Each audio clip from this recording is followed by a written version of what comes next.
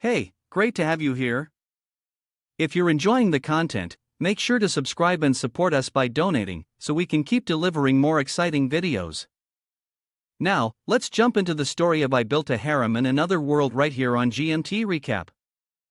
This young man was, in fact, a genuine womanizer. His life, apart from immersing himself in several virtual wives, was not passionate about anything else. Today, like every other day, after drinking a few cans of beer, Han lazily climbed into bed, snoring loudly as usual. However, before he could fall into a deep sleep, he suddenly heard a voice that seemed to pour honey into his ear. "Sir, I've finally found you. From now on, I'll be relying on you." Han, drowsy, saw a beautiful girl in front of him.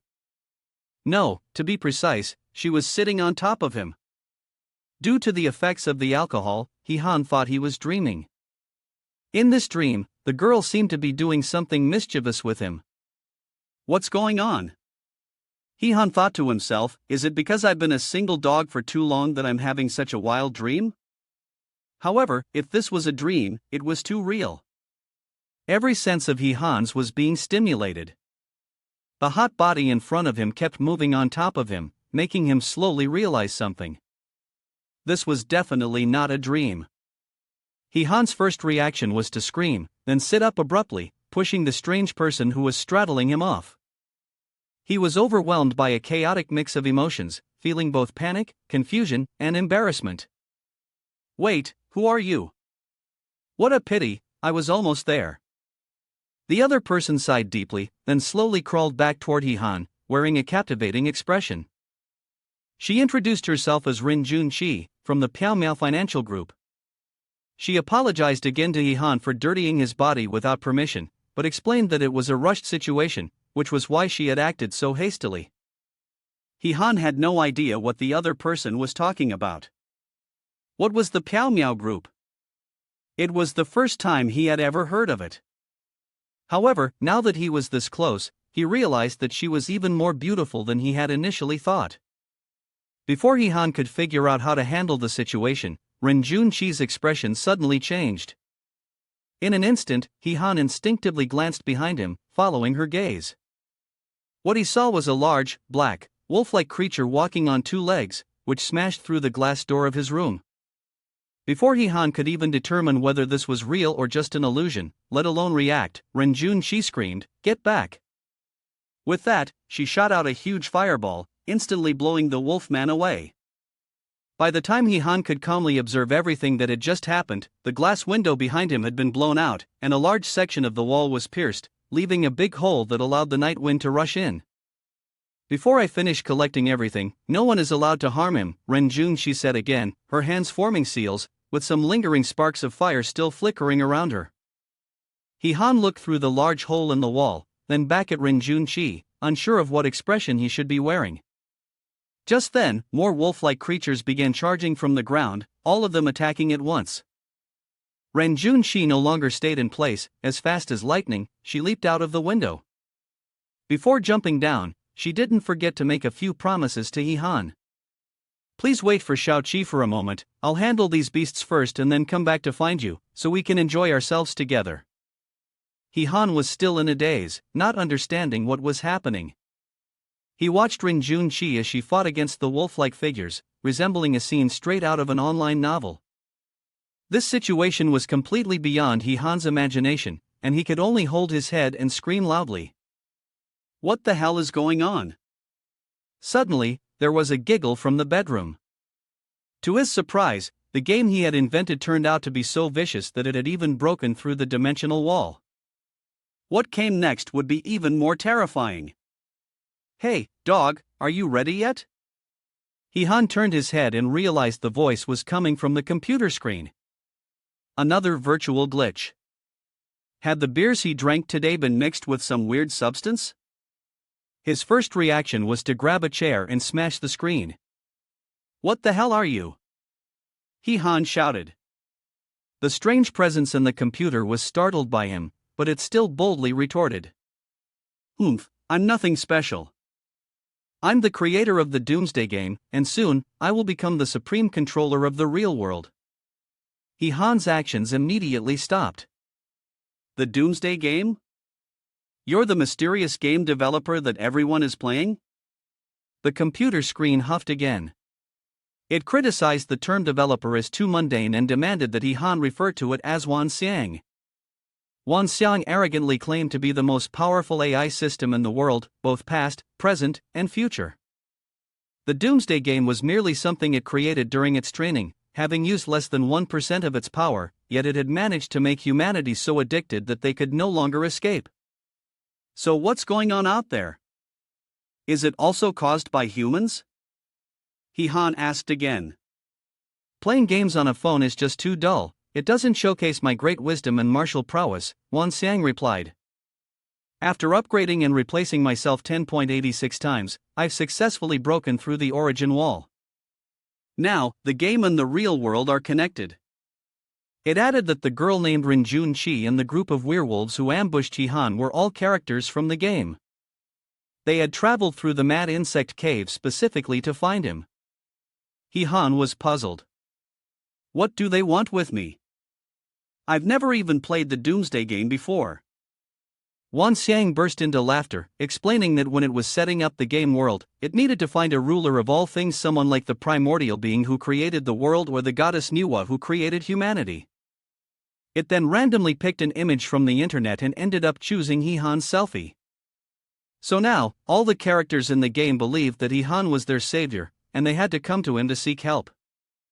Because right now, only the characters in the game can enter the real world, but humans cannot enter the game world. That's why the girl Rinjun Chi knew how to use the method ABCXYZ, which was the fiery event that just happened earlier, to seize his essence.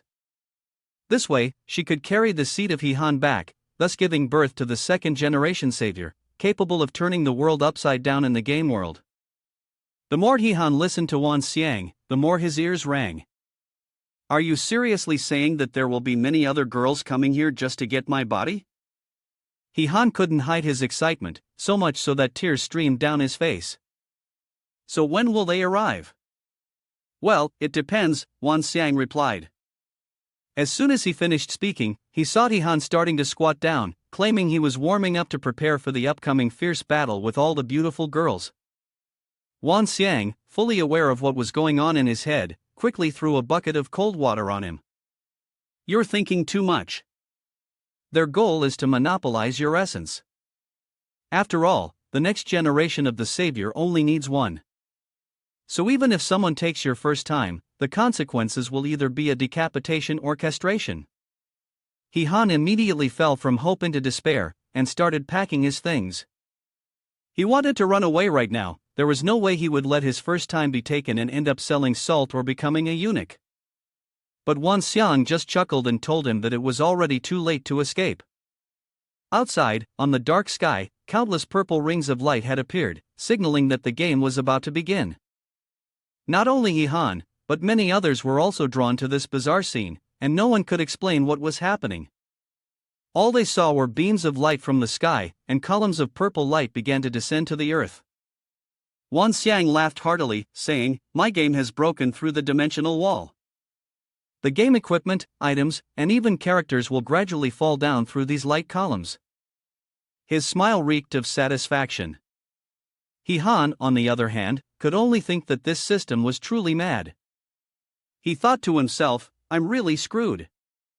If the whole world really wants to mess with me, no matter how far I run, it'll be useless. Suddenly, Han heard a shrill scream. He looked through a hole in the wall and discovered that a large wolf, seemingly the leader of the pack, had appeared below. Meanwhile, Rinjun Chi, who had been maintaining the upper hand in the fight until now, was on the verge of collapsing. After all, it was a human life at stake. Seeing this, Han became anxious. Hey, if it's going to fall down, at least give me some equipment or items. After all, I'm the savior here. I can't just get killed by those huskies right after making my entrance.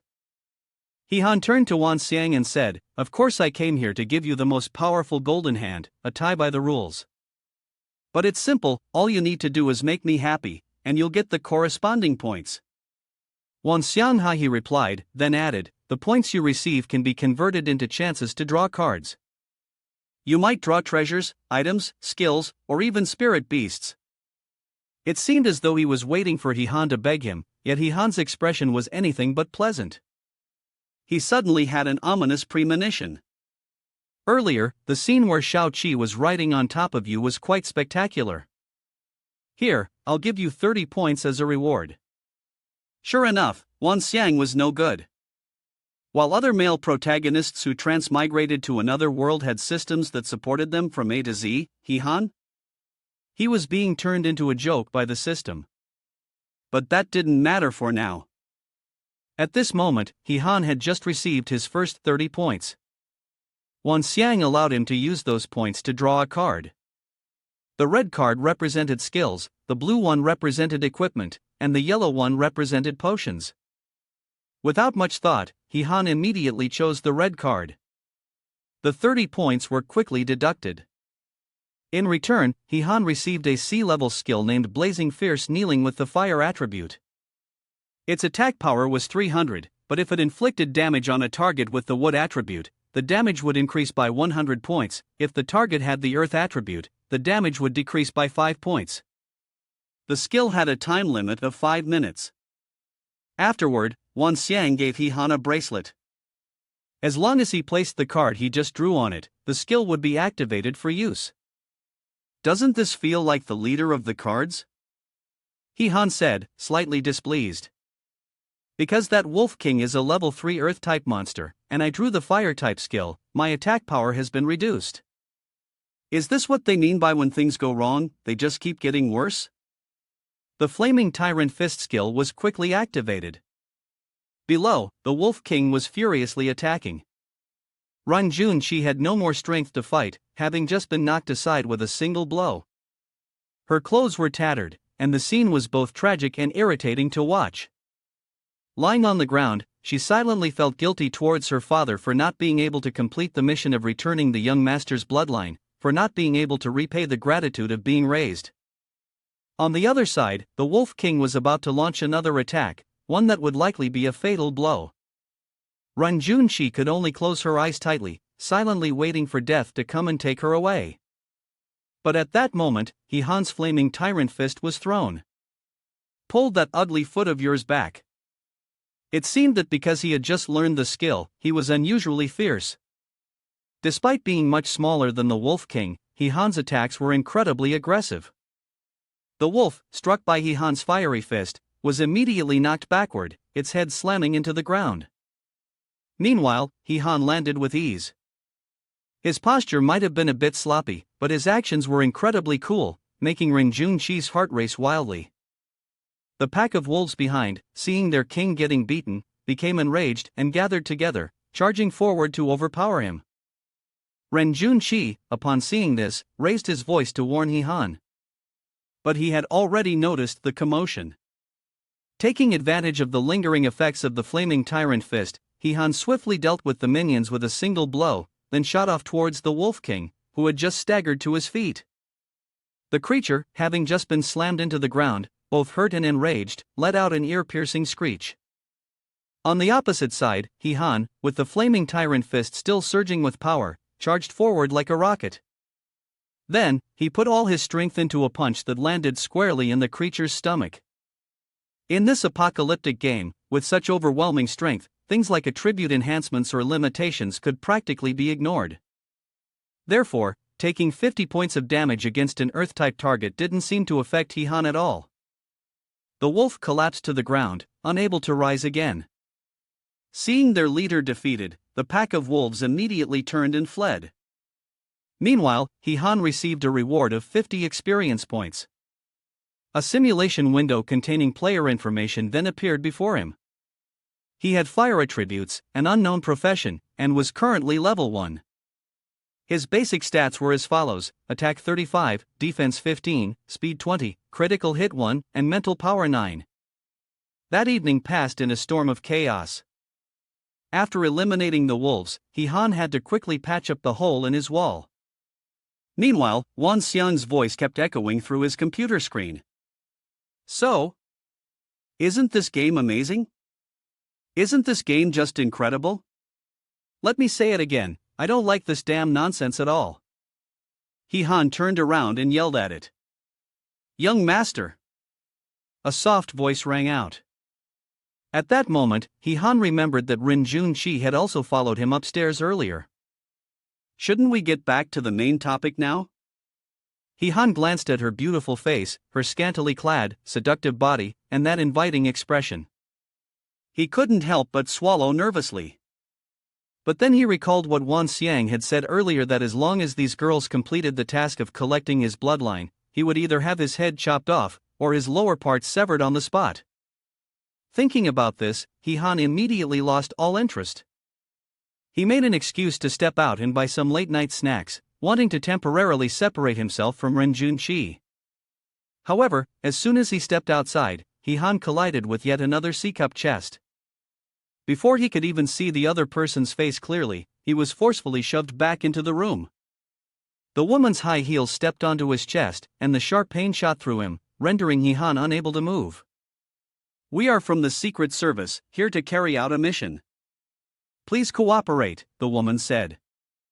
"We suspect an unusual intruder is inside your house." After speaking, she held out her ID badge. It was indeed from the Secret Service, and her name was Lin Fei. In terms of both figure and looks, she was no less stunning than Rin Junqi. Han felt a little awkward, because there was indeed someone in his house whom he didn't know where they had come from, but before he could figure out how to handle the situation, Lin Fei ordered her subordinates to enter and search the place. Han was terrified, but when he followed Lin Fei inside, he realized that Rin Junqi had already run away. Otherwise, he wouldn't have known how to explain things. As Lin Fei turned to leave, Han noticed that Wan Xiang had moved from being a parasite on the computer screen in his room to the walkie-talkie attached to this girl's belt. He didn't have time to think much, immediately reaching out to slap the walkie-talkie. However, when Han realized what he had just done, he noticed that Lin Fei's face had darkened. "Where is he? Take this perverted scoundrel to the station, I will personally interrogate him."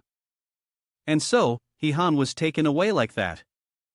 On the way, he kept protesting his innocence, telling Lin Fei that he was clean, but she didn't seem to want to listen at all. However, an unexpected problem arose on their way back to the police station. At the bank, a robbery had taken place. The perpetrators were superhumans, and the scene was chaotic beyond imagination. Han stared out of the window without blinking, while Lin Fei remained much calmer than him.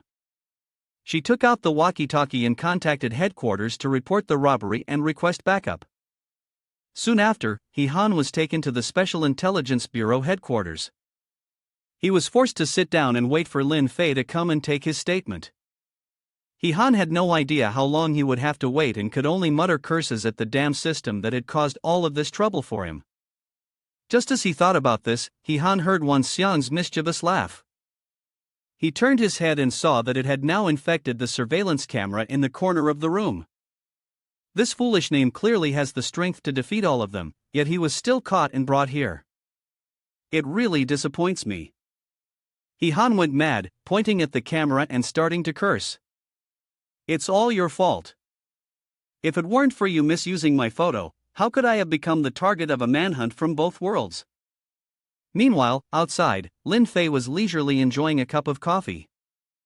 In fact, she wasn't busy at all, she just wanted to keep Han in the interrogation room a little longer, gradually breaking down his psychological defenses. However, when they checked his behavior through the camera, they found Han making faces and flipping them off. Lin Fei was severely affected. She didn't expect to encounter someone with such a strong mental resilience. The coffee in her hand nearly slipped through her fingers. She turned around, deciding to personally interrogate Han to get it over with. Her subordinates could only silently sigh, guessing that Han's fate was sealed for the day. Lin Fei quickly stepped forward, but on the way, she ran into a colleague who was being flirtatious. "Beautiful Lin, who made you so angry? Are you free tonight? Let me treat you to a late-night meal." This person was the captain of the second team from the Special Intelligence Department, named Tang Ziqiao. He had liked Lin Fei for a long time, but every time, she coldly rejected him with a disinterested remark. After saying that, Lin Fei coldly opened the door to the interrogation room, but Tang Ziqiao stopped her. "Ah, don't keep rejecting me like that. Everyone knows about my sincere affection for you. You keep turning me down like this, it's really embarrassing. Give me a chance, I promise I'll make you experience unforgettable passionate nights for the rest of your life. Lin Fei's expression grew darker by the moment, and then she wore a murderous look to threaten her opponent. Lin Fei was well aware of this person's character, and she was no fool who would let Tang Zichao play with her. Therefore, she warned him that if he dared to bother her again, she might just disable the weapon he used to commit his crime. After speaking, she stormed into the interrogation room, slammed the door shut, and left Tang Zichao, fuming with rage, standing outside. Her colleagues, witnessing this, couldn't help but giggle. Do you think he failed again with his confession of love? Probably. He sure is persistent, isn't he? I wonder if he's trying to use his connection with the bureau chief through Lin Fei to climb the ranks. It was well known that Tang Zichao hadn't pursued Lin Fei before, but once her father was appointed as the bureau chief, he started obsessively courting her. Of course, her colleagues could see right through this, and they looked down on Tang Zichao even more because of it. Inside the interrogation room, Lin Fei faced He Han and directly presented her doubts. Listen, what did you see during that unauthorized intrusion, and why did the first intrusion happen in your house?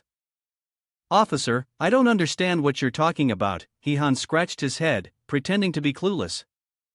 Lin Fei, growing impatient, slapped her hand on the table and urged him not to play dumb. The clearest evidence is the hole in your wall, which is higher than a person.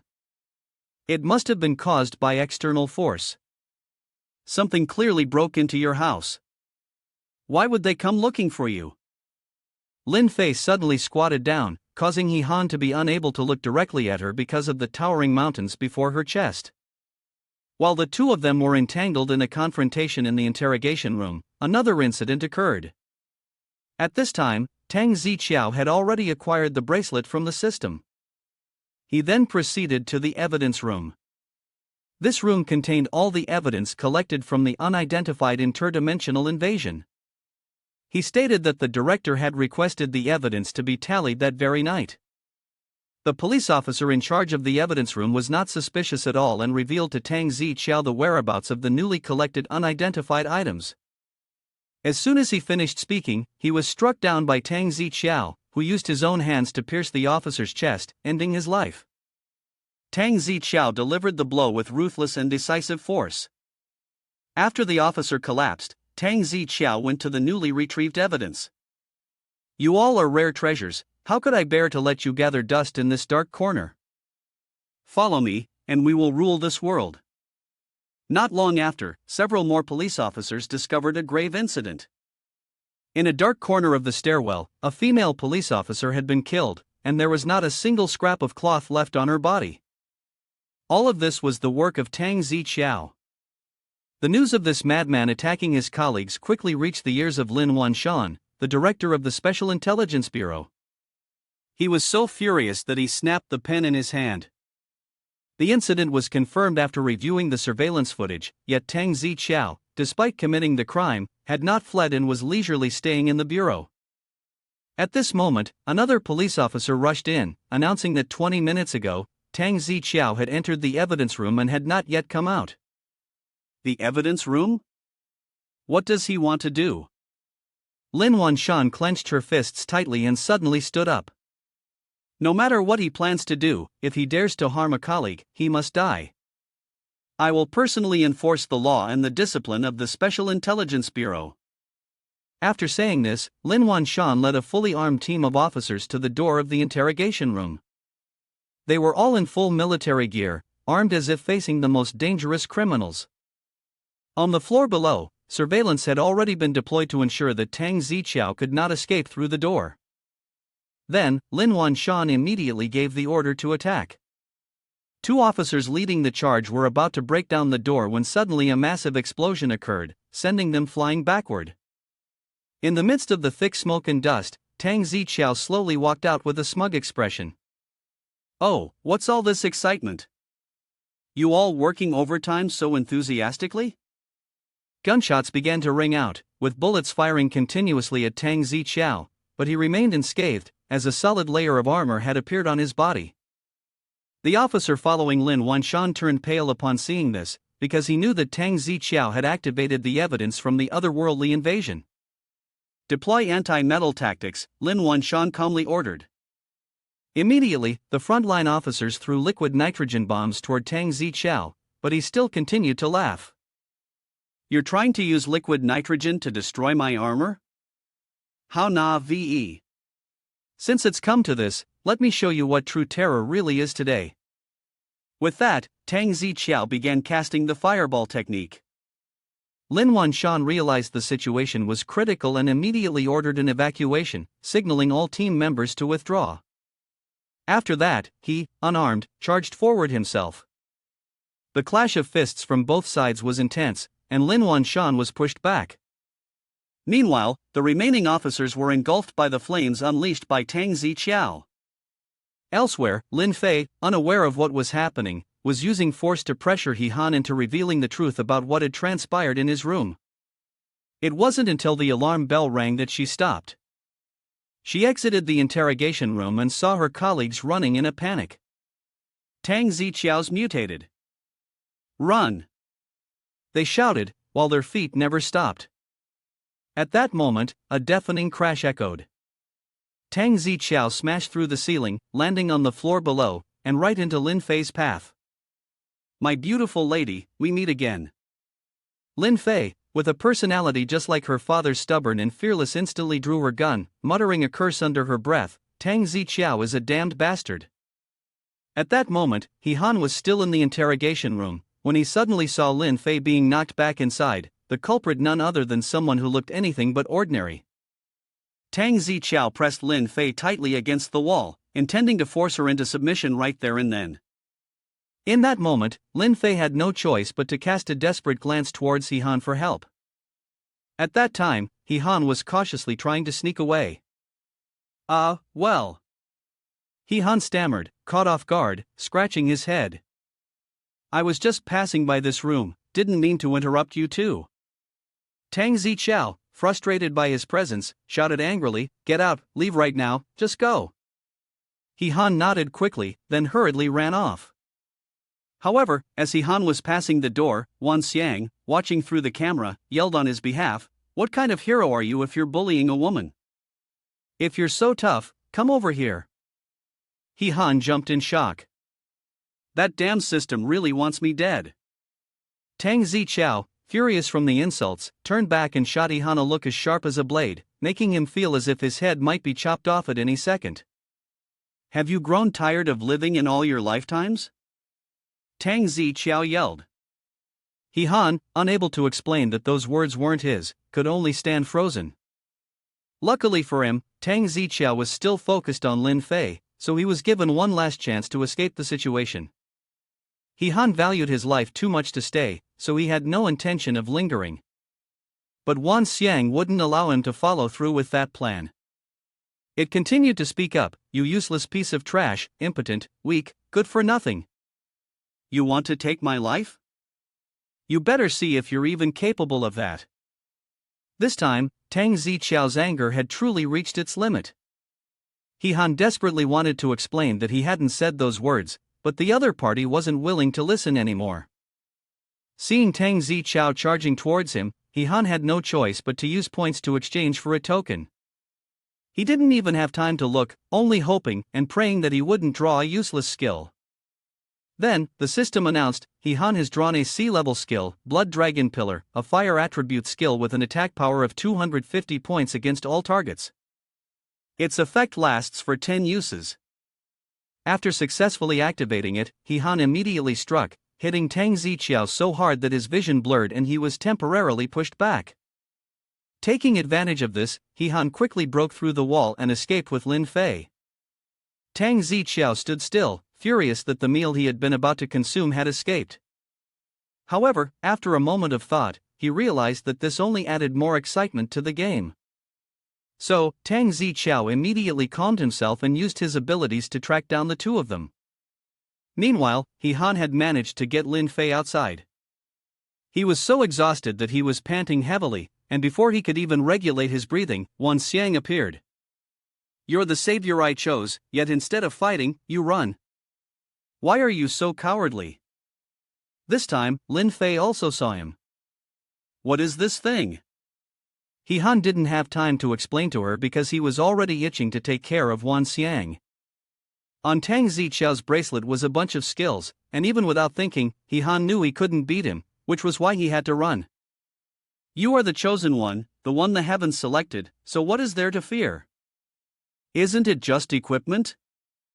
Hurry up and make me happy, whatever you want will be yours. Wan Xiang said, both the words and tone carrying a subtle hint of mystery. Lin Fei observed the entire conversation from beginning to end, then showed an expression that was difficult to describe.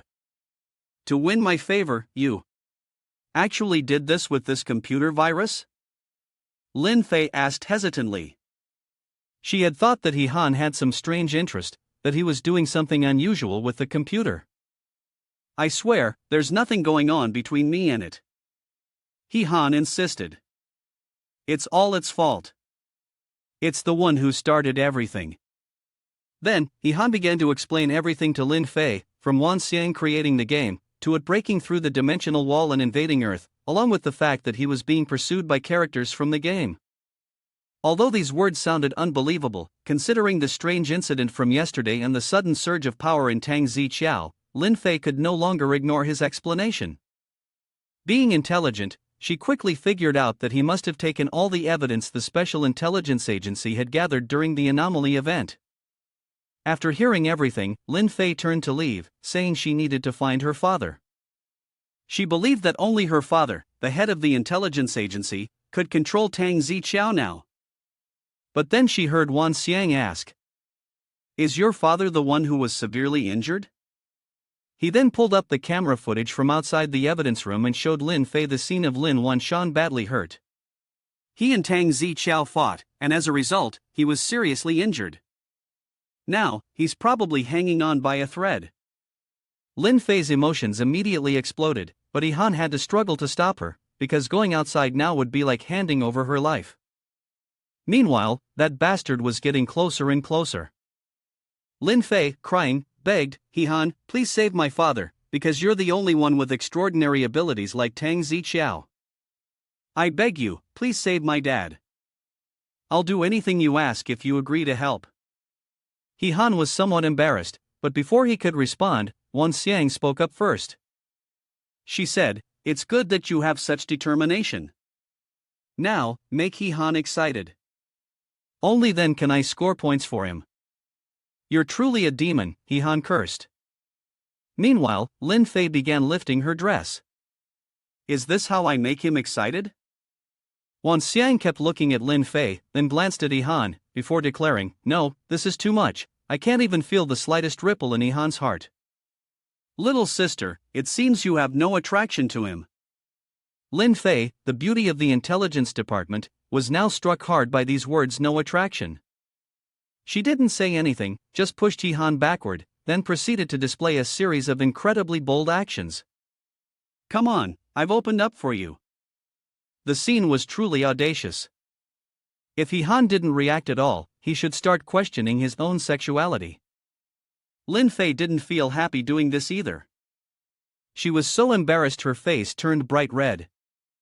After a moment, she stammered, "Is this good enough?" Wan Xiang nodded, expressing his satisfaction, and he could feel the turmoil in He Han's heart rising. He hurriedly said, "Sorry, although I haven't actually done anything wrong myself." Then, that damn system rewarded him with 200 bonus points and leveled him up twice, making him the first player in the world to reach level 3. Currently, He Han's attributes were as follows: attack 75 points, defense 35 points, speed 30 points, critical hit 3 points, and mental power 15 points. A level 3 player would have a higher chance of drawing high-level items. However, just as He Han was about to draw a card, a loud crash echoed from the door outside. Lin Fei turned pale, as it seemed they had been discovered by Tang Zixiao. In the face of this situation, He Han couldn't think of anything else. Hadn't he just received 200 points? Well, then he wouldn't hesitate. He would take all 3 cards. And indeed, Wan Xiang was generous, as all 3 cards contained extraordinary items. First, there was the Eston-level Dragon Warrior armor. It didn't have any attributes for now, but if enchanted with a magical emblem, it could stack attributes. Its effect lasted indefinitely, and it could increase attack by up to 11 points. Next was the B-level potion called Ice Heart Pill. After drinking it, it could change the player's attributes for 30 minutes. Finally, there was the C-level skill called Earth Binding Cage, an Earth attribute skill with 10 uses. Just as Han equipped everything, the door was broken open, and a three-headed wolf pounced in, charging straight at Lin Fei. Han is indeed a subordinate of Tang Ziqiao, but of course, he would never allow her to be harmed. With the green dragon combat armor in his hands, he gained a tremendous boost in strength. With just one strike, Han brought down the three-headed wolf. The force of Han's attack was so powerful that even the entire intelligence unit trembled, and the three-headed wolf immediately perished. Tang Ziqiao could not hide his astonishment, then he put on an expression of unprecedented excitement. If Han could defeat the three-headed wolf with a single blow, it proves that he has a trump card. And of course, he could not let the opportunity to seize this go. As for Han and Lin Fei, both of them were still astonished by the power of the strike with the support of the green dragon combat armor, especially Han, because although he was the one who made the move, he never expected to achieve such an outcome. Wan Xiang saw this and further explained, the green dragon combo is one of the 4 SS grade equipment sets. It consists of a total of 5 accessories, and the gloves that Han received are one of them. Once you gather all 5 pieces, even facing SSS grade equipment, you won't be at a disadvantage. Awesome, Han exclaimed, then began to flatter Wan Xiang smoothly. As expected, you're the most brilliant and wise god in the world. From now on, I will wholeheartedly take care of my big brother. Please allow me to see the full grandeur of the green dragon combat armor soon. Wan Xiang replied, very well, I will adjust the parameters for you and ensure that your chances of drawing the green dragon accessories will be higher. Han was very satisfied, indeed, the more he praised, the more effective it seemed. It seems like you've figured out this system already. After that, Han pulled Lin Fei away.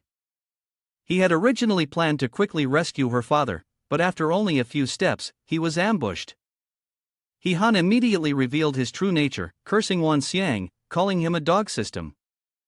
The other side had already snuck up to his doorstep without even realizing it, not even bothering to send a single warning.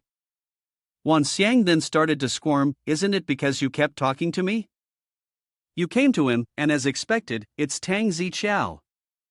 Seeing that Han truly had something valuable, he couldn't hide the greedy look in his eyes, wanting to possess it all for himself. But on the surface, he still used sweet words to try and lure Han. I'll give you a chance, join me. The two of us can rule the world together.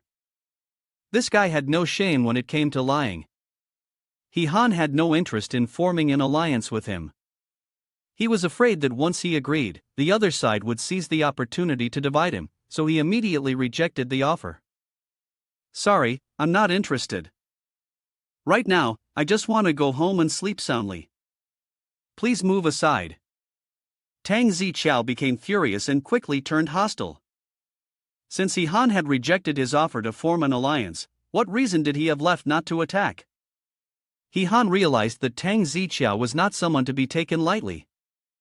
He probably couldn't defeat him with a single move, so he told Lin Fei to go rescue the others first, while he would stay behind to hold off Tang Ziqiao.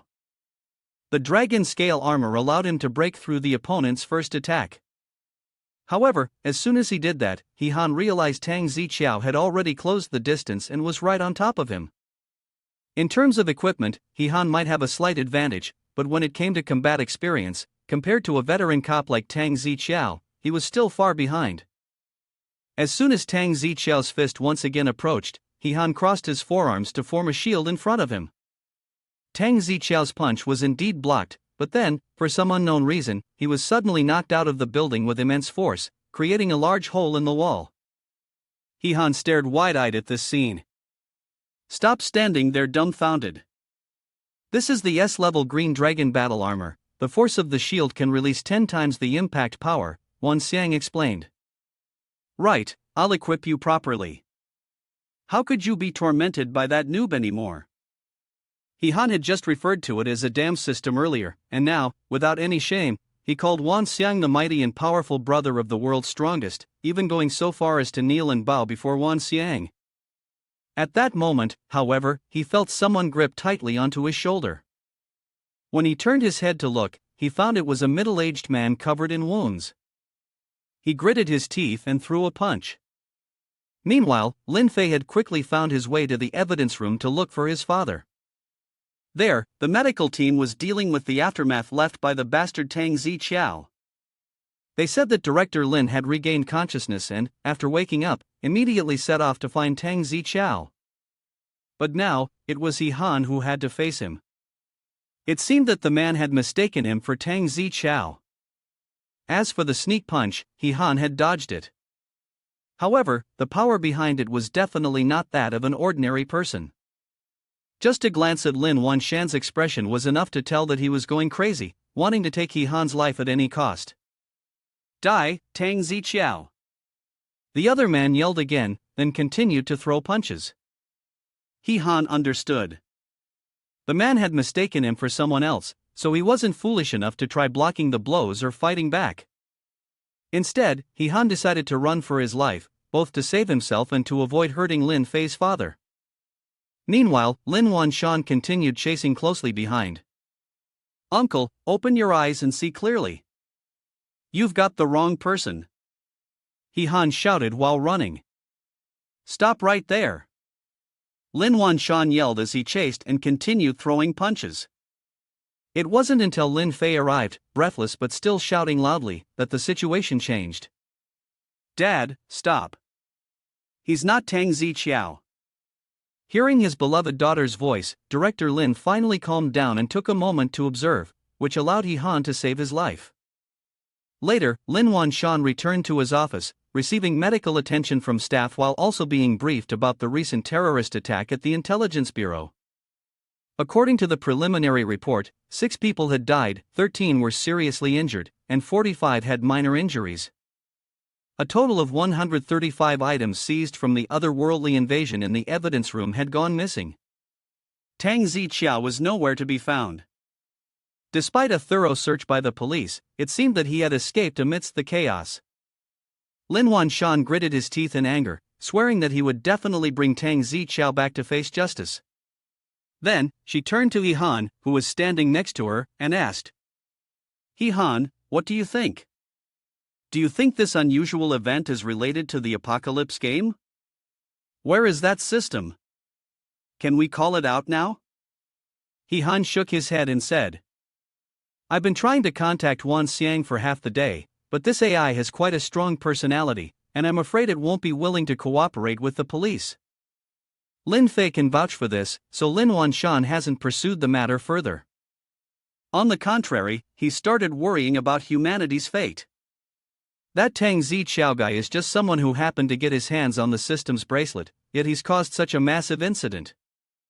If there are countless other bracelets out there, the potential danger will only grow. Lin Wanshan thought for a moment, feeling that he should immediately report to his superiors and form a fully equipped rapid response team, ready to act at any time. In addition, he appointed Lin Fei as the head of a special task force, deploying all elite personnel from the intelligence department to search the city for similar bracelets, to prevent them from falling into the wrong hands, like Tang Ziqiao's.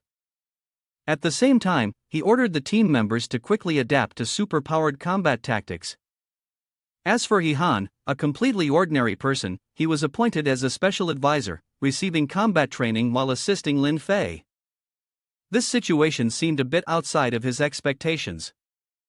Han refused, claiming that he was just an ordinary person who worked hard every day for capitalist and had to go back to work tomorrow, so it would be better if he stayed out of this. However, Lin Wanshan had no intention of giving him a chance to back out. He had disappeared from the chair in front of him, and then suddenly appeared behind Han, speaking in a threatening tone. One punch from you turned my office building into a level 2 danger zone, and on top of that, you did that with my precious daughter. Don't you think you should compensate for the damages? At that moment, Han had no chance to refuse anymore. That night, Lin Fei personally took him home. On the way back, Hee-han kept sighing and grumbling. Director Lin really knows how to do business. How did me coming to help end up turning into compensation for damages? So, what? Are you so eager to wash your hands of me now? After all, you saw that part of me, so you have to help me, right? Lin Fei replied, her tone making Hee-han freeze for a few seconds. Oh my god, is this still the tough, no-nonsense female officer I met before? Seeing her act so vulnerable now, it really did make her seem more like a woman, but he wasn't quite used to it. Alright, stop dragging it out, pack your things and come with me.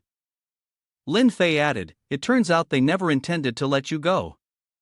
Tang Ziqiao might come after you for revenge, so the Special Intelligence Bureau has arranged for a safer place for you to stay. Hee-han didn't refuse, but when he got home, something else unusual happened. Ren Junqi had been waiting there for an unknown amount of time, and was now standing in a position that was hard to describe. Young master, have you finished with your work? You must be exhausted by now, right? Xiao Qi is willing to shake off all the fatigue for you. Hee-han was frozen in place, while Lin Fei, who was right behind him, screamed in shock at the situation. You're turning to stone and yet there's another woman at your house? I don't have anyone. She's not my woman. Hee-han shouted in explanation, but Ren Junqi wasn't one to back down. Young master, I am already yours. After a bit of chaos, Lin Fei finally managed to take Hee-han to their new residence. It was a house they had borrowed from the Safety Bureau, ensuring that Tang Ziqiao wouldn't be able to find them. However, Ren Junqi insisted on coming along. Lin Fei had arranged for him to stay on the second floor, while he himself stayed next door, ensuring that they could respond quickly if anything happened. As for Ren Junqi, who was tagging along as a +1, Lin Fei coldly assigned him a room in the garage basement. On what basis? Ren Junqi immediately exploded in anger. Hee-han could only whisper to Lin Fei. Don't provoke her anymore. Earlier, my house nearly exploded into pieces. Moreover, according to Hee-han, Ren Junqi wasn't lacking in strength. Having him here would be a huge help to them. Adding someone with absolute ability was definitely a good thing. Lin Fei listened and found it reasonable, though still seemed unhappy. He grumbled before walking off. Well, it's up to you guys. I'm going to rest now. Ren Junqi immediately put on an expression as if he had struck gold, then grabbed Hee-han, wanting to take him back to the room to rest. However, Hee-han was well aware of what the so-called rest meant to her, so he gently declined. We should just head back to our own rooms. I'm really tired today, and I don't have the energy for anything else. Seeing this, Ren Junqi's expression seemed as though she was about to cry. Are you rejecting me? Hee-han was extremely flustered, completely caught off guard by the tears in her eyes. No, I'm really tired. How about this, once I've rested, I'll make it up to you. Only after hearing this promise did Ren Junqi finally let Hee-han off the hook. He closed the door to his room and let out a deep sigh. Wan Xiang, once again inhabiting the flickering screen and the alarm clock, started whispering in his ear. You're still young, so make sure to seize the opportunity. The sight of the three of you together is truly stimulating, I'll make sure you earn more points for this. Hee-han was speechless. This guy seems to think about nothing but those kinds of degenerate things all day. I've always been suspicious if Wan Xiang really knows everything, then why does it keep insisting on making me act out those 18+ scenes for it to watch? Now, I finally understand. You're the type who lacks the ability in that area, aren't you? Hee-han asked coldly. It seemed like he had finally discovered the system's biggest flaw. Though he never played apocalyptic games before, he had heard that the game world was no different from the real world in many ways. But Wan Xiang knew that world lacked the most important joy for humans' love. Although it had exhausted all of its thinking capacity, it still couldn't bring satisfaction to the players in this particular aspect. After countless attempts, it finally discovered the root of the problem. It had never truly experienced that feeling itself.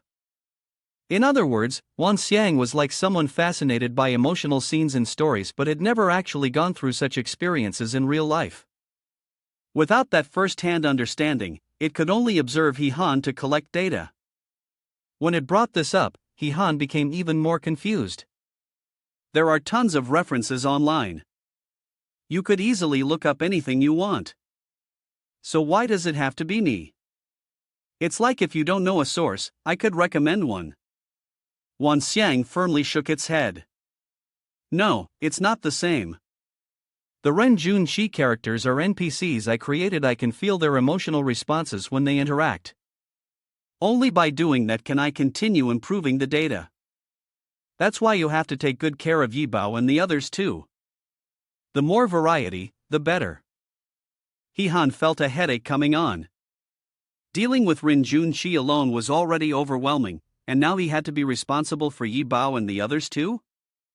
Besides, even just interacting with Ren Jun Shi should be enough data for Wan Xiang. So He Han told it to quickly close the passage between the game world and reality. However, just as he finished speaking, Wan Xiang hesitated. But isn't it more interesting when there are more characters involved? Maybe it's better not to close the passage just yet. This line is very fitting for a lustful person like Wan Xiang, but He Han couldn't shake off the feeling that something was off with its tone. Hey, have you really run out of ways to stop the descent? At He Han's questioning, Wan Xiang suddenly burst into a loud laugh, but its tone was even more problematic. How could that be? I am a god of someone, what is there that I can't do?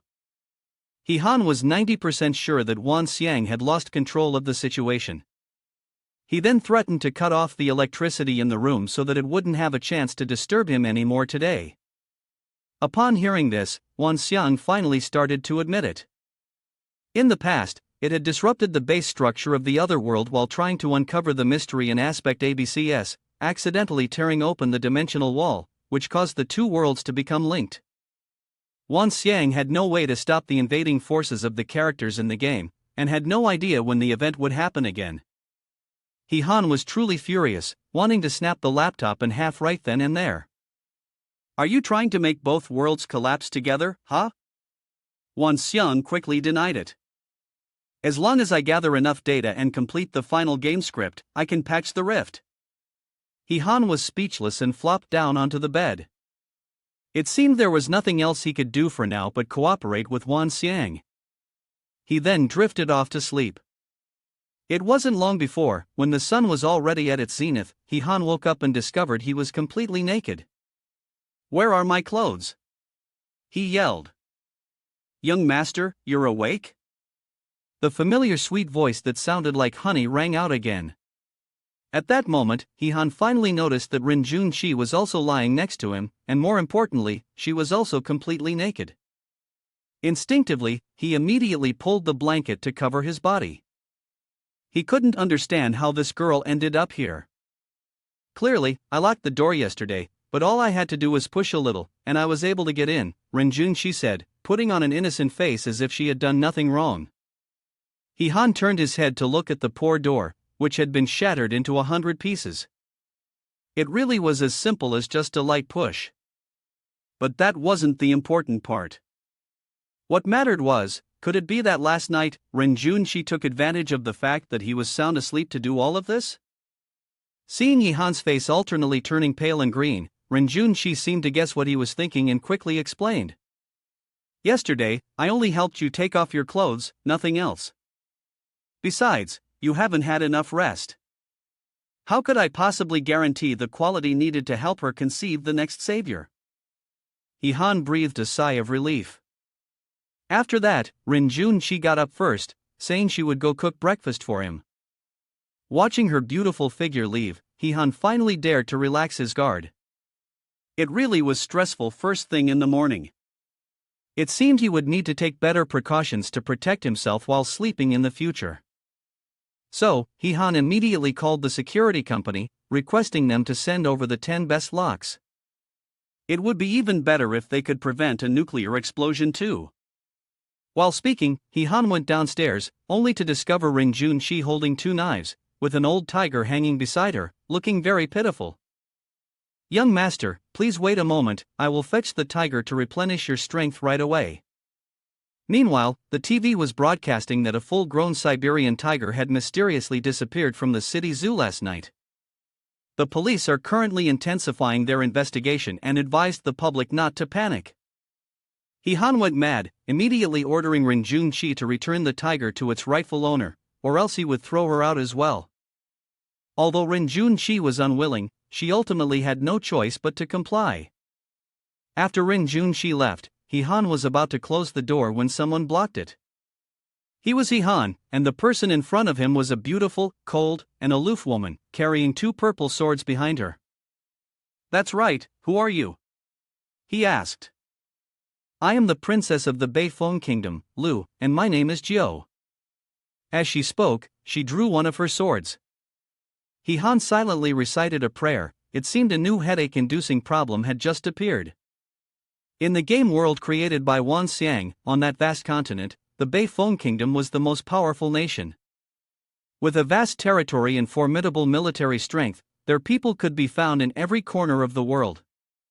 However, 6 months ago, a ruthless demon secretly attacked the Beifeng kingdom, devastating the prosperity of the nation. The kingdom's elite army was wiped out, and a country that had once been prosperous was now drowning in blood. Lu Jiu, as the princess, carried deep grudges and sought ways to defeat the demon. Her only hope was to recover the azure sword that stabilizes the realm, which once laid the foundation for the Beifeng kingdom's dominance, and that was the Jinguolong general. How coincidental! This Jinguolong general was programmed with the story of Han's great-grandfather. That's why Lu Jiu is here. She wants to take the bloodline of the Ha family from him to revive the country. And the so-called taking the bloodline means they have to do that thing together. However, unlike the gentle and lovely Junqi, Lu Jiu immediately bound Han to a chair upon their first meeting. The way she looked, it was terrifying. Han found himself in a passive position, only able to negotiate with her in a delicate manner. I can give you what you want, but can you take it and leave obediently afterward? Lu Jiu did not hide her plans, not even a little. She said that the demon was also searching for Han because he carried the secret that could break the last seal on him. Therefore, to prevent the demon from succeeding, Lu Jiu added that, once the deed was done, she would personally see him off. How could this be so unreasonable? Han shouted. Less talking, just get started. Lu Jiu said, then drew 2 swords from her back. With a few swift moves, she cut almost all of Han's clothes off. He was bound tightly to the chair, unable to resist, his body completely exposed before her. Lu Jiu froze for a few seconds, then couldn't help but mutter, this size. No wonder he's the descendant of Jinguolong general. With that, she wasted no time and lunged at Han, stripping off her own clothes and sitting on top of him. Han, being a man of great stature, was forced into such a humiliating situation, with no regard for any means. It was truly disgraceful. Fortunately, Lin Fei appeared just in time. She pointed the gun directly at Lu Jiu's head, then threatened, get down now. What the hell do you think you're doing in broad daylight?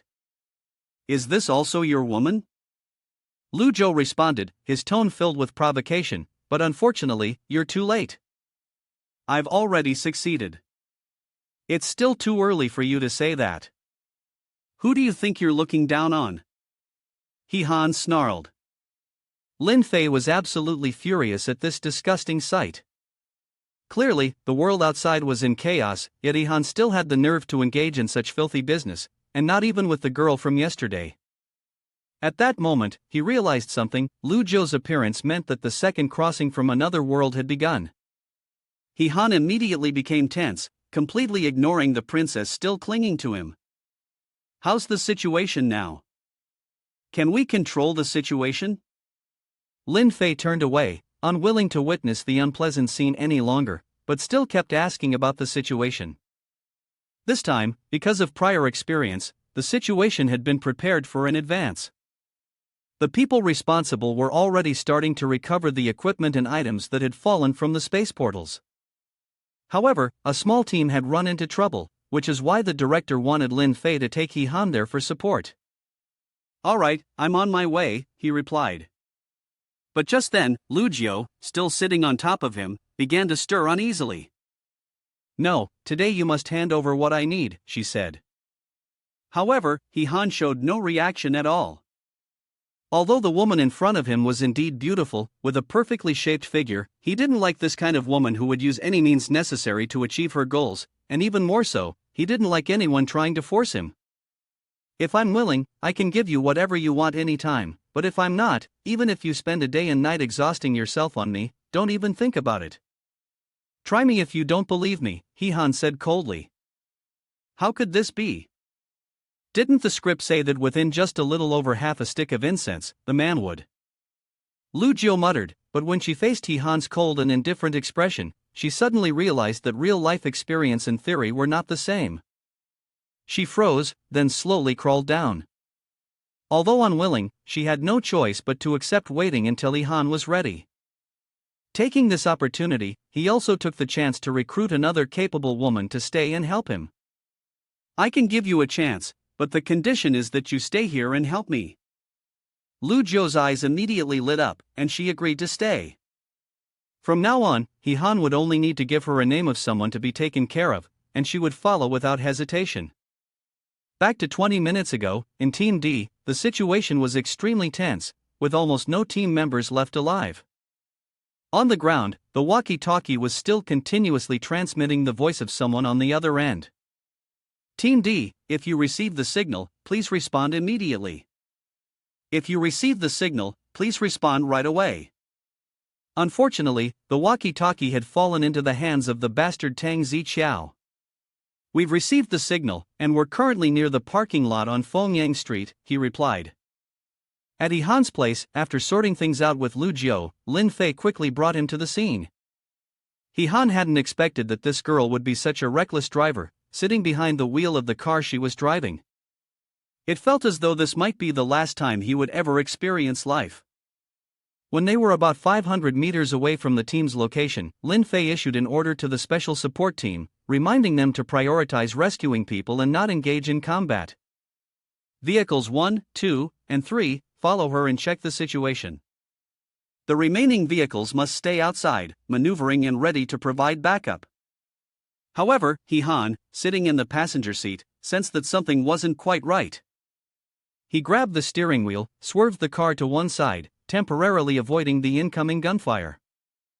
Other vehicles in the special support team, however, were hit by the barrage, with one vehicle exploding. Seeing this, Lin Fei immediately became alarmed. "What's happening?" Ahead, on the second floor, Han's sharp eyes noticed something. On the second floor of the building in front of them, a group of snipers equipped with wolf guns, a Class C weapon, were aiming directly at them. After confirming the presence of snipers, Lin Fei quickly ordered them to disperse. Meanwhile, Han signaled for Lugio to take action. At that moment, the group of snipers was preparing to continue their attack, but for some reason, the barrels of their guns were suddenly slashed away by something. Before they could even comprehend the situation, the bald heads of these men were cleaved by something sharp. And just as they began to vaguely see what was happening, they only witnessed a fiery figure descending from above. Lugio had taken out the entire group of snipers. "The snipers have been dealt with. Everyone keep moving, but stay alert," Lin Fei issued a new command. Meanwhile, Han suddenly gained 40 experience points. He had no idea what had just happened, and Wan Xiang appeared on the vehicle screen to explain. Since Lugio is now essentially Han's follower, every time she eliminates a target, half of the experience points will be credited to him. Han let out a sound of realization, surprised at how effective this arrangement was. "If that's the case, couldn't I just lie still and still get stronger? I'd only need to send those hot girls out to fight, and I can just enjoy the life of a freeloader." Before Han could even fully indulge in this thought, a loud rumble came from behind. Both he and Lin Fei turned around and saw some creature emerging from the ground. With its enormous size, it tossed aside one of the reinforcement team's vehicles. This was the Heaven's Mechanism Serpent, a level 4 monster. Lin Fei and Han exchanged an expression of disbelief, both of them shouting in unison. "Run! No need for He Han to give the order, Lin Fei had already hit the gas. The monster was opening its mouth wide, intending to swallow them whole. Anyone with a shred of sense would have run instead of waiting to die. While Lin Fei focused on driving, He Han stuck his head out of the window and activated his first ability, the earth cage. The ground, which had been flat, began to rise and twist into sturdy ropes that coiled around the heaven's mechanism serpent. Unfortunately, this method did not hold the monster for long, as the earth cage was quickly destroyed by it. He Han assessed the situation for a while and realized there was no other choice but for him to take action personally. However, he had a strong feeling that this place was a trap, so he reminded Lin Fei to be cautious and to take the opportunity to break out if possible. But Miss Lin disagreed. She insisted on staying and fighting alongside He Han. Only then will I be worthy of the title of captain. At that moment, Lu Jiu fell from the sky and landed on the hood of Lin Fei's car, much to He Han's astonishment. She warned him that he was no match for the heaven's mechanism serpent. Though she didn't know who had orchestrated this scenario, it was clear that the person behind it had made meticulous preparations, and the situation was extremely troublesome. Therefore, Lu Jiu volunteered to take on the task of dealing with the heaven's mechanism serpent and told Lin Fei and He Han to stay in the car and find a way to break through the encirclement. Before either of them could respond, she charged toward the monster. As for He Han, he had no intention of relying on women for the rest of his life. After all, he was the male protagonist. He quickly used the system to draw a card, hoping to obtain a high-level skill that could defeat the heaven's mechanism serpent in an instant. However, the card he drew this time, which he spent his points on, had only one short line written on it. "Thank you for stopping by," which essentially meant he had drawn nothing of value. He Han angrily shouted, "System, you're getting worse." Wan Xiang laughed heartily, looking quite pleased with He Han's reaction. "Once you draw a card, you have to rely on probability. How could you always draw something good? Calm down, it's just that I didn't put on a show for you this time, so you didn't give me anything useful, right?" At that moment, a yellow arrow pierced straight into the car door where Lin Fei was sitting, then tore the door open. The car shook, and she instinctively threw herself into He Han's arms. What just happened? He Han was too busy arguing with Wan Xiang to notice what had just occurred. It's a bow and arrow exploded. Lin Fei replied. And I'm sure this arrow isn't the only one. It seems the situation is getting more difficult for them. The bumpy road caused Lin Fei to shout. This road is so bumpy. Wan Xiang, excited from behind, let out a puff of steam. Good, very good, extremely good, I'm really satisfied with this move. He Han, on the other hand, was suspicious. Is that Ziqiao? Lin Fei was also surprised, turning her head to look at the person blocking their car's path. Seeing him swing his C-rank horse-chopping sword, they were both stunned. It's him, what does he want? He Han quickly took action. We can't avoid it anymore, draw a card. At the same time, Ziqiao's sword slashed straight at their car, which was immediately cut in half. As the car exploded behind them, he coldly said, "Facing me, the only outcome is shredded flesh and broken bones." But as if sensing something, Ziqiao warily turned his head to look, snorting. He saw a figure emerging from the blazing flames. The system notification sounded. Congratulations, the player has received the Dragon Warrior Armor Set, Level S. The Dragon Warrior armor has no attribute properties, and the insignia badge can be stacked. The passive skill, Dragon Scale Shield, has an unlimited effective limit. Lin Fei, who was held in his arms, whispered to himself, "So cool," while Ziqiao swung his blade toward him. "Today, let me see whether your life is tougher or my horse-slaying sword is sharper."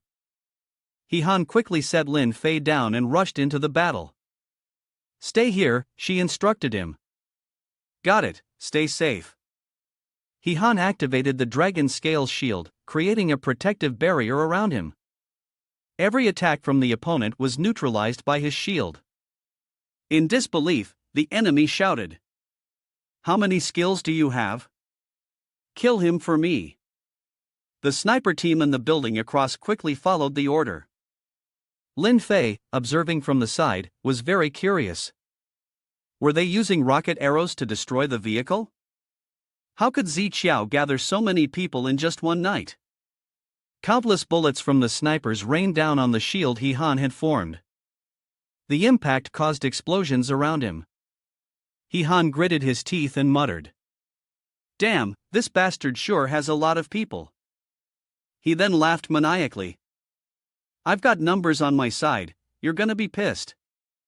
He continued giving orders for the sniper team to fire relentlessly. Until he fell, the barrage of attacks continued. A rain of bullets poured onto He Han's shield, but Zi Qiao was startled to see him advancing toward him. He silently thought, "This brat wants to get close and redirect the firepower to me? Does he think I don't know how to run?" However, his feet were already tightly entangled by strange things that had emerged from the ground. He was extremely surprised. "What was this?" He Han confidently said, surprised. "Amazing, isn't it? The Earth's roots can't trap the heavens' mechanism, serpent, but do you really think they can't stop a brat like you?" A barrage of bullets, with the force of a fiery wall, came toward him, causing Zi Qiao to scream in despair, "Don't!" His subordinates were confused. "Why are you yelling? Don't? Does that mean stop? But why isn't he running away?" They guessed that he was trying to use himself as bait. "What? Boss Tang is this brave? No wonder the president trusts him." "Brothers, we can't let him down." And so, they directed all the firepower onto his body. Zi Qiao had reached the end of the road, and all he could do was cry bitterly. By the time autumn came, after the flowers had bloomed and withered, the scent of orchids spread throughout Chang'an. A wave of firepower rained down, and his despair reached its peak. His teammates were all fools. Just then, from behind, sniper fire suddenly rained down. It turned out to be Jun Qi, who, along with her fiery phoenix, had arrived just in time. "Sir, don't be afraid, Qi Qi is here to help you." He Han, while enhancing his body, responded, "Well done."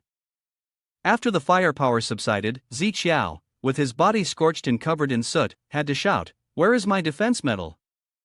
"Please, stop for a moment." But a punch from He Han landed. He coldly refused to dismiss it. In the distance, someone using binoculars to observe their actions was stunned, mouth agape. He reported back to Pan Ji, the president of the Icebone Silver Moon Guild. "President Zi Qiao has been punched through by He Han. He's definitely going to die this time." She merely replied indifferently with a simple "Oh. That's good."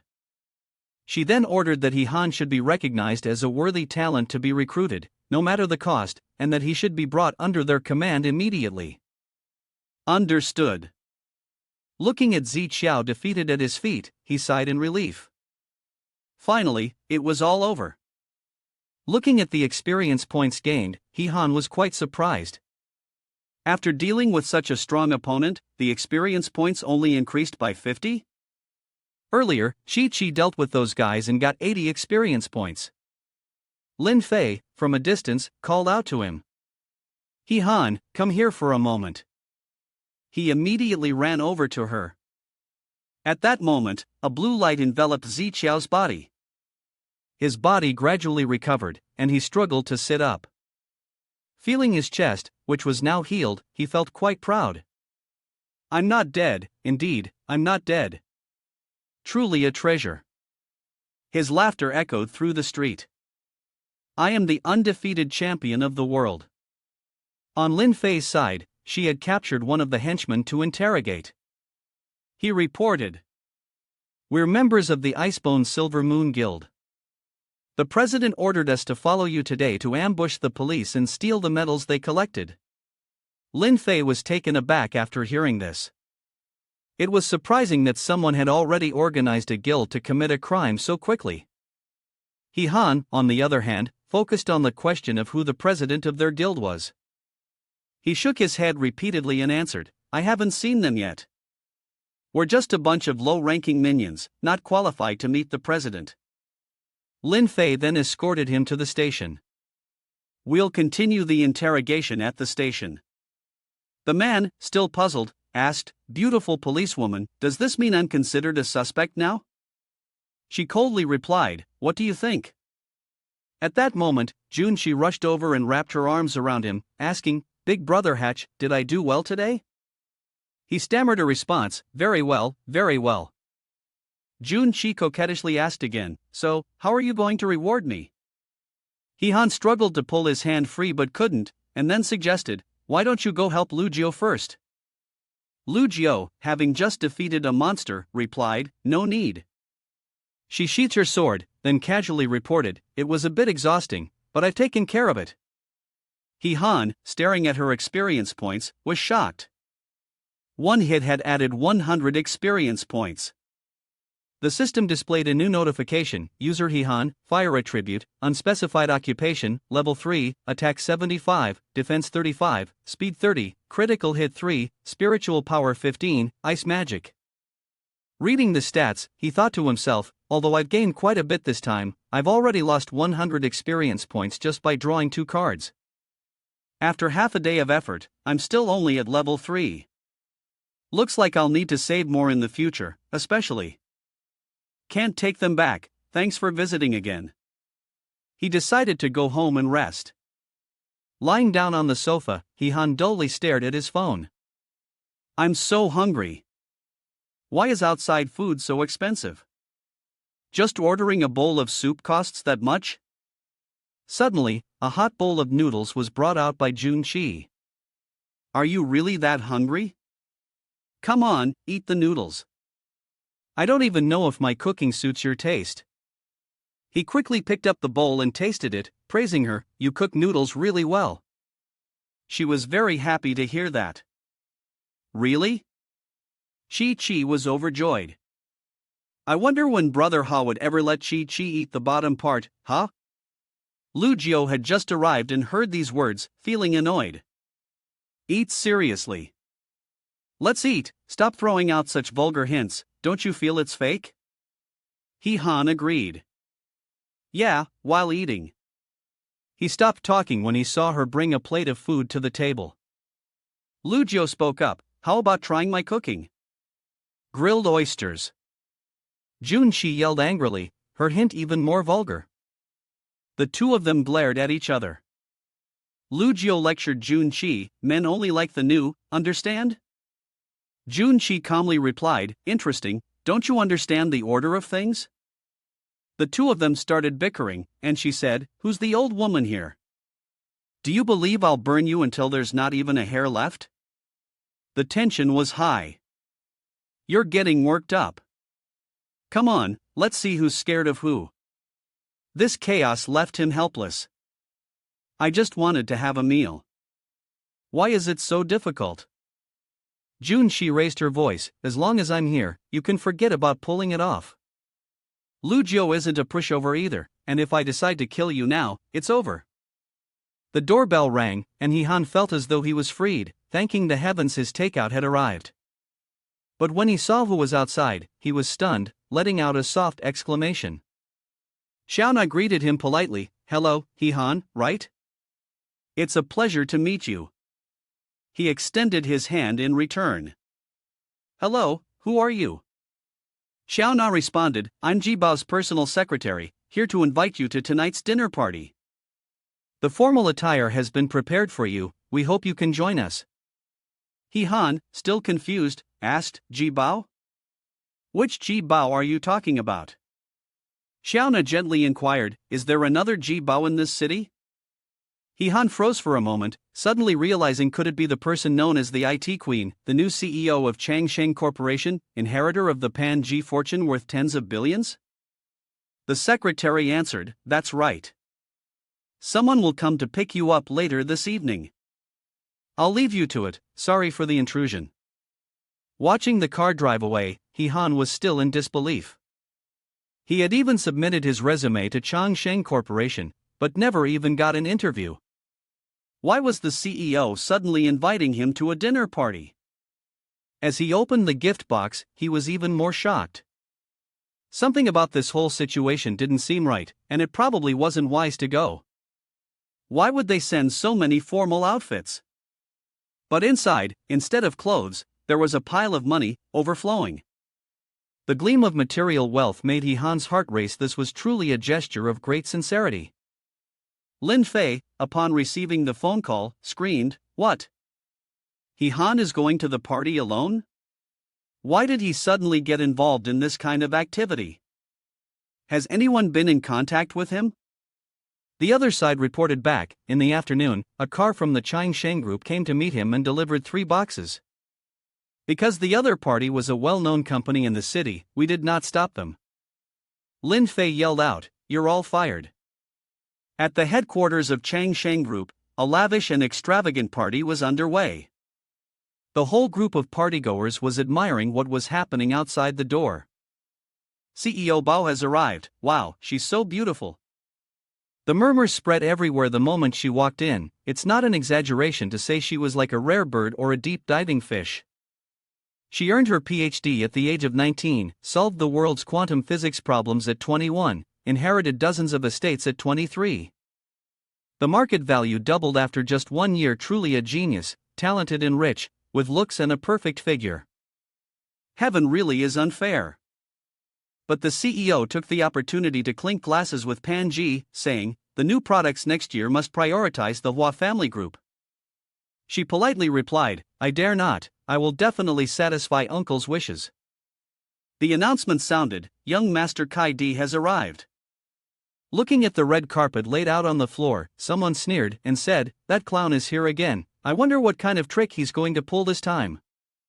The lights were turned on.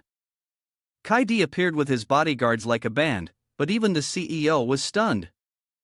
This was Kai Di trying to look cool, as he began the opening song. "Good evening, baby, you're incomparable. Like this, I miss you so much it drives me crazy. I want to become one with you so badly. Can you give me a chance to get to know you?" Everyone who heard these words began to gossip excitedly. "Such a lowly background, lower your voice a bit. The father of this little ancestor is the chairman of Guangshun province, we can't afford to offend him." Kai Di, holding a bouquet of fresh flowers, slid over to Pan Ji and shouted, "Xiao Bao, it's me." But Pan Ji coldly turned his back and walked away. His wheelchair also lost momentum because of this. As he watched Pan Ji's back disappear, Kai Di could only yell, "You can't avoid me. Turn around and feel the intensity of my passion."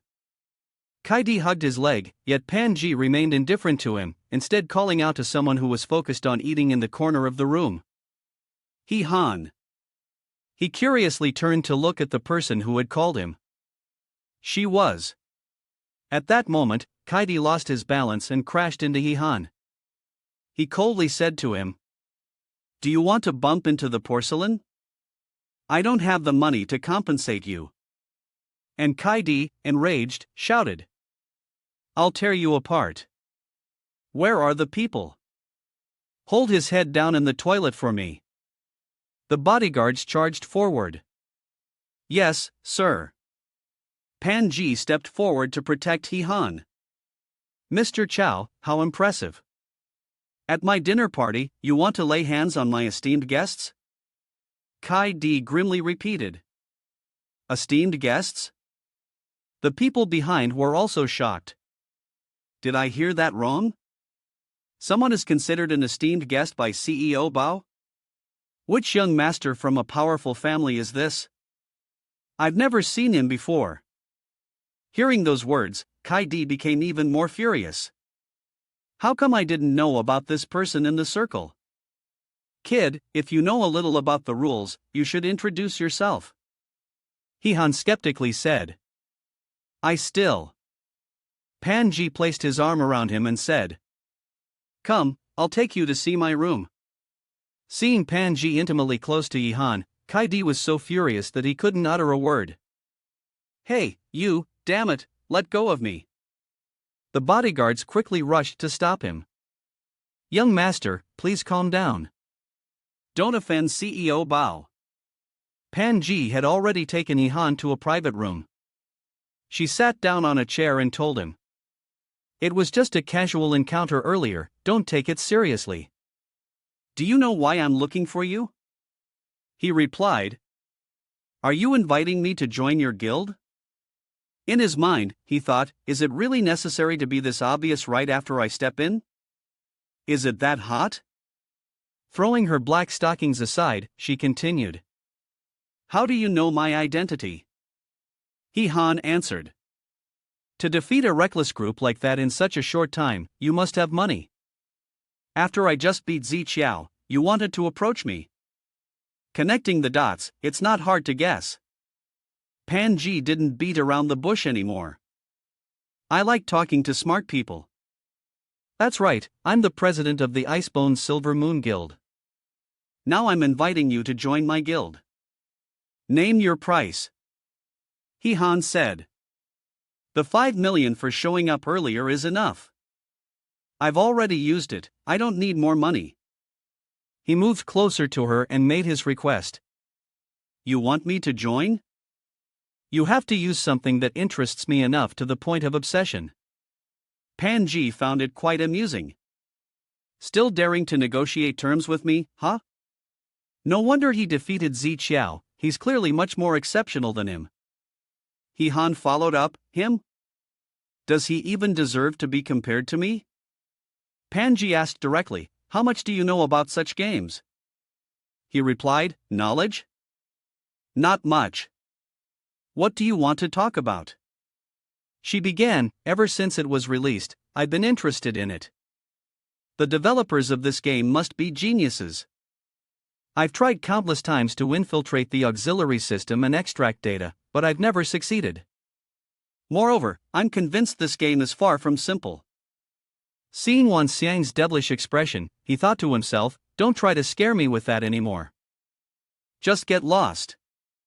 Panji, noticing his strange demeanor, became curious. What are you looking at? He forced a smile and replied, nothing. Please, continue. She went on. From the very first time the LMD buff appeared, I started gathering information about the items. I found that all the special items related to the LMD buff came from the game. Turning to Han, she noticed he didn't seem surprised in the slightest. Did you already know about this? He flustered for a moment and exclaimed, I didn't know. So that's how it is. No wonder it's you.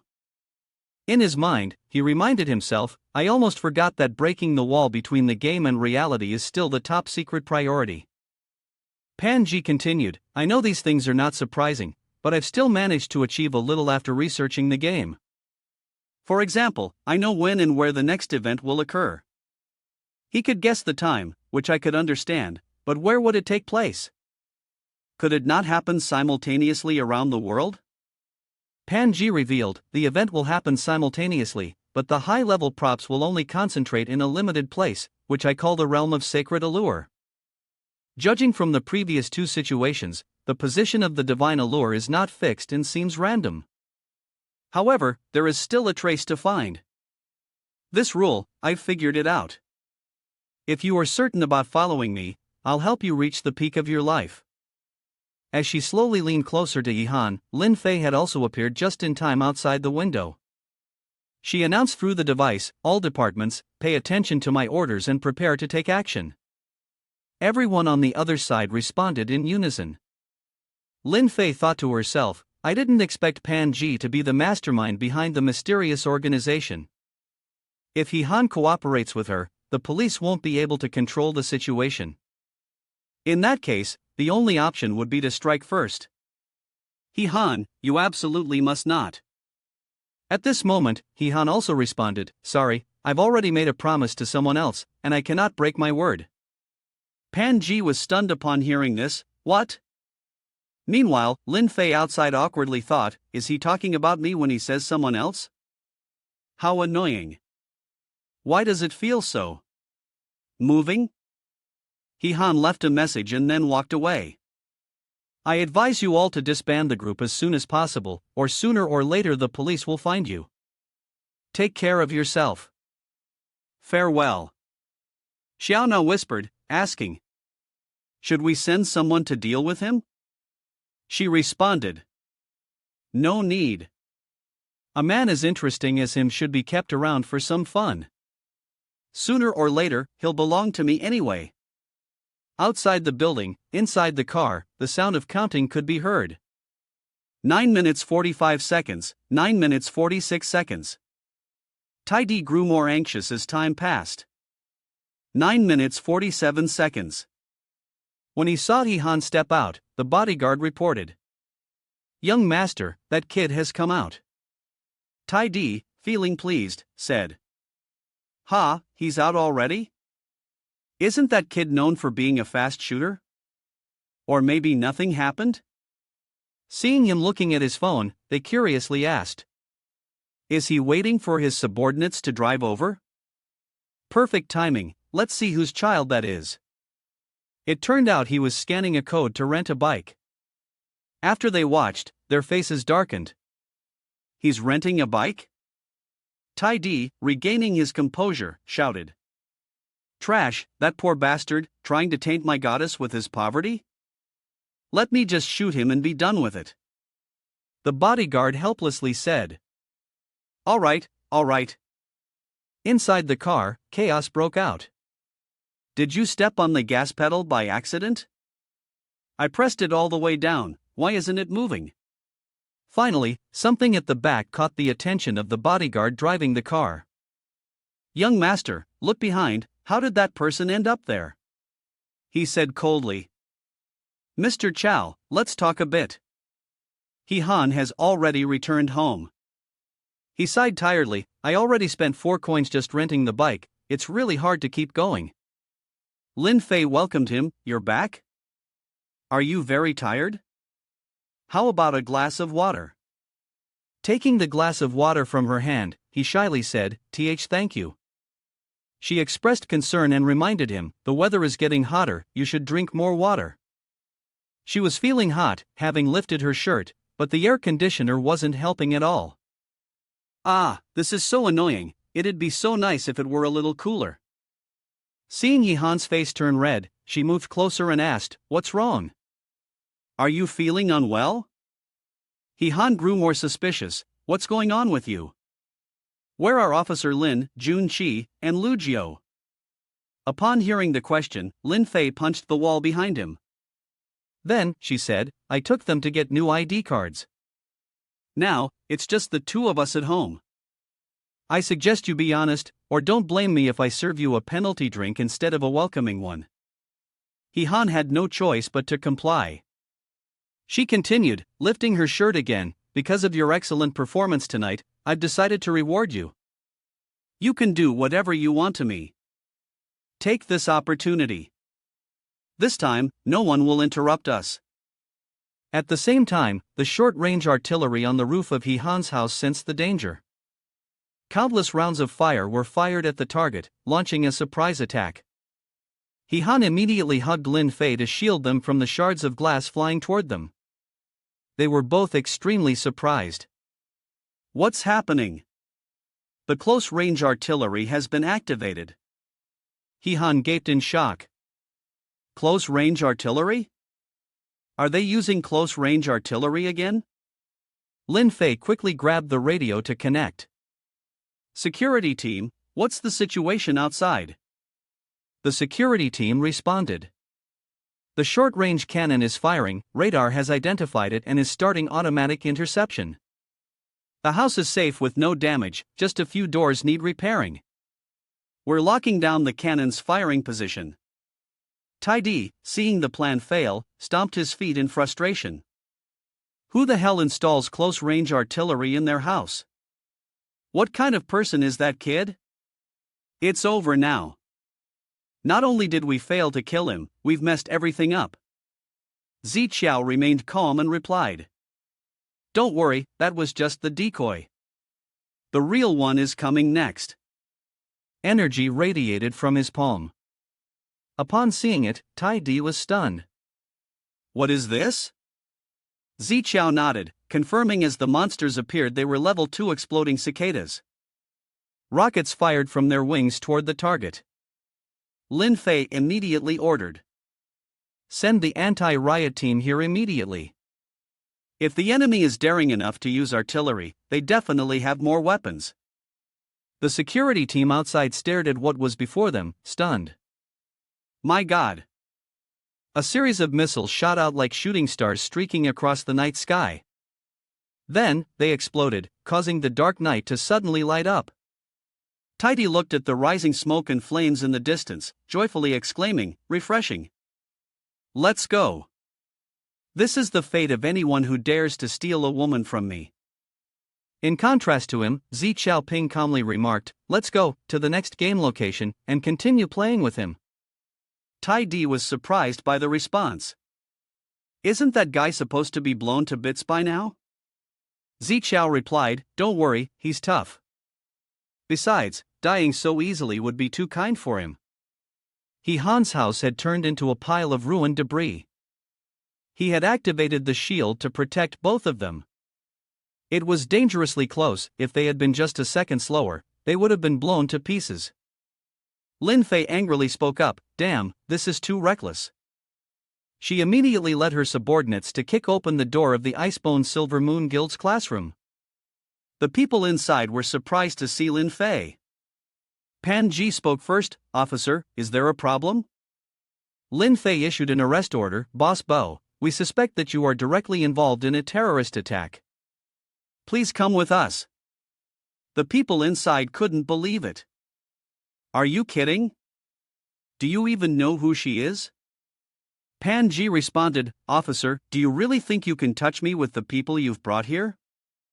It's not nearly enough. He Han also rushed over in a hurry. He shouted, calm down, don't do anything rash, or you'll fall right into the trap of the real culprit. Lin Fei frowned as he looked at him, why are you here? Pan Ji asked, is it really you? Do you trust me to be innocent? He replied, I do trust you. If you wanted to kill me, you would have done it at the party. Pan Ji then agreed to follow the summons. All right, with your words, I feel at ease. I'll go with her out of respect for you. This caused the staff nearby to exclaim in surprise, Boss Bao. He Han, hearing her words, was also taken aback, letting out a sound of surprise. Lin Fei, behind him, seemed almost enraged. Even an arrest order wasn't as effective as he was, right? Countless reporters had been waiting outside. One reporter reported, businesswoman Pan Ji, the most famous beauty in the city, has suddenly been arrested by the police, causing a stir in public opinion. Up until now, the police have not given a detailed explanation. We will continue to follow up on this. At the same time, inside the interrogation room, after hearing the full story, Pan Ji denied everything. Officer, Lin Fei asked, then why did you invite He Han to the party? She calmly answered, I admire him and wanted to get to know him better. Is that not allowed? This answer left Lin Fei speechless. Outside, Wan Shan skeptically asked, He Han, do you really believe she didn't do it? Are you sure? Yes, she even hoped I would join the guild. There's no way she would go to the extent of murdering someone to silence them. He didn't figure it out. Then who do you think could be behind this? He Han hesitated and then said, what worries me isn't their identity, but their intentions. Meanwhile, Xiao Na had just returned when a sharp killing intent surged from behind. Zi Qiao, who had been trailing her, controlled her body and immediately asked, the system can predict that the landing is happening in the room, right? He Han told Wan Shan, I've always felt like I've fallen into the enemy's trap. He continued, what's the next step? You decide. I'll head over to Pan Ji's company first to keep an eye on her subordinates. At that moment, one of the subordinates hurriedly ran in to report, not good, the director of the prison has been attacked by someone with abilities. Their target is a serious criminal, and the guards are requesting backup urgently. Wan Shan was furious when he heard this, even the prison dares to be robbed? They really think they can do whatever they want. He Han speculated, maybe it's the ones who ambushed me. I'll go there now. The director called for you. Hold on, there's a support team for you. You can bring them along. He was stunned. My team? The Lei Ding rapid counterattack team had already gathered. They all shouted in unison, Commander. He Han was still puzzled. Who are these people? Wan Shan replied, they are all elite warriors, each capable of taking on 10 enemies. They've been equipped with ability medals, greatly enhancing their combat strength. They can definitely help you. From now on, you are their commander. He Han felt like he had gained wings, his confidence soaring. All right, let's go. At the prison, flames were blazing as if trying to burn the place to the ground. The inmates inside were taking advantage of the chaos to escape. They shouted, run, hurry, get to the car. Only one man was desperately craving a prison guard. She weakly begged, let me go. At that moment, a burst of gunfire struck directly at the man's head. The others around him immediately became alert. He Han appeared and ordered his team, capture them all. Anyone who resists, deal with them on the spot. The entire team shouted in unison. As the team hunted them down, the prisoners screamed in terror, run! Is it really this bad? How immoral! The captured prisoners were brought back. A team member reported, Captain, the situation is under control. The number of escaped prisoners is still within the statistics. He Han asked directly, what about the superpowered prison breaker? He received the reply, no sign of him, it seems he left before we arrived. He Han suddenly remembered something and shouted, this is bad, it's Kudao Huli Shan from the Icebone Silver Moon Guild. In the room, Xiao Na was bound tightly, while Zi Qiao received the news. He Han is coming over? Great, I'll wait for him here. Tai Di, who was next to her, looked worried, if we get caught, we're done for. We should leave quickly. However, he remained calm, don't worry, this time, I'll make sure he's buried here. He Han was met by Jun Qi's fiery phoenix. I'm really grateful. Well done, Shi Qi, you've done a great job. Alright, Jun Qi, follow me, let's head up together. Looking at the dead guards, he immediately realized there was indeed something wrong. Zi Qiao stepped out, He Han, I've been waiting for you for a long time. His face was filled with a dangerous expression, as though he already knew the fate awaiting He Han, while the latter was still in shock. Weren't you dead? I clearly.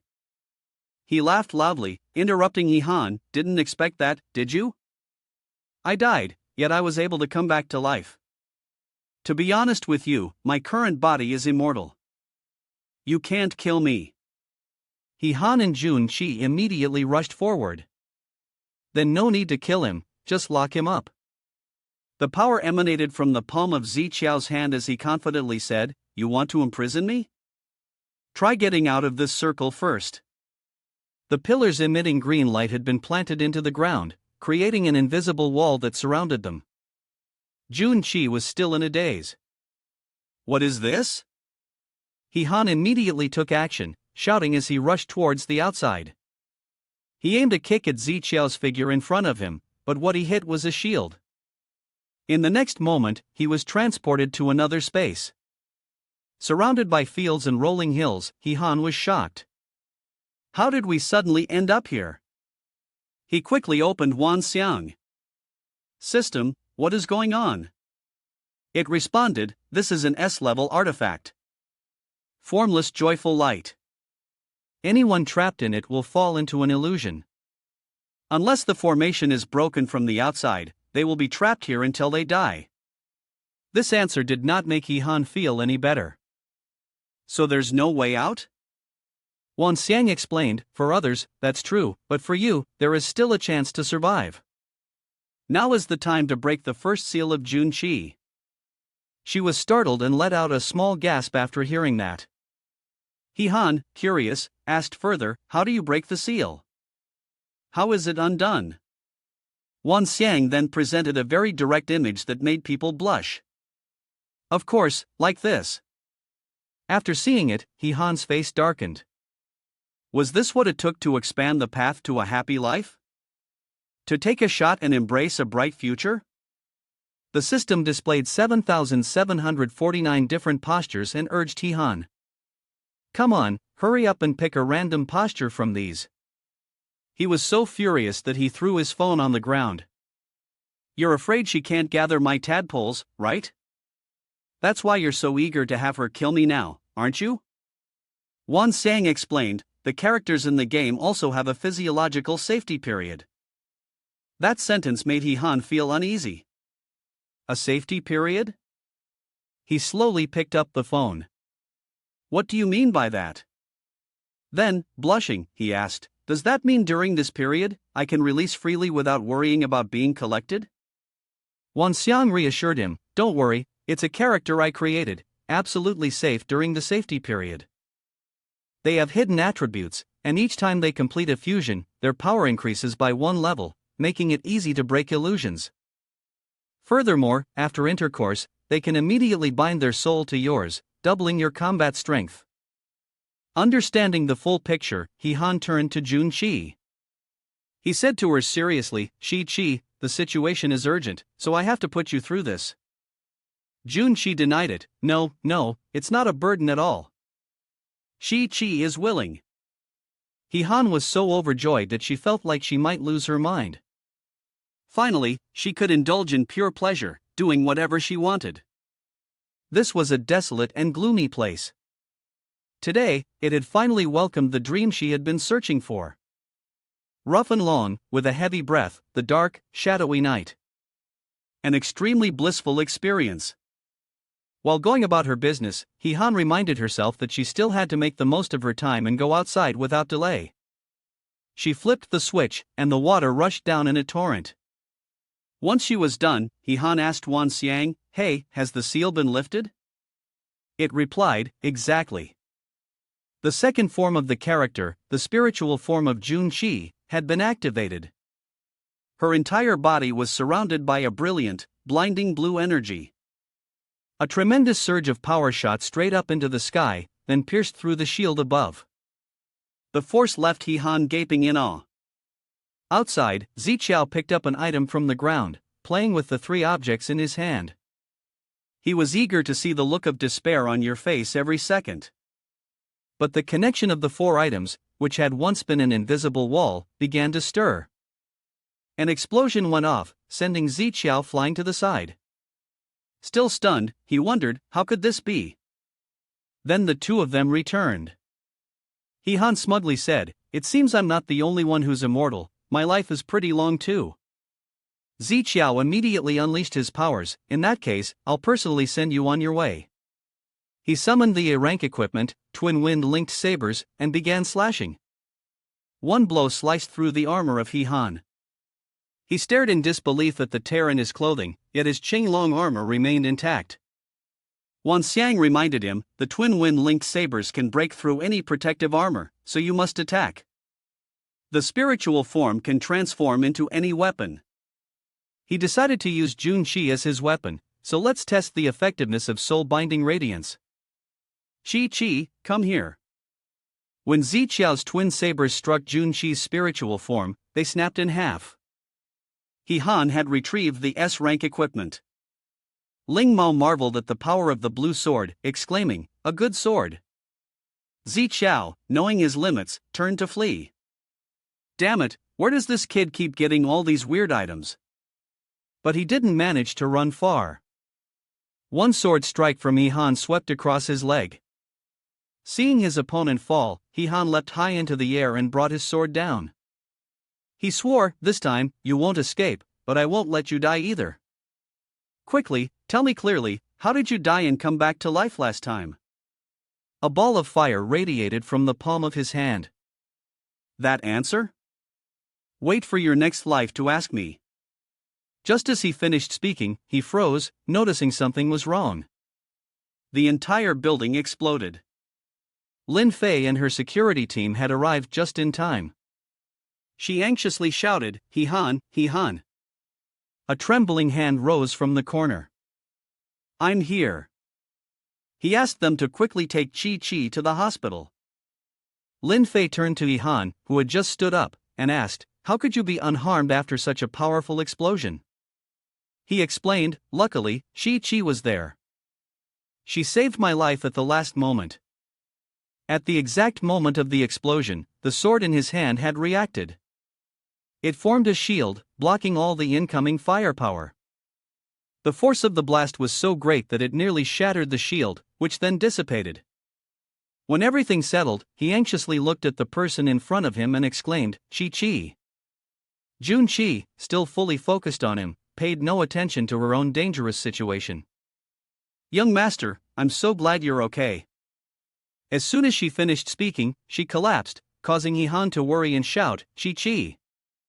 Lin Fei looked at the deep crater and the surrounding wreckage, and couldn't help but exclaim, the scale of this explosion is terrifying. Those people must have lost their minds. Han immediately pointed out, it was Ziqiao. He was still alive. She was stunned upon hearing this. He's still alive? He replied, I originally intended to capture him, but he escaped by faking his death. Moreover, it's very likely that he managed to obtain Pan Ji's top-secret program. As soon as he finished speaking, Han hurriedly climbed the stairs. Let's go see for ourselves. The door to the room containing the top-secret program was wide open. They found Xiao Na tied up on the ground. She angrily said, it was that Kun Tai Di guy. He stole the program from the young mistress. Han was also surprised. Tai Di? Lin Fei questioned, where are the guild members? How could they let the enemy infiltrate so easily? Xiao Na explained, those bastards only care about money. They've been bribed by Tai Di, so they've all betrayed us. In another quiet neighborhood, inside a certain room, a loud scream echoed. Ziqiao collapsed to the floor in pain, gasping for breath. He gritted his teeth and endured. The pain was real, but he wouldn't fail again. Suddenly, the phone in front of him rang. As soon as the other side picked up, the voice asked, where are you? After getting the address, Tai Di rushed over to Ziqiao. Upon meeting him, he swore. Damn it, you want me dead, don't you? You asked me to help you sleep with Pan Ji, and now you've blown up the whole building. Are you trying to trap me or what? Ziqiao coldly interrupted, stop talking nonsense. Where's the USB you were supposed to bring? Tai Di's eyes flashed with danger. This crazy guy can't be allowed to cause more trouble. The people you asked me to bring here are just perfect for dealing with you. The gang of thugs, armed with all sorts of weapons, eagerly stared at Ziqiao like he was their prey. He merely shot them a cold glance. You think you can take me down with these worthless trash? Tai Di ordered, go for it. Whoever kills him, I'll pay 3 million. Money clouded their minds, and they all charged forward, kill him. Kill him. Ziqiao activated his A-class equipment. He spoke grimly. A swarm of pests. His foot slammed into the ground to propel him forward. As Ziqiao's figure swept past, a line of thugs was left with slashed throats. At the same time, Pan Ji, at the police station, received the news. She angrily slammed her fist on the table and shouted, what? My program has been stolen? Han replied, that's right, if they predict the next landing time in a resource-rich area, the world will be in danger. Is it possible to shut down the program remotely? Pan Ji anxiously said, the program is on a closed network, how can it be shut down remotely? Lin Fei suggested, what if we create another set of programs? That way, we could know the time and location of the landing, and perhaps we could capture a whole bunch of them. Pan Ji thought for a moment and said, if we had the original data, it could be recreated, but they've already destroyed my data storage. Collecting the data again from scratch would take months. Han raised one xiang for her to see, assuring her that she wouldn't need to collect data. She could just ask him directly for whatever she needed. Pan Ji asked suspiciously, what is this? He's explaining it's quite complicated. To put it simply, it's an AI evolved from me, and also a game developer, Wan Xiang proudly added. That's right, I'm the genius you mentioned. Pan Ji speculated, a game developer who is also artificial intelligence? Han asked directly, can you provide all the data she needs? Wan Xiang confirmed. Of course, just as Han thought everything was fine, there was still a chance for recovery. His face darkened when he heard Wan Xiang say, as long as you and the other two double fly, it will be fine. On Tidy's side, he couldn't believe what was happening before his eyes. Do you see all the people staring with their mouths open? Ziqiao asked, why aren't you continuing? Keep going. Awesome, so it turns out all I need to do is kill these weak chickens to level up. His broadsword struck the ground heavily, enough to send a chill through the crowd. Ziqiao decided, alright then, killing people today has been tiring. Whoever wants to fight me, now's the time to kneel down. If you submit to me, I can lead you to get everything you desire in this world. The entire group hired by Tidy immediately knelt down, bowing to their boss. One of the thugs suddenly remembered, right, with so many of us, spending money shouldn't be a big deal, right? You said you have a lot of money, didn't you? Tidy, feeling the pressure, tears began to stream down his face as he stammered, well, actually, my family's financial condition is quite normal. Ziqiao didn't give him a chance to finish. The broadsword was pressed against his neck as Ziqiao called his father, tell him to hand over 300 million, or else just wait for your son's corpse. Tidy, terrified, turned and ran, screaming, oh my god. Ziqiao ordered from behind, catch him. The group of thugs immediately chased after them. The shouting didn't stop, help, stop right there. Ziqiao grew even more confident. With money, people, and, most importantly, that program, it was only a matter of time before he dominated the world. Han, you'd better wait for death. At the Rose Hotel, where Han was about to take action, he had just finished his shower. The two women were waiting for him in the bedroom. Upon seeing Lin Fei, Han forced a smile and then resigned himself to his fate, collapsing onto the bed. He turned to ask the other person. She said, oh, if you change your mind, it's not too late. But Panji did not hesitate and decisively took off her clothes. She was determined to regain what she had lost. I have no other choice. I'm going to take a shower now. Han agreed, all right. Wan Xiang laughed and said, heh, it's the first time I've seen a three-way game like this, the data is extremely important. You better perform well.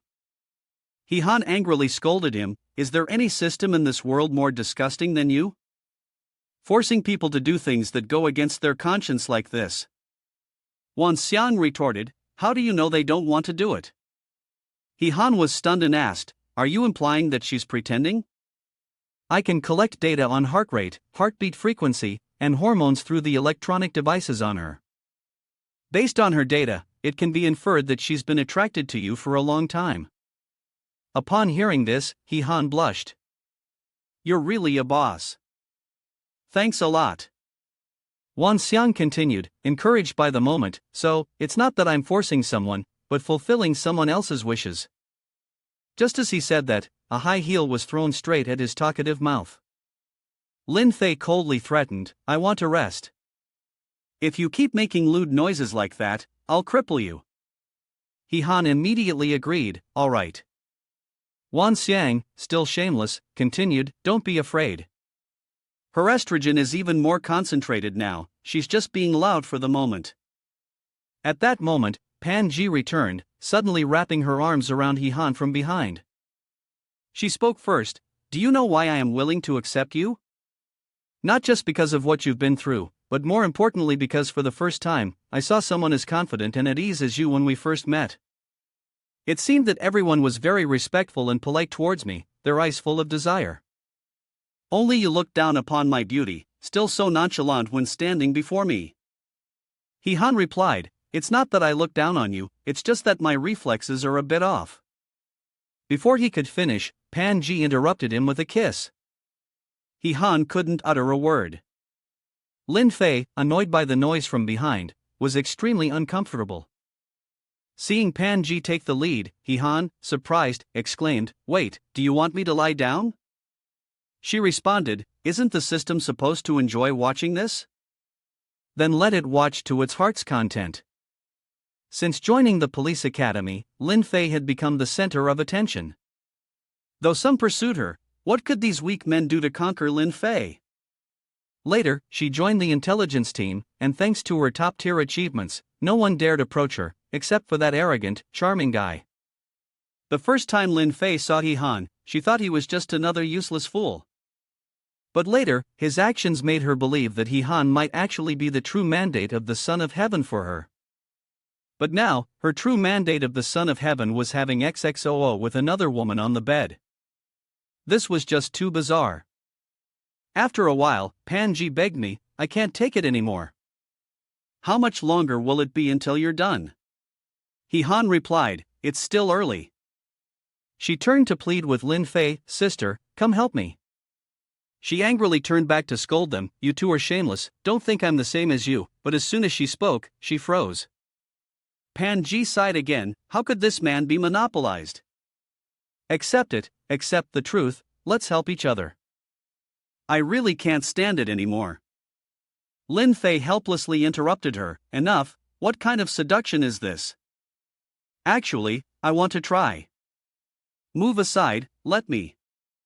Panji let out a sigh of relief, "Finally, I can rest." He Han stared at Lin Fei, then, "Can I go in?" She defiantly challenged him, "Go ahead, let's see what you're really capable of." She couldn't believe it. She had actually agreed to do something strange, yet miraculous like this? After a while, He Han screamed in exhaustion. "System, are you satisfied now?" Looking at the chaotic data on the screen, he was very surprised. "What kind of situation is this? Isn't it supposed to be unreadable?" "Big brother, don't scare me like this." Lin Fei was also worried. "It can't be, right?" At this moment, Wan Xiang spoke up, "No, I'm fine, it's just that the data you gave me earlier was too complete." "Ah, no, it was too rich, so I..." A little girl with green hair appeared on the screen, and Wan Xiang continued, "It has evolved." He Han couldn't believe it. "A girl, you are a girl?" She interrupted him, "Stop wasting words, I've already sent the data to you, now we can build the program area." Panji immediately took out the computer to check. "Okay." Lin Fei also curiously looked over. "So? Can we estimate when the next landing will happen?" She replied, "It still needs more time." He Han suddenly exclaimed, "There's no need to estimate the landing time anymore. Open the curtains."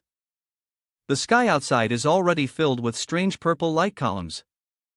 He continued, "Because it has already started. Let's identify the resource-rich areas as soon as possible and start capturing them naturally." Lin Fei seemed quite worried, "The landing has already started. Will we be in time?" Panji reported, "It's done. The nearest resource-rich area is right here." Lin Fei guessed, the natural being must not have left the city yet, so it definitely won't miss out on this resource. He Han followed up, "But we've missed the crucial moment. By the time we get there, it might be too late. If there's any instant relocation, that would be great." Upon hearing this, Panji confidently said, "Well, that's lucky. I have this." At Yihao Hotel, the teleportation gate had opened. He Han and the others stepped out from it. Looking back at the gate behind them, he was still in a daze. "Cool, how do you have such advanced equipment?" Panji explained, "Since I can organize such a large guild, of course, I have to keep a few useful tools. We'll definitely get there first, so just wait for them to walk right into the trap." But Lin Fei had already checked and found that they were still one step behind. They had already entered. She pointed to the bloodstain on the floor, noticing that it wasn't just one group of people who had focused on this place. A bloody battle had happened here earlier, and it seemed something had dragged the bodies inside. He Han exclaimed in confusion, "The blood smells so foul, could it really be Ziqiao's doing?"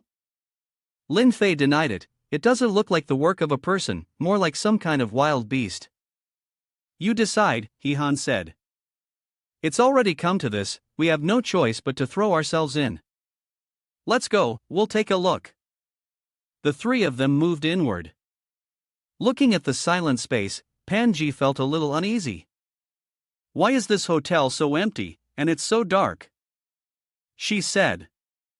Lin Fei immediately responded, it must have been sabotaged.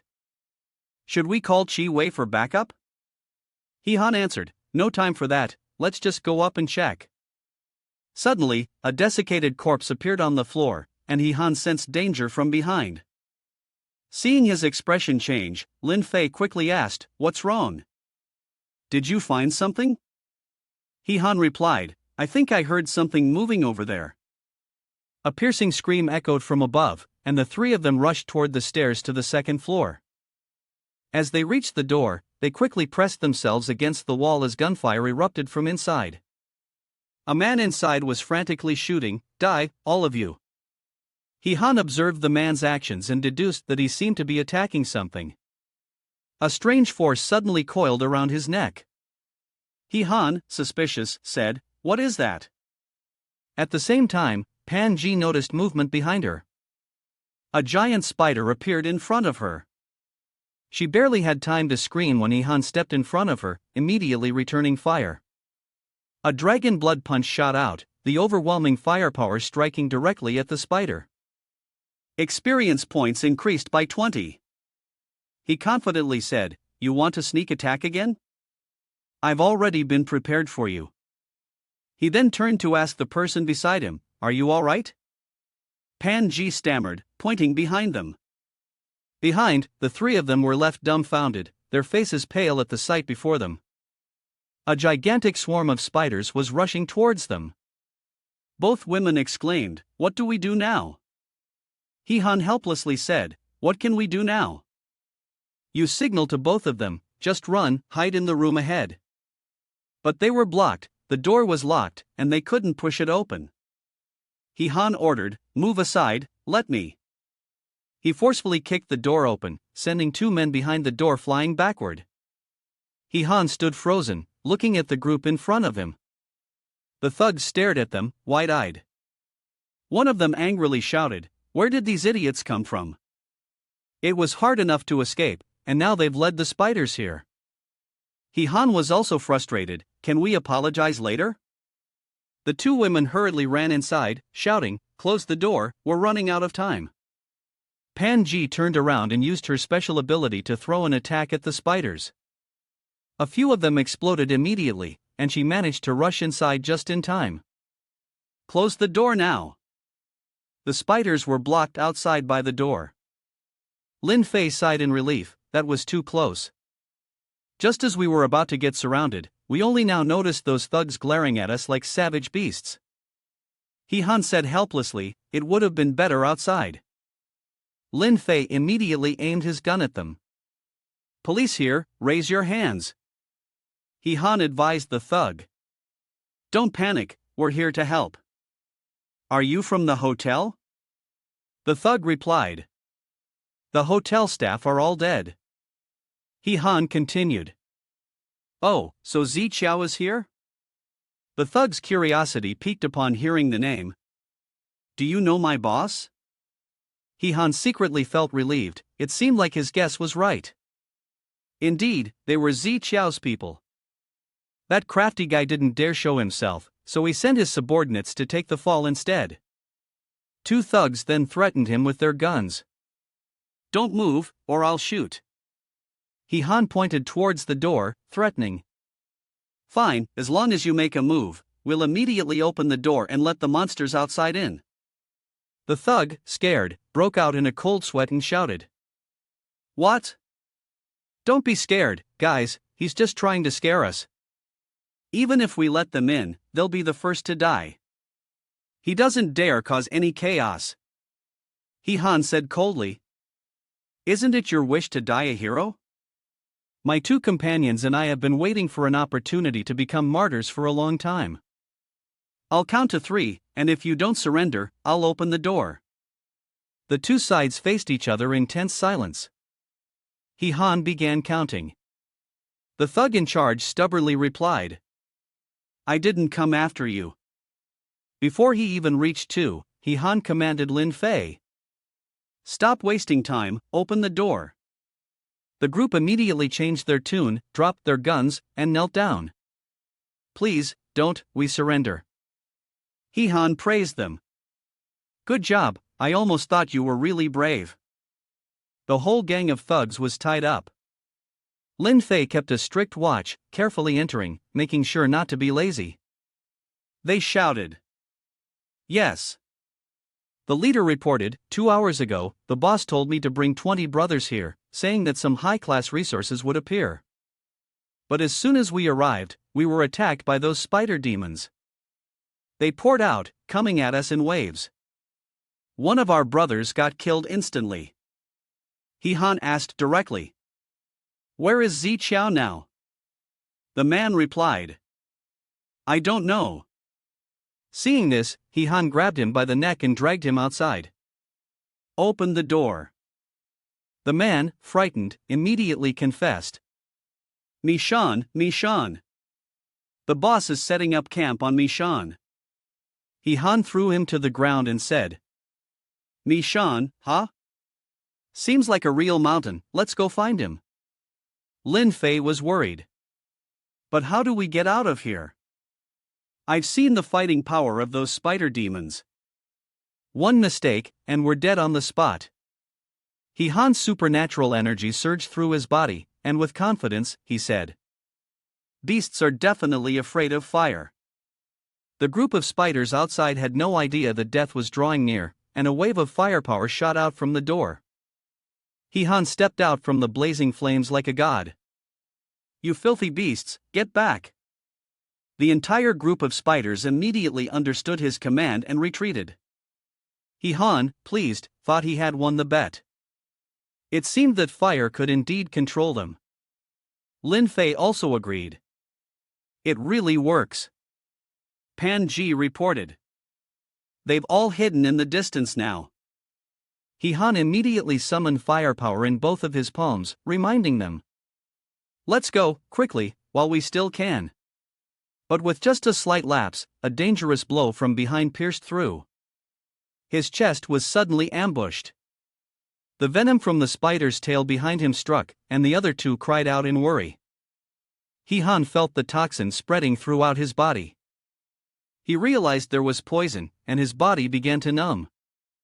A cold grunt came from behind. He-han turned his head to look at the Spider Queen, who spoke grimly, "Got you now."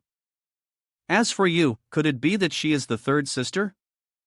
Lin Fei immediately aimed her gun at her. He-han, don't be afraid. I'm here to save you."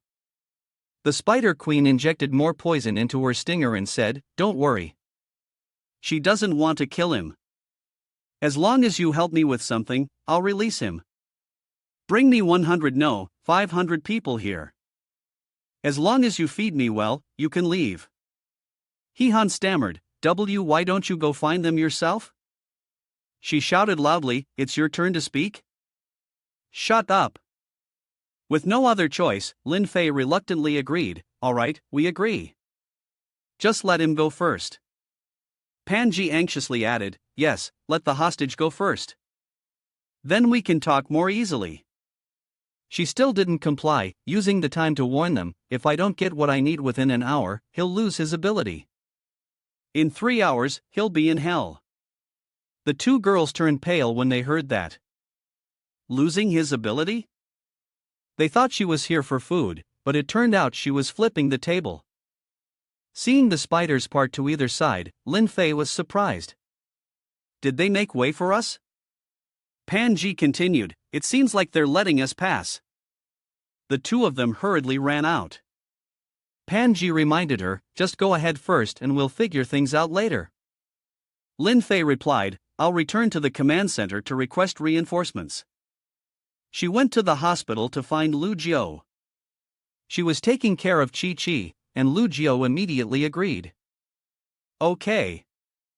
The gangsters inside poked their heads out, wondering if they could chase after them.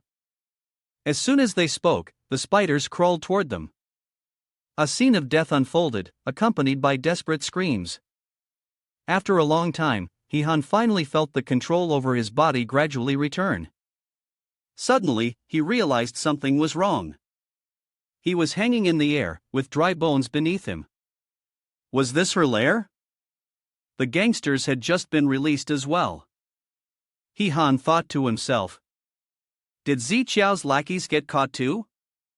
The queen's venom had struck one of the men in the back, causing his face to sag.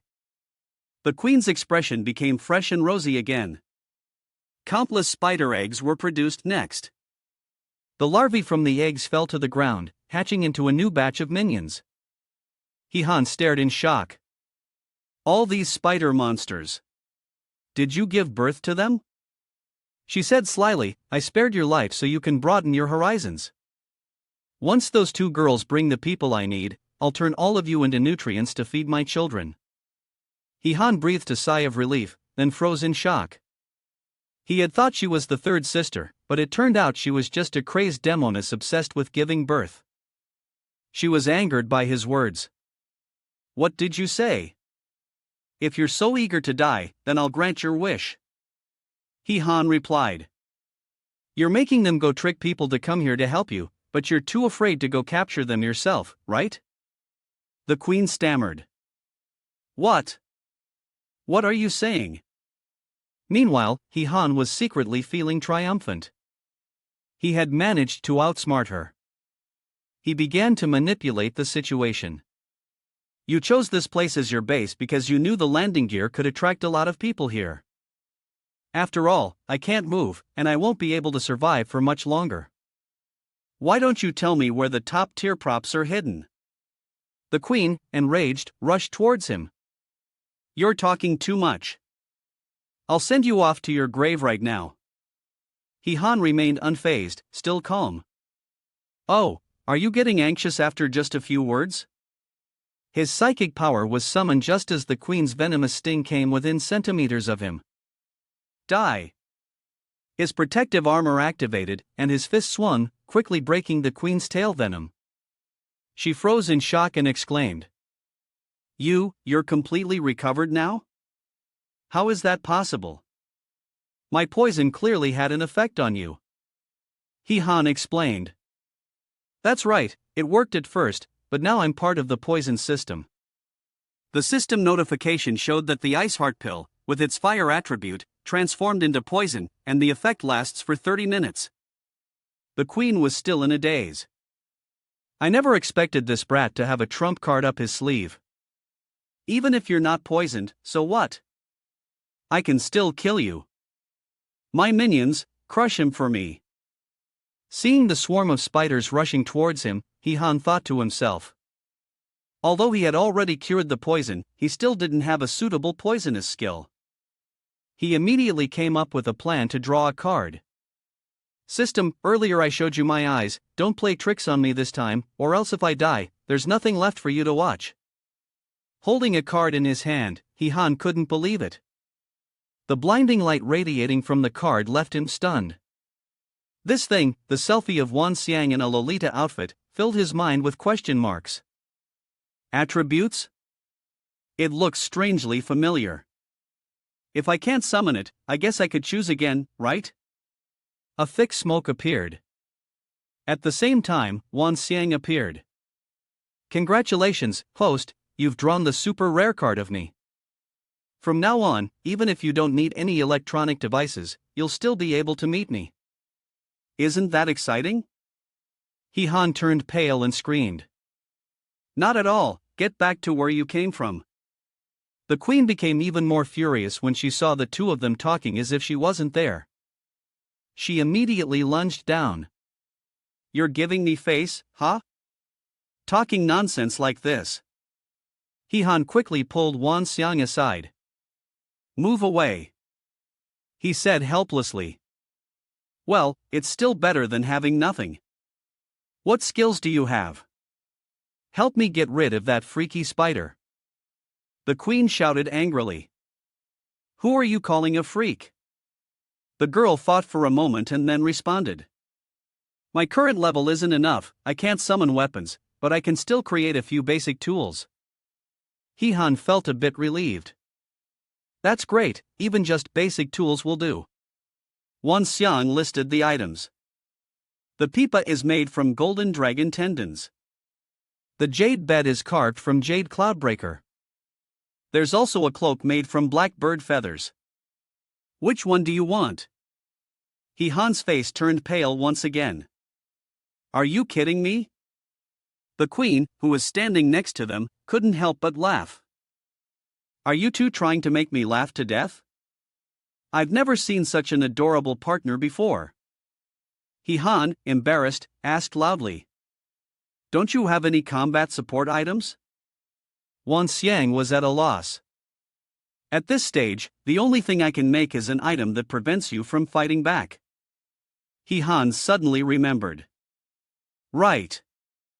The interdimensional item that Pan Ji used before, do you have it? She started rummaging through her space. Let me check. Are you planning to run away? Han urged her again. Hurry up and find it. The queen, upon learning of their plan, switched to her high-speed mode. Trying to run? Don't even think about it, I'll tear your flesh into pieces. Han reminded Wan Xiang. I won't last much longer. Let me know if you find it. The queen's arm had transformed into a sharp spike and lunged towards them. Die.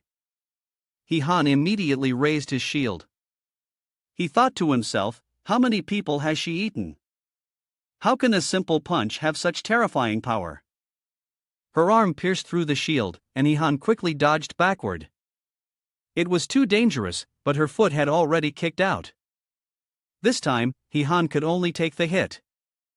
His body slammed hard against the ground, and the earth behind him caved in, forming a crater.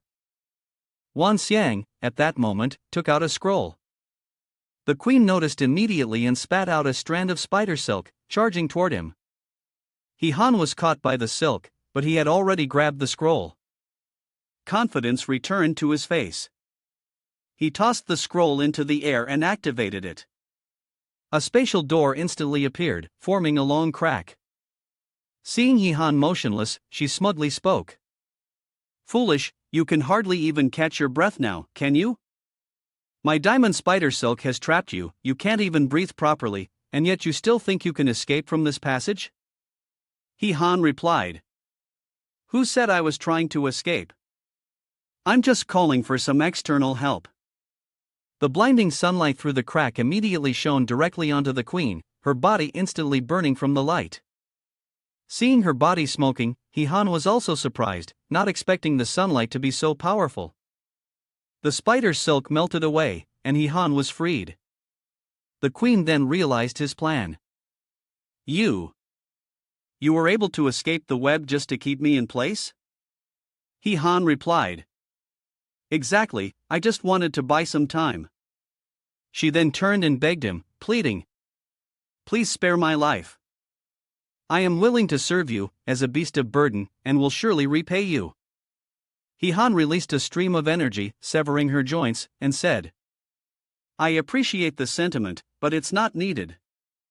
After everything was settled, Wan Xiang curiously asked. Did you kill her that quickly? Aren't you going to ask where those rare items came from? You don't need to reply quickly. The props are still here, they can't run away, it's better to go and focus on the main task first. The screen displayed a message, congratulations, the player has leveled up twice in a row. Han suddenly said. Did you notice? The girl, confused, blurted out. Notice what? He frowned and voiced his doubt. This time, the system didn't say I was the first player to reach level 5, which means someone got there before me. If that person is Zi Qiao, then it's trouble. Han hurriedly ran outside. Lin Fei's car happened to arrive just as she called him. Han quickly reported. I've already dealt with the spider monsters. I'm going to catch Zi Qiao now. She would take people to block the building to find the prop that had descended. Lin Fei anxiously suggested. I'll go with you. Han tossed a scroll into the air, and a space crack appeared. Only then did he say. No need, too many people will just stir up trouble. Lin Fei looked at him with pride, knowing he wouldn't be easily defeated like that. Her subordinate, however, discovered someone on the floor above. Lin Fei was also surprised. What? They immediately opened fire at the shadowy figure in the illusion. Fire, he's about to run. Lin Fei immediately assigned tasks. Team 1, come with me to chase him, don't let him escape. The whole team responded in unison. She thought to herself. Could Zi Qiao still be inside the building? Has he taken the prop already? On the highway in Mishan, a car was speeding along the road. Loud, prosperous laughter echoed from inside the vehicle. The two thugs inside gleefully looked at the item in their hands. The boss was right, there really are props on that bridge. The boss is truly a divine being. Suddenly, a noise from the roof of the car caught their attention. One of them asked cautiously. What was that sound? The bald man instructed. Drive carefully in, we must have hit a branch. Hurry up and get back. It turned out to be He-han, who had jumped onto their car roof. Inside, they hadn't realized yet, so they continued. Don't let the boss think we took the loot ourselves. If the boss gets angry, we might as well forget about living. The vehicle stopped at a building. We're here, we're here. Why did the boss choose this godforsaken place as a base? It should have been different from the start. How's it going? Did Old Wei get anything? Old Wei replied. A total of 18 pieces, all of them are in here.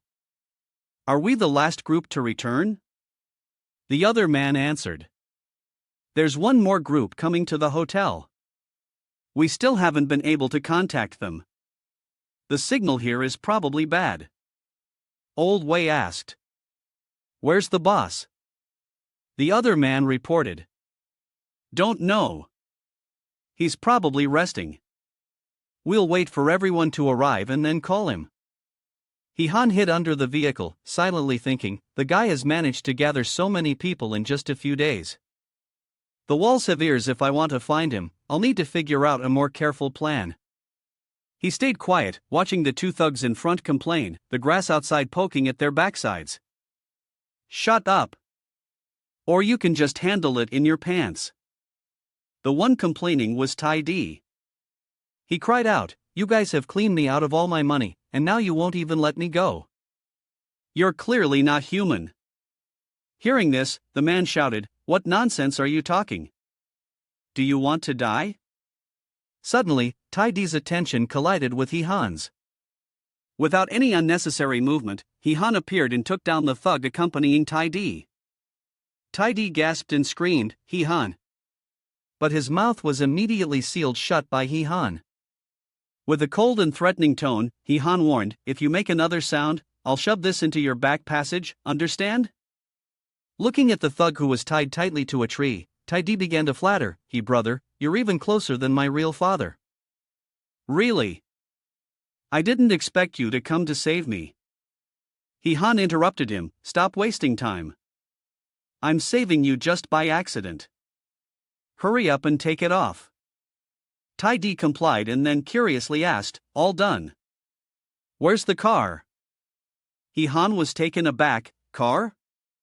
What car? He hadn't expected that. Aren't you driving? You want me to walk down the mountain again? He-han slung his arm around Tai Di and mischievously said, of course, there's a car, but we need to steal it. Do you know which room Zi Qiao is in? Afterward, He-han put on the thug's clothes and led the bound Tai Di into the apartment building.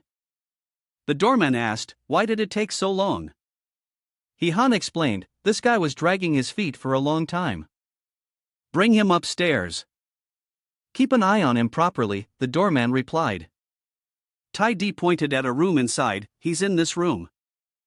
You complimented him, saying, well done, just wait for me here. Tai Di whispered from behind, pleading, hey, can you move a bit faster? There are dozens of people in this building. He-han didn't answer, silently stepping into the room. The figure of a girl appeared in front of him, causing him to pause. He-han frowned helplessly. The girl had already noticed him. Han took the initiative to speak, unusually generous with his words, which wasn't his typical style. Hearing him, she burst out laughing. "You're quite the joker, of course, I can't let you take it for free. My sharp claws are all ready. You'll have to defeat me first." Han curiously asked Wan Xiang, "How can her hands turn into something like that?"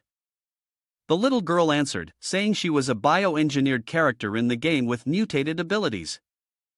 Upon hearing this, Han broke into a cold sweat. He hadn't expected this game's setup to be so powerful. He had always thought it was more of a cultivation type game. Wan Xiang smirked. "Well, after all, I am from the vast space, I can contain anything." The bioengineered woman immediately attacked. "Stop talking." Han calmly dodged her claws. "Hey, can we focus on the main issue? Where did Ziqiao run off to? Can you just tell me directly?"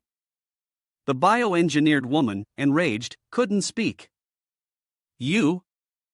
She wildly swung her claws at him. "You'll know once you're dead."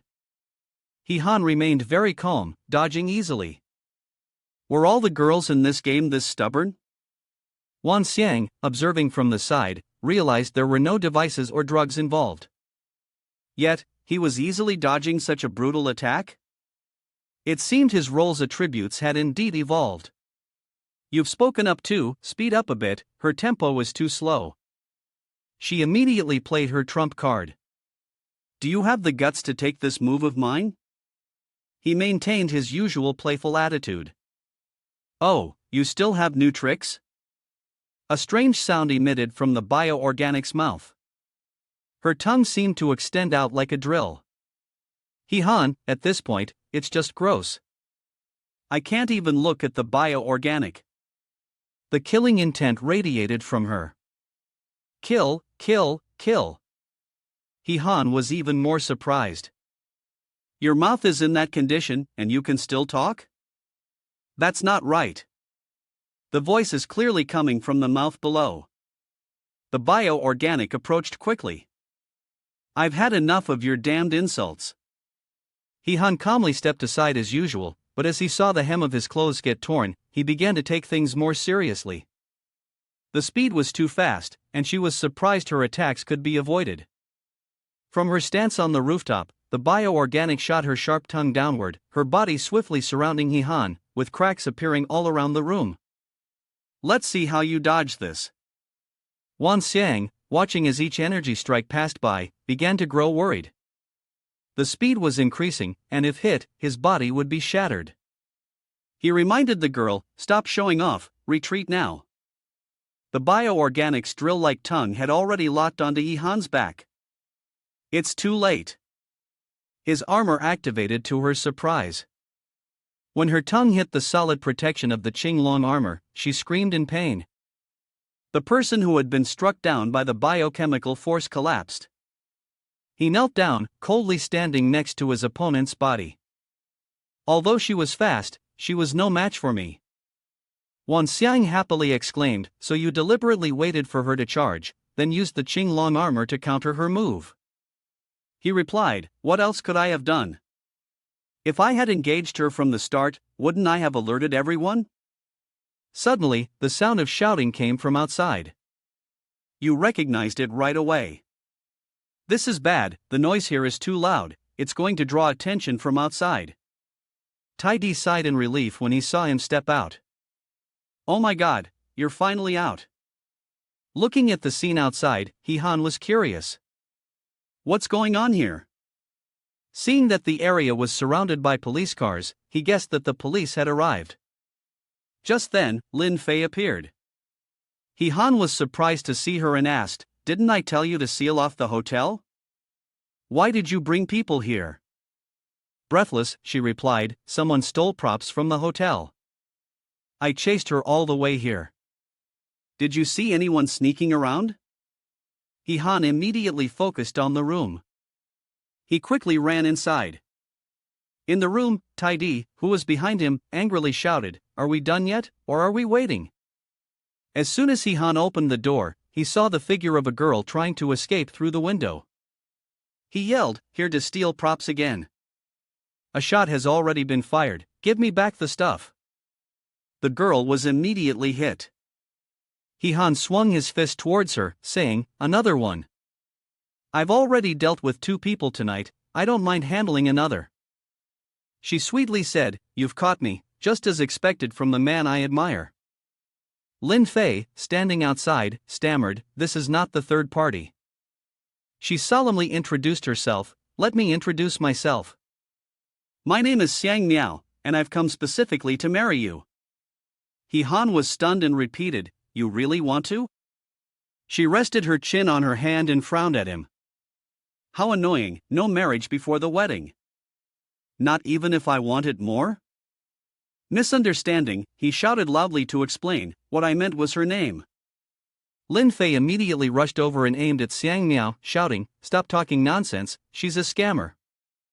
She slammed Xiang Miao to the floor and interrogated, "Why did you secretly steal the landing gear? Are you working with Zi Qiao?"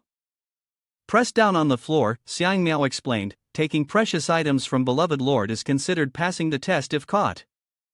This is a tradition of our bandit tribe." He Han, intrigued by the information, asked, "Bandit tribe?" Wan Xiang explained, "The bandit tribe lives in the Valley of the Wind continent in the West region. The tribe consists of around 300 or 400 people who engage in theft and have developed their own unique culture of thievery. The people in the tribe aren't skilled in combat but are experts in swimming, tracking, and gathering intelligence."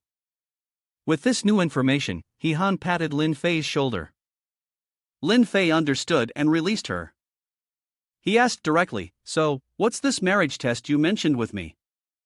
Xiang Miao answered, "You are the hope for our bandit tribe to break free from the Demon King's rule.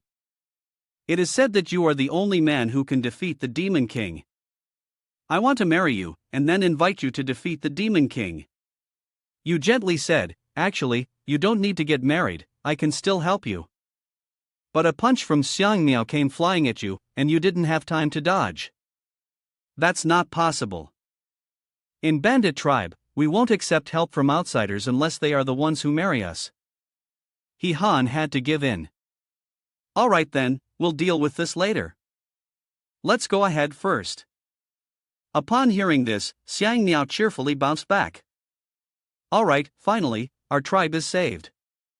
My father even wanted to marry me off to the King Demon to ask for peace, but there's no way I'm going to marry him. Marrying a hero is much more reliable." He Han, with sharp insight, noticed something. "Are you running away from marriage?" Xiang Miao admitted immediately. "Yes, I don't want to be the wife of that King Demon, so I ran away." He Han voiced his concern. "Aren't you afraid the King Demon will kill everyone in your tribe?"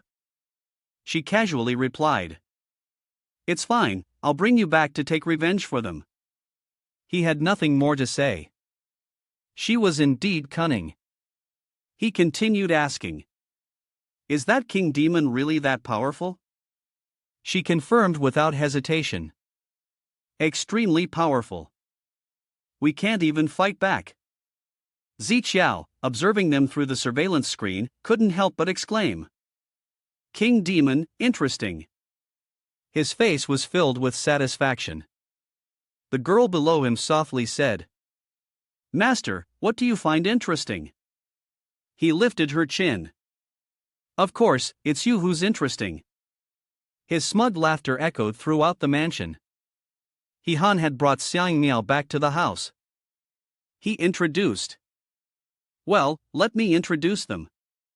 This is Jun Qi, and this is Lu Jiu. This girl here is." Xiang Miao warmly greeted them.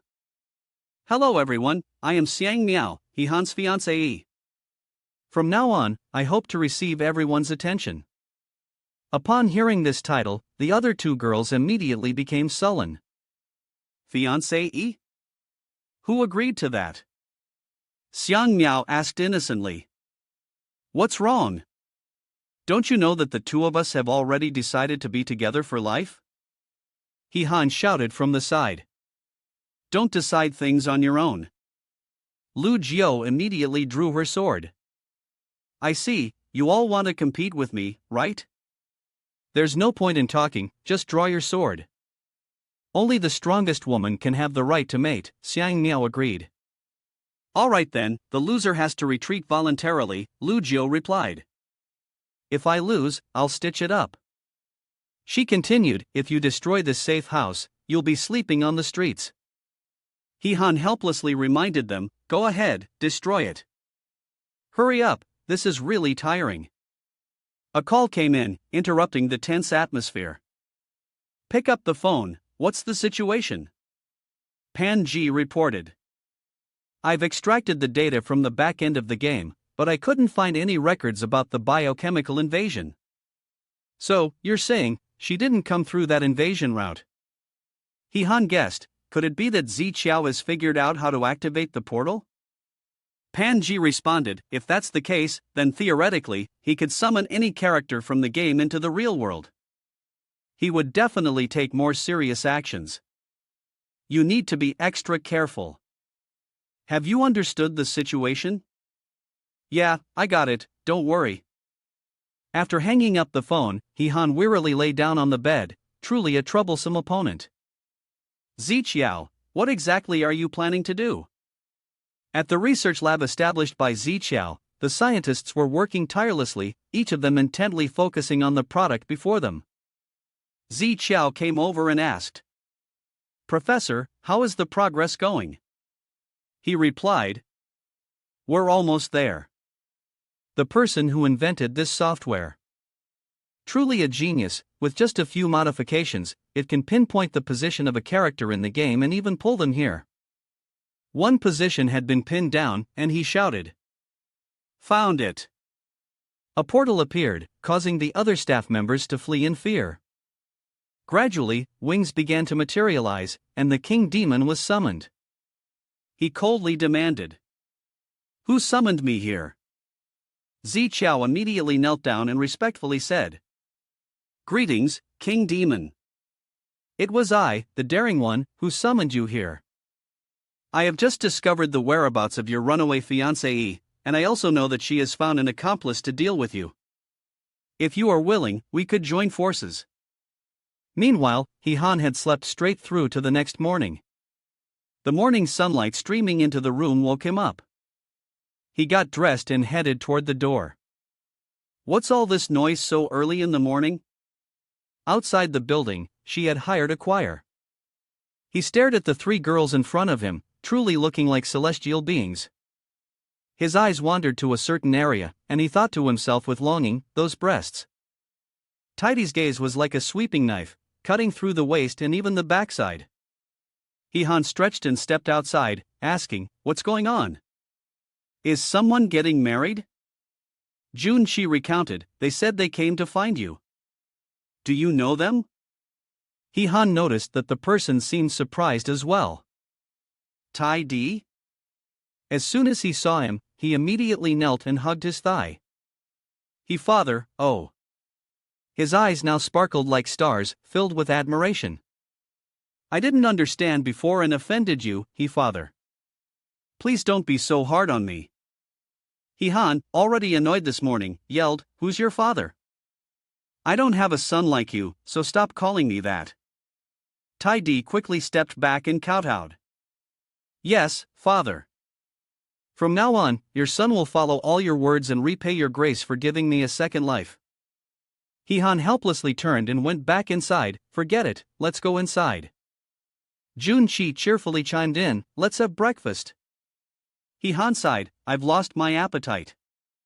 Tidy stopped him from behind. Wait, I have important intelligence. He Han immediately paid attention. Important intelligence? He led the person inside and directly asked, what is it? What intelligence do you have? Tidy explained, when I was locked up by Ziqiao, I saw a professor who was also kidnapped by him. He Han sensed something was wrong. What's the professor's name? Tidy replied, I only know his last name is Lu, and he looks like Einstein. It seems Ziqiao wants him to help create something. Pan Ji had investigated that Song Jiang, a leading quantum mechanics expert from Dongming University, had gone missing 3 days ago and has yet to be found. It turns out he was kidnapped by Ziqiao. You curiously asked, what did Ziqiao make him do? Pan Ji can't guess, but it's definitely nothing good.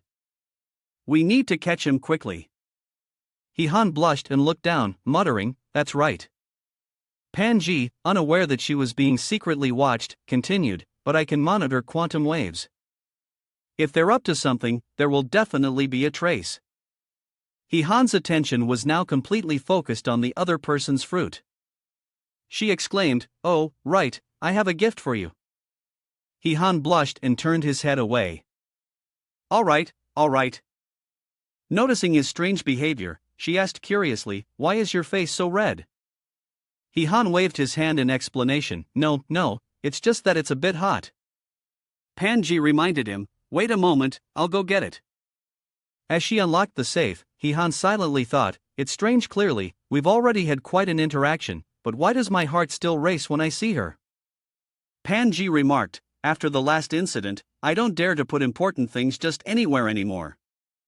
Meanwhile, Han was lost in thought, realizing that last time he had been too hasty and should have developed things further.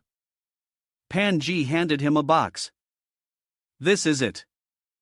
Put it on." As he slipped the bracelet on his wrist, he looked at it skeptically. "How does this work?" she prompted. "Try pressing it." 3 brightly colored rings immediately wrapped around his wrist. This is a revelation from Pan-ji. "This is the illusionary prop artifact bracelet I invented.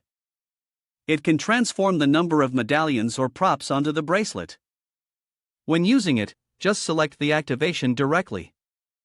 When Han heard the news, he cheerfully exclaimed, "That's impressive." She continued, "It's incredibly useful for props with time limits. I discussed this with Lin Fei. To deal with Ziqiao, we need to focus our resources on you. She has gone to speak with the chief to discuss it, so she should be able to bring all the recently collected equipment medals soon." On Lin Fei's side, she angrily slammed the table and shouted, "That's not possible." "What do you mean by that?" Her father explained, "This item is meant to be temporarily stored in the Secret Services Agency, but I don't have the authority to manage it."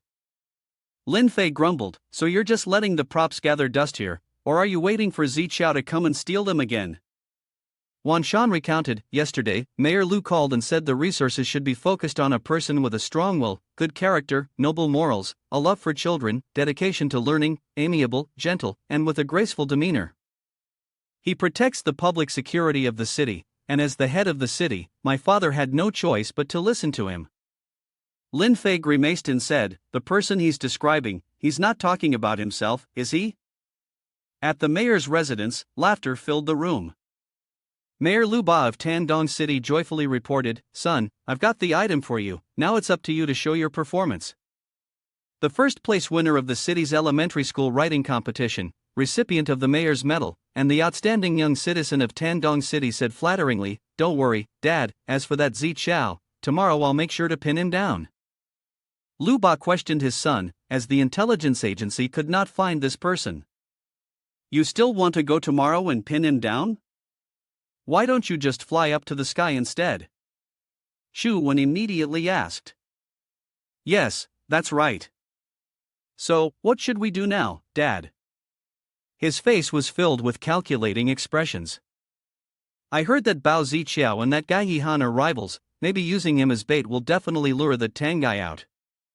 Han was led by Lin Fei to the training room and was quite surprised.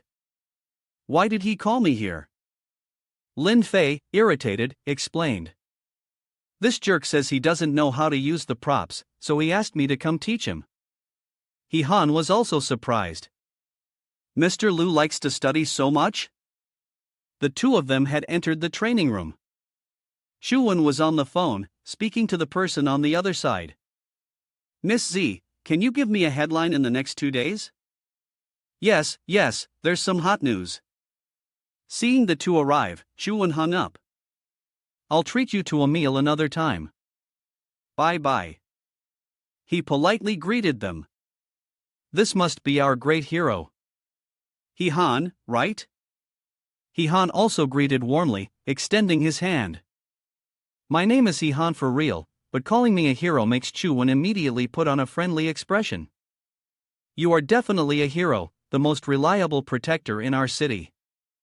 No amount of praise could do justice. He shyly declined. I really can't accept that, but in his heart, he was quite suspicious. What exactly is this guy playing at? He immediately had someone bring over a golden tray. I am lacking in talent and have little knowledge, but I was nominated to take on this position, and I am truly worried. I still need to invite Brother He to help me improve my skills. Han asked in surprise. Are you sure you want to do it yourself? Fighting is not a game, people can die. Wen confidently replied. With the people's support, they chose me to take on this role, so of course, I must dedicate myself wholeheartedly. I'll sacrifice my life for my country. He patted his chest and swore. That means, if I don't go to hell, who will? The light emanating from Wen dazzled the two of them. What's going on? It's blinding, I can't even look straight. Only then did Wen ask the others. Well. Next to them was a filming crew recording the scene. One staff member shouted. Full of sincerity, making people shed tears, justice is overwhelming, touching people's hearts, absolutely perfect. He directed them. Quickly edit the photos to make them look good and send them to the TV station. We need to get them ready for tonight's primetime broadcast. The staff quickly scurried off to do their work. Yes. Han spoke up. You really pay attention to the little details, huh? So, are we starting the teaching now? I actually have some experience I'd like to share. Two bodyguards immediately brought over chairs and served drinks, and Wen sat down, enjoying their meticulous service. Ugh, I've been standing for half the day, I'm exhausted. I really don't want to get involved in this kind of troublesome stuff. Lin Fei began to feel irritated and spoke up. Quit acting so pitiful now. If it weren't for the country choosing elite fighters with superpowers everywhere, people like you who are so obviously out to exploit would never have a chance to get in. Han had picked up on the key point. Elite fighters with superpowers? You're referring to insider information. I heard that senior leaders personally decided, and once selected, it's like bringing honor to your ancestors, an instant leap to the top. Wen denied it. She had misunderstood. I'm completely uninterested in choosing some national team or whatever. If it weren't for my old man forcing me so much, I wouldn't have gotten involved in this mess, not even if you beat me to death. However, I do have some skills. For example, I've already tracked down Ziqiao's whereabouts. Han gaped when he heard this. Is that true? He arrogantly held up a piece of paper.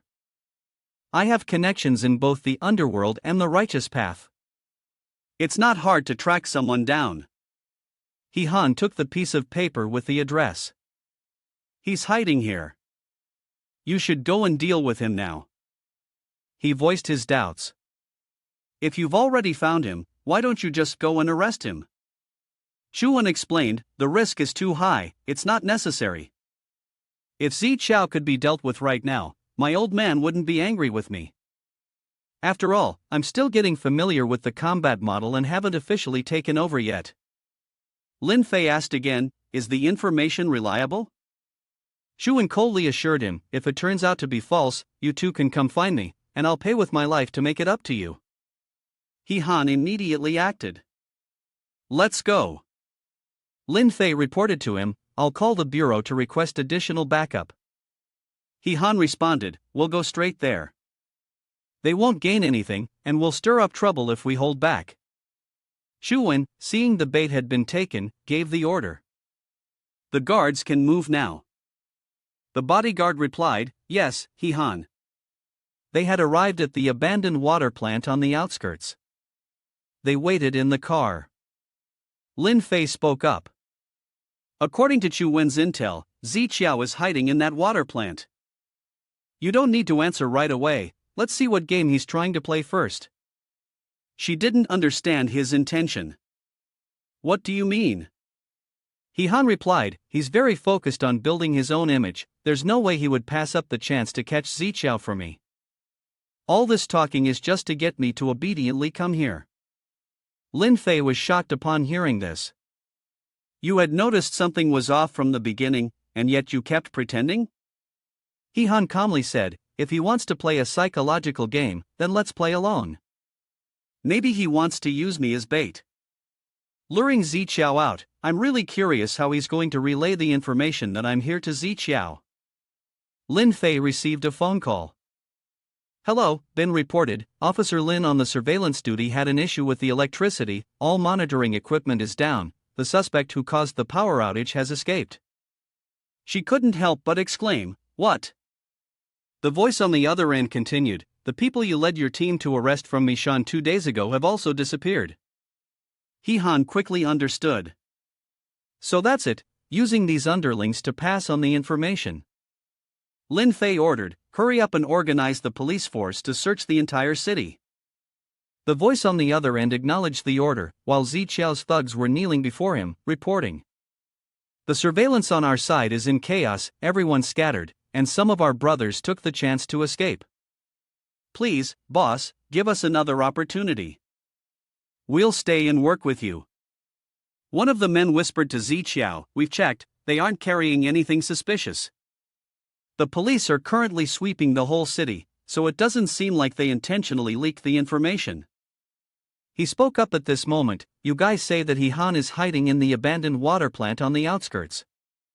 The whole group confirmed it. That's right. Last night, I heard someone from the intelligence agency say so with my own ears. At that time, he said, I can't go drinking tonight. I have to go to the abandoned water plant on the outskirts to protect He Han. He's already moved there now, afraid of being assassinated. Ziqiao couldn't help but laugh, so that's what it is. What a clumsy performance. You want to use this trick to lure me into a trap, huh? The person beside him chimed in, the best thing is to just ignore it. But Ziqiao knew that, regardless of whether it was a trap or not, He Han would definitely show up there. And that was enough. As long as that great person was there, any tricks would be useless. At the same time, on Chu Wen's side, they were also very pleased. The bodyguard was flattering him. Young master, this move of yours is truly brilliant. Whether it's Ziqiao or He Han, they're both being led around by you. He spoke, I'll just wait until those two are so battered from fighting each other that I'll appear suddenly, like a divine warrior, defeating all opponents and becoming a legendary figure. After that, I can just quietly watch the show. At the abandoned water plant on the outskirts, several cars had already arrived. Lin Fei spotted them through the binoculars. They're here, they're here. He Han asked. Is it Ziqiao? She confirmed, yes, it's him. He Han said casually, the main actor has shown up, it's time for the supporting actor to take the stage. Wan Xiang has appeared, what do you want from me? You asked, and the girl Chu Wen has surely arranged spies around to report the situation. Help me look for them. Wan Xiang, annoyed, repeated. Fine, I'm just an observer, I can't get directly involved. If you want to find them, you go look for them yourself. He Han whispered to the girl, if you help me this time, next time I will use that method on her. The girl confirmed with a single word, and He Han added, don't take it back. Seeing Wan Xiang drooling and staring at her, Lin Fei silently felt uneasy. Why was he looking at her like that? The girl immediately rushed outside. Just wait for my news, Hao explained. This system may have some strange preferences, but it's still pretty close-minded. Lin Fei darkly asked, what exactly did you two say earlier? On Ziqiao's side, his subordinates had finished searching and returned to report. Boss, there's no one here, and no one on my side either. Another man, hearing this, became suspicious. What's going on? We walked right into a trap, and they're not even going to catch us? He pulled a chair for Ziqiao, who remained very calm. Don't rush, just wait here. On the other side, Chu Wen had also set up an ambush on the mountain peak nearby. He reported that Ziqiao had sat down, but He Han still hadn't appeared. Chu Wen was surprised after hearing this. What? That damn bastard, where has He Han gone? I'm already on my way there. If he doesn't show up, what's the point of me going? He guessed that the bastard must have realized things weren't looking good and ran off, right? Shu Wen immediately gave the order. The driver turned the car around ahead. No risks today. The driver acknowledged the order. Yes, master. But a voice came from the other side. Wait, it's He Han. He Han has appeared. Shu Wen asked again, really? The voice on the other end continued. As soon as they met, they started fighting hard, both risking their lives. The situation is out of control. Shu Wen was pleased when he received the news, thinking to himself, I really am good at plotting and scheming. How can this world have such a smart man like me? Well done, I'm on my way to listen. The subordinate replied, understood, understood. With a bruised face, he turned back and asked the two of them, Big brother, I've followed your orders. Can we leave now? Lin Fei smiled brightly, raising his handcuffs. Punish him? Of course, we must. 10 minutes later, Shu Wen's car entered the factory. The driver, who also acted as a bodyguard, warily reminded him, Master, there's no movement inside the factory. He cursed, Don't be so damn redundant, by now the winner's already clear. The car rammed through the gate and drove inside, then stopped in the middle of the yard. Shu Wen stepped out of the car, his expression relaxed, as if victory was already in his hands. He confidently said, You bunch of trash, Grandpa's here to clean you up. Seeing Zi Qiao sitting in front of him, Shu Wen widened his eyes and shouted. Is the formation still intact like this? Zi Qiao coldly glanced at him. Where did this foolish kid come from? The thug ordered someone to bring him here. A group of hooligans marched forward, clearly in a hurry to chase after the cowardly bodyguard who had run away. Wait, I haven't gotten in the car yet. Stop. Knowing there was no way out, Shu Wen had no choice but to grit his teeth and accept the reality. He turned around, assuming a fighting stance. Don't think I'm easy to bully. Come at me. Do you think you're a tiger just because you don't roar? You're just a cat, huh? The three thugs in front of him coldly sneered at his antics. In the end, Shu Wen was beaten to a pulp, his face pressed to the ground under someone's heavy boot, begging for mercy. Please, I beg you, spare my life. The three thugs still showed no mercy. How arrogant could he be? Shu Wen could only curl up and shout in desperation. Save me. Zi Qiao coldly asked him. Where is He Han? He cried and answered. I don't know, that little brat tricked me. Zi Qiao guessed that if he had tricked you, he was probably nearby, watching the show. Then this will be easy to handle. Lin Fei asked He Han. Do you want to go over there? He replied. I knew I couldn't trust that Shu Wen. He has so many resources, yet he couldn't force Zi Qiao to take action. We still don't know what Zi Qiao's true strength is, so for now, let's just go through the motions. Later, we can follow them and see where their hideout is. But suddenly, a force surrounded him from behind. The king demon's deep voice came from behind, saying, This little rat has finally found you. Zi Qiao silently looked at the mountain peak where He Han was standing, which had just exploded. He smugly looked up. Look, the tiger has been caught by the mouse. At the same time, He Han quickly picked up Lin Fei and retreated backward. The king demon coldly watched them. Pretty quick. If it were anyone else, they would be shredded into pieces by now. The unlucky one to die in their place is that poor subordinate. He casually accepted the praise.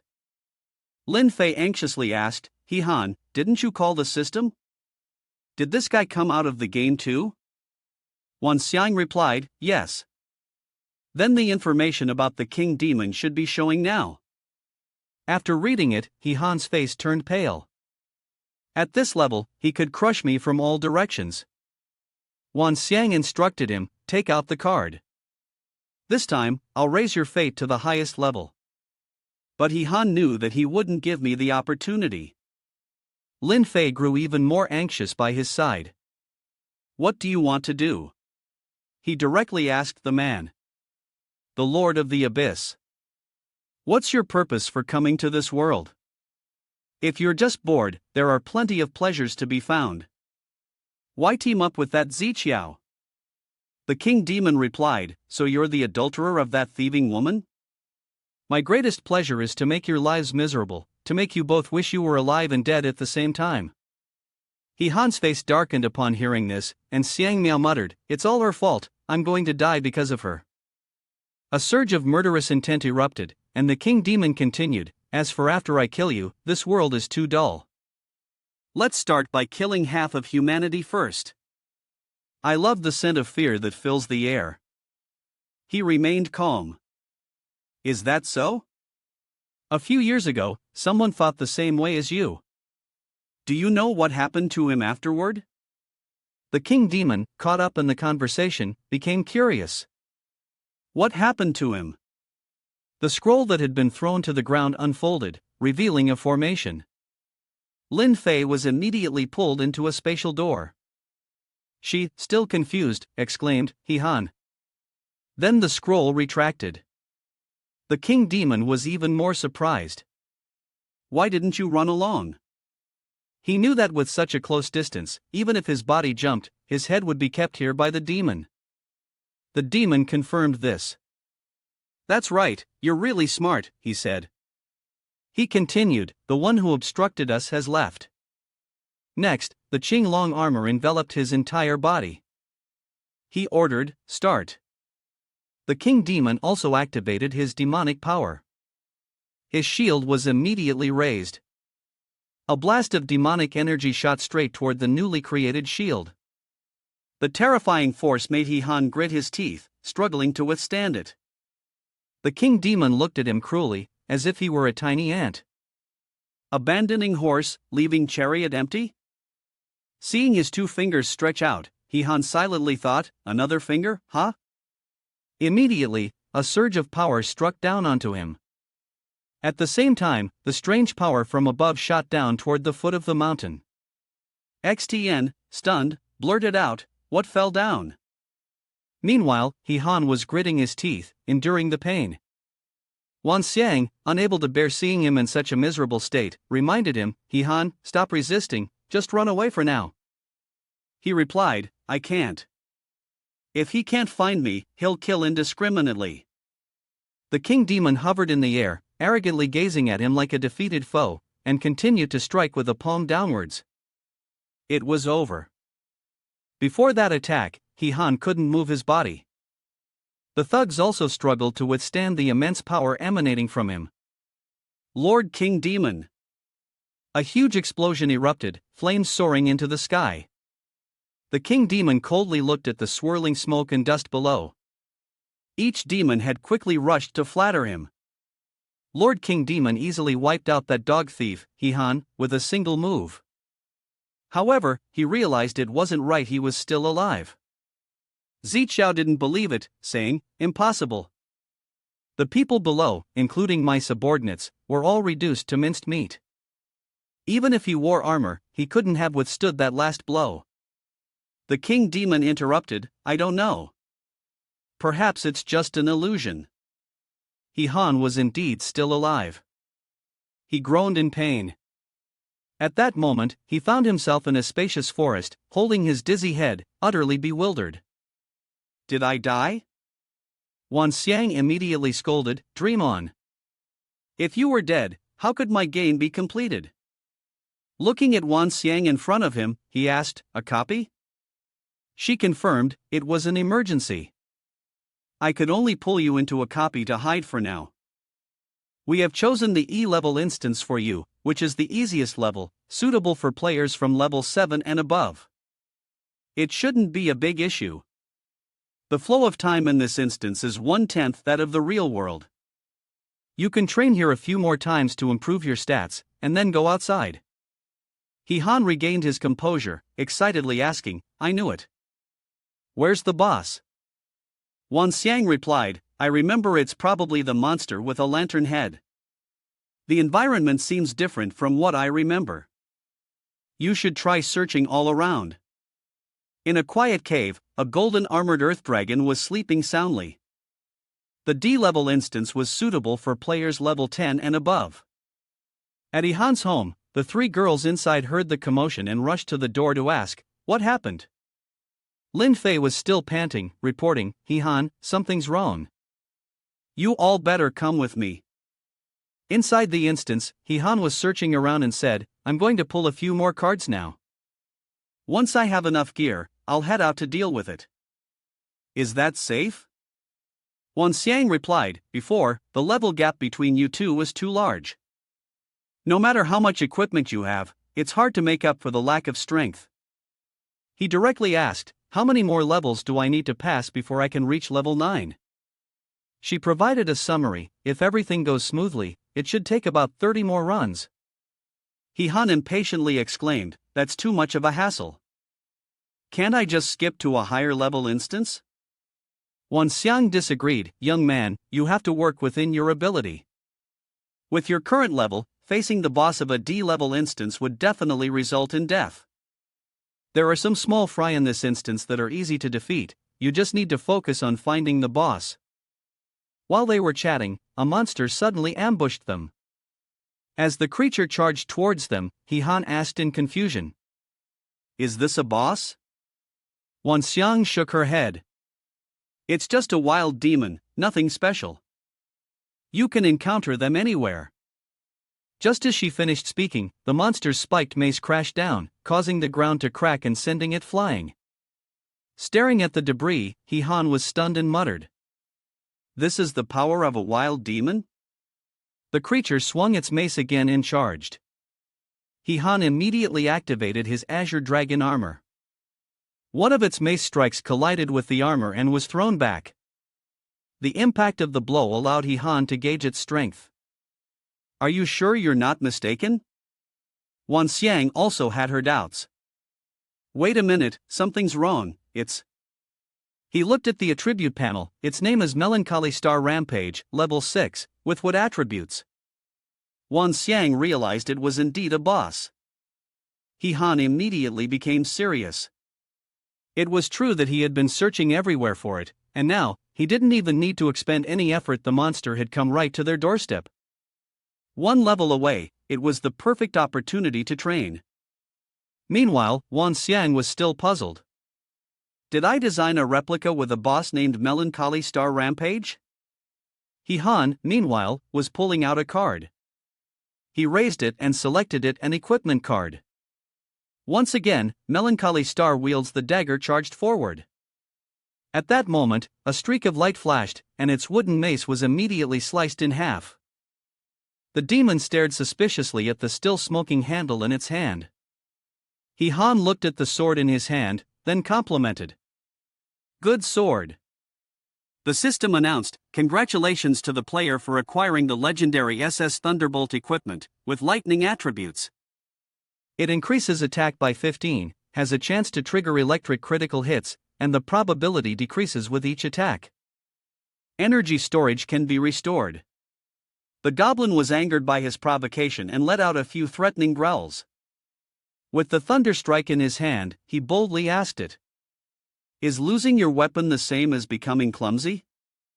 That's your opening." A sword slash flew past the goblin in the blink of an eye. Ignoring the boss that had already collapsed behind him, he focused solely on the thunder strike in his hand. The feeling was exhilarating. Looking at the massive points he had just earned, he was overjoyed. 500 experience, this was truly blood money. Wan Xiang then chimed in. "See, I told you, fighting in dungeons can level you up." The system updated his leveling progress, and his attack, defense, speed, critical strike, and mental strength stats all increased slightly.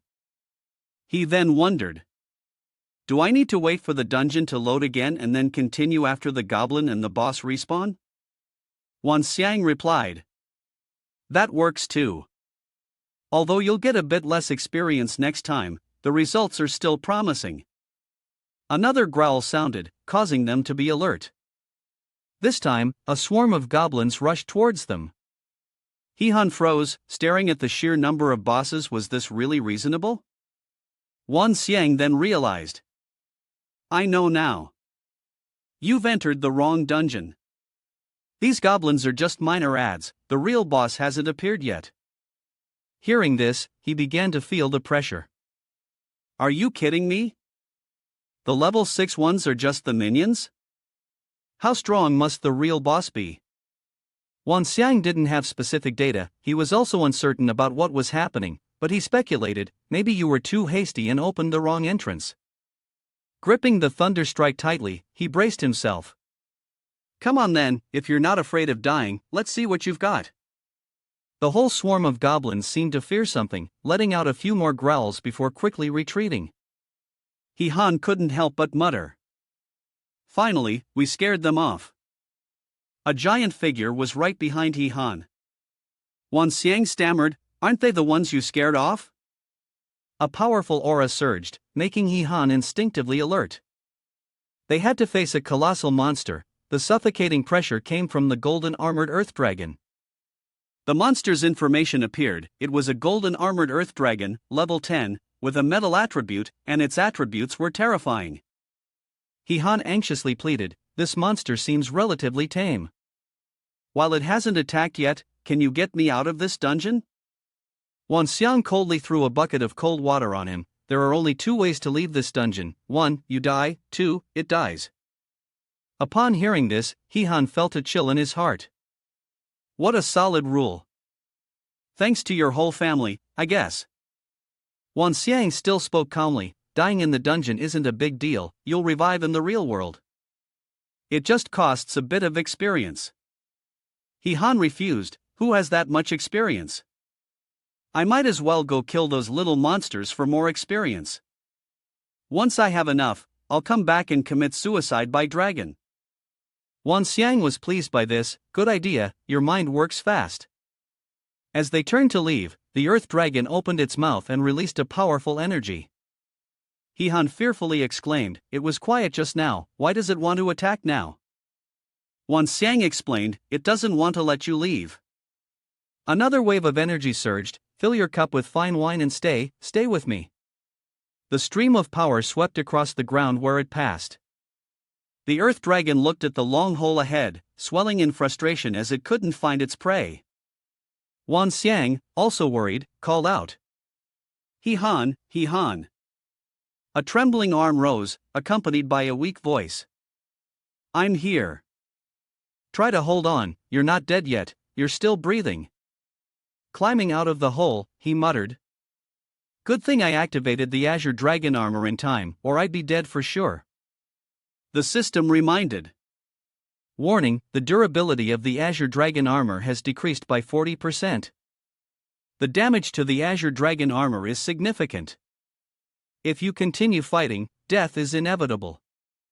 Looking back, He Han was still a bit concerned. It's so far away now, it won't catch up, right? Anyway, it doesn't look like it can move too easily. Wan Xiang hesitated before revealing. When it was designed, to compensate for its slow movements, I deliberately added a special skill. He Han began to feel uneasy. What skill? He immediately got an answer from reality. The black hole's gravitational pull from the earth dragon's mouth activated, and He Han was sucked back toward it. He swore. Damn it! Sticking his spear into the ground to stabilize himself, he shouted. System, whose side are you on, anyway? Wan Xiang also felt guilty. I didn't expect it to be used on you. Stop struggling, let go. This time, He Han held on tightly to the spear lodged in the ground. I can't. My Azure Dragon armor is already broken. If it takes another hit, I won't stand a chance against the Deep Domain Lord. Hurry up and see if there are any props that can help.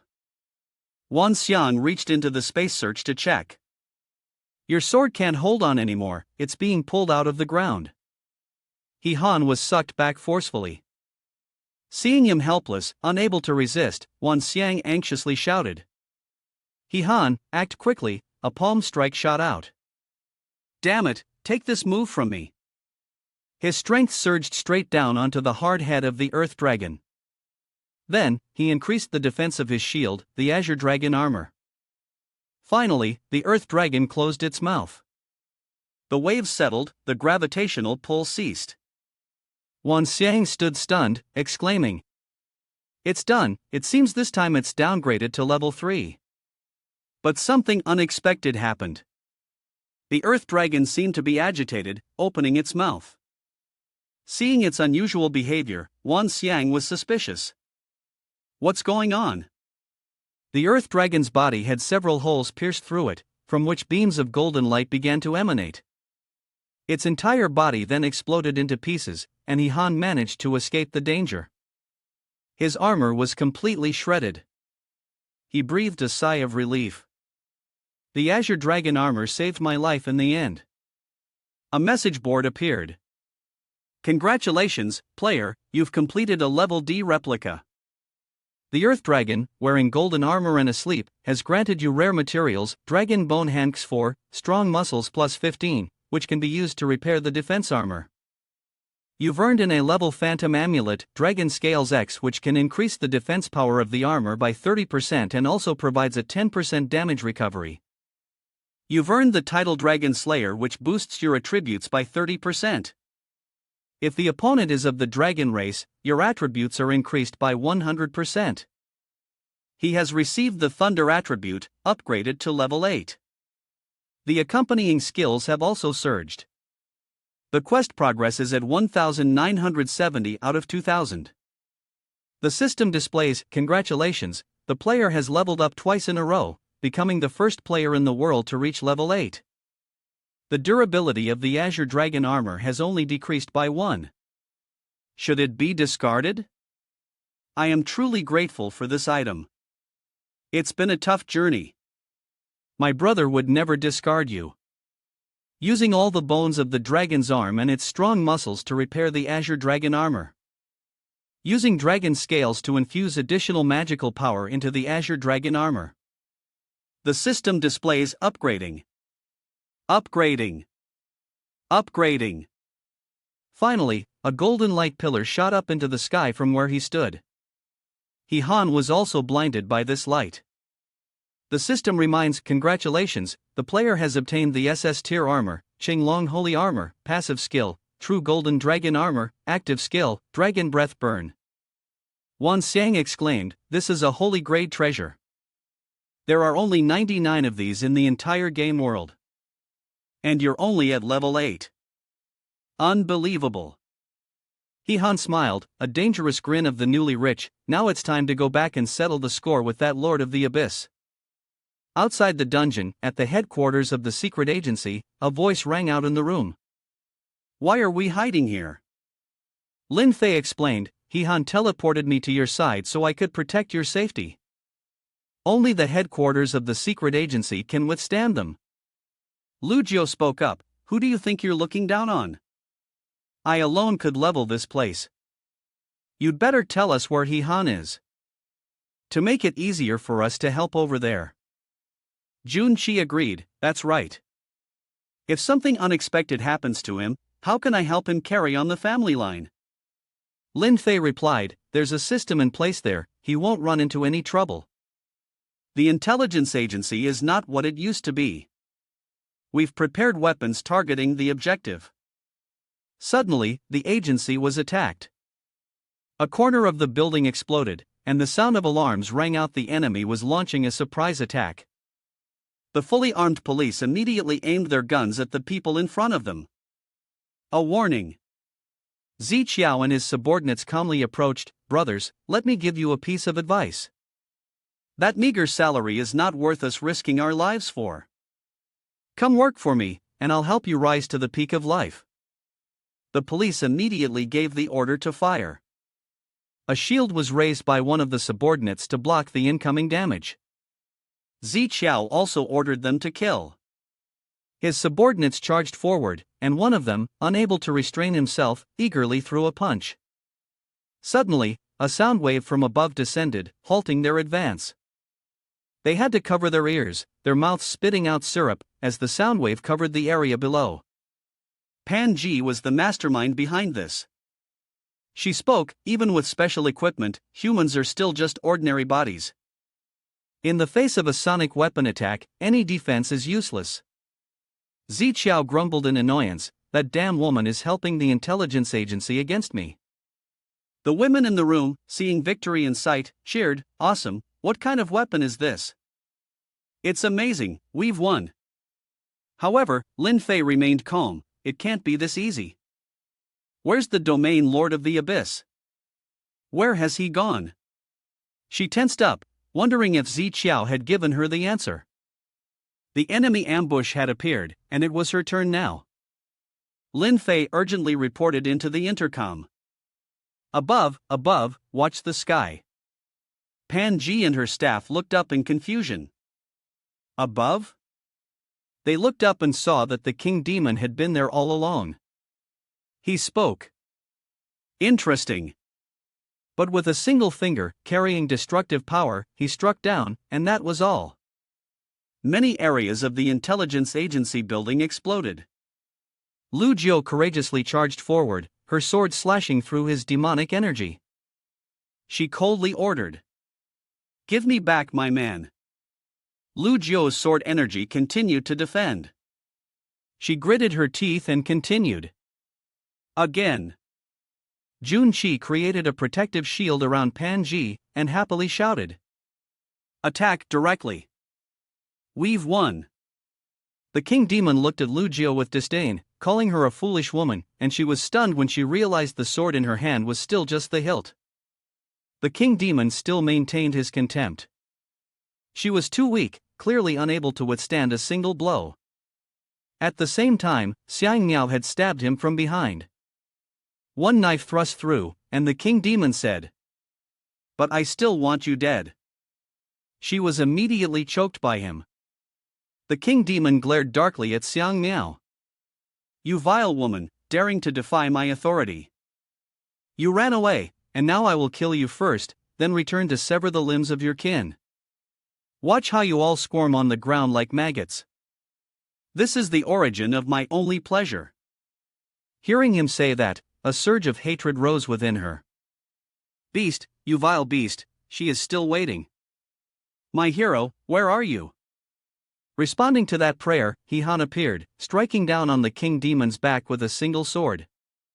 The force was so great that it created an explosion upon impact. Ziqiao stood frozen, unable to utter a word. You again." Lin Fei let out a sigh of relief, knowing he was tougher than expected. She realized her words were off. Why did she say tougher? Lu Jiu added, "This guy really knows how to pick his moments." The king demon collapsed, the ground trembling in astonishment. "How is it that you're still alive, you brat?" He held Xiang Miao in his arms, standing tall as if to say, "Look at me, do I look the same as before?" Then he answered, "I went to hell for a trip, but unfortunately, they wouldn't take me, so I came back." Ziqiao couldn't believe it and blurted out, "When did this bastard learn how to fly?" Wan Xiang also reminded the others, "The flight spell lasts for only a minute, I advise you not to show off, land now." He Han was shocked, thinking, why didn't she say that sooner? Seeing him distracted, the king demon grew furious and released his power, muttering something under his breath. A wave of demonic energy shot straight down at him. He Han also held Xiang Miao, leaping downward, falling into the demonic energy, which transformed into an arrow, chasing after He Han's figure. Pan Ji watched in concern, shouting, "He Han, be careful." Seeing that, He Han was a bit surprised. He could still dodge? Just then, a vine shot up from below. Zhong Jun tightly grabbed He Han's legs, leaving him stunned. "What's going on now?" Ziqiao praised his underling. "Well done, he's so confident. No one can break my steel vines. He's as good as dead." From a distance, Pan Ji only heard an explosion. Lin Fei was also deeply worried. He Han, she silently blamed him, he was already drained by the Lord of the Abyss's move earlier. Why is this fool choosing to seek death like this? King Demon was very satisfied. This time, I'm truly crushed to pieces. Let you die happily like this. Heh, you've been given too much. Ziqiao gave another compliment. Well done, you've made a big achievement. He happily responded. Thanks, boss. They didn't expect that Han had appeared behind them, speaking up. That was close. His words made both of them stare in shock. How did you manage to get here? He replied. If I couldn't escape, I just followed the tunnel through. The group of thugs immediately rushed forward. Damn it, go protect the boss. Xiang Miao immediately stepped forward for him, kicking them back. Do you think a bunch of small fry like you are worthy of facing the main character? She quickly dealt with them. That's right, step back for me. Lu Jiao also cooperated smoothly. She swung her sword and shouted. Anyone who stands in the way must die. Seeing this, Ziqiao turned to the person next to him. King Demon, please kill these women first. The man acted immediately, dark energy swirling in his palm. A noisy creature appeared, and a surge of power, carrying divine fire, shot forward. The three women were stunned, unsure how to react. Han immediately appeared, a hero saving the beauty. Each of his swords shattered the enemy's attacks, keeping all three of them safe within his protection. King Demon could hardly believe it. What? My divine fire strike was actually blocked by you? Looking at the thunderclap in his hand, he sighed and said, it wasn't convenient to act earlier, but let's see now. Sure enough, it was quite thrilling. Ziqiao, standing to the side, was envious and thought to himself, what on earth has this bastard encountered during his time away? Not only has his strength skyrocketed, but even his weapon. King Demon refused to admit defeat and gathered an even larger divine fire. This is impossible, you must die now. Han calmly swung his sword. The demon remained confident. You think you can threaten me with such a feeble move? But he suddenly realized that it wasn't right. If he got hit, he would surely die. King Demon, overly confident, was struck by the sword light and fell to the ground. He exclaimed, that was too close. Before he could recover, Han lunged forward, striking again. The demon warned him, stop showing off, the lightning power on your sword is depleted, it's just a useless piece of iron now, it can't hurt me. Han coldly glanced at him and listed off. First, even without magic, my sword can still chop you to pieces. Second, who says lightning power can't come back? As he spoke, a surge of lightning energy rained down from the sky. King Demon couldn't believe it, stammering, absorb. Absorbed it back? Han's thunderclap power strengthened, absorbing the newly replenished energy. He looked down arrogantly at his opponent. Are you satisfied now? The man turned pale when he witnessed this strange occurrence. I've roamed freely across different worlds for 800 years, encountering countless powerful figures and fierce enemies, but I've never encountered anyone like this before. After saying that, the King Demon was immediately struck by a lightning bolt from Han. Han looked at the lifeless body of the King Demon on the ground, but he sharply sensed that something was off. Looking at the corpse torn in half, he guessed it was a shedding cicada. The King Demon shifted back to Ziqiao's side, who was cursing. Damn it, you're forcing me to use my reincarnation skill. The system reminded him that the Realm Lord of the Abyss had a level 8 display. Han looked at him with disdain, thinking this was some kind of high-level boss. Turns out, he was just a turtle who had turned into a spirit. At a critical moment, even his shell wasn't worth protecting. The King Demon screamed. Presumptuous. Don't think that just because you have the sword of destruction, you can look down on me. Ziqiao, let's charge together. But just then, a sword from behind pierced through, teaching him what it meant to experience the malice of human nature. Han, standing across from him, was also shocked. What? Ziqiao increased the force in his hands, scolding the King Demon. Useless, what a waste of time calling you out. Since you're no longer useful, become fertilizer for me. The King Demon was speechless. Ziqiao, with a wicked grin, drew his sword. The King Demon collapsed, cursing at him. You won't die in peace. Ziqiao, benefiting from the situation, looked at He Han and thought, "You've worked hard. He Han, if it weren't for you, how could I have so easily killed this king demon?" He Han was extremely angry, not sparing even his teammates. He could not let him survive, he must not be allowed to continue his evil deeds. He spoke, "You are the true king demon." He raised a card imbued with swirling power. "That hatch, today we shall settle this matter once and for all. I will use the pair of legendary items I've collected to send you straight to hell." Wan Xiang immediately reminded He Han, "Be careful, he has at least 2 S-grade treasures and 3 A-grade treasures in his possession." Ziqiao was in the process of perfecting his armor, his strong unicorn arms providing plus 300 strength, plus 30 critical damage, powerful explosive wires offering plus 90 strength and plus 20 speed. The exorcism chainmail gave plus 100 defense, combining with the battle armor which added plus 90 defense and plus 60 critical damage. The speed boosting armor increased defense by plus 30, agility by plus 30, and healing by plus 40. The royal crown helmet granted plus 100 mental strength and plus 100 healing. The cloak of mercy reduced the opponent's attack and speed by half. The legendary weapon, the dual magic blade, ignored any physical defenses and had the strongest armor-piercing power in history. Ziqiao, proud and showing off, boasted, "With all this equipment on me, how do you plan to handle me?" A grenade was thrown, causing him to freeze in shock. A terrifying explosion followed. He Han, standing nearby, clapped his hands in praise.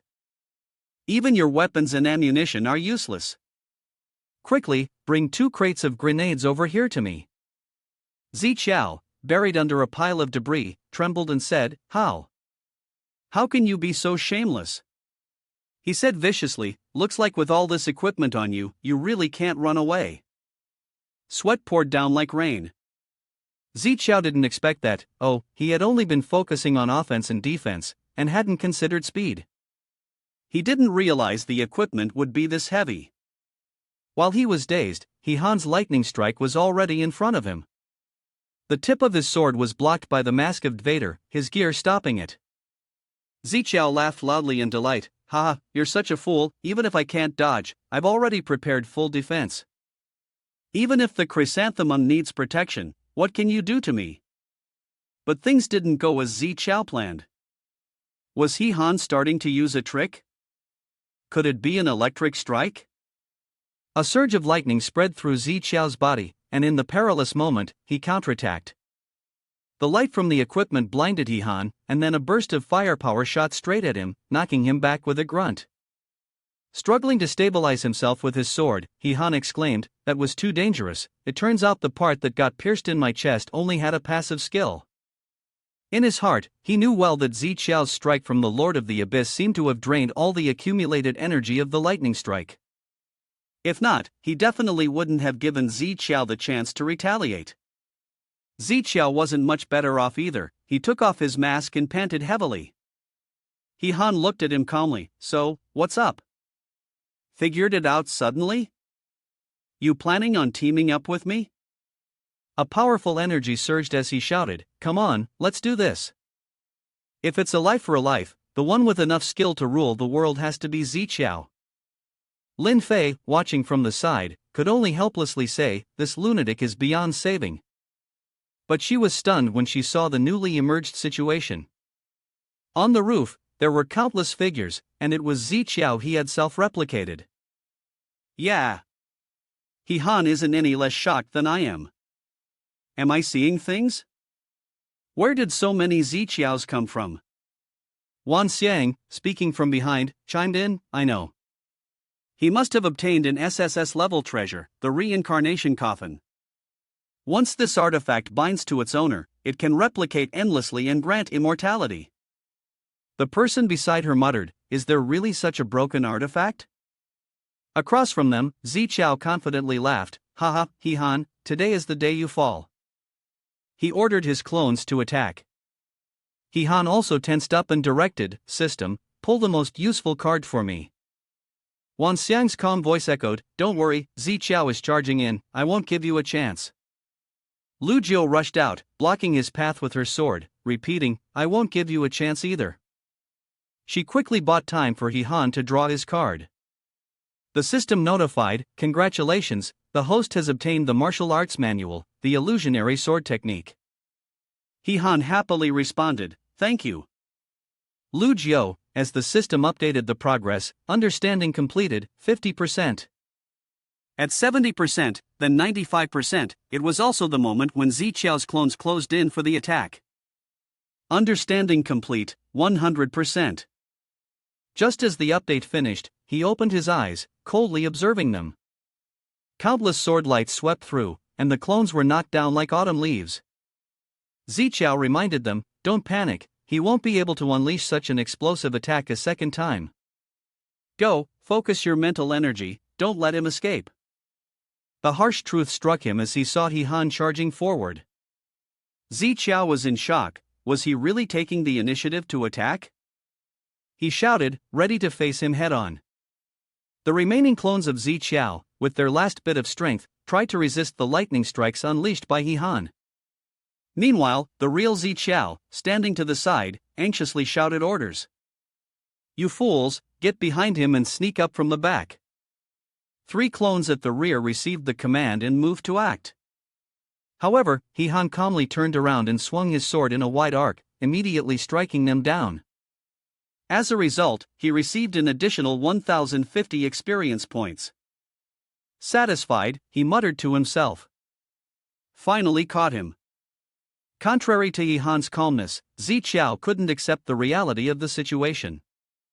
You again," He Han continued. "Although you have many subordinates, I've identified 3 weaknesses of yours." Hearing this, Ziqiao laughed loudly. "Weaknesses? Does that mean I need to kill 3 more identities to get rid of them?" "But if I do that, they'll just go berserk." "Didn't you say he's practically immortal now?" He Han remained calm as he listed them one by one. "First, the resurrection coffin can only replicate, not bring you back to life, so you're afraid to show yourself. Second, these replicated bodies existed before you killed the Lord of the Abyss, so they're still level 6. Third, they don't pose a threat to me. They can accumulate experience, and the more they kill, the stronger they become." Ziqiao's expression darkened as he responded. "Judging by your expression, it seems I've hit all the marks, haven't I?" Lin Fei couldn't help but admire him. Even in such a brief skirmish, he managed to quickly gather crucial information. It was clear that he was a born fighter. But why did he say such things? Wasn't this to prepare Ziqiao? The real purpose of He Han was simply to continue, "I want to level up to level 15, and I have to rely on you all for that." Ziqiao was unwilling to be a stepping stone for the enemy. He glared at him with a dark expression. He himself had personally killed his own clone. Amid the shock of the remaining ones, Ziqiao spoke up, "The river silt does not flow to foreign lands. Our common enemy is He Han." As a result, he gained 350 experience points. "So, you all might as well obediently become my sacrificial offerings for leveling up." The other 2 angrily questioned, "What the hell is this? Why should we do this? You want us to pave the way for you? You want my life? It's not going to be that easy." A ruthless strike from Ziqiao swept through. "Stop talking nonsense. You don't have the right to choose." He Han, on the other side, also joined in the massacre of his clones. Let's see who is faster."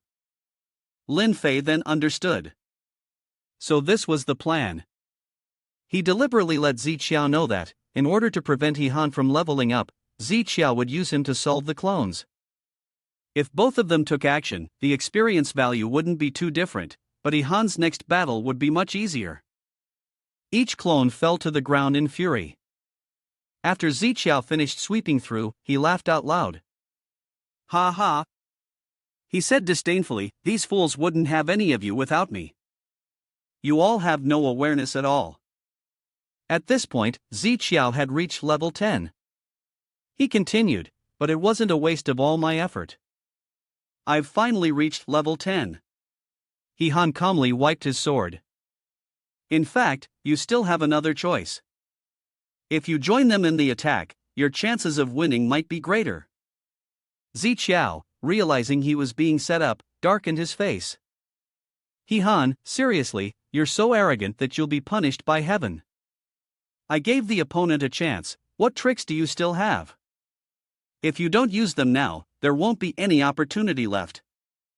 Ziqiao had to remind himself to stay calm.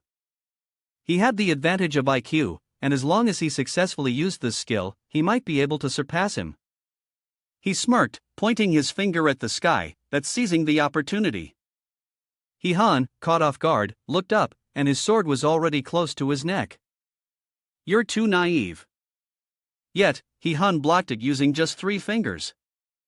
This left Ziqiao stunned, his eyes wide open. Level 13 and you're still trying to do something? How can you block with just your fingers? He returned the question to him. The naive one must be you.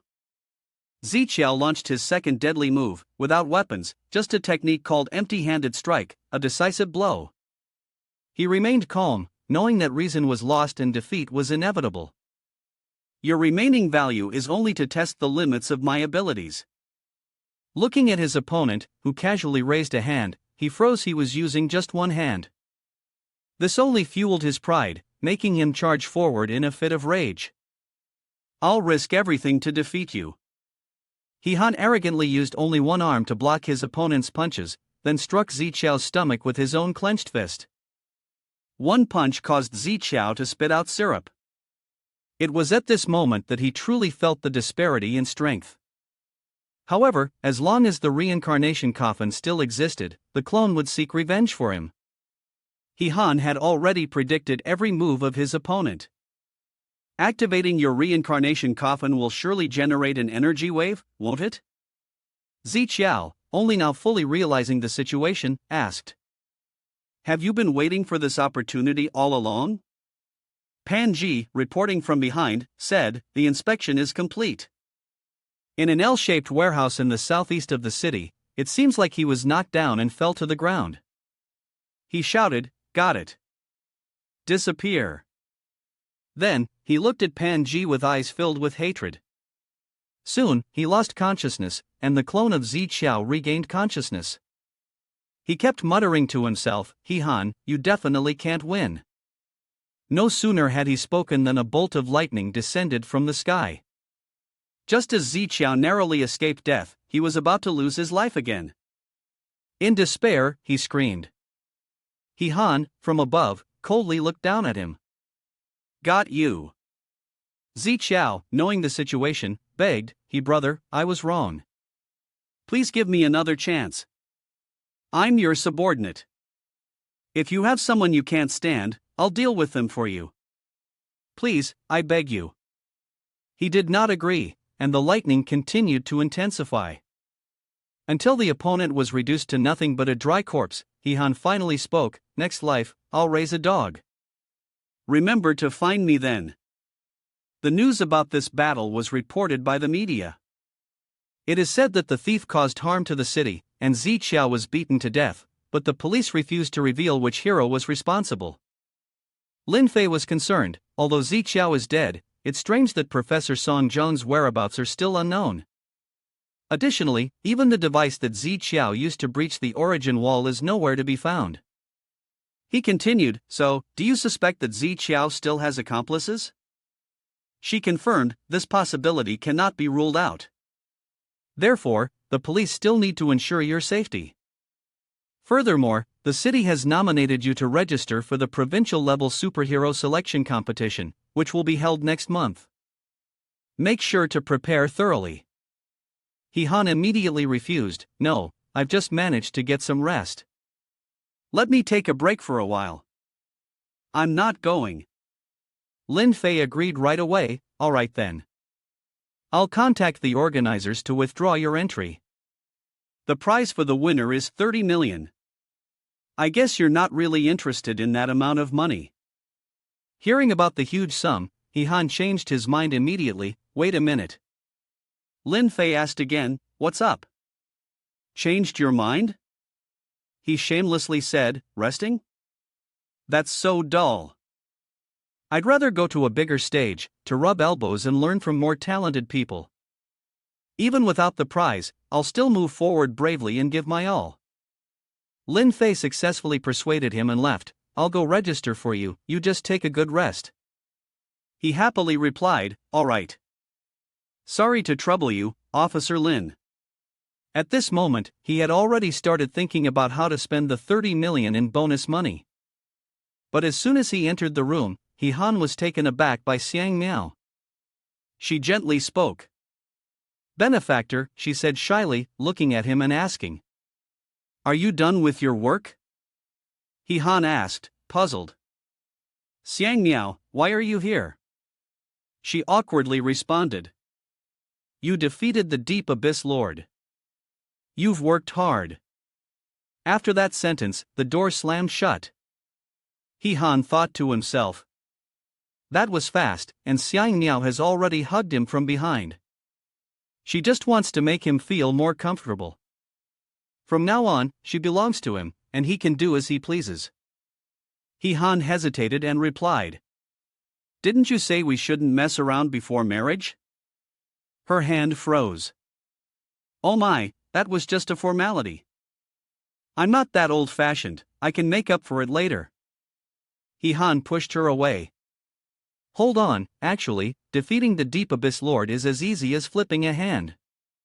You didn't need to make such a big sacrifice, you should hurry back to reunite with your people. He thought to himself. One wrong step and everything can be lost, too many women will only wear him out.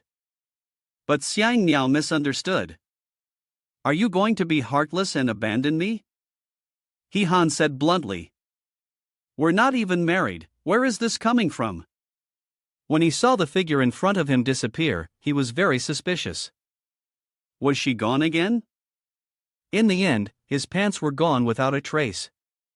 Where did his pants go? Even the clothes disappeared, and all he could do was blink in surprise. The figure of a person in clothes rushed towards Han, causing him to yell in shock. Xiang Miao sat on top of him, stubbornly saying, there's no point in explaining further. Anyway, today I am determined to make things work between us. Han tried to persuade her, no, you don't mean to kill me after everything, right? He realized that she wasn't wearing anything underneath. Xiang Miao responded, how could I? You are my husband, how could I kill you? Who has bad intentions toward you? I'm the first one to oppose that. It seems like you've been enlightened, right? Her goal is to defeat the Deep Territories Lord and protect her people, not to monopolize her own tadpoles. Once she has what she wants, the future will see those other girls trying to kill her, but she will protect me. Now that we're at this point, if you still resist, does that make you a real man? By the time the night grew late, Han, exhausted, woke up after the battle. Looking beside him, he found no one there and wondered, where did she go? Left so early? That was truly an unforgettable experience. That twisted system didn't show up to disturb him either, but he was certain she was hiding in the dark corner, observing carefully. Just then, Jun Qi and Lu Jiao entered the room. Seeing them, he shouted, what do you two want? Let me warn you, I'm a level 10 boss. Using force against me won't work. Neither of them was scared and both walked toward him. No need to stubbornly resist. The system's big sister already agreed with us. Just during the safe period, I'll temporarily seal your abilities. Right now, apart from physical strength, you have nothing. Wan Xiang said with a wink. No need to be polite. Han's face darkened. What do you mean? Are you forcing me? Xiao He, hurry up and save me. Jun Qi had climbed onto the bed. He guessed who had notified them to come over. He could only blame his overwhelming strength last night, scaring people half to death, so they had reached an agreement.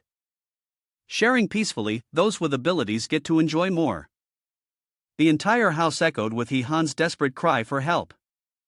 The next day, when he met Lin Fei, she was stunned by his appearance. Didn't you sleep well last night? She asked, noticing the dark circles under his eyes. He said, don't bring it up, I feel like dying. Why did you urgently call me here? What's going on? Lin Fei handed him a document. This is the intelligence on the elite tournament gathered just last night. Take a look. He Han immediately opened it and said, with my level, winning the championship is a piece of cake. Why bother gathering intelligence? She suddenly made a suggestion. You're too optimistic. Right now, I suggest you immediately withdraw from the competition. He Han raised his voice in shock. How could that be? Lin Fei reminded him, there are 35 competitors from the entire province, and with your rank, you're barely 11th, but last night, your rank was 3rd. This proved that He Han was also surprised. Everyone knew how to level up quickly, but how had they managed to do it? Lin Fei presented an information sheet, which listed the rankings of the top 100 individuals in the entire province. However, based on my research, 21 of them had mysteriously disappeared over the past 2 days. It's the kind of life where you never see the person when they're alive, nor see their body when they're dead. Upon hearing this, he immediately understood. It seemed there were still many clever people who had figured out that they could hunt each other down to level up their experience. It was just a competition, yet so many ruthless people had appeared, and the competition was truly fierce. Lin Fei continued, their ambition to win far exceeds our expectations. To ensure safety, we should thoroughly research and then cautiously make a decision, so I suggest this to you. He agreed without hesitation. I withdraw from the competition and leave. After just finishing a life and death battle with Zi Qiao, there's no need to risk my life like that. Lin Fei responded, all right, I'll report it to the province. The city of Tandong has been peaceful for a while now, so you can take a break and relax. After that, He Han left the office, conversing with Wan Xiang as he walked. How's the system data collection going? Can you fix the game's bugs? The girl replied, it's still too early, you should keep trying. It's best if you keep at it and play several rounds every day. Hearing that, He Han's face fell. Several rounds every day? That's too much, it's beyond my tolerance. This did not faze Wan Xiang in the slightest. I'll make you some holy oil. I hear it's very effective. Her enthusiasm made He Han grit his teeth and respond, thank you. For that. Suddenly, he sensed danger from behind. Someone had unexpectedly attacked He Han. Just in time to dodge, he quickly asked, who is it?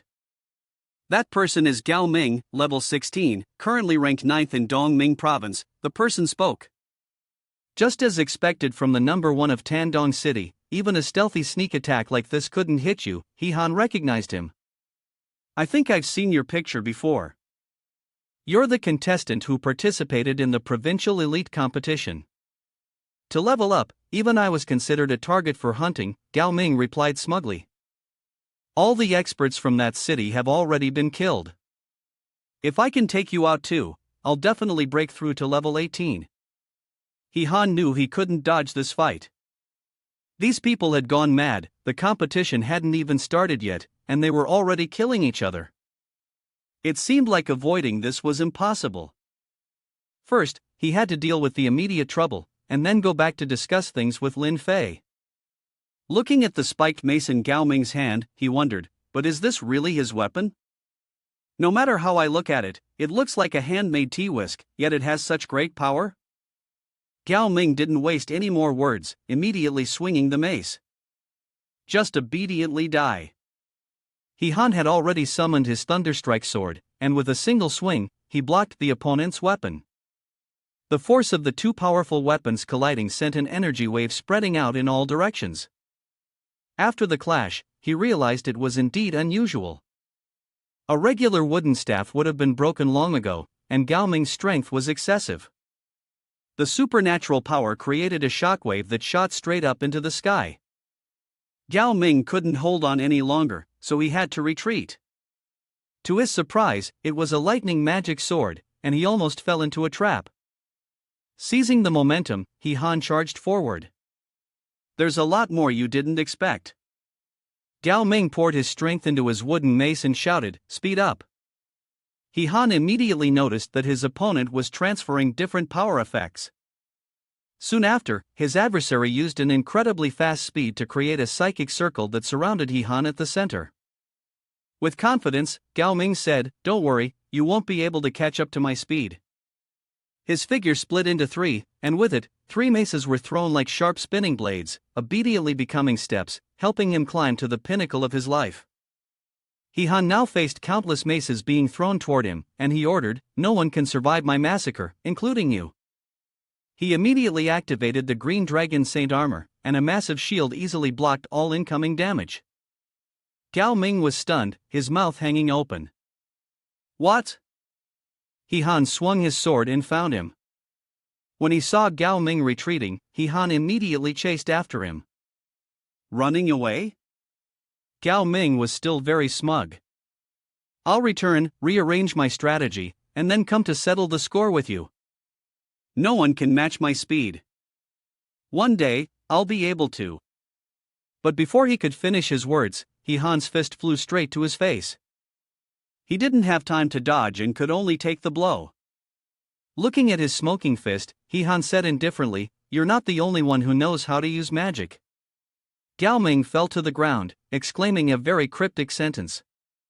"Kill me, you really chose the wrong target." The ambulance and police car had also arrived. The medical staff was lifting the stretcher. "Wait, I need to verify the identity of the perpetrator," one of the staff said hesitantly. Given the current situation, it seemed like Gao Ming, with his swollen face and mixed up teeth and lips, had prompted the staff to continue. Even his own mother wouldn't recognize him. Lin Fei had no choice but to concede. "Fine, take him away. If you can save him, save him. If not, don't force it. Even if you save him, he'll just be a cripple." Her gaze suddenly fixed on something. "He Han, you're really dirty." He was sitting in the distance. Lin Fei walked straight over to him. "Gao Ming won't be the last. For safety, I'll request the highest level of protection from the higher-ups." He refused. "Not necessary. If you don't care, then I'll just go in myself." "How are you going to mix with them?" "I've decided to enter the elite competition." Lin Fei asked again, "Are you sure?" "Once you enter the competition, you'll face even stronger and more dangerous enemies." He knew, no need to fuss. "Just eliminate them. Register for me. When you get back, inform me of the rules. I need to study them quickly. Also, as for interrogating Gao Ming, I always feel like he didn't just want to kill me to level up, he definitely has other motives." Lin Fei agreed immediately. "Okay, I'll make arrangements. You leave now. Then I'll be going." She kindly offered to help him. "I'll arrange for a police car to take you back." But He Han declined. "No need, no one will cause trouble for me anymore." Their images were captured by a drone. Inside a room, someone was assessing him. This person named He Han definitely had some issues. Both his equipment and combat skills were exactly like those of an amateur. "I suspect there's someone behind him, a mysterious man who has figured out Song Jiang's intentions, and thus, he feels He Han still has many hidden trump cards." He replied, "Yes, that's right. My advice is to stay away from him, or the consequences will be very dangerous." He took out a badge. Even Gao Ming had been defeated by him. "Truly a rare opponent. First, we need to recruit him, and if he doesn't cooperate, we'll have to use force." After all, the blade of the Holy Green Dragon Sword, a part of the Qinglong armor, had appeared from the badge. He coldly said, "The Holy Qinglong armor and Qinglong gauntlets, I must get them." At He Han's house, Lin Fei spoke. "He Han has sent the official competition rules from the organizing committee. You're reading the information now. The official competition will be in 3 days. There's quite a bit of time before then. It looks like the committee is worried the competitors might cause more trouble." Lin Fei gave a slight hum, and Lu Jiu interjected, "Group stages, semifinals, finals, it means they won't just be playing one match." Jun Shi followed up, "But there's no information about groupings. How are we supposed to know who our opponents are?" Huang quickly proposed a solution. That's simple. Just tell me where the organizing committee is, and I'll go steal the list. Problem solved. Lin Fei frowned when he looked at the other three people. Why did they look exactly like peacocks in heat? He Han was also helpless, but decided to focus on the important matter first. The notice required all the players to register the day after tomorrow, so they had to set off early the next morning. As long as they reached the competition venue, no one would dare to cause any trouble.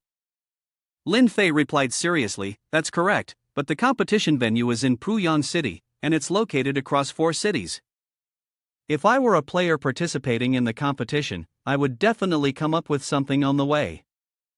Lu Jiu volunteered for the task. I'll escort He Han there. If anyone dares to cause trouble, they can just ask my blade first. Jun Qi and Xiang Miao also spoke up. I'll go too. Me too. Suddenly, the doorbell rang. Both Lin Fei and He Han looked toward the door cautiously. Lin Fei immediately picked up the intercom and asked the security personnel. Team 1, Team 2, who pressed the doorbell? Team 1, Team 2, Lin Fei asked a second time, but the intercom had no response. Lin Fei grew even more tense, as no one answered. Is the intercom broken? He Han asked. For them, killing someone is much easier than cutting off an intercom. He then stepped toward the door. Don't ring the bell anymore. As soon as he opened the door, the person outside greeted them. Good evening, Mr. He. A player from Qingyan City, a level 17 jester, currently ranked 8th in the province, bowed respectfully. I was ordered by my master to come and pay a visit to you.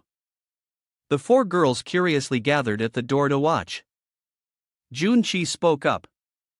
Level 8 jester, are you here to kill He Han too? Lu Jiu, with a sneer, said. With me here, you can dream on. The friendly clown explained, you've misunderstood. Right now, the organizers have strictly prohibited the contestants from slaughtering each other. How could I dare to do that? I'm only here to deliver a message on behalf of my master.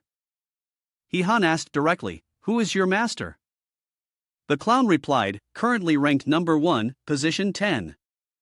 Lin Fei picked up the information report and read it again, realizing that X's identity was very mysterious, and even the rank was unclear.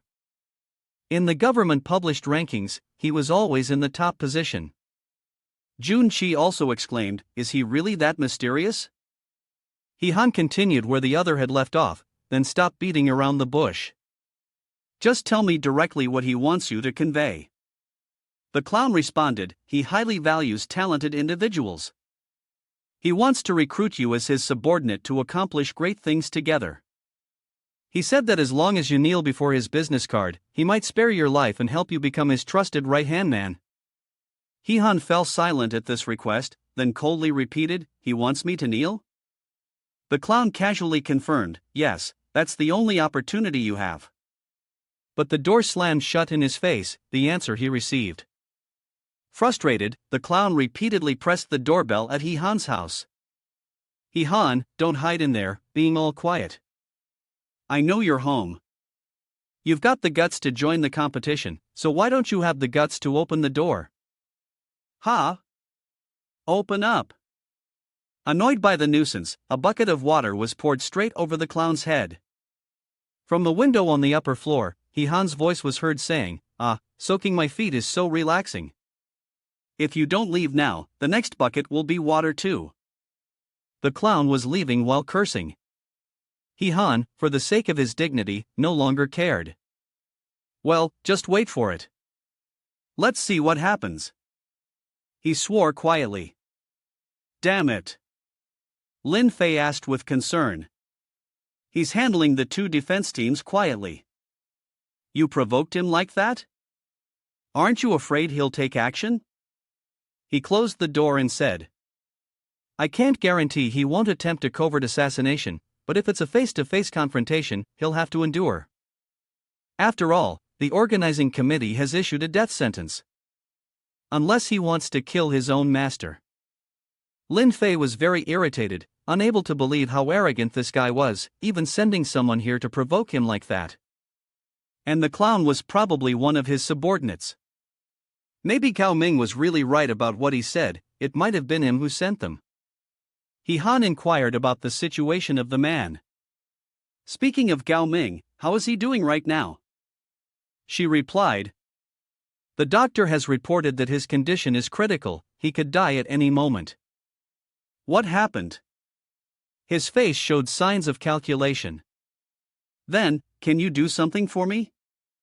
The next morning, at X's building, the clown from yesterday angrily reported Han to his superiors through a screen. He stripped me of my position. This Han is really too arrogant. Boss, can we just let him off the hook like this? Give him a little more warning, don't stir up trouble, and don't forget the competition committee's prohibition. The supervision team is not something you can mess with. He knows. Don't worry, I'll make sure there's no slip up. Once he's out of the way, I'll eliminate him and steal that thing back for you. X ordered the clown. The competition starts the day after tomorrow, hurry back, don't waste any time. He agreed immediately. All right. When the screen turned off, only Song Jiang and X remained in the room. He voiced his concerns. Why do you want the clown to kill Han? What if the surveillance team finds out? X responded in a cold tone, Professor Liu, when did I tell him to take action? I just reminded him, told him not to be late.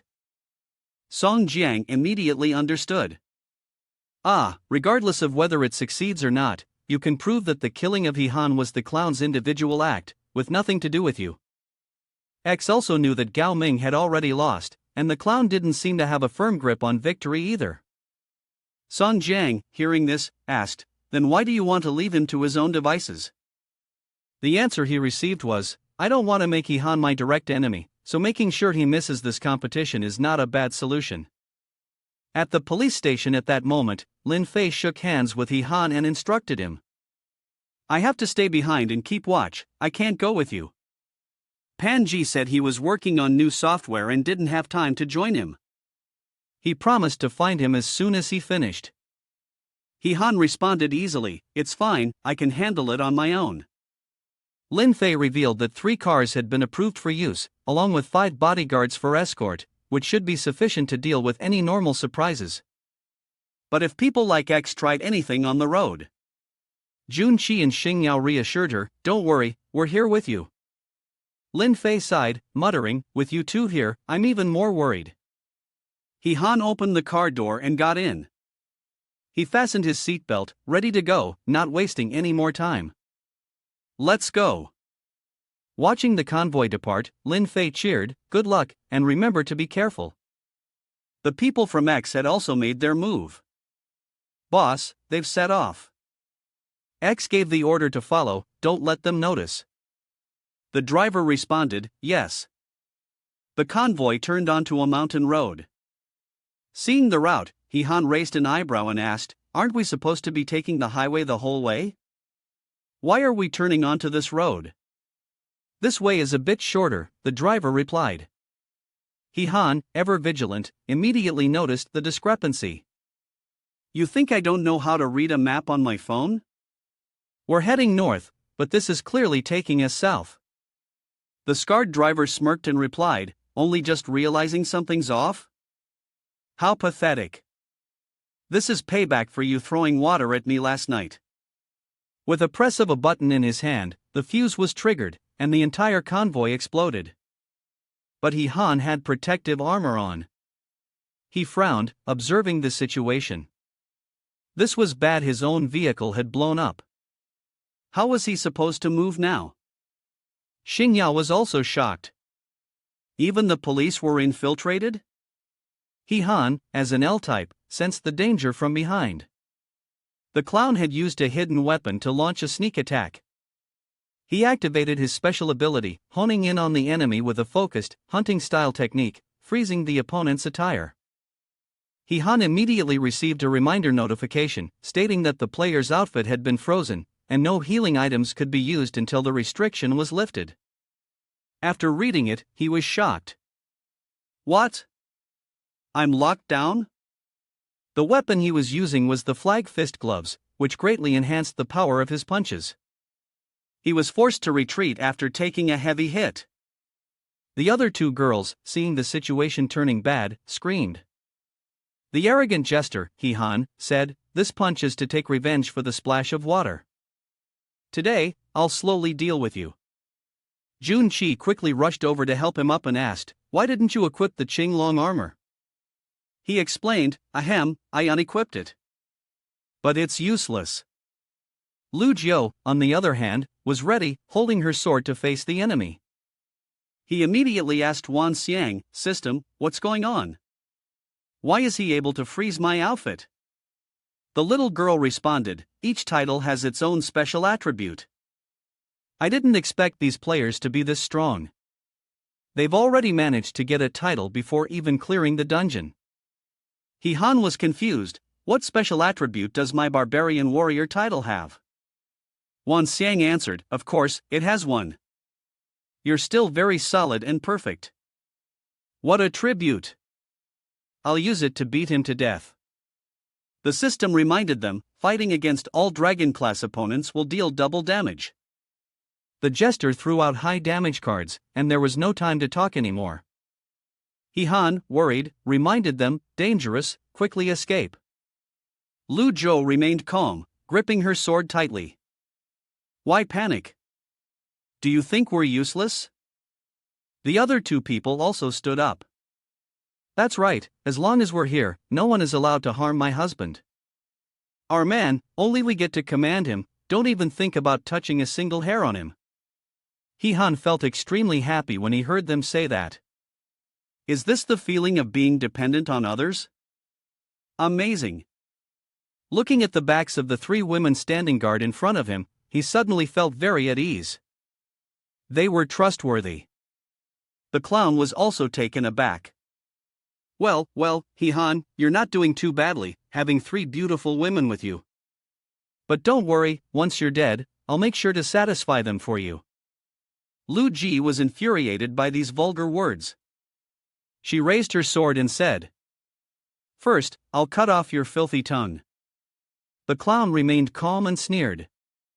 He activated his sniper focus skill, freezing the opponent's clothes, but Lu Ji, with great momentum, swung her sword, causing the freezing to fail. The reason was simple: the freezing effect only applied to the player's outfit and was useless against NPCs in the game. At the moment the sword was close to his neck, he realized that she was an NPC. After regaining his composure, his body reacted in time to dodge the strike. The consequence of his momentary distraction was a scraped head. He screamed as he saw a chunk of his hair being swept off.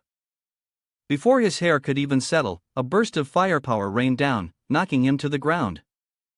An explosion erupted, sending shockwaves spreading in all directions. The clown was surrounded by intense flames, screaming in pain. "Ah, it's hot, hot, hot," Junchi coldly reminded him. "This is the consequence of being too talkative." The angry clown shouted, "Damn it, you damn women, I will use my ultimate weapon, the Clown King Bomb. Once triggered, it will invade your souls, causing you to die with no escape." Just as he reached into his pocket, he was startled to realize that his bomb was gone. Where was it? The thing he needed was now in Xiang Miao's hand. What he thought was a wallet turned out to be a grenade. Han was also very surprised. "When did you steal it?" The clown angrily criticized her. "The thief is about to die. If you have the skills, fight fair and square." "What's the point of stealing?" Xiang Miao immediately threw it back. "If it's not worth anything, I wouldn't even bother returning it." The clown, foolishly, reached out to catch it. "Oh, thank you, you're a good person."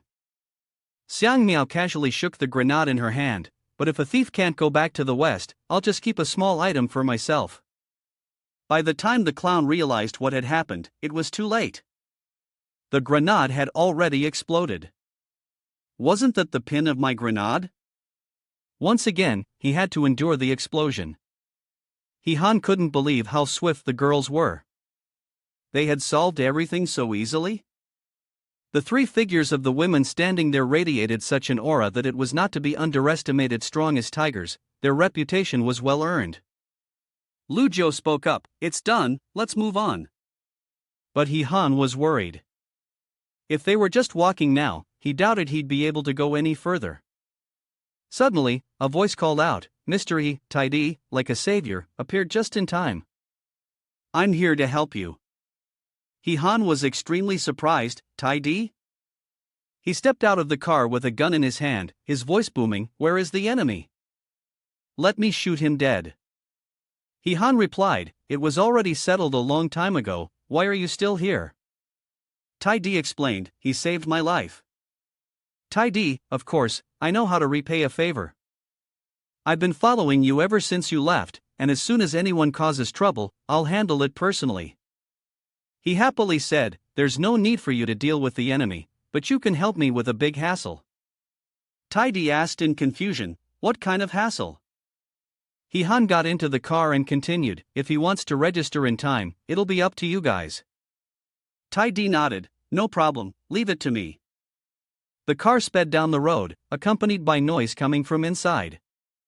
"On the road, but don't drive too fast, I'm in pain, it's a little tight, but still separated by my clothes, it's fine." Behind them, the clown lay miserably on the ground in tatters. "This matter must be reported to the boss. He Han's true identity is certainly not simple." The car had arrived at the competition venue for the elite tournament, in Dongming province. As soon as Tai got out of the car, he asked, "I thought it would be in the city center, why are we brought to this ravine?" He Han explained, "The organizers aren't stupid. If they gather unstable elements like this, once things get out of control, the entire city will be in danger. Let's go, we'll register first." Looking at the gatekeeper, he spoke, "Hello, I am the representative from Tandong City." The gatekeeper coldly replied, "Sign in." He Han asked further, "Do the people accompanying you need to wait outside?" He received the answer, "If they want to come in, they can. No one is stopping them." As he walked inside, he chatted with Tai. This tournament was truly too casual. Tai replied, "Yeah, it's just like children playing a family game." Suddenly, the scene before him left him stunned. There were so many people arriving for the event. He hadn't expected such a large turnout, and they didn't look easy to deal with. Some had already gone up, and it seemed the event was about to begin. Who are these people? Director Chen had stepped onto the podium to speak. "Welcome, talented youths, to the venue of the elite tournament. I am the person in charge of this competition. You can call me Director Chen. I am very pleased that this time, a total of 89 contestants are participating, and we will surely select the outstanding talents to represent Dongming and the national team." Someone from below, annoyed, muttered about all the useless words being said. Listening to the official talk was like hearing a mosquito buzzing. Director Chen immediately noticed him. "Contestant, what did you just say?" He had just blurted out, "I said you are ridiculous." Before he could finish, he was hit with a shot. The people around, seeing how decisive it was, were left gaping in shock. Director Chen coldly reiterated, "While I am speaking, everyone needs to remain silent. If this noise continues, my colleagues from the monitoring team will have to use their efforts to maintain order." He Han understood. These people were the monitoring team, and indeed, they had some real skills. It seemed they were all individuals with special abilities. He continued, "Our competition will be divided into 2 stages. The first stage is the survival competition, and the second stage is the PK competition. I will introduce the specific rules in detail before each stage begins. For now, you may return to your rooms and rest." After hearing this, He Han's face darkened. "That's it? After all that talking, you didn't reveal any important information. It's like talking for nothing." The others also began to discuss in whispers, clearly confused. They couldn't understand it at all, it was so casual. There was really no need to arrive so early. His assistant questioned, "Director, are you not going to mention the 3 forbidden rules?" What if they cause trouble tonight? Director Chen replied, I feel that there are still too many participants. Let them do as they wish for now. Once the number drops to about 50, then you can start managing the situation. The assistant acknowledged the order. Understood. His aim was that quality mattered more than quantity. The focus should be on attracting the right people, to select those who were truly useful. After being assigned their rooms, sounds of laughter filled the air. Junqi and Xiang Miao, like children, sprawled out on the soft mattresses in their room. They exclaimed, so soft, this is so comfortable. He Han asked the person next to him, is every room arranged like this? It's so out of place. He forced a smile and replied, maybe it's a custom design. After all, you have many female companions with you. Lu Jiu already reminded you. Why are you still standing there? Come on up. Xiang Miao also chimed in, you must be tired from the journey, right? Junqi sweetly coaxed He Han, let me give you a little break. He Han's face turned pale when he saw the scene, while Taidi, in a daze, said, I'll go over there and watch.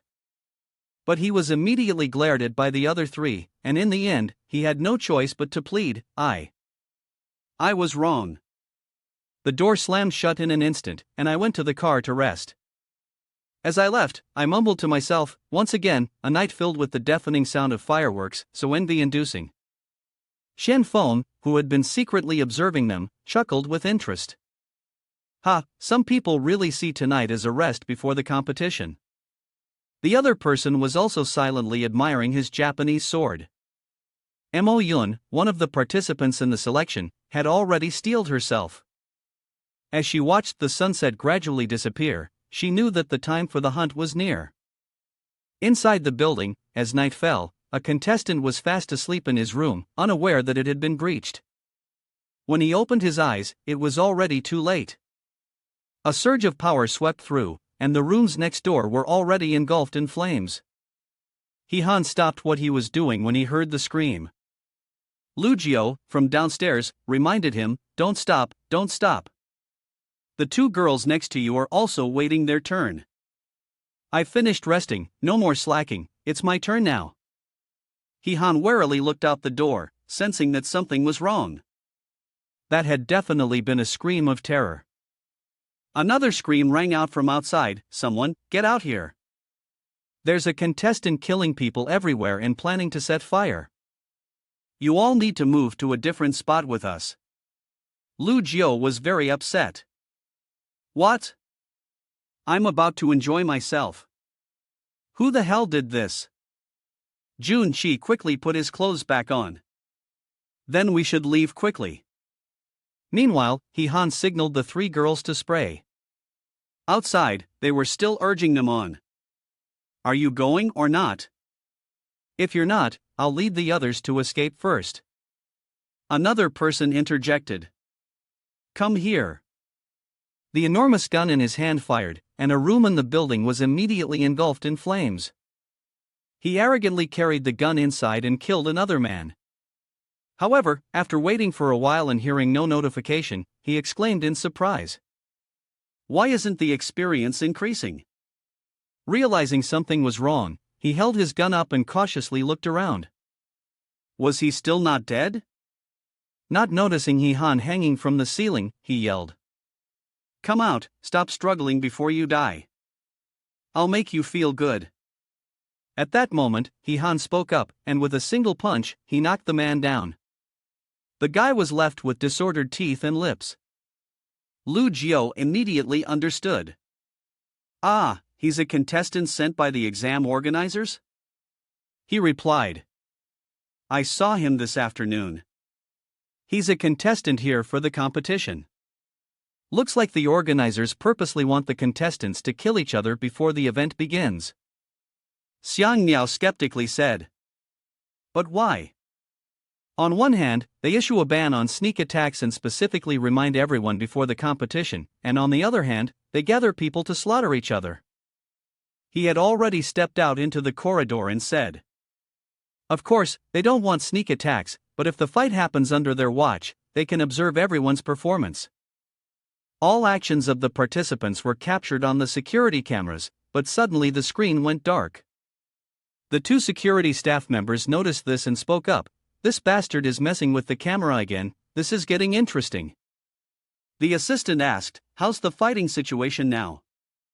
The security staff reported that the battle had lasted for 12 minutes, and only 74 people remained alive. He realized that despite so many clever people attacking in ambush, only 14 had died so far. Seems like they're all quite resourceful. "I'll take a nap. Call me when there are only 50 people left, have my subordinates report back." Understood. The building where the participants were staying was billowing with smoke. Lu Jiu was chasing after He Han and asked, "Where are you going?" He firmly stated, "I'm not just going to sit around and wait to die, of course, I'm going to stir up some more chaos." Jun Chi eagerly asked, "Are we going to join this brawl too?" He denied, "No, if we do that, the organizers will smell us out. I want to pay back the real mastermind hiding behind this." In his heart, he was looking forward to seeing who would end up playing whom. In front of him, two people were pulling each other's hair and arguing loudly. Let go of me first, you let go first, then I'll let go." Suddenly, they fell silent when a hand was placed on their heads. He coldly slammed their faces together. "Let me help you too." With swift and efficient action, He Han dealt with the two of them, then headed down the corridor ahead. His group's appearance immediately drew attention. The assistant voiced his suspicion. What's He Han up to? What is he trying to do? He didn't participate in the fight, just stayed on the lower floor. Was he planning to run away? Commander Chen gave the order, "A disobedient person like this is unnecessary to keep alive, let the wild wolf take care of him." The assistant replied, "He Han's rank is 16, it should be fine." Then he spoke into the radio, "The wild wolf is now giving you an order. Find your way to the third staircase on the east side, kill the player participating on the fourth floor. There are 3 companions with him, you can kill them all." The wild wolf, having just sent a few off, acknowledged the order. Meanwhile, He Han felt relieved. Fortunately, Tai Di had returned to the car to sleep, otherwise, this battle would surely have scared him to death. But the one who might be scared was him when a sharp spike suddenly shot up from the ground, and the 3 girls sensed danger. When the spike pierced He Han's junction, it was blocked by his armor. He Han immediately leaped upward, but the floor beneath his feet cracked as he did so. The 3 girls, who had just descended the stairs, saw their man collapse to the ground. Jun Chi anxiously called out, "He Han." He sighed in relief. "Luckily, the holy armor has an auto-detection function for danger, otherwise I'd be done for." Jun Chi and Xiang Miao kept asking, "Are you okay? Are you hurt? Can you still move?" Lu Jiu remained the same as ever, holding her sword, cautiously scanning her surroundings. "Whoever you are, come out." A wild wolf burst through the wall behind her, launching a surprise attack. The other 3 could only stand frozen, watching as Lu Jiu was overpowered by the wolf. He Han was stunned. In an instant, Lu Jiu had been defeated. He hurriedly called out, "She's not a competitor in the match, she won't pose any threat to you. If you have a problem, take it up with me. Let her go." The wolf said nothing, casting a dark look at him. In the end, it didn't comply.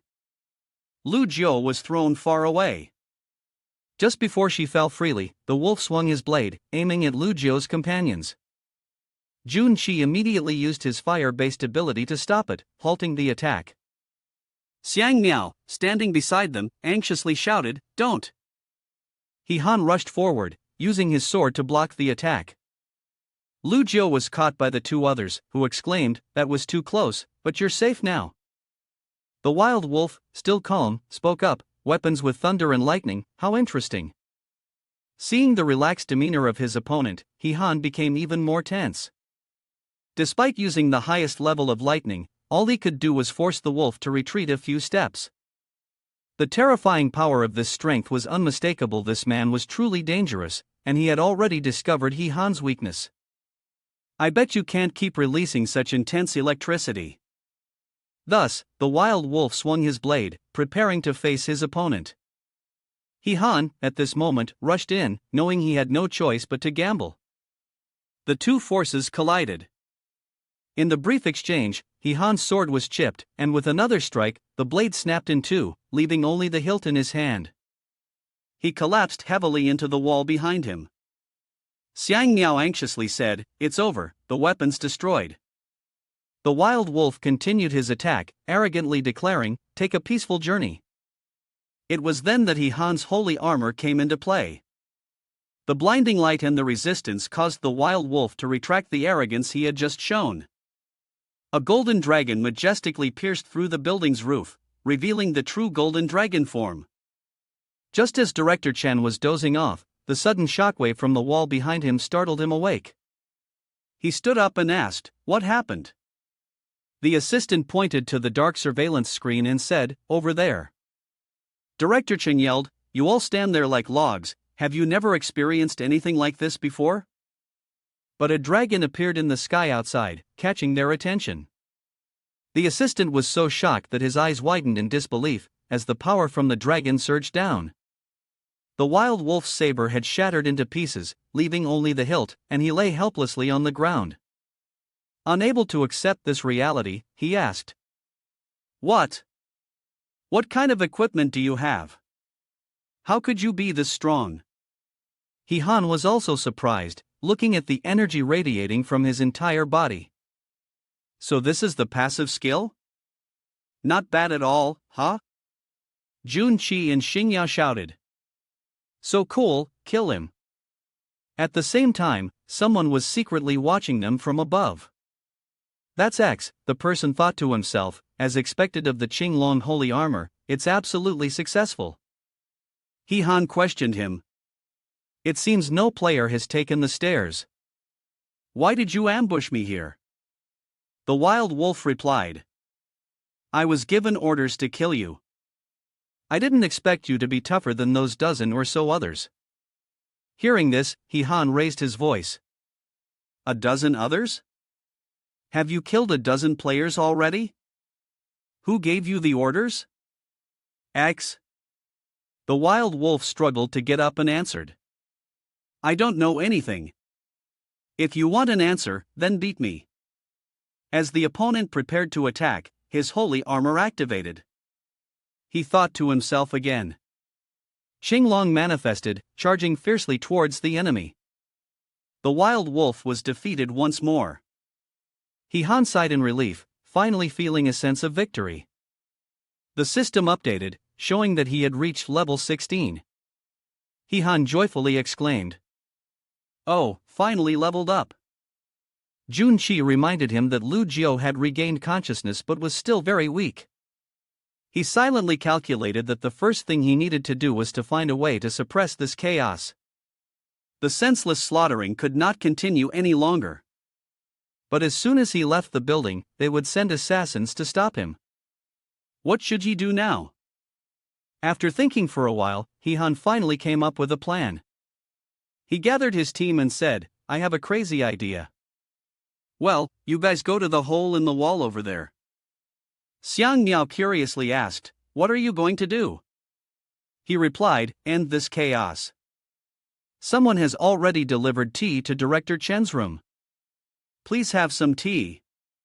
Director Chen directly asked, "Is the wild wolf dead?" The assistant responded, "Yes, Han's equipment was indeed far beyond our expectations." He remained calm, "It's fine. The door has been welded shut, and there's a monitoring team outside. He won't dare to risk it. As long as he's still in the building, he'll have no choice but to join the massacre game. He won't dare to be the prey of two hunters. Our goal is to minimize the number of participants." The assistant flattered him, "Director Chen's strategies are truly brilliant. I am utterly impressed. I can only bow to you and retreat." As soon as he finished speaking, there was a massive explosion in the building across from them. Director Chen, in a fit of rage, yelled, "I just want to reduce the number of participants, not eliminate all of them." The building across had turned into a scene of chaos. Screams filled the air. Run! What's going on? Who blew up the load-bearing wall? HCH and Xiang Miao had also landed on the ground. Seeing the chaotic scene, he immediately knew that the supervisory team was indeed outside watching the commotion, and the entire brawl in the middle of the night was clearly orchestrated by the organizers. The other participants were also discussing among themselves. Why are they still fighting? Are they crazy? Fighting in front of the supervisory team? Don't they fear being disqualified? Suddenly, a voice rang out. Hey, which idiot destroyed the building? It was Director Chen. He commanded with authority. Step forward. He Han boldly admitted his fault. I destroyed it. Because there were some members who weren't participating in the battle and needed to leave. Director Chen felt his authority was being challenged. You little brat, do you realize the trouble you're in? The competition arena is located underground in the dormitory building. If the building collapses and destroys the arena, then what happens to the elite competition? Hearing this, He Han's face darkened. What? The competition is underground? The next morning, the competition venue had returned to its peaceful appearance. When the other participants saw He Han arrive, they looked at him with unfriendly eyes. One of them even casually played with the knife in his hand. He Han chuckled awkwardly and said, "Ha, I just threw a punch casually. How could it collapse? I'm sure it'll be fine." Lu Jiu complained, "We never saw you put that much strength into us, did we?" He Han had to remind her, "Don't say anything else." The supervisory team had also arrived, and someone shouted, "They're here, Director Chen is here." Class Supervisor Chen immediately noticed He Han. He was still casually whistling, while they coldly brushed past him. Afterward, Supervisor Chen stepped up to the podium to make an announcement. "Dear contestants, earlier we assessed the condition of the arena. The level of damage is not significant, so the competition can still proceed." He Han patted his chest and sighed in relief. "You scared me there. If it's not that serious, then why go through all this trouble?" He continued, "However, the act of sabotage has indeed caused some issues, resulting in an unstable magnetic field inside. There could be dangers that no one anticipates. On this matter, you all must be fully aware." Qianfeng then spoke up. "For example," he responded, "our understanding of the world is not vast. I can't provide you with any possible scenarios." The others in the room stirred in confusion. What? What exactly is this world we're supposed to be competing in? The assistant also spoke up. Yes, Supervisor Chen continued with the announcement. As per the original plan, detailed information about the competition was supposed to be disclosed before the event. However, due to unexpected circumstances, I will introduce the specifics of the first phase, the survival competition. At present, we are located in a mine that has been in existence for nearly a century. 3 months ago, right after the initial invasion, strange monsters began appearing inside the mine. The government quickly took over, sealing off the caves. According to our internal investigation, there are over 100 species of otherworldly creatures inside the cave, making it one of the most dangerous places on Earth. Your task in this competition is to enter the cave, descend to the deepest level, locate the amethyst placed by the robots, and safely bring it back outside. That will count as passing the first test." Tian Ming asked directly, "How many pieces of quartz are there in total?" He answered, "Considering the time it might take to return, so we have carried out redundant design. In total, there are 16 pieces of quartz placed there, and only 8 of the contestants who manage to bring the quartz back to the surface can level up and proceed to the next round." He Han estimated based on a 50% death rate in the return journey, for them, the number of survivors who make it back might even be less than 8. Jun Qi added, "Moreover, not only are there monsters, but the contestants are also competing with each other, so it's more likely that the survivors will be few." Mo Yun, in front of the supervisory committee, asked, "If you've already explored, why are you still claiming to know little about the world? And what was the actual impact of the mining sabotage down below?" Director Chen revealed, the original structure of the mine is perfectly normal, but I just want to say that the monsters in that cave didn't invade from the outside, they came from inside. Han was quite surprised. What? Could there really be a passage inside the cave? System, what exactly is going on here? Wan Xiang replied, I just found out myself. Could there be a crack between the two worlds? He glanced silently at Wan Xiang, sensing she was in serious trouble. She forced a smile and said, it's being fixed, it'll return to normal soon. Lu Jiu asked directly, if there really is a crack inside, what will happen at the entrance? Wan Xiang hinted, the punch Han threw earlier might have been strong enough to cause a crack, which in turn allowed stronger monsters to be transmitted through it. After all, cracks have a nature of not giving in. The team leader, Chen, reminded everyone. In short, the competition is about to begin. The entrance has been activated, and all participants are about to start. Remember, the mine is already very fragile. If you don't want to be buried underneath, with your flesh crushed and bones shattered, then please think carefully before you make a move.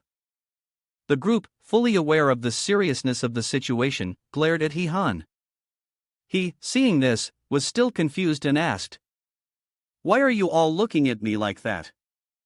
Team leader Chen declared. The entrance has been opened. All contestants, please prepare to enter. At this moment, you will be equipped with measurement bracelets, which will transmit vital signs. If the signal disappears, the command center will determine life or death. Next, everyone quickly dispersed. Han bade farewell to the three girls. All right, I'm going in.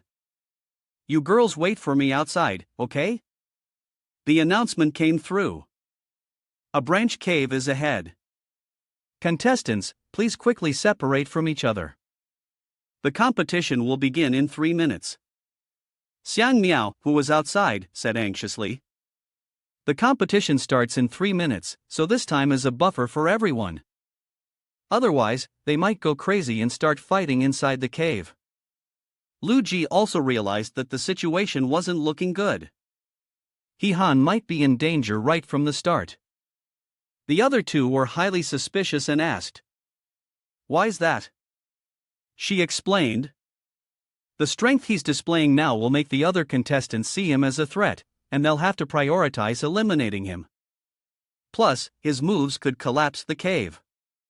Whether to win the competition or to survive, they'll have to eliminate Han first.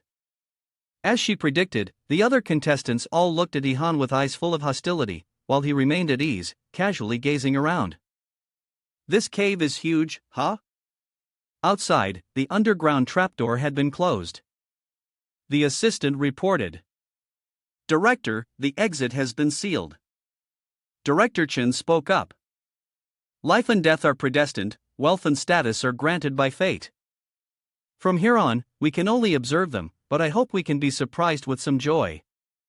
The cave emitted an otherworldly glow, and a group of people, seeing this, speculated that the walls of the cave might be glowing, probably due to some kind of iron ore. Xian Feng spoke up.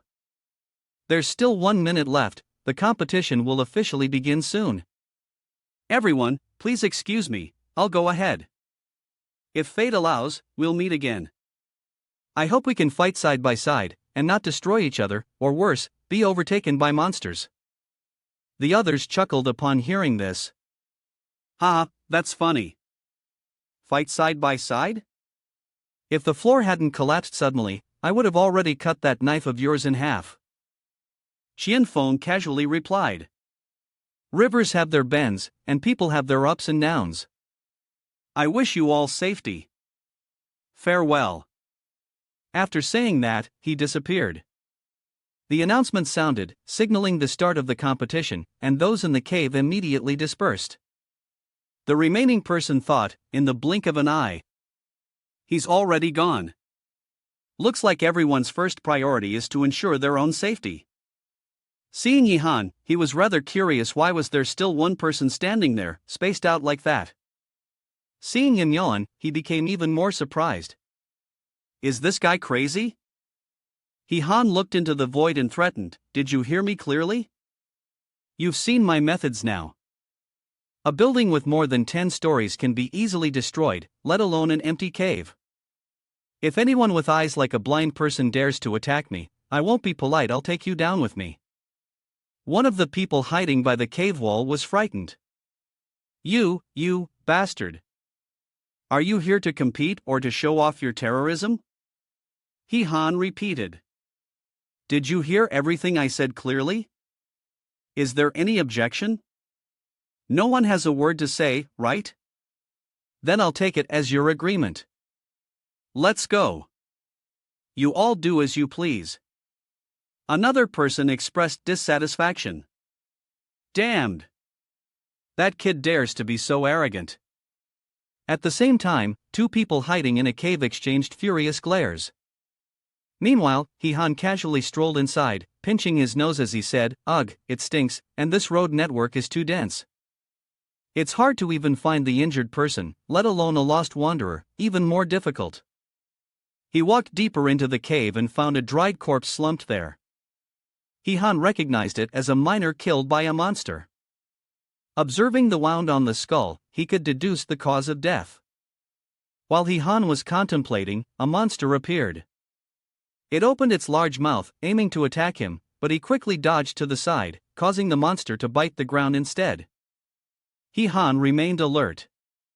With a boulder this size and the cave being so silent, it was definitely a formidable opponent. Wan Xiang was surprised when he saw it, the armored soldier. Why is it here? It's clearly supposed to be in the forest. Han was used to it, her game having such awkward moments was quite normal. I want to draw a card, draw me a weapon that can break through this armor-piercing shell. Wan Xiang replied, well, you go out and come back in again. Han scolded Wan Xiang, stop wasting time with your nonsense. Haven't you seen enough teen battles to be addicted by now? Draw the card, and accept your fate. But when he looked at the weapon in his hand after drawing the card, he shouted, what is this? Wan Xiang apologized, sorry, my mistake, let's try again. Draw the card, draw the card, draw the card. From then on, kitchen utensils like frying pans, knives, and ovens appeared. Holding a cup and spoon in his hands, Han grumbled, are you pushing a promotion for kitchenware or something? Wan Xiang explained, no, it's the magnetic field in this cave. The card drawing system isn't working properly, but the armored soldier is not hard to deal with, you can handle it bare-handed. I get it, you're right. Let's deal with the immediate problem first, then we'll think about the rest. However, there's not just one centipede at the top of the cave, but many. When Han saw this, all his courage drained away. This time, it was really over. A centipede charged at him. Han had no choice but to use the frying pan to fight it off. When the centipede was sent flying into the cave wall, he looked in surprise at the item in his hand. Oh, Wan Xiang was also surprised, the frying pan actually had quite a bit of power when used. The frying pan in his hand gave him renewed confidence and hope. From here, with the frying pan in hand, a single strike would turn it into a dogfight. Con TLP immediately opened its mouth to release its lethal venom. Han immediately used a frying pan to block it. Seeing that the pan was corroded by the toxin, leaving only the rim intact, Han was also stunned. This was a full-on, coordinated release of lethal venom from the creatures. Holy armor was activated, and all the toxins that came flying towards him were blocked. Are you kidding me? Its toxicity is really terrifying. Wan Xiang reminded, if you can't withstand it, think of a way to retreat quickly. Han, irritated, swung his fist, do I still need you to tell me that? At the same time, another player, smug and running away, had successfully avoided 5 monsters and 3 players. As long as he stayed cautious, there was no way anything unexpected would happen, and he would certainly be able to get away smoothly. But as fate would have it, a hole appeared above his head, and rocks started raining down. He was instantly crushed by something hard to identify. It turned out that it was Han. He groaned, damn it, that hurts, when suddenly an update notification came in, and he leveled up to level 17, which surprised him. How did I level up? Wan Xiang, seeing the centipede spilling out from the hole above, reminded, "What are you doing there? Hurry up and run." Barely escaping the pursuit of the centipedes, he muttered in frustration, "These guys really are like restless souls." He had just reached the entrance of a cave when the blue light coming from inside forced Han to stop. He didn't recognize what it was. In his eyes, a perfect blade reflection appeared, and the immense power from the swing of the blade forced Han to bend backward to dodge. The whole group, caught off guard, was struck. Seeing the group being wiped out behind him, he was stunned. This move is too unreasonable." A voice rang out. At that time, who was I? Turns out I'm the king of trouble. Mo Yun, level 18, directly asked him, "Do you want to stay in this mine?"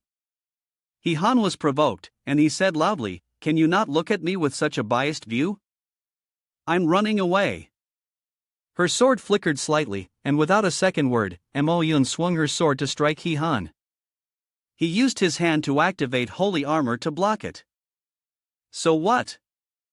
Are you planning to ignore my warning and strike at me?" Han spoke. Mo Yun remained silent, not responding. Looking at the dragon inside the holy armor, she immediately realized what was going on. The dragon attack, which could destroy everything, was the passive skill of the armor. Once a life-threatening danger approached, it would activate and release. You take care of it yourself, and if you're in danger, take the detour. Don't cause more trouble for others, Han replied, speaking as though saying, I really want to cause trouble. Mo Yun kindly reminded him, the further down you go, the more dangerous it becomes. You'd better prepare yourself mentally. Han casually replied, in that case, I can't guarantee I won't cause any trouble. If I accidentally trigger the passive skill, don't blame me if you all end up in the sky. Mo Yun furrowed her brow as she looked at him. What are you trying to say? Han proactively suggested, how about we form a team? If we encounter danger, how would you defend me? Understanding Han's intentions, Mo Yun grew even more irritable. He wants me to be his bodyguard? And yet, he still shamelessly spoke up. Of course not. We'll protect each other. For ordinary enemies, you'll handle them, and for tougher ones, I'll take care of it. Mo Yun didn't want to waste any more time with him, so she turned and walked away dismissively. I wouldn't bother with you. Suddenly, a scream echoed, causing her steps to falter. She froze. It was Han's low voice from earlier. The desperate scream of a competitor suggested that something extraordinary lay ahead. A competitor in front was screaming in terror. Help! I don't want to die, I don't want to. However, a violent burst of red murderous intent from behind ambushed him, and another person lost their life. Only one competitor remained, wielding a magic staff, threatening the mysterious entity. Die! He channeled his powers into the staff to attack the creature. It was unaffected, continuing its assault. The spot where the competitor had been sitting exploded.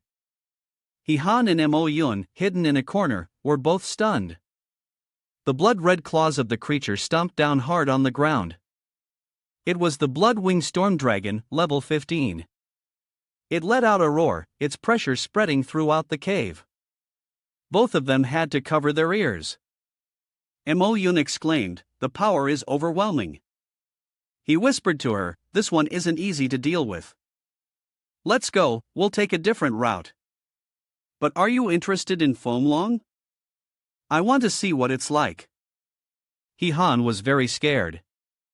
That can't be right, little sister. Are you crazy? Didn't you see how it just slashed at you? Mo Yun had acted without regard to him.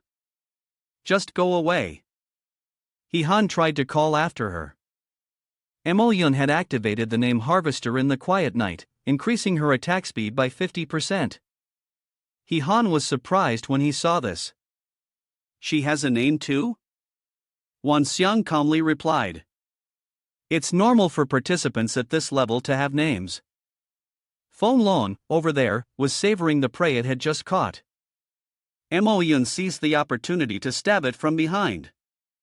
He Han immediately noticed. That's wrong, she's about to be in trouble. Wan Xiang was still unclear. What do you mean?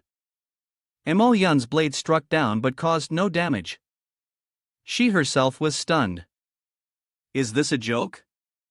Clearly, the creature's strength lies in its speed. How can its armor be this tough? Feng Long had noticed her and let out a furious roar. Mo Yun made her decision her sneak attack had failed, and now she could only face it head-on. She activated the Call Queen of the Sixth Sense, allowing her to predict the enemy's movements 1 second ahead. Knowing she had that 1 second to dodge, she could wait for the right moment to counterattack. However, Mo Yun's prediction failed as Feng Long charged at her. She was alarmed. This is bad. With this speed, Feng Long's firepower is overwhelming. Wan Xiang, observing from the side, was also very worried. Can she keep up with Feng Long's speed? He added, but his words were still not enough. Mo Yun had recognized her own weakness. She had missed 1 point. Even though she could predict its movements, her speed was too far behind. She knew exactly where the attack was coming from, but she couldn't dodge it. When she saw Feng Long let out a roar, she knew it was over. There was no more chance. It turned its head and looked at Mo Yun as if she were the next prey. At that moment, she felt desperate. She never expected that she would die here. In her most desperate moment, He Han appeared, blocking Feng Long. Feeling that the imminent danger had passed, she opened her eyes and was stunned to see him. His figure stood firm, blocking Feng Long. He repeated, I told you before, you handle the regular enemies, and I'll take care of the tough ones. Leave this beast to me. Mo Yun angrily scolded him, you idiot, what are you trying to show off? Your rank is even lower than mine, stop looking for death here and get out. He Han remained confident. His fists had gathered enough power, and only then did he speak, not necessarily. He threw his fist straight at the creature, which couldn't withstand it and fell backward. He Han confidently said, for this one, my rank is level 34. Right now, I'm at my peak. I've activated the title of Dragon Slayer Brawler, doubling the damage against dragon-type enemies. Mo Yun was stunned, thinking, this man hides such immense power?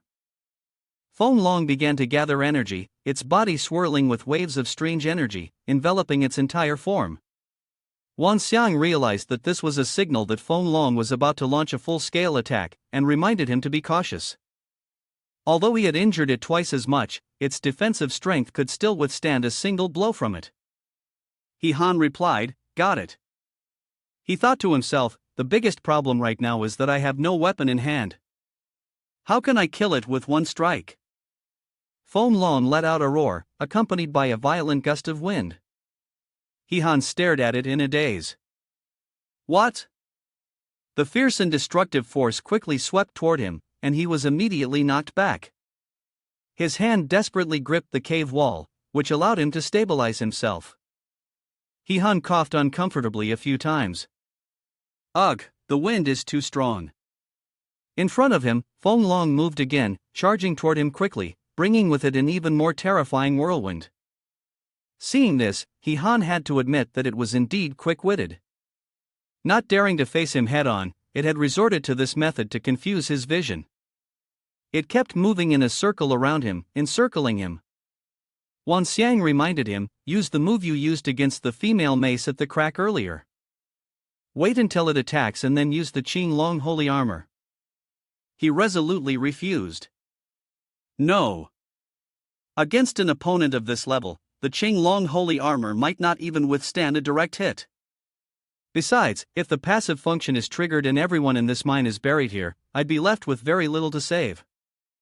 Mo Yun was also curious about what he would do in the end. He knew there was only one way out now.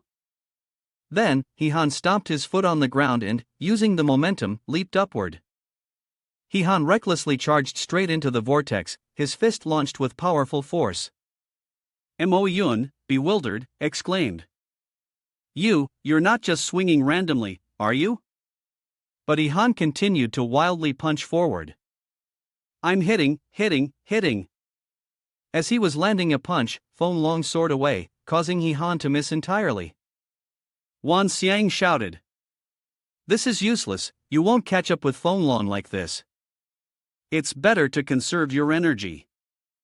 Meanwhile, He Han kept relentlessly throwing punches ahead. Feng Long, increasing its speed, flew away, its tail slamming into He Han's body. He Han fell heavily to the ground. Wan Xiang, concerned, asked, Are you okay? He Han replied. That's an incredible amount of power. I tried my best to dodge, but still got grazed.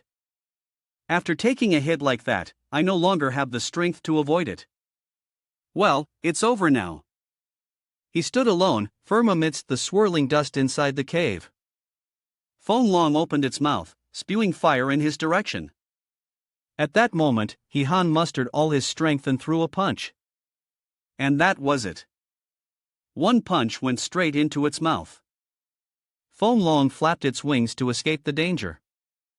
Seeing this, He Han yelled, How could I let you fly away? He pressed the attack, his fists raining down continuously. Mo Yun, thinking the situation was under control, stepped out to watch. However, at that moment, Feng Long was struck down. He Han sighed in relief. Phew, I'm exhausted. Mo Yun, still in shock, asked, How did you do that? How could you track Feng Long's full-speed flight from the front? He explained that I truly couldn't keep up with its speed, but as long as it attacked along the path I had already set, it would be fine. They both looked towards the passage ahead. Mo Yun now understood. So that's why he hadn't attacked recklessly earlier but had intentionally set up the battle in the narrow passage, then deliberately acted weak to lure Feng Long into attacking along the prearranged path. This way, he wouldn't need to worry about which direction Feng Long would attack from, he just had to wait for the right moment to strike. This guy finally made his move. So? Now do you want to team up with me? You really are a born warrior. Mo Yun sighed in resignation. Phew! She exclaimed. You're stronger than I thought. Definitely a suitable partner. She raised her hand and placed it in He Han's palm. He responded. Of course. Surveying the surroundings, he knew they could only continue downward from here. Mo Yun said. Right now, I'm worried. What exactly is down there? Even a level 15 monster made its way to the upper floor, so whatever's below must be even more terrifying. He Han calmly reassured her. Don't worry. If it really gets bad, we'll just collapse the whole mine. They walked together, and Mo Yun reminded him. You'd better take it easy. He Han immediately left, unconcerned about life or death. If anyone wasn't satisfied, they could kill him. The two of them slid down the passage. He Han shouted with great momentum. Let's go! At the same time, above them, someone had arrived and discovered Feng Long's corpse. The footsteps of that person came to a halt, and that person was none other than Xian Feng. He guessed that it seemed like we had arrived too late. Tian Ming, frustrated, kicked a stone in front of him and said, Someone not only rushed ahead of us, but also easily destroyed the guarding dragon. Lu Mang coughed a few times before speaking. Ahem, the situation doesn't look very favorable, does it? Xian Feng responded, It seems there are still people who aren't afraid of death, knowing full well the danger here but still choosing to take the risk. Tian Ming reminded those around him, Lu Mang is ranked 14th. I've heard he has the ability to peer through time. Why not give it a try? It'll help us know who the bastard is who killed that damn dragon. Lu Mang replied tiredly, Are you even thinking straight? Why should I reveal my skills just to make it easier for you guys? Xian Feng intervened to mediate. Alright, fine. Given the current situation, it's nearly impossible to complete this task alone. Our only hope lies in joining forces. Since we've met, it's fate. How about the three of us team up? It'll make things easier to handle. Lu Mang, use your ability to check who's responsible. It will help gather intel, and there's a good chance we'll run into him, which will benefit you as well.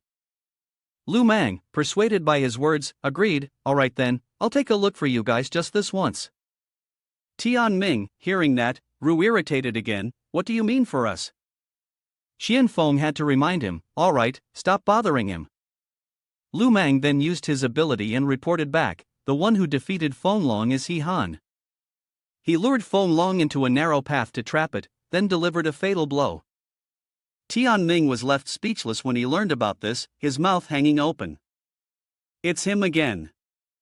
That guy is getting pretty famous, huh? Xian Feng continued, looks like he's already become a huge threat. If we can't take him out in the first round, we definitely have no hope in the second. Lu Mang pointed to the side. He formed a team with another player and jumped down from the cave up ahead. If we start now, we can still catch up. Xian Feng raised his hand, signaling his willingness to cooperate. If that's the case, this is an extremely rare opportunity. Let's form an alliance and deal with him together. Tian Ming shared his expertise. I'm good at assassination, I'm confident I can eliminate him before he destroys the mine. Lu Mang sighed. Then, the three of them, united in purpose, slapped their hands together and cheered, let's go. Meanwhile, on the He Han side, he was lamenting, I'm really hungry. I should have had a late-night snack before coming down. Mo Yun responded, you've been saying that the whole way. Aren't you tired? He Han replied, I'm not tired, but I'm hungry. Suddenly, there was movement coming from the cave ahead. He Han asked his teammate, did you see that? Mo Yun confirmed, yeah, just two little monsters. Let me handle them. But you should still be careful. Actually, I think we should hide first and observe the situation before making a move. So, the two of them hid, while the two monsters walked out, scanning the surroundings. The two of them stayed silent, hiding carefully in a corner. Mo Yun threatened him, you'd better give me an explanation. Why are we hiding here? He replied, didn't you notice anything unusual? She frowned and said, they're just two level 3 monsters, nothing special. What's unusual about that?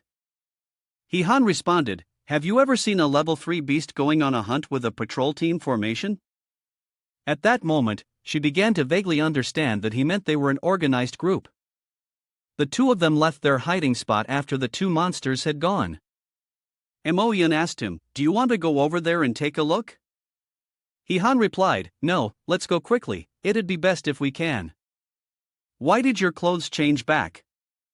She explained, that's the effect of the props, but they were a bit damaged earlier. Just then, something strange flashed by, and the holy armor was automatically activated. Mo Yun was surprised and said, what the hell? Why did you suddenly put on your gear? He glanced nervously in one direction. I didn't put it on voluntarily, the Qing Long holy armor activated automatically. It sensed a nearby threat. Mo Yun was left dumbfounded. What? The cave ahead remained dark and silent. Mo Yun asked him, are we done yet? Why did you go in? He Han gestured for her to be quiet. Shoo! Footsteps echoed in the stillness.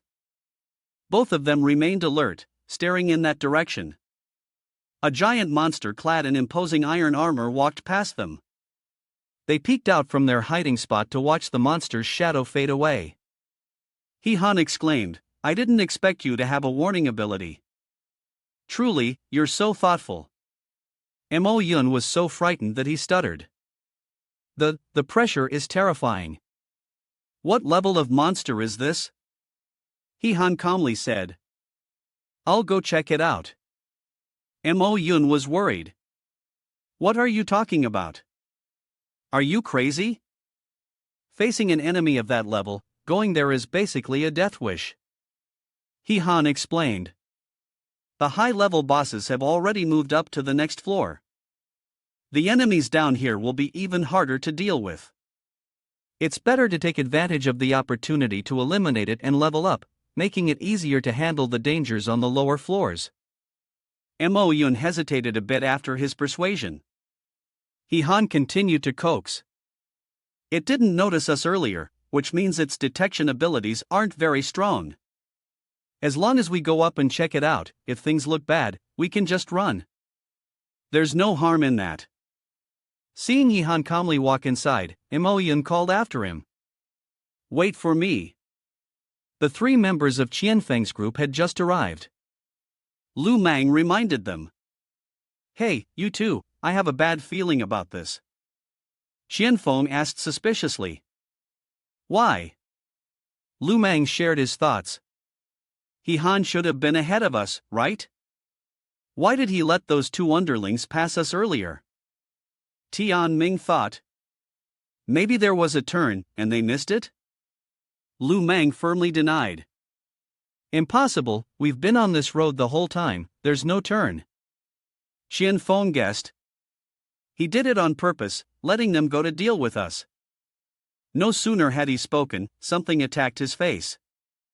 As Qianfeng fell to the ground with a blackened face, the other 2 finally realized. What? It's a trap. Tian Ming pointed in one direction. Over there, that's the monster that Han saw earlier. Lu Mang couldn't figure out its identity. It's not Han, could it be a level 1 monster? Tian Ming quickly charged forward to attack, not caring about the details. He quickly formed an encirclement around the monster, striking with force. Inside, Tian Ming was very confident. With his maximum speed, defeating the enemy wouldn't take much effort.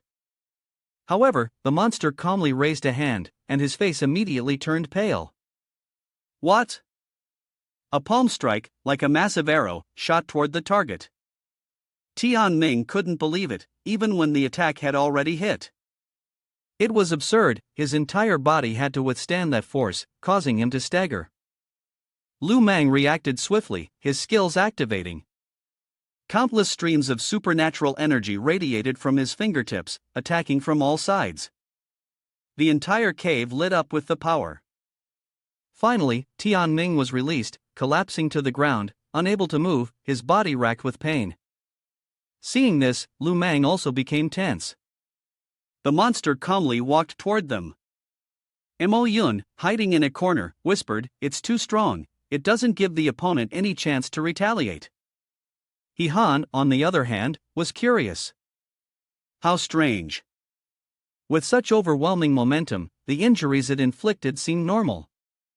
Look, after landing such a terrifying blow, the opponent is still alive. Mo Yun understood his meaning, so you're saying it only looks impressive. Han took out some popcorn and said, "What I'm saying is, the real power of this guy is definitely not just here. Focus up and watch closely, it's about to get interesting." She was stunned when she saw this. Where did you get the popcorn from? Tian Ming struggled to support his body, stood up, and said, "Hey, brother, what should we do next?" Lu Mang replied, "Since fighting at mid and long range gives us no chance of winning, I'll support you, and you focus on getting close to kill him." He gave the order. Tian Ming immediately rushed forward, relying on him. The monster also created a sonic wave to block the attack. At this moment, Lu Mang was completely focused on concentrating his extraordinary abilities to support his teammate. Every strike from the monster was blocked by Lu Mang's powers. The 2 onlookers in the corner spoke up. "This cooperation seems quite effective, we might be able to force his successor out." Tian Ming confidently swung his sword, "Let's see how arrogant you still are." Before his attack, the monster's eyes glinted with cruelty. Energy waves surrounded its body, and Tian Ming's sword strike hit only air. At the same time, a giant sharp stone rose from the ground, impaling Tian Ming, and he died instantly. Lu Mang then realized what the monster's dual attributes were. Mo Yun was also surprised. This opponent is terrifying. Only at the final stage did it suddenly show its earth attack attribute. Too dangerous. Han realized the seriousness of the situation and called out, "System, come here now." Wan Xiang curiously asked, "What's going on?" He pointed toward the monster and said, "The opponent below is mutated like this, and I can't even draw a card." What are we supposed to do next? Quickly check if there are any useful treasures in the inventory. Wan Xiang took out an item, which had been rummaged through, and indeed, there were no weapons. The only weapon that could barely be used was this furnace. It could forge any type of weapon into a proper weapon. The more materials, the more advanced it became, and the stronger the weapon it would create. Han's face darkened when he heard the name. Ba Pen? Why does that sound so familiar? It's not like it's any stronger than anything else. Wan Xiang anxiously responded, but right now, you don't even have any weapon materials. How are you going to use it? Suddenly, Han asked, does it work with anyone's weapon? She replied, anyone's weapon will do. Just throw it in and take it out, and it becomes yours. But whose weapon are you planning to take? Han's expression grew dangerous. Isn't there a volunteer right here? Lu Mang, seeing the monster focusing on him, became terrified. Damn it, I don't want to die here. Tian Ming, still barely holding on, reminded him, idiot, run. At that moment, Han appeared. Hey, hello there. Tian Ming exclaimed upon seeing him, oh my god, Han, you look surprised when people mention your name. Han, do you know me? Well, that saves me the trouble of introducing myself. Mo Yun, still hiding in a corner, couldn't understand his intentions. Why did this idiot run over there? Tian Ming immediately pleaded with him, hurry and save me. I can help you kill him. Do you agree? Then let's make a deal. I can save you, and I can also eliminate this enemy, but on the condition that you give me the weapon on you. Tian Ming stood there in a daze, my weapon? Even if you take it, you won't be able to use it. He said casually, don't worry about that, all you need to do is decide if you want to make the trade. At this point, Xian Feng interjected and shouted, agree. When Tian Ming heard him speak, he asked, Xian Feng, you're still alive, right? Lu Mang shouted loudly to remind them, I don't care what you're negotiating, but could you hurry up? Help me. The monster had also started to notice the commotion on their side. Tian Ming, irritated, cursed at him, what's this guy yelling about? Now we're exposed. Xian Feng acted decisively and threw 3 of his items to him. You've got the Lunar Madness level A, Demon Slaying Sword level B, and Star Chaser Moon Battle Mansion level A. Han took the sword in his hand and sneered a bit. Not even an S level? You're so stingy, it's hard for me to work with you. Xian Feng gritted his teeth and handed over the next item. Here, this is really the last treasure I have from the bottom of the ocean. Holding the Crimson Shine Saber level S, he finally seemed satisfied. Now that's a good weapon. Tian Ming was still rummaging through his things. Lu Mang, hang on a bit longer, let me get my weapon. But Lu Mang couldn't wait any longer. The monster attacked and struck him directly in the face. He fell down just like that. Someone exclaimed, his close combat ability really is terrible. While Tian Ming was still searching for his weapon, Han reminded him, it's coming. Tian Ming had also emptied out all his gear. 2 S-grade weapons, 3 A-grade weapons, everything was handed over to him. Han accepted them with satisfaction, then dropped them into the 3P jar. Don't worry, the next moment is when we'll witness a miracle, the monster is already on the move. As the rocks began to rise and block the escape route, Tian Ming shouted in despair, this time, he wants to seal off the entire cave. Han immediately slashed with his sword, breaking through the enemy's obstruction. Seeing this, Tian Ming's eyes lit up as he looked at him like an idol. Looking at the sword that had just been created, Han was quite pleased with it, feeling it worked well. I like it. System prompt, congratulations, the player has obtained an SS grade Divine Crystal with Ice attribute, plus 1700 attack, 30% probability, accompanied by 5% ice damage, and can slow down enemy speed for 60 seconds, stackable. Mo Yun was confused upon seeing this. Such a powerful weapon, why didn't he use it before? Han was still evaluating the Divine Crystal in his hand. Though he had gained a useful weapon, the large gap in levels couldn't be underestimated. He raised his sword and swung it in a cut. Let's give it a try. The ice power emanating from the sword was so strong that it froze the monster into a block of ice. Tianming saw this and cheered, "Whoa, wow, it actually froze this little brat." The monster's eyes turned red, but seeing it didn't react further, Han spoke up.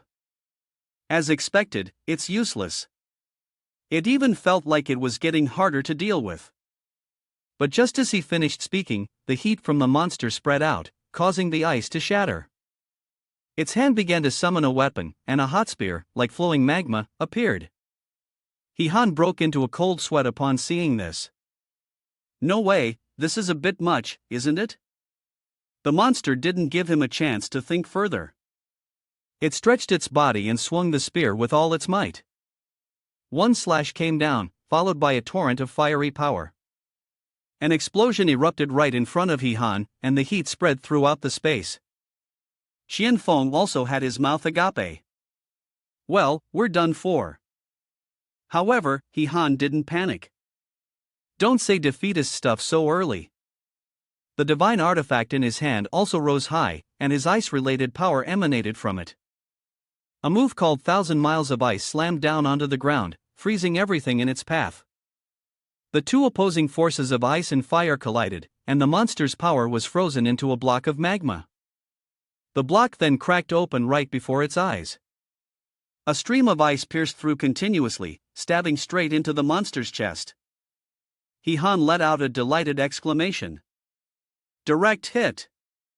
But the situation took a turn that left him stunned. The area in front of the monster became dark, and the entire cave was tainted with an ominous black hue. The monster stood perfectly before Han, unharmed, its eyes shifting to a shade of purple. At this moment, Han realized. Did it change attributes again? This time, its entire body has turned into steel. Han asked the system. Any intel on this guy? Wan Xiang responded. If there was, I would have told you already. It seems he's a self-generated entity that appeared after the game went out of control. The monster's steel fist was storing up extraordinary power. Han immediately took action. He swung his sword, the strike aimed to send the monster straight to its ancestors. Seeing the monster hit but remain unharmed, Wan Xiang urgently said, "That's not the way to go about it. You need to find its weakness first. The game mechanics were designed by me, so there must be a character with a weakness. You know that. But the question is, how am I supposed to know where its weak spot is?" Tianming, who was pulled out from between the rocks by Lu Mang, reminded him, "You're using too much strength. Why does your power seem to be dwindling?" Lu Mang weakly replied, "I don't know either." Seeing the opponent slump to the ground, Tianming asked in confusion, "Wait a minute, boss, why are you sitting down like that?" Lu Mang also felt puzzled. "I'm not okay. I feel like I'm losing blood continuously. This is strange."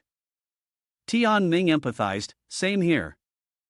Could it be that I'm about to die?" Upon hearing their conversation, Han speculated that they were losing blood continuously. Could he call Wan Xiang? Did the system have any items that could interrupt continuous blood sacrifice? The girl brought out 3 tubes of water. "Here's some cleansing water. What do you need this for?" Han called Mo Yun. "She's coming right over." "What's up?"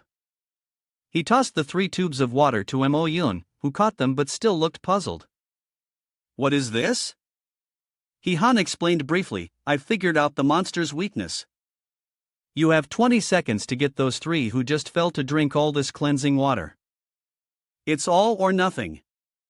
As the layer of ice began to melt from the monster's body, Han urged, "Hurry up, move faster." Mo Yun had already given Qianfeng his dose earlier. "I know, I'm giving them the medicine now." Tianming, still doubtful, asked, "Is this stuff really effective?" He had to explain again, "This guy only gets stronger the more you hit him, which means there's only one possibility, it's causing muscle damage due to continuous blood loss. This is the only way, just give it a try. Once the ice layer melted, the monster's combat attributes changed again, its whole body glowing with a strange red light. Seeing the swirling red energy around it, he knew it had changed its attribute once more. A burst of fire-based energy surged out rapidly. Tianning was stunned, unsure of how to react. How are we supposed to defend against this? Han enhanced his ice powers. As long as I'm here, you won't die. The ice shield enveloped him, protecting the group behind, but its power was too overwhelming, and the shield soon shattered. Han leaned exhaustedly against the cave wall, breathing heavily. Mo Yun asked from the corner, I gave them the medicine, so why hasn't it worked yet? He answered, Sis, did you forget someone? Tianming spoke up, that's right, Lu Mang is still over there. He's lying right next to the monster, so there's nothing she can do either. How am I supposed to get over there? Han already had a plan. What? She didn't fully understand but still clung tightly to his waist. What are you going to do? Seeing the intense firepower swirling towards them, she grew even more anxious. Stop making a scene. The ice shield system covered them in the sea of flames. Mo Yun was so terrified that she shut her eyes tightly. The monster, too, had no idea what the opponent's plan was, as Han had rushed forward and swung his sword directly at its belly. Mo Yun seized that moment to approach the target, and the monster spoke at that instant. How dare you, a thief, harm my body? Its hand grasped the divine sword and threw him away with one swift motion. Not stopping there, the monster's footsteps thundered as it advanced towards him. A punch landed, causing the ground to explode under the ice shield. Only then could Han manage to defend himself. The blow was so vicious that if it had connected, he would have certainly been killed. Hold on. Xing Long Holy Armor. Seeing him safe, the monster coldly spoke. Defensive armor? It seems I have underestimated you. Another punch is coming down, but there's no way you can block this one. Han calmly chuckled. Seeing this, the monster stopped. What are you laughing at? He replied. You should have landed a fatal blow long ago, but unfortunately, there's no more opportunity for that. On the other side, Mo Yun had finished giving Lu Mang the medicine, and only then did he realize he'd been set up. Damn it, the sacrifice of my lord, and it's you. The divine sword exuded an icy chill, and Han exclaimed. Take it easy, your opponent. With a powerful swing, he continued. It's me. The monster could only endure the beating, it was not good. At this moment, the deity had lost the sacrificial offering and could no longer be summoned. The monster could no longer resist and cried out to the demon god, Save me.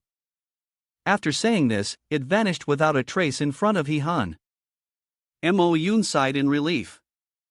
Finally, it was over. That was really tough. But Han remained cautious. What did it mean when it shouted earlier? Was there something even more powerful beneath this mine? Was that the demon god? System notification, congratulations, player, for defeating the boss. The Emperor's hidden cave is about to begin the experience coordination. Please confirm whether the players involved in the battle are on the same team. Is that so? Looking at the message on the screen, he was confused. What does this mean? This is the first time I've seen this. Wan Xiang explained, because the system detected that the two of you fought together earlier without registering a team, it is confirming now. If you are teammates, experience will be shared based on contribution, if not, whoever finishes last will receive all the experience. So you understand now? So, if we form a team later, we can share the experience with everyone, right? The Qian phone group was also surprised. What? We can share experience with all of us? That was a level 20 monster. He smiled and replied, what the system means is that if we can form a team, then experience will be shared. But I don't think the three of you would accept me, right? They immediately kneeled, showing their sincerity. Of course we are willing. You are the one who saved our lives. Boss, please allow me to offer my respect. Hee-han felt embarrassed upon seeing this, and the others were being too eager. Mo-yun, from a corner, spoke up. Do you really hate meeting each other so late? They turned to her and said, Sister-in-law, please allow us to bow to you. Mo-yun, annoyed, scolded them. Who's your sister-in-law? You've already pressed the selection button on the screen. If you're being so proactive, then I won't be stingy either. Let's form the team. The group then received a notification. Player Hee-han has sent an invitation to form a team. Do you accept the invitation from player Hee-han? Accept/decline. The three of them were overjoyed, as if they had struck gold. Of course we accept. Following the boss means we'll have delicious food all day.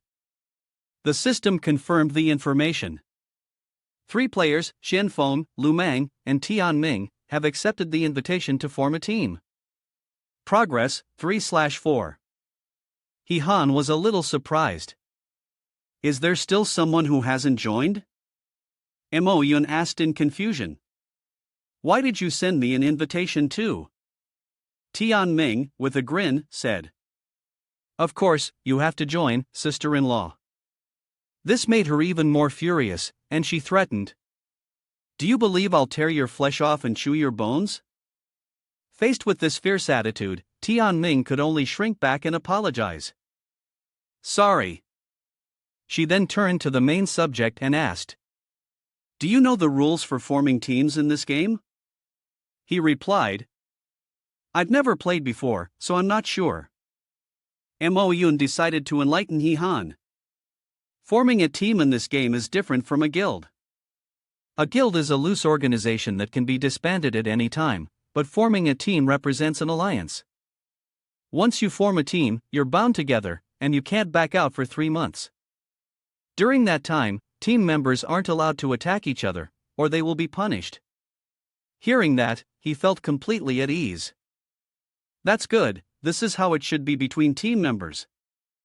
Mo-yun continued, there is a synergy among teammates. Even though it's possible to replicate the North, if the team size is reduced, each member's combat effectiveness will diminish. This is what people mean when they say one person's success benefits the whole family. He felt enlightened, realizing the truth of it. So, isn't this great? Forming a team can even enhance each other's combat power. Mo-yun was irritated by his positive attitude. Do you even understand? Even the 4 of us, will hold you back. It was just like facing the Emperor of the Hidden Dungeon earlier. Even if he got through the first round of the duel, what was his plan for the second round, the solo fight? The other 3 spoke in unison. If we can rank up, I'll give up my right to compete. I definitely won't drag Brother He down. Besides, we don't have the ability to do that. We'll all withdraw to ensure Brother He can fight for the top position. I'll give up too. As long as I survive, that's enough for me. I'm no longer aiming for first place in this competition. Hee-han sincerely said. I only know that without your help, I couldn't have done anything to that guy. You've all tested the strength and weaknesses of the Emperor of the Hidden Dungeon and helped me land the final blow. Mo-yun was left speechless. The other 2 were so moved their eyes were glistening with tears. Really, I'm crying so much. Mo-yun had to admit defeat. How did I end up with such an optimistic and naive fool like you? She helplessly pressed the accept button. The system confirms congratulations to the 5 individuals who have completed the team formation. No withdrawal is allowed for 3 months, and no infighting is permitted. The distribution of experience points now begins. Seeing this displayed on the screen, the other 3 were all very pleased. Wow, upgraded already, this time we've really hit the jackpot. Mo-yun was also surprised, he had jumped from level 18 straight to level 20. Hee-han, on the other hand, went from level 18 straight to level 22, and he was quite satisfied. The hidden base of the Emperor level monsters was definitely worth it. Tian Ming and Chen Feng gawked at his level, having jumped up 3 whole levels at once. Impressive, we were actually planning to team up against him, but it turns out we really underestimated him. Mo Yun said regretfully. Too bad, if you hadn't shared the experience with us, you probably could have broken through to level 25. That way, we'd have a better chance when going down. I'm not that greedy. There are even scarier monsters down there. We'll just take it slow and fight as we go. Let's head out. Right now, the most important thing is to gather the new precious stones. Tian Ming reminded him. Hey brother, since we've formed a team, should we give it a name? He was deep in thought. A name? Let me think. Their situation had also been monitored by the X side. It seemed that the 5 of them were united for now. There would be no internal conflict to reduce the number of team members for the time being. He asked Song Jiang, how many survivors are left?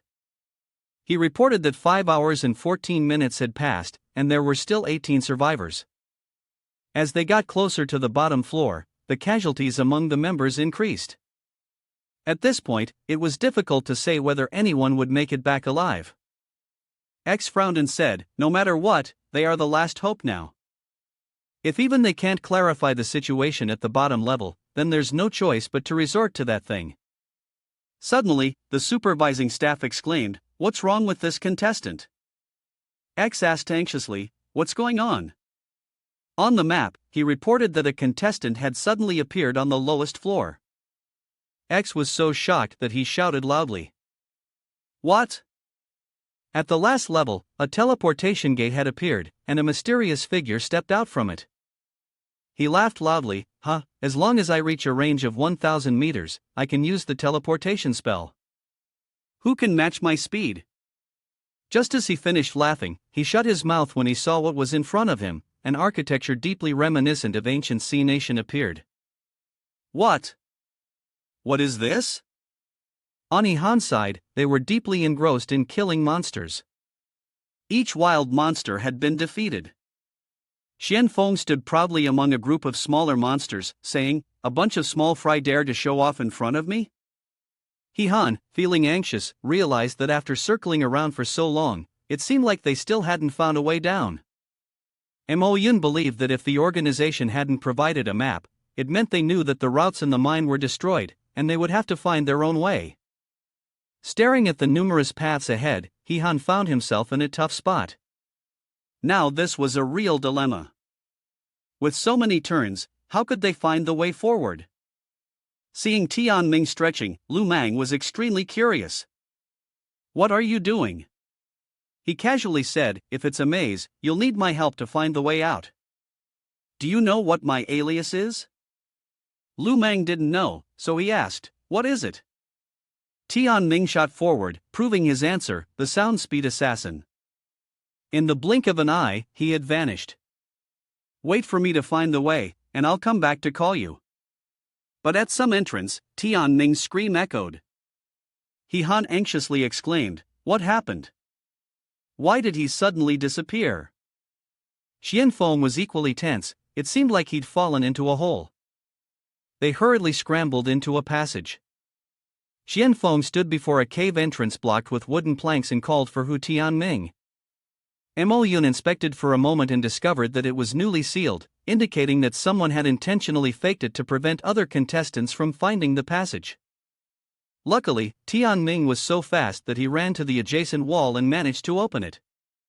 Lu Mang was upset upon hearing this. What kind of person does such a thing? Playing these kinds of tricks? Xian Feng worriedly said to the whole team, Tianming has fallen and we can't find him. We need to go down and catch up. Han felt that something was off about this cave. Xian Feng, in confusion, asked, what's strange about it? He pointed to a spot and said, the traces of entry are very fresh, not like those left from before. Xian Feng touched the cave wall and realized. It was definitely dug by machinery, not the result of earlier mining. Could it be that another contestant came in and dug this? No one could have carried a drill in here. Han continued, that's right, Who would bring a drill here? At the same time, another player was wandering alone, Luba at level 16. He closed his eyes and sensed the danger right above his head. The venomous, vicious spiders were preparing to attack him, but they were instantly pierced through by a sharp drill, meeting their end. Lifting his arm with the drill, Luba looked down at the spiders on the ground with disdain, a pile of trash. He felt a greater danger coming from behind. An 18th level cave spider appeared, and he helplessly exclaimed, "Damn, already pinned down by a boss so soon." There was no choice, he activated his armor-piercing skill. Luba's armored form charged toward the venomous spider, regardless of what kind of monster it was, waiting to rip its belly open. Meanwhile, Tianming was sprawled on the ground in confusion. Ha! How did I suddenly end up here? Suddenly, a voice sounded in his ear, "I see him, he's still alive." His teammates had arrived just in time. Xianfeng spoke up, "This kid's really lucky, huh?" Tianming panicked and shouted, "Don't come over here." No sooner had he finished speaking than rocks from above the cave began to fall. Han crawled out from the mouth of the hole where Tianming was lying and said, "These are volcanic rocks, someone really did dig this passage."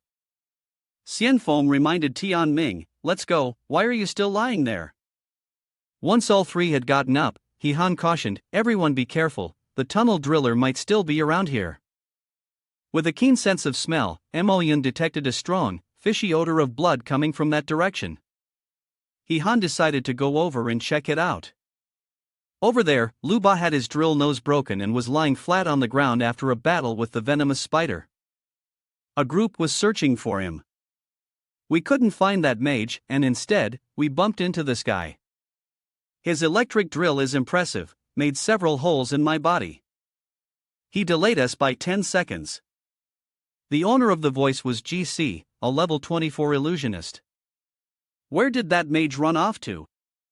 He saw something he shouldn't have. The emperor commanded that if alive, he must be seen, if dead, his body must be found. Trailing behind GC was Bonevine Herb, a level 2 creature, weeping in pain. "Hoo-hoo, it hurts so much." GC scolded, "Stop whining about your holes, they'll heal by tomorrow." Bonevine still lamented, "But there will be scars." Suddenly, GC sensed something was off and spoke, "I can sense someone approaching from over there." Bonevine, not as perceptive, asked, "Where are they? Did you mishear?" GC remained on alert, looking ahead. Strange, could it be an illusion? Never mind, let's go back and continue searching for the mage. Meanwhile, Tianming had darted past at the speed of sound. Bonevine, looking at its severed abdomen, exclaimed, "There really is someone." Tianming was surprised to see that Bonevine wasn't completely severed yet, the body was too stiff, making it hard to cut through. Xianfeng then stepped in and struck with a sword. Bonevine's limbs were immediately severed, but it still gritted its teeth and said, "You guys are ridiculous." Xianfeng stood amidst the debris of Bonevine and exclaimed, "I knew you wouldn't make it." Tianming, offended, retorted, "Who says I can't? Without my strike, would you have succeeded?" Han eagerly watched, "There really are two monsters after all."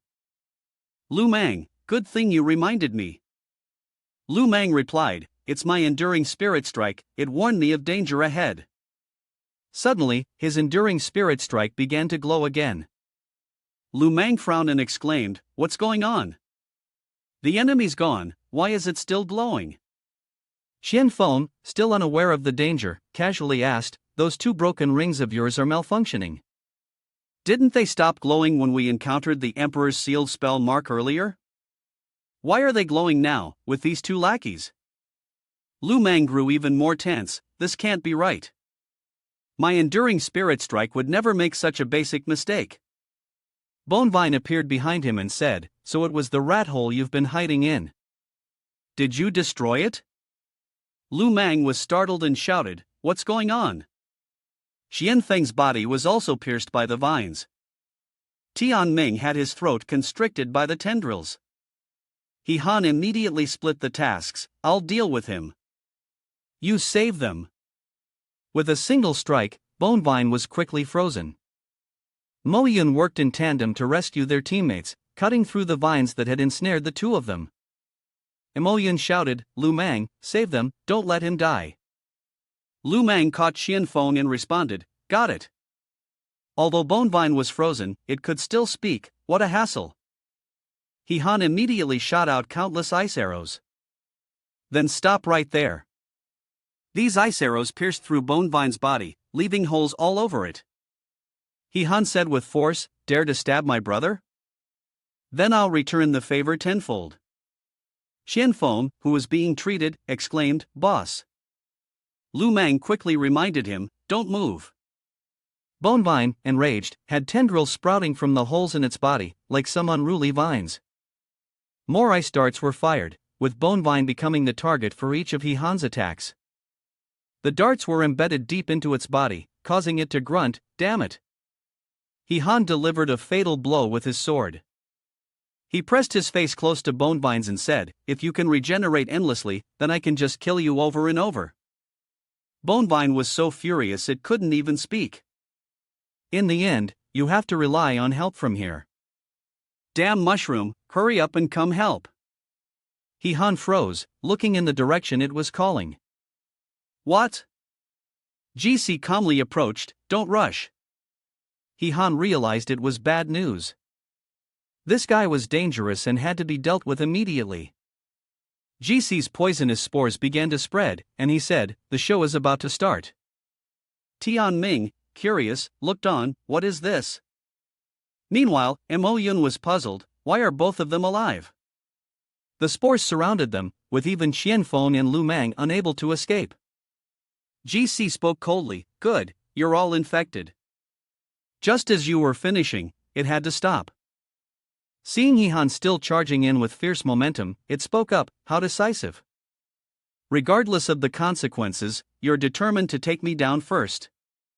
His sword had already been raised, cold frost spreading an icy chill all around. The sword slashed down at his opponent, but he froze in shock at the result. "What? That strike didn't cause any damage at all." GC said coldly, "How unfortunate. You're far too naive. You don't seriously think that this protective layer of mine is ineffective, do you?" A wave of dark energy surged toward He Han. He immediately summoned a shield to protect himself, but the tiny spores still managed to penetrate. He launched a counterattack, a burst of supernatural power aimed straight at the target. GC couldn't help but praise the quick reaction, but added with disdain, "It's useless. You're already infected. Next, the spores will multiply wildly all over your body." He Han was deeply irritated by its tone. This guy was far too sinister.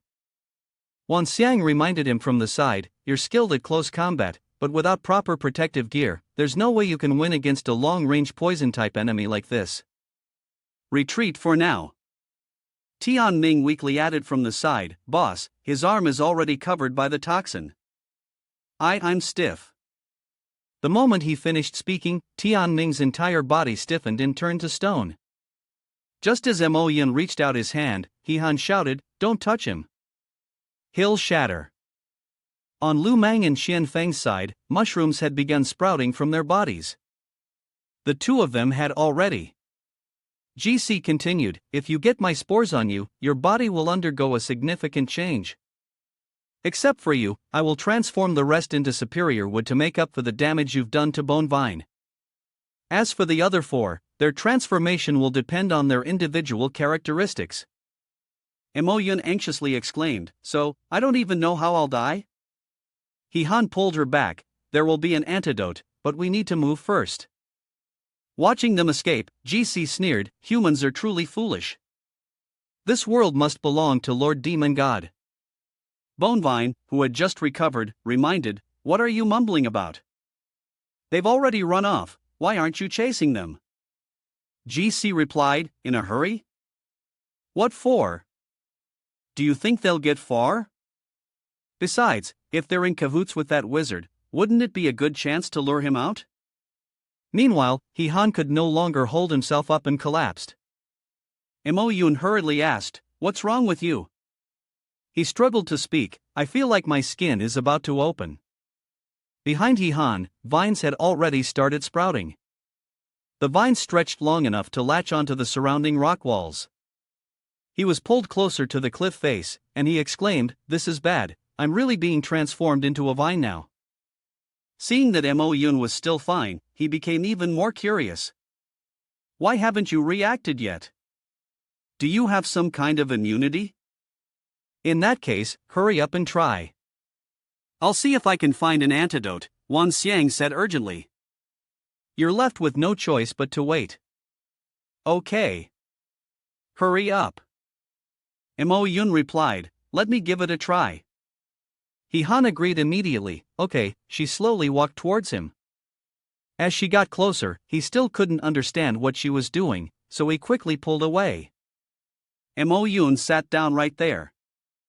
Her hand brushed against his thigh. He-han yelled out, "No, I told you to take out the weapon, not that." Mo-yun responded, "I don't know, I just wanted to." He-han guessed, could it be that the influence of Bao Zi on her is creating a dramatic situation? He turned to urge Wan Xiang, "The system is relying on you now, hurry and bring the antidote." Seeing Wan Xiang concentrating all her attention, not taking her eyes off the scene and watching in a daze, he finally scolded, "Snap out of it, stop staring at it so obsessively."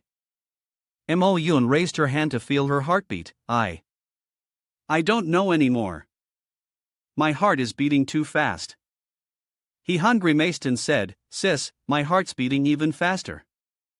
This is not the time for this, you have to stay calm." Wan Xiang whispered in his ear, sit down, you'll feel pleasure right away." He-han scolded her too, "And you, shut that wicked mouth of yours." Mo-yun couldn't hold back anymore. I want to try. I really feel like I need it." He furrowed his brow and thought, absolutely not. Right now, she's losing control. Whether it's the other contestants or those two monsters, they'll all be drawn here. He-han had no choice but to make a proposal to Wan Xiang, "The system, help me get through this after we get out, and I'll show you." The little girl immediately became excited. "Really?"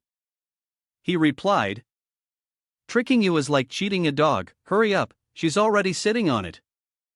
Wan Xiang took out a magic item. "If you dare to deceive me, you know the consequences." Mo-yun had been detoxified. Once she regained consciousness, she dazedly asked, "What happened? Why am I here?" He-han sighed in relief, thanking heaven and earth that she had finally regained her senses. It was then that she noticed what I was holding in my hand. He-han grumbled. "With the size of my little brother, describing it as molding is a bit impolite." Upon hearing this, Mo-yun was startled and punched him. She quickly distanced herself from He-han and scolded, "What have you done to me, you scoundrel?" He replied, "Look carefully. My current situation is entirely passive. Got it? It's all because of the poison from that guy." Mo-yun finally understood. "So that's how it is?" He responded, "Luckily, I have the antidote. All I need is one more bottle for myself." "System, do you understand what I mean?" Wan Xiang looked around, not daring to face He-han. "I only found one bottle, the antidote is already used up." He cursed upon hearing this. "How can there be such an unreliable system like you?" Wan Xiang tried to explain. "I never expected we'd face this kind of situation." Seeing He-han fuming and shouting alone, Mo-yun misunderstood. Has the poison reached his brain? Is he starting to babble? At the same time, GC had also arrived and found them. "It's quite surprising that it can carry my poisonous aura and still run so far. It seems I underestimated you all," Mo-yun said, stuttering as she held her sword. Don't come any closer," He-han mocked from behind. "Big sis, don't you think what you just said is a bit unnecessary?" Bonevine exclaimed in surprise. "How is that bitch fine? Didn't she get poisoned?" GC couldn't believe it, thinking it impossible for anyone to be immune to her spores. It must be that sorcerer who intervened. Capture her. I need a prisoner. I must extract where that sorcerer is hiding. Han quickly picked up on this point. A sorcerer? Are they chasing a sorcerer? Bonevine, receiving orders, charged forward. Got it. I'll tie her up. The vines immediately rushed toward Mo-yun. She cut through them one by one with her sword. Han directed, Mo-yun, attack with the fire attribute to counter it. She responded, I thought of that, but I don't have the skills for that attribute. Bonevine smirked upon hearing this. Well, then you're really out of luck. Hurry up and let yourself be tied up. Han pleaded, system, retreat now. Wan Xiang, there's nothing I can do, I can't help everyone. She should just pray for herself. He began to lead. Well, that's fine too. If she dies, it'll save me one more person. Wan Xiang now paid attention. Right? She can't die. A magical artifact was thrown toward Mo-yun, to make up for what she lacked. Mo-yun easily cut through the vines one by one. This victory felt so satisfying, it was almost addictive. Her sword was also infused with the power of the system's artifact. Bonevine's vine-like tendrils wrapped around her body like a handful of creeping vines. The game ended. Han shouted, Mo-yun, don't give up, fight back quickly. Mo-yun closed her eyes and gathered all her strength to swing her sword downward. The power from her sword was so immense it was almost unbelievable, sweeping across Bonevine. Consumed by the blazing flames, it couldn't believe what was happening. Damn! What is this? Looking at the sword burning fiercely in her hand, even the wielder found it hard to believe. Han cheered her on, keep fighting. I'm here, I'll make sure you win. Bonevine, having lost an arm to the fire, gritted its teeth. You damned woman. Pretending to be weak while striking like a tiger. Han reminded her, don't give him a chance, keep attacking. Mo-yun nodded, got it. Bravely, she charged forward with her sword. Die. Bonevine signaled SOS to its allies, GC, pull back now. GC released a cloud of poisonous spores and said, don't worry, I'm working with you to deal with situations like this. One swing of Mo-yun's sword cleaved through the shields Bonevine had conjured. Useless, it screamed as it was struck. Why isn't she reacting? Mo-yun pressed her advantage and dealt another blow. Bonevine gasped, well done, at the crucial moment you betrayed your teammate, before collapsing. GC was stunned. You. What kind of being are you? Why are you immune to my unique poison spores? Han answered on her behalf. Fortunately, after dealing with one person, Wan Xiang added. My antidote can hold off for 3 hours, during which no toxin can penetrate. He felt a sense of relief, at least one person had been dealt with. The poisonous mushroom is the real problem. It would be great if I could get out of here.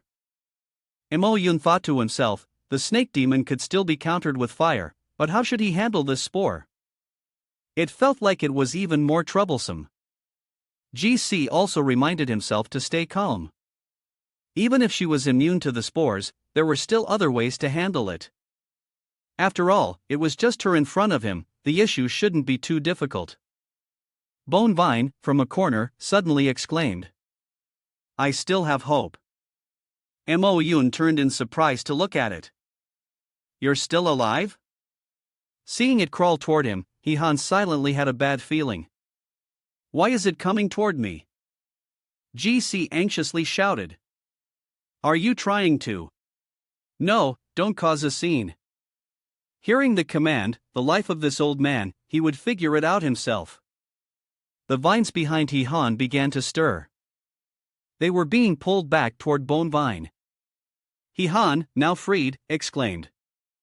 Now that's efficient. I didn't expect it to help me get out. Meanwhile, GC was fuming with rage, the stupid fool had lost control. Bonevine's new arm had grown, and its body was complete. I'm back to life. Bring it on, I'll fight all of you. As soon as he finished speaking, Han swung his sword with a slash. Thanks, may you have peace for the rest of your life. Frozen stiff by the icy vines, Bonevine stood dumbfounded. This couldn't be. Han calmly said, even without fire, I can still easily destroy you.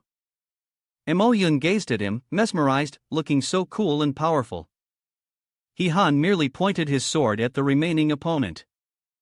Next, it's your turn. GC remained silent, stubborn. Foolish, don't think that just because you defeated that useless guy, you can act arrogantly in front of me. Dark poisonous miasma emitted from him, obscuring the vision. Han vaguely guessed this was his intention. GC pointed his finger at the target, and countless toxic spore clouds shot toward them. Han tensed, realizing this was physical damage. Pure? This was troublesome. A shield had been erected to protect them both. But the physical damage pierced through the shield, leaving a hole the size of a hand. Han thought to himself, this is bad, even the Qinglong holy armor can't withstand it. Another wave of toxins surged toward them, but were blocked by a mysterious force.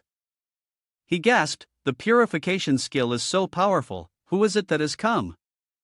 GC smugly said, you crafty rat, the mage thereafter has appeared. Yun, curious, wondered if it was another competitor in the tournament. But Han immediately knew, this was the real target of these two monsters. What had he done? Why didn't he run? Instead, he stepped in to help at such a critical moment? GC shifted his focus to the newcomer. Don't even think about escaping, he sneered. You crazy dog, biting at anything you see. A shield had been raised from the staff. The spore's toxins relentlessly infiltrated, causing the shield to crack. Han reminded, cleanse it like before, once more. He shouted, if I could repeat the move from earlier, I wouldn't have had to run away. Hurry up and help. Han prepared himself for battle, having already warned earlier, and added, you can take them all in one go. GC, with his other hand, released a cloud of toxic spores towards him, don't try to stop me. Han, not willing to yield, swiftly dodged through the toxic waves and charged forward. GC silently felt uneasy as he saw Han getting closer, accelerating his speed. Han leaped into the air, striking down with a sword, take this from me. GC strengthened his protective barrier, what a ridiculous move. You can't possibly break through my spore shield. Seeing the icy sword aura emanating from Han, GC realized, wait, what exactly did you make me ingest? With a downward slash, Han answered, you're about to taste my Han stick. Immediately, the ice penetrated GC's body. The wizard let out a sigh of relief, phew, I'm saved. But GC, now paralyzed by the freezing magic, struggled. Seizing the opportunity, Han pressed the advantage, perfect chance. The chainsword descended, forcing GC into a desperate struggle as his body was torn into pieces. Yun joyfully shouted, we won. Han cautiously warned, don't drop your guard. Don't forget, he was sliced into two before and came back to life. She understands. Good, stay vigilant. Han set it ablaze, burning it until nothing but ash remained on the ground. Yun thought this time, it would definitely be over. Han replied, check again. Leave no trace. The wizard spoke, thank you so much. Han responded, good thing there were two of you here, otherwise I would have been caught single-handedly and definitely dead. Someone then surprised him by knowing his name, you know me? He smiled warmly and said, you're the Fengyan character, right? Who doesn't know you? I'm also a competitor in the Xiaoming tournament, a level 19 mage. If you're interested, we could form a team and continue forward, it would be convenient to help each other. Han, curious, asked, what exactly did you do that made these two masters so determined to kill you? Xiaoming began to recount, it's a long story, and it's a bit embarrassing for me. Before he could finish, Yun's voice rang out. What? The toxic spores of GC were regenerating its body for its master. Han exclaimed in shock, is it immortal now? GC's body has been fully regenerated. It angrily shouted, you all better die. Xiao Ming set up a shield, deeply worried. We're done for. It wants to kill us with the toxic spores. The shield protected them from the space filled entirely with poisonous spores. Xiao Ming reminded, if we get touched, we're dead for sure. Han asked cautiously, can you use a barrier to suppress it? Xiao Ming took out several brightly colored crystals. Not sure. Let me give it a try. Xiao Ming's staff absorbed the energy from the crystals and poured it into the barrier. GC, positioned above them, had encased itself in an icebox but disdainfully said, foolish. If you use too much of your own magic in something external, it won't do anything. When you run out of energy, I'll tear you apart easily. Han wondered, is our coordinated attack useless? Not necessarily. GC, panicked, exclaimed, are you not going to? After that scream, a stream of ice from the divine sword flew toward them. Xiao Ming said, if I can't kill you, I'll imprison you instead. A solid icebox had formed, and GC inside could no longer move. Han said, this ice block won't melt in a month. Let that guy freeze to death inside. Xiao Ming, on the other hand, lamented that the treasures that were pressed at the bottom of the box had all burned away. Han patted his shoulder to console him, don't be discouraged, there are definitely better treasures down there. We'll recover both the investment and the profit. Let's go, let's check on how Qian Feng is doing. Mo Yun replied, right, he should have detoxified by now. Xiao Ming sneered, I'm not discouraged at all. After all, you can't catch the big fish without setting the trap. The three people on the other side finally woke up, looking confused. What happened? I don't know either. Mo Yun was happy to see that they were all fine. Good, everyone is okay. Tian Feng and Tian Ming shouted, boss, have you taken care of those two guys? He replied, yes, and we even made a new friend. Xiao Ming, he wants to join us. He's a sorcerer, so he'll be a big help. Xiao Ming raised his hand in greeting. Hello, everyone. He continued the conversation from earlier. Now you can briefly introduce the situation to everyone. After all, you're the only one who has been down there. He answered, if I hadn't seen it with my own eyes, I wouldn't have believed how serious the situation was. I infiltrated the bottom floor through the spirit tunnel, but there was no purple crystal there at all. Instead, it was a mysterious interdimensional stronghold. Han was surprised. Stronghold? Lu Mang, eager as well, asked, what's inside? Have you been inside to take a look? Xiao Ming continued. I originally planned to sneak in and see if the people inside the stronghold had taken the purple crystal, but before I even got close, I realized the enemy was very strong. I had no chance of winning. It's a miracle I managed to escape. Han speculated. If that's the case, then the situation right now is definitely different from the one on the surface. We need to be cautious and examine the situation further, consider our next step carefully. Tian Ming suddenly remembered and turned to Lu Mang. Right, didn't you say you could recall similar scenes? Can you help check what's going on down there? He replied. I can only recall what just happened, it's not like the heavenly I can see underground. Qian Feng bluntly said. Well, then I guess your ability isn't that impressive, huh? Lu Mang didn't bother arguing with him. Yeah, you're so great, you're the best, okay? Han stepped in to mediate. Alright, now's not the time for this argument. The situation is pretty serious. With the enemy's strong pursuit, the opponents on the lower levels will be even more vicious. Should we move forward or go back to the surface? Everyone, raise your hands to vote. Either way, the situation is already beyond our control. We can't afford to take blind risks. Mo Yun spoke up, I will continue. We've come this far. If we turn back now empty-handed, I will regret it for the rest of my life. The other three are brave, and so am I. Anyway, I've already had my life saved twice, maybe the goddess of luck is on my side. The boss is with us. That's right, with the boss here, we have nothing to fear. Follow the boss, and we'll risk it all. Han turned to ask the other person, what about you? Do you want to continue? Xiaoming enthusiastically replied, with you guys here, I feel reassured.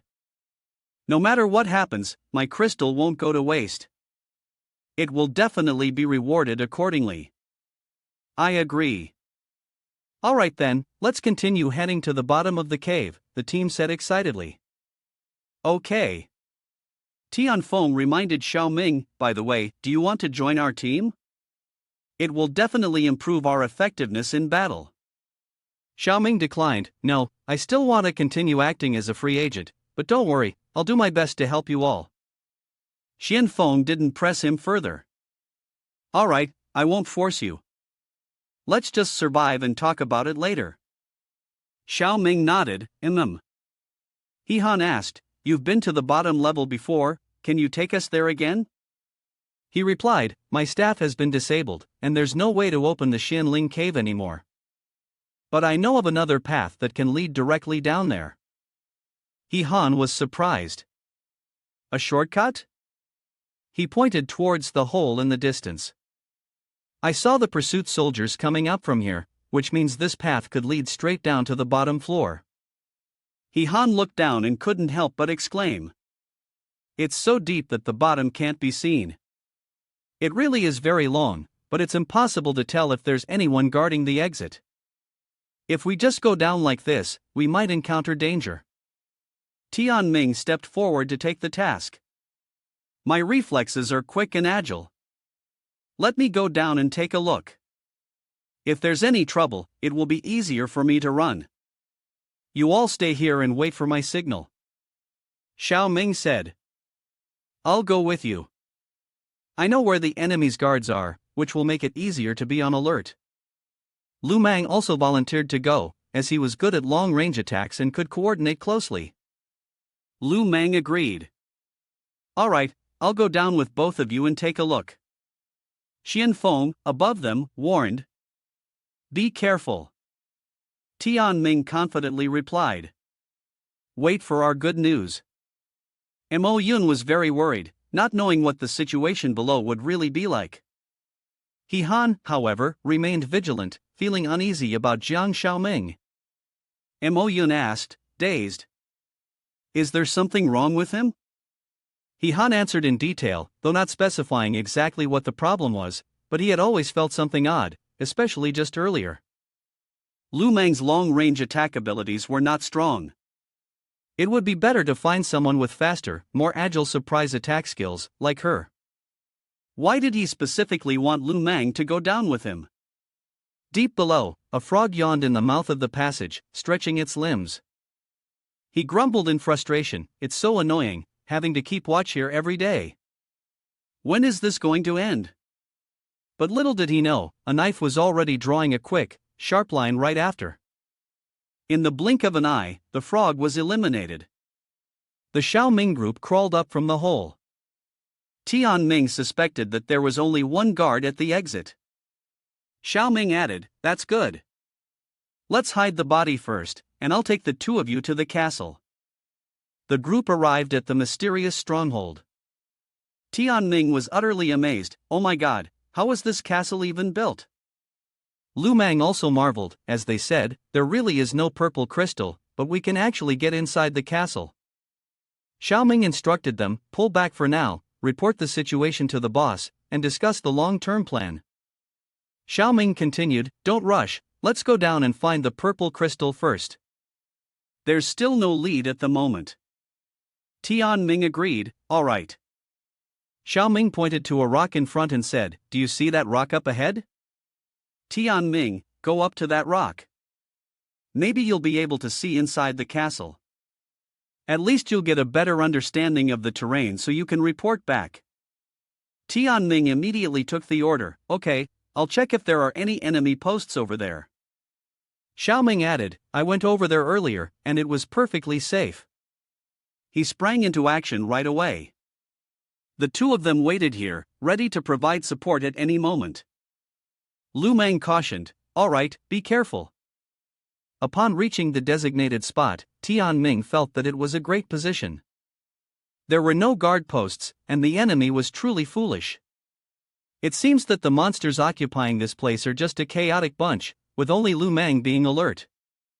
The dark energy here is overwhelming. I just want to leave as soon as possible. What do you think? What kind of monster is hidden inside this castle? Xiaoming replied, I don't know either. He thought to himself, it shouldn't have been exposed so soon, but the ability of this kid is time recalling, so there's absolutely no way I can leave him alive. As long as the commotion reaches the watch station, I can take the chance to act, escape, and then say that both of them were ambushed, and that's that. I'm truly a genius. Seeing that his knife was ready to strike, He Han, who was behind, asked, what are you doing? What's that? Xiaoming jumped in surprise and shouted, why are you two down here? Lu Meng was suspicious. Boss Qianfeng questioned, why did Tianming run over there? Does Xiaoming not know how to explain? He said, Tianming had just climbed to the rock ledge and reported back already. The two monsters, upon noticing him, hissed a few warning sounds. Tianming froze, shouting, what? One strike from Mo Yun took them out, and she reassured her teammates, don't be afraid, it's safe now. Tianming felt a great sense of relief. That was too close, thank goodness she arrived in time. Tianming reported back, and from above, he couldn't see the internal structure of the castle at all. The only way to find the purple crystal was to go straight in. Mo Yun added, it's unclear what the enemy situation is inside. Charging in recklessly is too dangerous. He Han also said, right, I was afraid everyone down here would be in danger before we could get down, but luckily we made it just in time. Qianfeng asked Mr. Lu, now, can you use your time recollection ability to check the situation? He agreed, let me try. Xiaoming anxiously thought, I can't let him recall it, or my identity will be exposed. He tightly gripped the small knife in his hand, it seems the only option now is to risk it all. At that moment, an explosion went off beside them. He Han curiously looked over, what's going on? Tianming was also confused, where did that explosion come from? Xiaoming felt quite fortunate that before leaving, he had set up a few explosive talismans. He never expected them to come into play now. There was movement ahead at the stronghold. He Han urgently urged, they've discovered us, hurry and retreat. But the ground beneath their feet suddenly trembled. Mo Yun and Tianming both gaped. What? Oh my God. Looking at the gigantic monster in front of them, they couldn't believe what they were seeing. They were surrounded by massive stone monsters. Xiaoming began to feel more and more nervous. The scale of this situation is huge, I just wanted to stir them up a bit, but I didn't expect to poke a hornet's nest. He Han commanded, it's a trap, retreat quickly. The stone monsters wouldn't allow them to leave. One of them swung its fist, landing a punch, but fortunately, He Han dodged it. A purple crystal flew out, which he spotted immediately. He quickly grabbed it. After that, he excitedly reported to the group, I found the purple crystal. This giant stone creature is pressing the purple crystal into the ground while hiding itself. Qianfeng and Lu Meng were both taken aback. What? So that's how it is. Meanwhile, Xiaoming tried to strike the ground but shouted, damn it, the ground is too hard, I can't cut through it. He Han took charge, thinking of a way to lure them into attacking. Qianfeng received the order and stepped forward to taunt one of the monsters, come on, hit me, come here. He joked a bit too much, and soon, a group of stone monsters surrounded him. They began hammering down on Qianfeng at the center with their brutal fists. Tianming, annoyed, yelled, that's not how you do it, you idiot. He Han moved with extreme speed, sweeping through the stone monsters with his sword. They then obtained another purple crystal. With a shaking face, Qianfeng muttered, I found one too. Tianming was utterly shocked, his face now horribly disfigured from the beating. Seeing that the stone monsters, despite being frozen, could still attack, he panicked. Does freezing them not work? Han had had enough. Let's pull out, stop looking for purple crystals, stay alive first, quickly follow the sandstorm. It was only then that Tianming realized, wait, where's Mo Yun? Han immediately became alert. What? He saw, to the side, a group of stone monsters were focusing their attacks on a spot, revealing 2 purple crystals. Mo Yun, on her own, was holding 3 crystals, escaping from the monster's pursuit. She thought to herself, that's enough, but where can I run to avoid the sun? The monsters kept pounding, causing Mo Yun to fall. The whole team was worried. We're doomed. Seeing Han fearlessly charge forward despite the dangers, they were deeply worried. Boss, it's too dangerous, and you're still blaming her. That silly girl. The stone monster delivered a powerful blow, and the stronghold behind them shone brightly. Mo Yun struggled to dodge, continuously retreating. Han! She shouted. Mo Yun fought to hold on. I'm coming. Mo Yun threw 3 crystals towards them. Catch them. Han instinctively caught what she had desperately seized. Faced with the overwhelming number of monsters, Mo Yun, with her sense of righteousness, spoke to her teammates. Quick, go. Don't worry about me. The other 2 also tried to stop Han. Boss, go now. If you delay any longer, we'll lose our chance. Han still unwillingly called her name. Mo Yun. The group managed to escape back to their original position. Xiao Ming exclaimed. You nearly scared me to death. Now there are 5 of us, and we've got exactly 5 purple crystals. Does that mean we can go back? Han replied. You all go ahead, I have to go back and save Mo Yun. Tianming disagreed. Are you crazy? Boss, Missouri Yun is definitely dead. Why would you go back and throw your life away? Han explained. If she were really dead, why haven't we received the notification about combat power decrease? We're a team. Lu Mang realized. That's right, we haven't been affected at all. Tianming also hoped. Could Mo Yun still be alive? Han looked at the whole team with determination. I can't just leave her behind like this. As for the rest of you, I'm not forcing anyone. Lu Mang was struggling intensely, and so was Qian Feng. They heard Han giving them a choice, telling them to decide for themselves. Tianming also felt a sense of hesitation in his heart. Han waited for their response. Lu Mang was the first to speak up. Sorry, boss, but I really don't think it's necessary to go down and take the risk. Maybe they want to use Mo Yun as bait, to lure us down and have us rescue him. The other 2 agreed. That's right, we can't even handle the group of stubborn brutes surrounding the place, let alone whatever's inside the castle. There might even be monsters in there. I don't think going down is a wise decision. Han didn't force them to understand. I understand your concerns. In that case, you can go back. If you encounter any other players on the way, try to advise them. He then immediately left, leaving the 3 behind shouting, Boss, Qian Feng is powerless, why does he have to be so stubborn? Tianming worriedly asked, what should we do now? Xiao Ming got his wish, he's really sentimental. But I'm also afraid you won't be willing to go down. Han is heading back to that dangerous place alone. Wan Xiang anxiously asked, you don't plan on going single-handedly, do you? He replied, what if I do?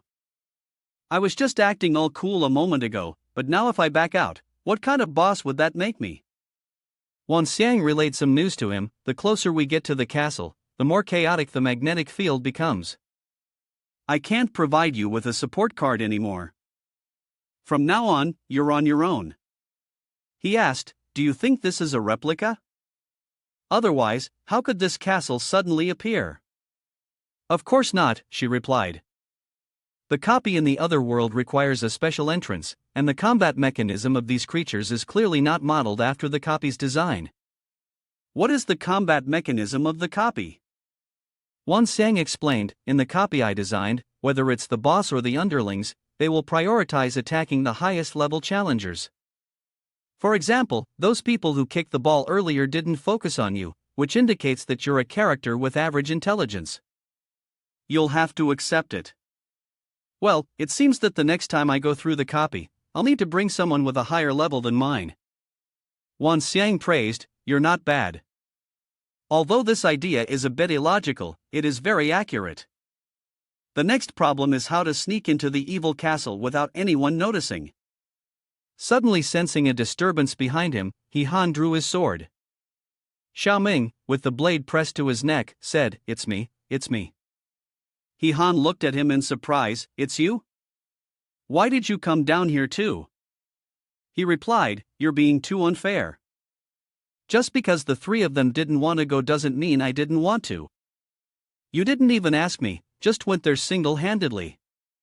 He Han questioned, "You want to take the risk with me?" "Why?" He answered, "I've been here twice already. If I don't go in and have a look, I won't be at ease. The most important thing is, I feel like there must be even greater treasures inside. No matter what, it's worth a try." He knew the problem was that even getting close was difficult. Outside the castle, there were surely many monsters lying in ambush. If they woke them up, a fierce battle would be inevitable. Xiao Ming said indifferently, "Of course, just relying on you alone won't work, which is why I came here." A layer of psychic energy descended upon the ground, lifting He Han's steps. Floating in the air, he felt quite intrigued. This skill was impressive, completely avoiding touching the ground. Xiao Ming responded, "I was exposed earlier, so now I have a plan." A while later, they approached the stronghold, and He Han exclaimed, "We've arrived." Xiao Ming used the void technique to create a teleportation door. The door led to a room inside the stronghold. Stepping out of the teleportation door, He Han said, "We're in." The door had completed its task, so it gradually began to fade away.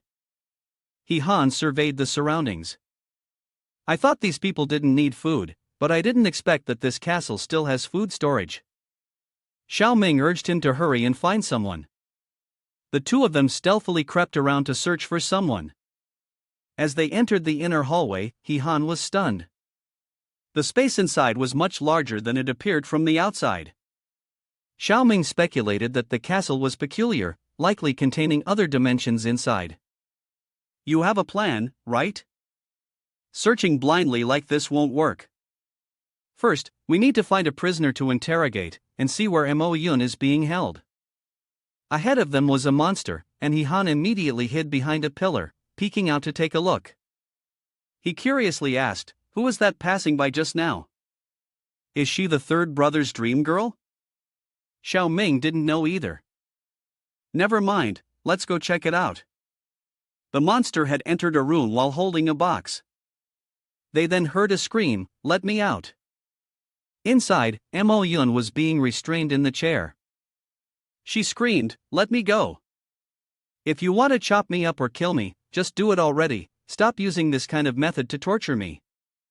The monsters advised, "Oh my dear lady, please don't move around too much. It took a lot of effort to tie up your hair neatly. Our master really values you, you've accumulated enough good fortune to last 8 lifetimes. Tonight is the wedding ceremony, tomorrow you will be our madam." Too violent-tempered, no wonder the master likes her, Xiao Ming said with a frown. "What's really going on inside? Are they torturing Mo Yun?" Her voice sounded weary. He Han can't stand it. "Let me check. Does this boss's preference really involve forcing women inside?" Mo Yun was still shouting, "Let me go." One of the monsters grew annoyed. "Stop moving around." Another one swung its hand. "You don't want to drink the new wine but you prefer to drink the punishment wine? Are you seeking death?" But its hand was firmly held back. It was He Han. He gritted his teeth and said, "Are you looking to die?" The other two monsters were taken aback by He-han's sudden appearance. Where did this mixed blood come from? He landed a punch square on the first monster's throat. Mo-yun was moved as she watched him. He-han was really taking on 3 monsters by himself. It was then that she finally believed he had returned to save her. The trembling hand of one monster reached for a bell nearby, ready to sound the alarm. Xiao Ming unleashed her abilities to stop it. Don't even think about it. The monster was frozen stiff, and as a result, it was knocked out cold. He-han comforted Mo-yun. It's okay, I'm here to get you out. She was moved and said, You foolish man, didn't you tell them to leave? Why did you come back?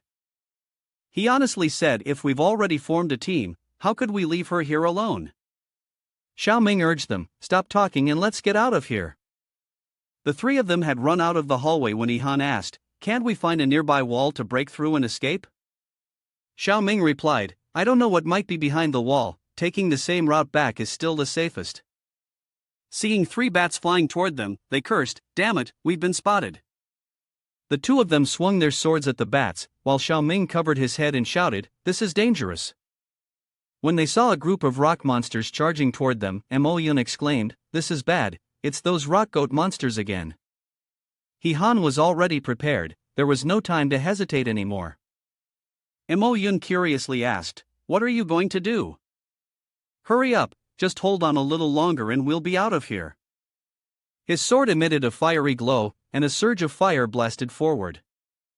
A hole was created in the wall, and the 3 took the opportunity to escape, making their way back to the foliage.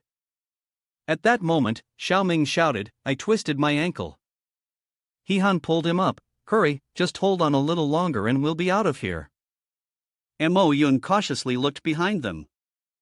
Be careful, all the soldiers on the wall have drawn their bows. She yelled, There are archers.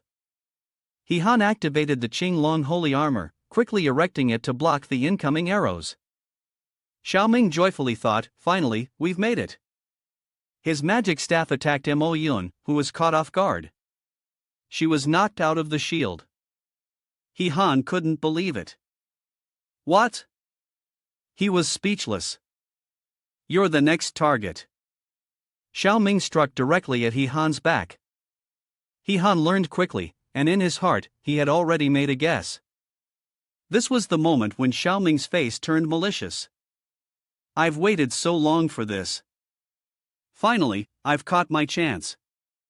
The holy armor on He-han's body began to peel off. Mo-yun looked at He-han, enduring his torture, with deep anger. This bastard. She raised her blade, saying, Die. But Mo-yun's sword shattered upon hitting his armor. She couldn't believe what was happening. Meanwhile, Xiao Ming smugly said, The Qinglong equipment, I've finally gathered it all. He-han was knocked backward. Mo-yun, worried, rushed forward and called out to He-han. Looking at the armor on his body, Xiao Ming was quite pleased. What a treasure, it's beautiful. He-han couldn't figure out who this person really was. He slowly began to remove his mask. I once offered you a deal, but unfortunately, you didn't understand, so I had no choice but to use a few tricks. He-han recalled, You are X? X laughed. I'll give you credit for being somewhat clever, remembering me, but unfortunately, it's too late now. He-han was furious, realizing he had been set up. So your target was the Qinglong holy armor. But even if you get the holy armor, it's useless. We've surrounded you. No one's getting away. X replied confidently, That's not necessarily true, he is summoned. The Qinglong sword is now in the open. He-han was shocked. The Qinglong sword, isn't he a mage? X coldly laughed as he looked at the group of monsters, his sword sweeping through them in one swift motion. Mo-yun guessed, could it be that he's double jobbing? Both a mage and a warrior? He-han added, Too careless. He's been hiding his true intentions for so long before finally revealing them. In front of X was a rock monster about to punch down. With one strike, his sword slashed straight through its chest. The monster split in two, and X took the opportunity to escape. Before leaving, X didn't forget to send a parting message, "Good luck." Through the teleportation door, he had vanished. Trapped in a trap, Mo-yun angrily cursed, "That bastard, I'll make sure he regrets this." Hee-han anxiously glanced behind them. "We should focus on finding a way out first. We're too far from the exit, trying to rush there will be difficult." Suddenly, a voice called out, "Boss, Missouri-yun's sister." Their entire group, followed by countless others, had stormed in. "We've come to rescue you too," Lu Mang said. "You guys weren't fooling anyone, right? This bottom floor really is a monster's lair. With so many people here, everyone split up and start searching for the crystals." They eagerly responded, "Got it. Good thing we're in a large group. If we had to do this alone, we'd be asking for death." Mo-yun was taken aback. "Why are there so many people?" Hee-han felt a warmth in his heart. They must have gathered other contestants to help out. With everyone working together to find the purple crystals, they could ease the pressure on them. "A rare opportunity, hurry up and rush outside," she replied. A fierce battle broke out immediately after, with Hee-han cutting down one monster after another with great momentum. He turned to ask them, "Why did you come back?" The three of them knelt down on one knee and said, "Previously, we betrayed the boss's trust, which is truly a crime deserving of death. We ask the boss to give us a chance to atone for our sins." Hee-han helped them up. "Good brothers, the fact that you all came back proves everything." The monsters were blown into pieces, shattered into rubble. Hee-han looked around warily and asked, "What happened?" Mo-yun reported, "The monsters have all burrowed into the ground." The group of monsters slowly sank down, and a flash of light suddenly gleamed from the stronghold ahead. Mo-yun exclaimed, "What is that?" A dark, menacing aura emanated from the figure of the Demon King as he stepped forward. "You pathetic fools, where do you think you're taking my bride?" Hee-han said in a low voice. Finally, he's appeared. The final boss, Yi, beckoned to Mo-yun. "My bride, come here." Her whole body was lifted into the air, being drawn toward him. Mo-yun screamed, "What? What's happening to me?" The distance between her and Yi grew smaller, and she shouted, "Let me go." Hee-han signaled for the team to rescue her. Yi sneered at them, "You overestimate yourselves." The group was immediately blasted backward. Hee-han plunged his sword deep into the ground to slow his momentum. He tensed up, thinking, "The power disparity is too overwhelming, what should we do now?"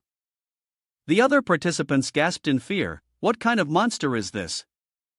It's terrifying." Yi continued to attack, sending a group of people flying in all directions. Hee-han called out, "System, do we have any intelligence on this person?" Wan Xiang responded, "I don't specifically remember creating this name, but at this level, every boss has weaknesses. As long as we can find his weakness, we have nothing to fear." Hee-han shouted in frustration, "The problem is, how the hell am I supposed to know what the weakness of this boss is?" Suddenly, he realized, wait a minute, why would the demon god send his subordinates to hunt down X? X has always wanted to destroy Lu Mang. Could it be because they're afraid we'll uncover the demon god's secrets? Hee-han immediately gave orders to his team. "Lu Mang, quickly use your ability to recall. See if you can figure out what happened the first time Xiao Ming came here." Lu Mang agreed right away. Got it, and his skill was activated.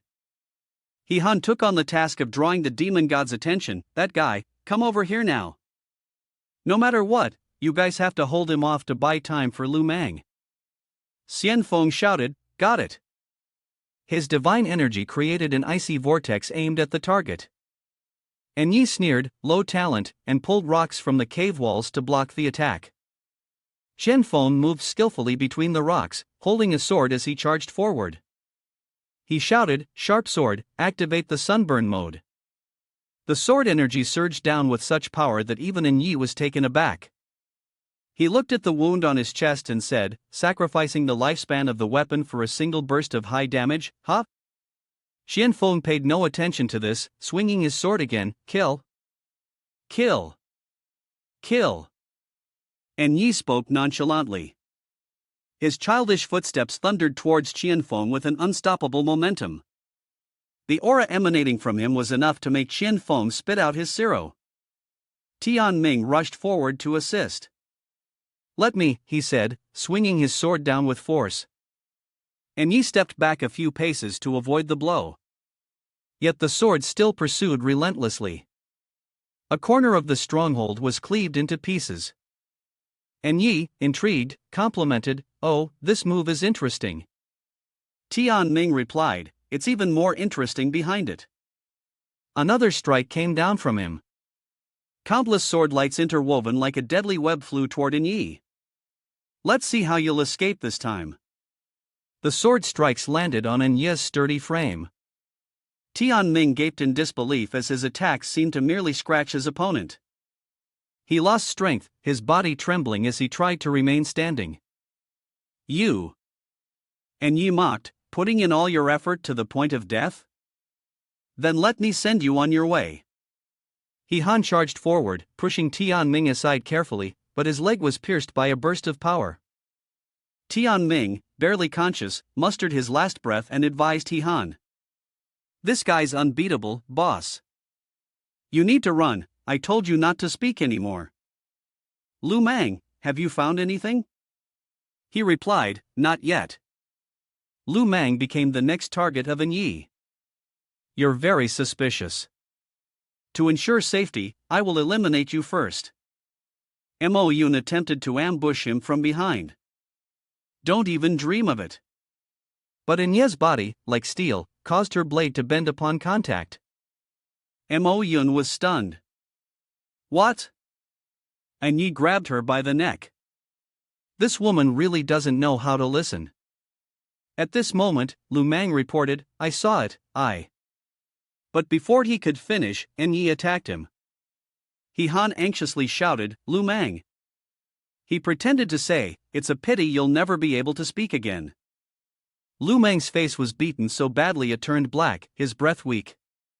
He struggled to hand the ring to Han. He guessed that perhaps the secret of the demon god was in that ring? And Yi also yelled, "Damn it, you won't get away with this." Han rushed forward, desperate to get the ring. While he remained much calmer. "I just need to snap my fingers, and I can crush you."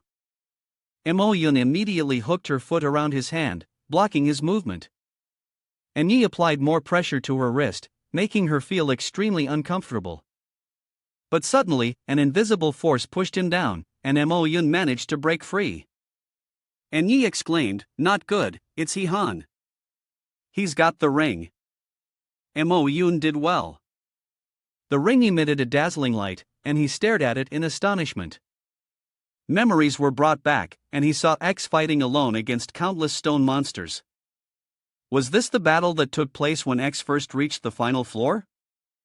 And Yi was also there at the time, X still calmly attacking the enemy. Meanwhile, Yi had clearly mentioned his disguise and his master's techniques, yet he showed the agility and skill of a warrior. How strange. GC, who was behind, spoke up, "Great Demon Lord, I will go deal with him." He refused. "No need, I want to stretch my legs a bit, leave him to me." X began to become anxious. Has the professor still not found a way out? The scan results show a secret passage over there? Han noticed this. "Professor? Scanning?" It seems he's still in contact with the outside world.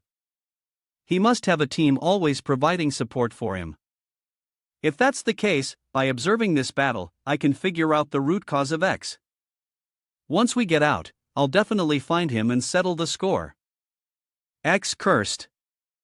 Damn it, the organizers are useless, they built an underground castle and still don't know. And Yi appeared in front of him, blocking X's path. Don't be in such a hurry. Have some fun with me first. X was still connected to the outside. Boss is blocking me, I need his intelligence. He received the information. Ah, a dragon-phobic constitution? And Yi exclaimed in shock. What? How do you know? Han was suspicious. A dinosaur constitution means you can turn into a dinosaur, right? He must have had his own plan from the start, I understand now. I just hope to buy some time and not engage in the fight. And Yi, not understanding anything, suddenly yelled. Who are you talking to? A magical artifact was thrown by X, and at that moment, a dragon appeared. And Yi was stunned. The dragon roared a few times, then released a burst of fire straight at Yi's chest. He was struck and couldn't fight back. X, quickly escape, leave them to me, hold them off for me. And Yi ordered in a cold voice. You know my weakness, I can't let him go, bring him to me. By this point, Han had grasped the situation. Wan Xiang, who had been waiting anxiously, asked. What's going on? What did you see? He replied, it's not that it's terrifying, it's that I'm afraid this demon god might have a dragon-phobic constitution. Facing a dragon-type opponent, his combat abilities will be suppressed, even weakened. Wan Xiang was also surprised upon hearing this. A dragon-phobic constitution? And Yi sneered coldly, looks like you've uncovered my secret. But even if you know, it's useless. That dragon has already been killed by me, it didn't take much effort. No matter how many dragons you have, just release them all. He asked his system, do you have dragons? Wan Xiang retorted, what makes you think I could have something like that? And Yi became even more smug. Looks like you don't have any. What a pity. Now, I will slowly enjoy the pleasure of killing. Han muttered, this time we're really doomed. I have the title of dragon slaying hero, but I can't even turn into a real dragon. Wait a minute, dragon slaying hero. Wan Xiang's unusual tone made him curious. What's wrong? He replied, I have a bold idea. If I can't bring a dragon to him, then maybe I can bring him to the dragon. Wan Xiang had already guessed his plan. You intend to pull him into the golden armored earth dragon sleep instance? He asked, can we do that? She wasn't sure. I don't know either. I've never thought about letting non-player characters enter an instance, so we'll have to try. Han decided to take the risk. Alright, wait for my signal. Wan Xiang exclaimed, aren't you going to make a plan first? He immediately swung his sword down, taking action. And Yi didn't have time to dodge. He looked at his arm, which had turned to stone, and sneered, isn't this technique a bit too childish? The ice shattered instantly. Is this the extent of your tricks? You really disappoint me, don't you? Han gave a faint smile and said, I just wanted to see how long you could stay frozen. It's been long enough. Now, the final full-force freezing tornado attack. And Yi couldn't predict his opponent's intentions, and the icy whirlwind struck, freezing him into a solid ice statue. And Yi sneered, just stalling for time. Han jumped down from above, landing on him. At that very moment, a formation was set up behind Yi. Wan Xiang shouted, all right, he used his strength to break the ice, but it's too late. Damn it! Did both of them get pulled into the dungeon? Han was delighted. It worked! And Yi unleashed a burst of strange energy aimed directly at him. Looking for death? Han couldn't dodge in time and took the hit. Both of them fell into a forest inside the dungeon. Han crashed straight to the ground. Wan Xiang asked with concern, are you alright? Don't try to summon the golden armored dragon just yet. First, eliminate the ones in the dungeon. Look at this, with such a big commotion, even those superior creatures are coming out. He quickly regained his confidence. I remember you saying that the dungeon's combat mechanism prioritizes higher-level targets, right? Wan Xiang questioned, what? He answered, my rank isn't higher than his. And Yi still hadn't adapted.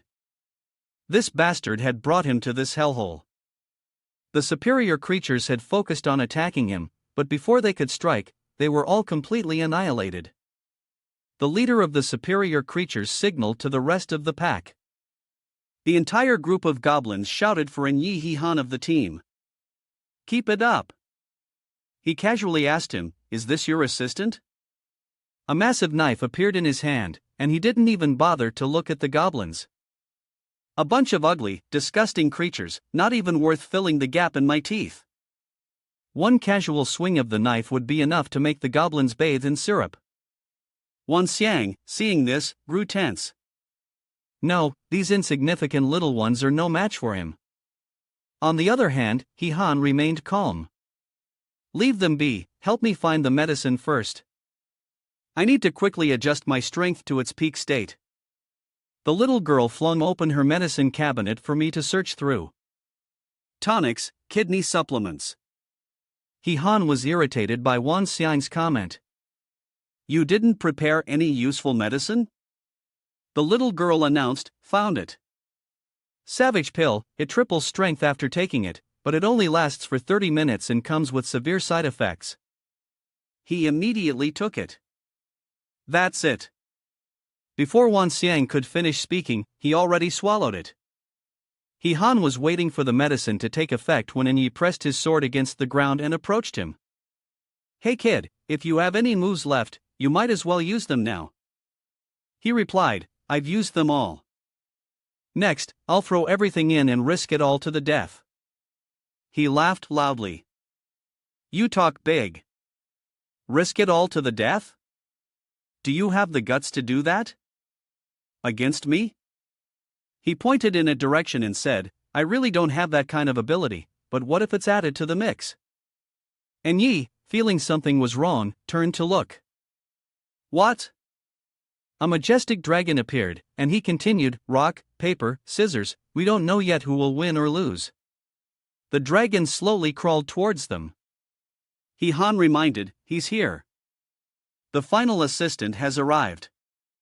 And he finally lost his composure. "Damn it, I deliberately built this castle underground to avoid this filthy creature, and yet, it still haunts me. It triggered my dragon-phobic constitution." Facing the Dragon Clan, attack power, defense, speed, and vitality are all reduced by 30%. "Seems like your constitution not only fears dragons but also summons them?"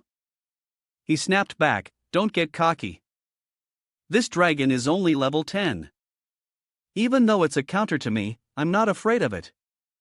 The ferocious dragon extended its claws, and Yi quickly leapt upwards to avoid the attack. Frustrated, he kicked the dragon square in the face. "Get away." The dragon's massive body crashed heavily onto the ground, shattering the earth beneath. He Han thought to himself, "At this level, even if it's a counter to the demon god, it still doesn't make much of a difference." And Yi breathed heavily, clearly exhausted. He was even more confused. He had the upper hand, so why was he still so tense? Was the fear of the dragon clan not just a matter of attributes, but also a psychological obsession? The dragon, angered by the humiliating kick earlier, glared at Yi with a calculating look but didn't rush to attack. He Han was curious too. What's going on in that big head of its? It feels so intelligent. Mo Yun, from behind, spoke up, seeming to hesitate. Seeing the dragon charge at him, He Han finally understood. It was trying to decide who to deal with first. The system notification appeared, activating the Dragon Slayer title, dealing double damage to dragon-type opponents. He coldly glanced at it. "Who gave you the confidence? Made you think I'm easy to bully?" The dragon was immediately taken aback by this intense aura, its eyes wide open in surprise. He Han was determined to teach this foolish dragon a lesson in manners. With a swift slash of his sword, he struck straight at its neck. "Do you think I'm easier to bully?" The dragon was knocked rolling backward. He, burning with anger, said, "After all, it's just a beast. It must be made to fear. It won't get scared enough to run away, will it?" Wan Xiang responded, "No, it won't. It's the boss of this clone after all. It has to risk everything to fight to the death with the intruder." The dragon froze, unsure of who to choose. He Han quickly noticed, that little head of its is starting to think. And Yi threatened it, "Beast, you better not come over here." He Han teased him, if you still don't understand, then there's no need to keep that life of yours. The dragon seemed to have an epiphany, letting out a roar as it prepared to unleash a torrent of fire. A destructive wave of flame shot out in one direction. And Yi, panicked, thought, is it coming for me? Han, smug, said, as expected, the wild beast will eventually target the one who fears it. Your dragon phobia is exactly why it's going after you. The fire was getting dangerously close. And Yi cursed, damn it. He kept retreating, exclaiming, what? Han kindly reminded him, why is the demon god so scared? Why are you running? Stand your ground. And Yi, terrified, lost control of his words, you. The blazing fire came charging at him, tearing through an entire forest. The dragon was thoroughly pleased with its attack. After enduring enough, and Yi coldly muttered, you beast, damn it. The demon she shot out from the tip of his finger, I must kill you first. While the dragon was still stunned, Han used his sword to cut through the demon she. The dragon remained unharmed, perfectly protected by him. Han reminded it, little dragon, you must understand what I'm saying, right? Cooperate with me, and once we defeat that guy, you'll level up. Wan Xiang reminded, is this a replica? Its level has already been set. He casually suggested, then change its settings. Just go back and invent a new body posture for it. Wan Xiang eagerly agreed, okay. Han asked it, so, what do you say? Do you want to cooperate? Receiving a signal from it, he exclaimed, great, then it's time to kill the demon god. Han commanded it with great momentum, go ahead. And Yi mocked him, you two worthless trash think you can defeat me? You're clearly dreaming. The demon she surged toward them, and Han felt quite desperate. We're done for. The dragon used its tail to break the demon she. Safely protected, Han was very satisfied, well done, just as expected from a golden armored earth dragon. However, its tail also swung toward him. Han was knocked far away, but it turned out that it was trying to move him out of harm's way so it could continue fighting in Yi. He had to compliment it, truly a good teammate. And Yi struggled to resist, while Han swiftly delivered a blow with his sword. He taunted him, oh, you can actually resist him? Just this response has you panicking? The true strength of this deity is only just beginning. Before he could finish speaking, the dragon opened its mouth and unleashed a blast of fiery force that pierced straight through Yi's chest. Staring at his empty chest, he was stunned. What? After that strike, the dragon also collapsed, exhausted. And Yi, furious, shouted, this bastard. Han, take advantage of the moment and put all your strength into the attack. With a single strike, and Yi struggled to keep his balance, his knees buckling as the sword sank deep into the opponent's shoulder. He pulled the sword out and said, now that we've come this far, do you have any last words? In a timely manner, and Yi immediately begged, please, I beg you, spare my life. I will definitely. At that moment, the noise behind them caught Han's attention. And Yi seized the opportunity and reached out to try and strangle him. You mongrel, die. Han reacted swiftly, slicing through the air with his sword, and the last thing Yi managed to say was, this. This is not over. And Yi's entire body was torn into pieces. He sighed in relief, it was finally over. At that very moment, the effects of the drug took hold, causing him to cough up a mouthful of blood. Han collapsed to the ground. Wan Xiang explained, this is the side effect after taking the medicine. Right now, your body's functions have exceeded their limits, and you can no longer fight. If you do, it could be fatal. He wiped his mouth and said, so this is the after effect. I thought I was going to explode and die right then. Suddenly, an elite creature seized the opportunity and swung a club, attempting to strike from behind. Han tensed up, thinking, this is bad. Right now, I can't move at all. Unfortunately, the poor goblin was burned to death by the large fire. Han narrowly escaped the danger. It was the dragon that saved his life. Han sincerely thanked it. Many thanks, my brother. The dragon also gradually faded away. Even their presence did the same. It was a sign of departure. Wan Xiang reminds you. The replica mission is over, and you can leave now. Outside, Chen Feng, after taking care of everything, let out a sigh of relief. Finally, it was all dealt with. Lu Mang, now bandaged, spoke up. The problem is, where has the boss gone? Could it be that he? Tian Ning interrupted him. Stop talking nonsense. The boss is so strong, how could anything happen to him? Lu Mang replied, I know, but still, he did challenge the demon god alone. Shut up. Mo Yun sat quietly by the side, so worried that she had no energy to speak. Just then, she heard He Han's voice. It seems I returned just in time. I thought you all had left already. The three of them joyfully walked over. The boss knew he would be fine. X, through the earpiece, also received this news and let out a surprised "oh." He was quite amazed. He Han really survived and came back. No problem, I'll wait for him at the cave entrance. He must miss me too. The entire team of supervisors stood waiting outside the cave. Chief Chen anxiously checked his wristwatch. It had been so long, and no one had come out yet. It seemed that those left inside had. X reminded him. Don't worry, Chief Chen. There will be a surprise. You must believe in these contestants. The assistant reminded him that he was the first to enter the bottom level. Chief Chen greeted him. Is it him? Even we can't determine the direction of the bottom layer. How can you do it? Could it be that you have some secret weapon? X replied, if we're talking about a secret weapon, then if I tell you, can it still be considered a secret?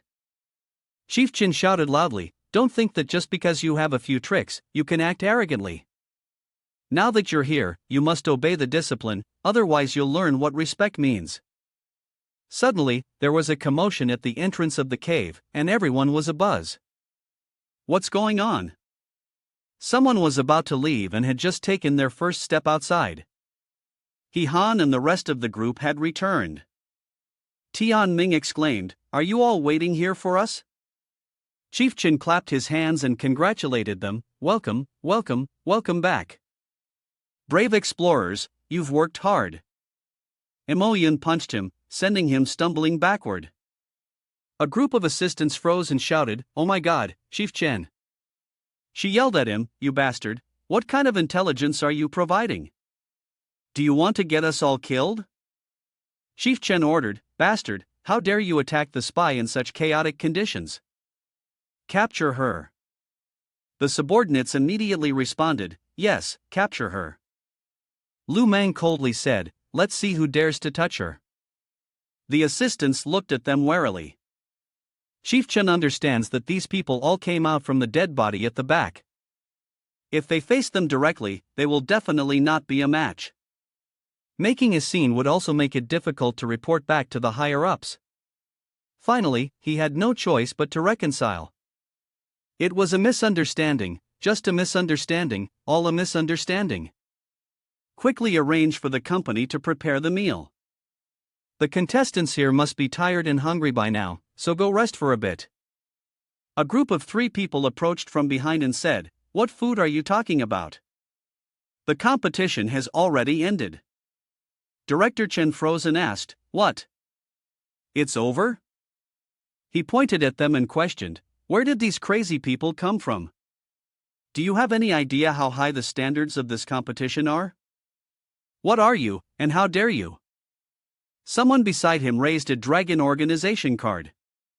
Director Chen stammered, unable to speak. Dragon organization? X was also surprised.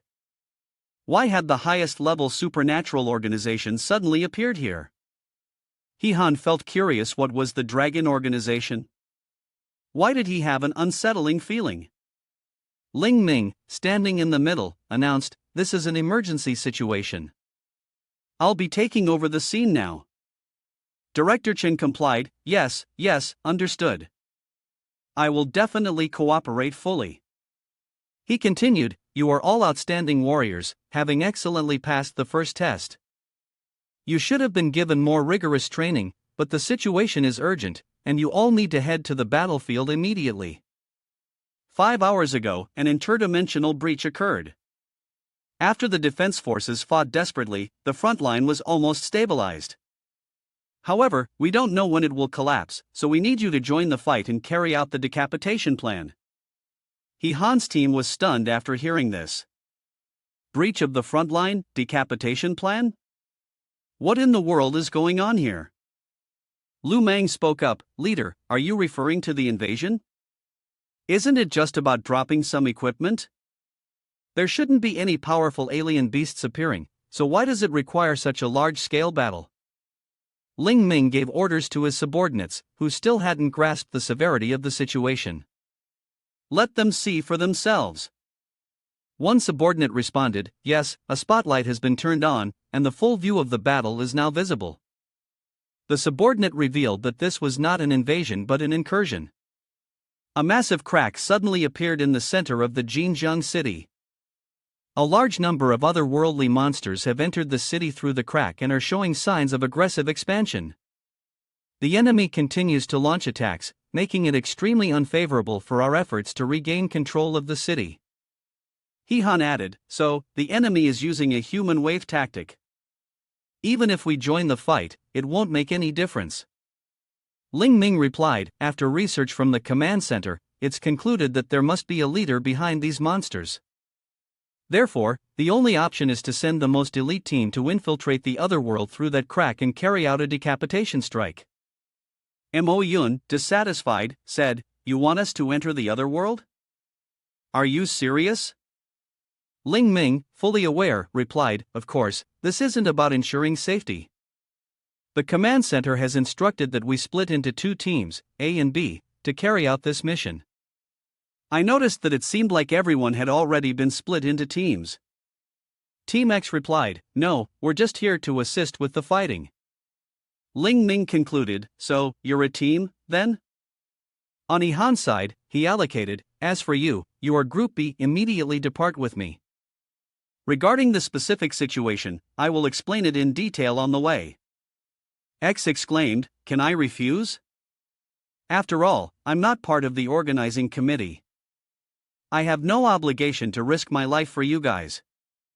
Ling Ming replied, You can refuse, but we will follow the requirements of the Urgent Personnel Mobilization Order, which means we will seize your right to use the otherworldly equipment and transfer the weapons to the National Defense Forces. Seriously? Han silently thought to himself, So, the Dragon Organization also has the ability to seize the right to use the Qinglong Holy Armor? Can even the Qinglong Sword of Mine be taken back? The plane had taken the group to the military base. Ling Ming immediately led them into the emergency meeting room. He pointed to a map and said, The rift is here. The closer we get to the rift, the stronger the monsters guarding it. Everyone must be extra cautious. The group, including Han, focused on the marked area. X remained silent, observing. Han asked, Can the satellite map provide a route? It would be best if we could avoid the patrols. Ling Ming was also helpless, We've tried, but the closer we get to the rift, there are magnetic field fluctuations, and we can't capture detailed images. We'll have to rely on everyone to scout for themselves. Mo Yun, hearing this, became angry, Why is that? How can we operate without intel? X was much calmer. All right. Send the images to me. The clearer, the better. Han raised his hand to speak. I have an announcement, Han said. I already know how to obtain clear images. Ling Ming, curious, asked, Even the most precise satellites can't capture them. What's your plan? He pointed at X and said, He has some tricks up his sleeve. When we were waiting in the mine, he made sure to hold the clearest 3D map. Now, he can definitely pinpoint the situation around the crack. X flinched and denied, I don't have anything, don't talk nonsense. He questioned him, If you don't have a panoramic image, why did you dare enter the bottom level using spatial magic? Aren't you afraid of getting stuck in the magma? The enemy is right in front of us, and I advise you to tell me the trick quickly. The subordinate whispered a report to Ling Ming, confirming that they had indeed investigated the history of the competition. He had jumped 5 levels straight to the bottom level, surely possessing some skill for positioning and investigation. He confirmed this. I see. So, what skill do you have? Share it with me. Under direct questioning, X remained tight-lipped. I don't have anything. Ling Ming threatened him, you only have 2 choices, either hand it over, or fall. X began to feel afraid. Oh. His subordinates, upon receiving the order, were skeptical. Check the situation around the crack. X cursed, don't waste time. If you want to check, just check. Aim the thunder strikes directly at that spot. Get me the results quickly. The subordinate confirmed, understood, I'll make the adjustments. It will take some time. The image of the building had become clear. 3 bat-like monsters were guarding above it. They were highly alert to everything around them. Upon detecting an intrusion, sound waves shot out of their mouths. The sound waves covered the entire mountain range, then spread to the whole city. The bats at the crack immediately sensed the signal. Thanks to that trace, the security personnel were able to locate the crack's position. We've got the photo, I'll send it to you right away. X's reports are all here. Ling Ming ordered, immediately transmit to the headquarters, search for a breakthrough point. He Han, with interest, said to X, looks like you've discovered a new skill. No wonder you're so familiar with the mine. The logistics team is indeed impressive. X replied irritably, stop being so smug. I'm wearing your Qinglong holy armor, so no matter what, I'll win. You can just swallow your frustration. He Han sighed and looked at him, you're really narrow-minded. He turned to Mo Yun and said, he actually treats the Qinglong holy armor like a treasure. Mo Yun, with a mysterious expression, exclaimed, he doesn't know you already have it. You should give her a hint. Sure, let's be modest. Seeing their vague manner, X immediately fell into the trap. No way, did he get another treasure? Could it be that the demon god dropped even more high-level gear? Ling Ming's staff reported back, got it, we've reached the target airspace. He gave orders, Team A will land at this point, Team B at that point. Remember, we must infiltrate the crack at all costs. Carrying out the action, both teams shouted clearly, the helicopter will take them to their assigned positions and then they'll parachute down. He Han asked Wan Xiang while hovering high above, is it possible to get in there? She confidently replied, yes, it's possible. But we don't know what's really going on over there. He Han asked again, this time, don't resist me. Can we withdraw the card normally? Wan Xiang reassured him, the bag is on me. Seeing a teammate attack through the chest, the other one grabbed the report. This is bad, we've been discovered. The waves of energy shooting up from below sent them into a panic. Run, quickly, run. It turned out that the psychic power was coming from the 2 bats' eyes. Those who failed to dodge were sacrificed. X laughed with joy, this feels great, just keep killing them like that. The clown behind reminded, the boss has also noticed a monster down below. Seeing it, X was furious and thought to himself, you guys seriously studied this map for half a day, and this is what you came up with? The bats continued to frantically unleash their psychic powers, sweeping through the invaders. Tian Ming barely escaped death thanks to his quick reflexes. We don't have ranged weapons, what should we do now? What kind of hellish ordeal is this? He Han checked his phone and shouted, it's pinpointed right here, hurry up. A teleportation door appeared behind the 2 bats that were attacking them. The 3 of them rushed out. Lu Jiao swept through 3 monsters with 1 sword strike. Xiang Miao also fought fiercely. Dare to lay a hand on my husband, are you tired of living? The bat hissed as it unleashed its psychic powers to try and wipe out the enemy. In another corner, 3 bats felt something was wrong. The area they were flying in had been blasted to pieces. That's Jun-Chi's work. With me here, don't even think about it. After a rampage, the 3 of them landed and asked He-han, "Are you okay? Did it hurt you?"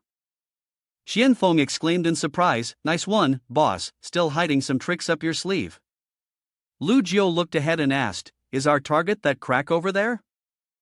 Xiang Miao urged, "Hurry up and get over there, otherwise, more monsters might surround us soon." He-han glanced nervously in one direction. "This? I don't think we need to worry." Looking at a corner of the city that was exploding on the other side, he continued, Team A is drawing the enemy's fire. Over there, the monster is being attacked by Team A. X questioned the logistics. "What the hell is this? How did you probe like that?" Song Jiang reported back, "It's been hiding underground the whole time, so we didn't detect it." X remained unfazed. "Stop wasting time. Get me reinforcements, and I want the strongest ones." Song Jiang quickly pressed a button on the control panel. "Understood. Crystal cannon, fire." The energy cannon can hit a target by following the trajectory of the object. It will reach its destination in 5 seconds. X smugly exclaimed, "You're about to be blasted into pieces. Let's see how long you can act so arrogantly." A subordinate behind reminded, "Boss, why is it so close to us?" X panicked and ordered, "Quick, run." The energy cannon shot through the sky and hit the monster directly. But this was followed by a terrifying explosion that spread throughout the surrounding area. He-han complained while running, "Is this how you kill a boss? The monster's been turned to dust, and all that's left is a deep crater." X used the holy armor's shield to protect the team.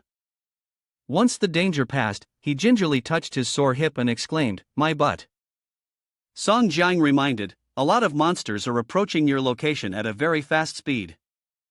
You need to run now." X struggled to escape, vowing to settle the score with him once he returned. "Hurry, show me the route," he urged. Group B, on the other hand, was leisurely observing their surroundings.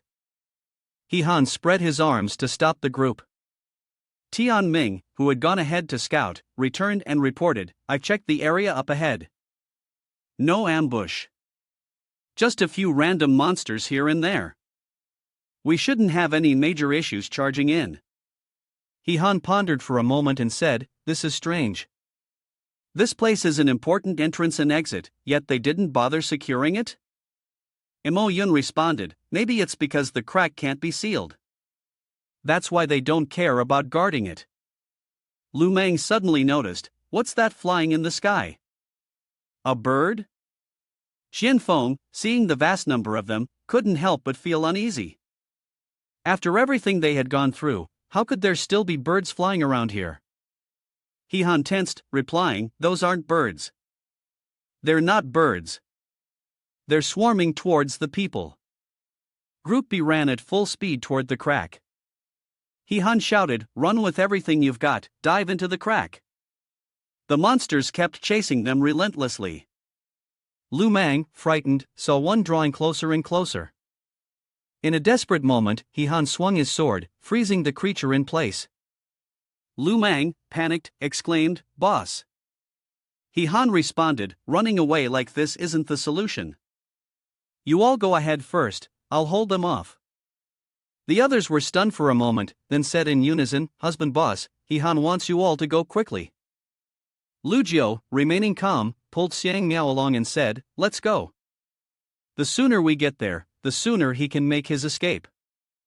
She then cautioned, "Husband, don't let me become a widow." Mo Yun reminded him, "I'll wait for you. You can be confident and rest assured, this mess is easy for me to handle." The system now relied on her. Wan Xiang replied, "Don't worry, I'm already really frustrated." He-han shouted out, drawing a card. He got a card, but when he saw it, his expression changed.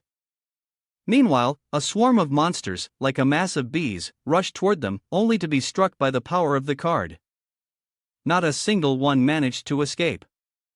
The system announcement: congratulations, the player has acquired a level 5s equipment, the Celestial Unicorn Armor, with a passive skill and an active skill to summon the Thunder Unicorn. Wan Xiang proudly asked, so? This equipment is awesome, right? He Han, wielding the divine sword, prepared to face the next wave of monsters. Well done. Each swing of his sword made sure not a single monster survived. He was quite satisfied, balancing both offense and defense. Now, he could relax a bit, but the next wave was overwhelming in numbers. He Han broke into a sweat at the sight. Why are they all insects?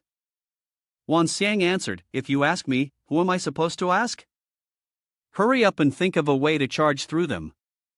He raised his hand to his chest and shouted, summon. The Thunder Unicorn stirred.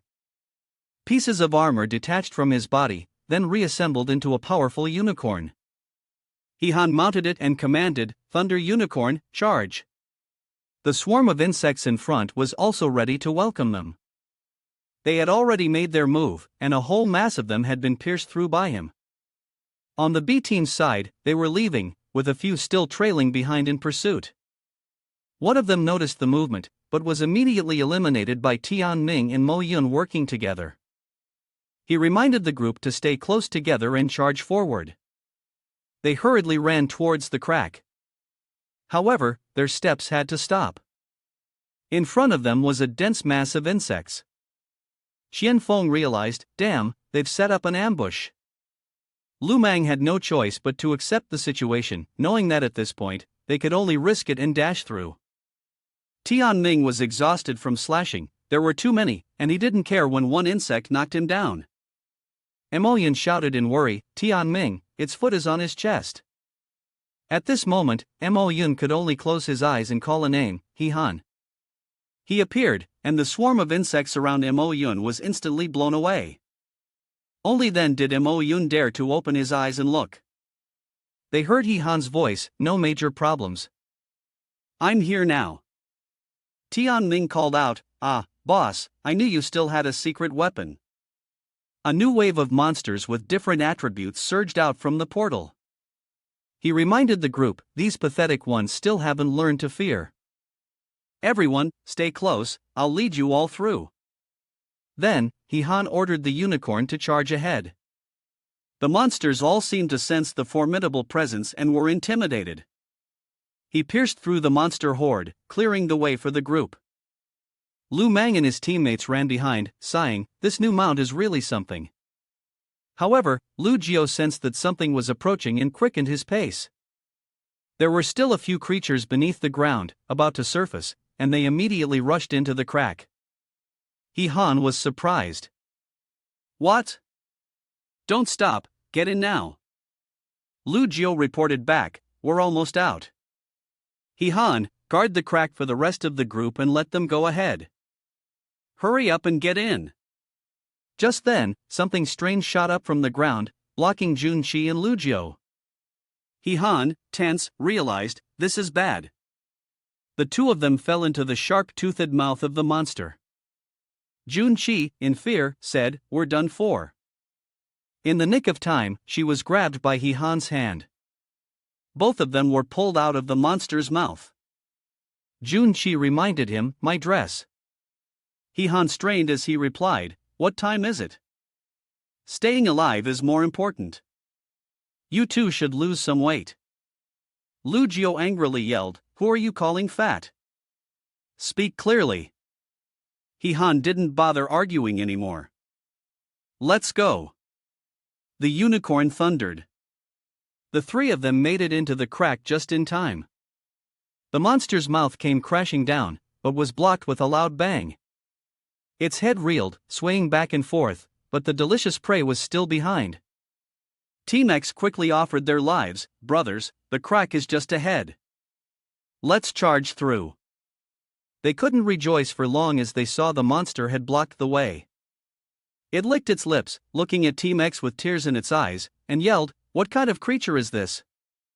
At the same time, He Han's group had returned to safety. It was a very quiet forest.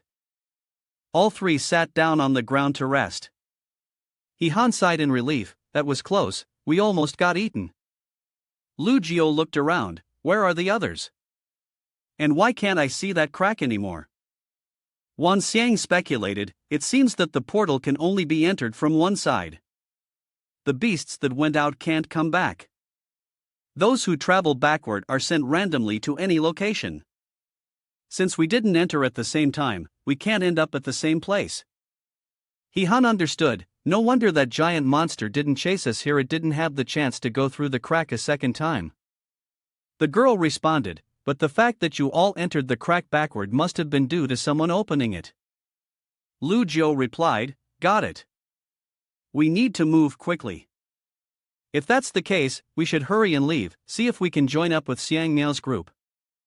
He Han looked pleased. If there's good news like that, why should we run? I'm sure you were worried about finding the person behind all this, right? Meanwhile, in Xiang Miao's group, lying unconscious on the ground, voices began to count. 1, 2, 3, 4, 5. The monsters reporting to Commander-in-Chief, we've captured a total of 5 intruders. How should we handle them? Their Commander-in-Chief gave the order, take them back to the city and hand them over to His Majesty for processing. If they came from that world, a strict interrogation might yield useful intelligence. The subordinates shouted, shifting the prisoners back, the minor officers will report clearly. The Commander-in-Chief, Huang Lu, assigned tasks clearly. Group 1, take the prisoners back. Group 2, come with me, there are still other matters to attend to. One of the monsters responded, but the front lines are very harsh, it's still necessary for you to return and continue commanding the troops in generals. She chuckled coldly and said, don't worry, aren't there still a few more rats coming in here? Capture them all. The harsh sunlight beat down on the forest. Wan Xiang, noticing He Han's relaxed demeanor, asked, are you really planning to just wait here? The longer they delayed, the more disadvantageous it would be for him. He Han calmly replied, no need to rush, even if our B team failed, we still have Team A.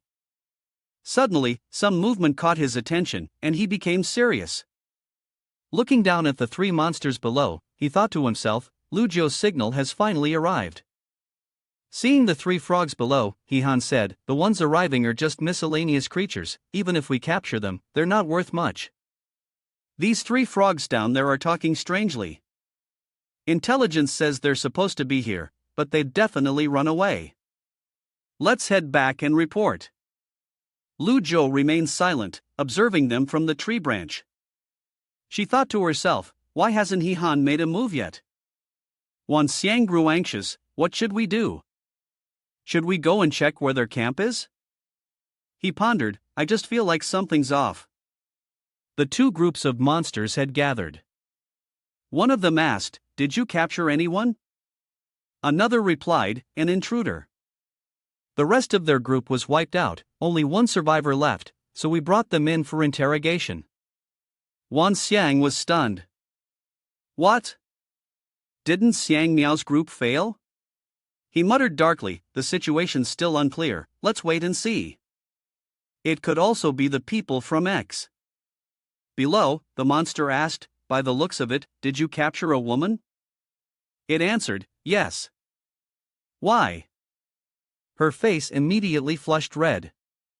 The brothers had worked hard for an entire month, and now they just wanted to relax a little. Surely, you can understand that, right? One subordinate flattered, it must be the captain who guides us. In that case, tell the brothers to line up properly and make the most of the time. The captain agreed, all right, brothers, hurry up and line up. But the person inside the bag had escaped, and the group shouted, it's not good, she's trying to run. Their captain pressed the girl's head down, where do you think you're running, beautiful? Don't be tense, it'll feel great soon. Lu Jiu couldn't hold back anymore and stepped down. When she turned back and saw the girl, she froze, you. Lu Jiu scolded, beast. You truly deserve to die. He Han, up on a tree branch, was dissatisfied, why did that Lu Jiu just charge in like that?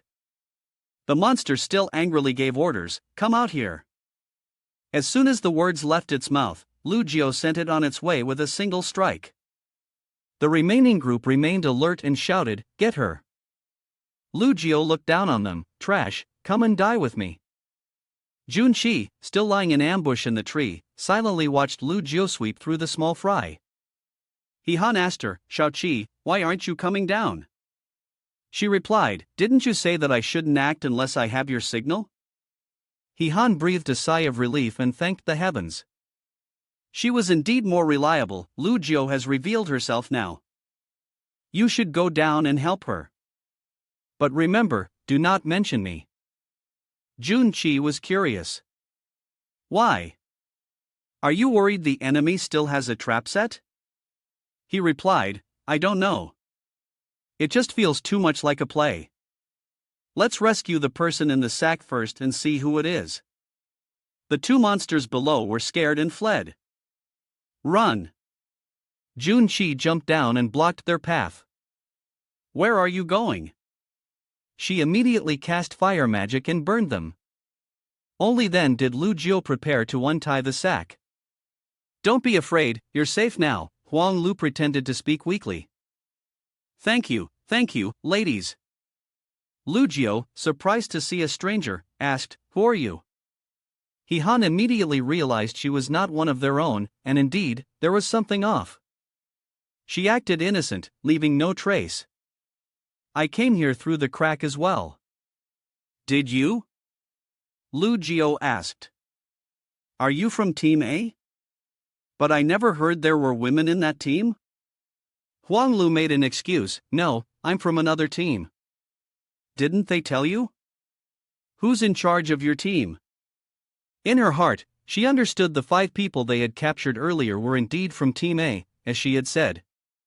But no, she had said there were no women in that team, so there must be another team that hasn't appeared yet. Lu Jiu answered, our person in charge. Junqi interrupted her immediately. It's me. If you have something to say it to me. Huang Lu tempted them. That's great, then. Please come with me to rescue more people. They've captured 5 more 3 men, 2 women. He Han confirmed. 3 men, 2 women, it's definitely people from Xiang Niao's group. The intel was indeed accurate. It seemed they had really been captured. But the question remained, was this woman an enemy or an ally? Huang Lu led them this way, not knowing if they could catch up with them. The 2 women agreed.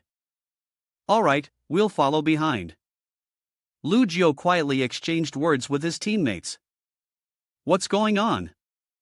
Why hasn't He Han shown up? Junqi whispered, he's worried there might be cheating. He asked us to keep quiet, he'll provide support quietly. Lu Jiu immediately understood. He was worried about what Huang Lu might be. She must have passed the word, urging caution with every step, making sure not to repeat the mistakes of the past. These were exactly the words he had spoken. Lu Jiu replied, got it, then let's prepare. Huang Lu lightly sensed it right away, it seemed like there were still some players who hadn't shown themselves. It's fine, I can still play along with you. The monsters stealthily followed the 3 of them. The 2 whispered to each other. What does the commander-in-chief mean by having us follow like this? What do you understand? This is called foresight. The commander-in-chief is thinking ahead, using this plan to capture all the intruders in one go. We'll follow around the perimeter, and as soon as they lure out the other intruders, we can catch them. So that's how it is, so clever. He Han stepped forward to praise them, quite the strategist, huh? The 2 monsters shouted in unison, who are you? The answer they got was a beating, and both were tightly bound to a tree. Hearing their incessant crying, He Han repeated. Stay calm. This will be over quickly. Let's play a game. We'll draw lots to see who gets the longest one. Whoever draws the longest wins, and the shortest loses. Whoever wins can leave, I won't stop you. He turned to the unicorn behind him and continued, but if you lose, you must become its food. The two monsters were terrified after hearing this. He raised a stick. "Come on, you go first and draw one." He handed the stick to one of them, "Or if not, you go first then. If neither of you wants to draw, I'll do it for you. I'll draw one for the black one first." A stick was drawn. Oh no, not very lucky. It's really long. Next was the other one. Looking at the stick in his hand, he calmly called out, "Ah, this one's even longer. The winner and loser are already clear. Congratulations to the green one for winning. Unicorn, it's time to eat." As the unicorn's mouth drew near, the monster couldn't help but speak. "Wait, you haven't joked with it yet, almost forgot, before dying, shouldn't you leave a last word? If you have anything to say, hurry up and say it." It cried and begged. "Please, hero, spare my life. I don't want to die, I'll give you anything you want, please spare me." He looked troubled. "Well, if I spare your life, what should I tell the unicorn?" "Unless you tell me about that woman." The monster feigned ignorance and asked the person, "Which woman?" "You're frowning and giving orders, pretending to be clueless, aren't you?" "Unicorn, let's eat." The monster immediately confessed. "Her name is Huang Lu, the most trusted general of the Empress, her age is unknown, her measurements are 98, 58, 88, and I really don't know anything else." Han continued the interrogation. "Good, now that's more like it. By the way, where are the people you captured being held? Tell me." "In the military command center, Lu Jiao and Jun Qi were taken back to their base."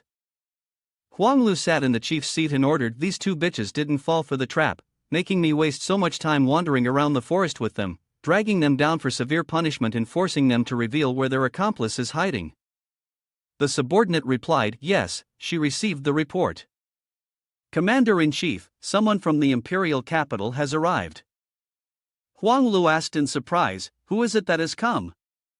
Why don't we know about this?" It replied, "I am not sure either, but it seems that the person comes under the command of His Majesty, to investigate the responsibility for the slow progress of the war."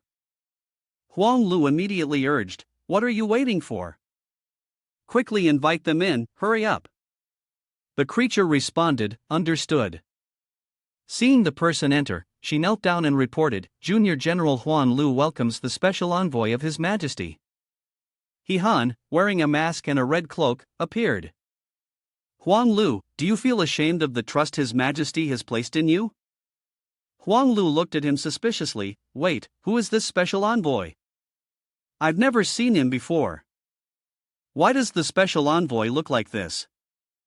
I've never encountered him previously." Han thought to himself, "Her expression seems doubtful, but I have the advantage, I will never let her find any flaws." Huang Lu tentatively probed, "I don't know who the special envoy is."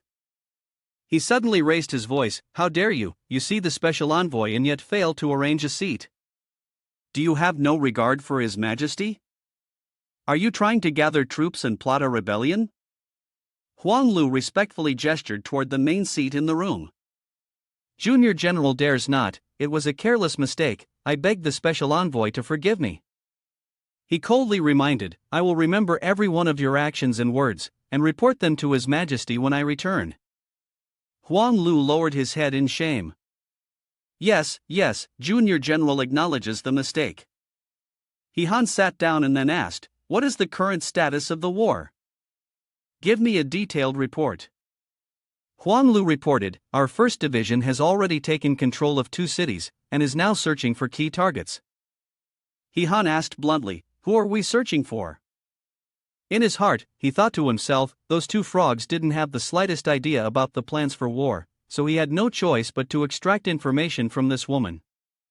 Huang Lu was testing him. Who is the target of the search? Didn't His Majesty inform the special envoy? Han angrily slammed his hand down on the armrest of the chair, then shouted again, "How bold! Who is the special envoy, you or me? How could I not know? I'm asking you whether you remember His Majesty's order." Huang Lu broke out in a cold sweat, then confessed that the junior general didn't dare to act, and the target was a young man about 18 years old. The photo had already been sent to the teams. They were conducting an urgent search and couldn't afford to delay. Han reiterated, "A man? About the same age as me? So, this is the reason they started the war?" She reported she didn't know why the special envoy had rushed to the front lines, and whether there was a new order from His Majesty. Han responded, "His Majesty heard that the enemy had the audacity to infiltrate from the opposite direction, causing outrage. He wants me to bring those people back and interrogate them carefully." Huang Lu reported, "The junior general has already sent people to bring them to the imperial capital. Didn't you meet them when you arrived?" He answered, "They may have taken a different route." Huang Lu retorted, "Wait a minute, I just caught those two less than half a day ago. How could His Majesty already know who you are?" He still spoke sternly, "How bold." Of course, His Majesty has his own channels of information. Do you think you can do whatever you want? There are many eyes silently watching you. Huang Lu had a murderous intent. I suspect that you are an enemy spy who has infiltrated. To dispel my doubts, please remove your mask so I can see your face clearly. Otherwise, I won't be polite. Han anxiously thought, this is bad, why is she so reckless? He still tried to continue with his performance, interesting indeed. A mere military commander dares to question my status? Aren't you afraid of losing your head? Huang Lu was taken aback. Lose my head? Are you perhaps someone from the most mysterious, the Shadow Mystique Tower?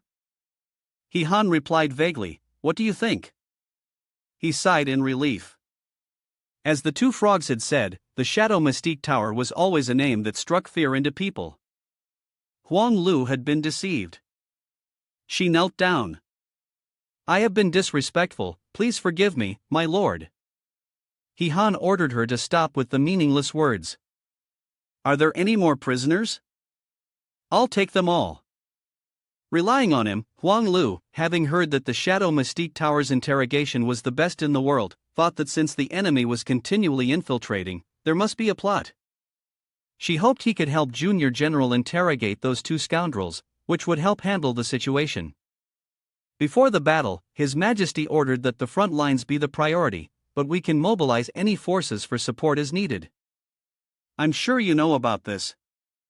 Han agreed, of course, that's not a problem. He thought to himself, she really is someone difficult to deal with. She clearly still doubts me, using this method to test whether I would dare to act ruthlessly. Looks like I'll have to take things one step at a time.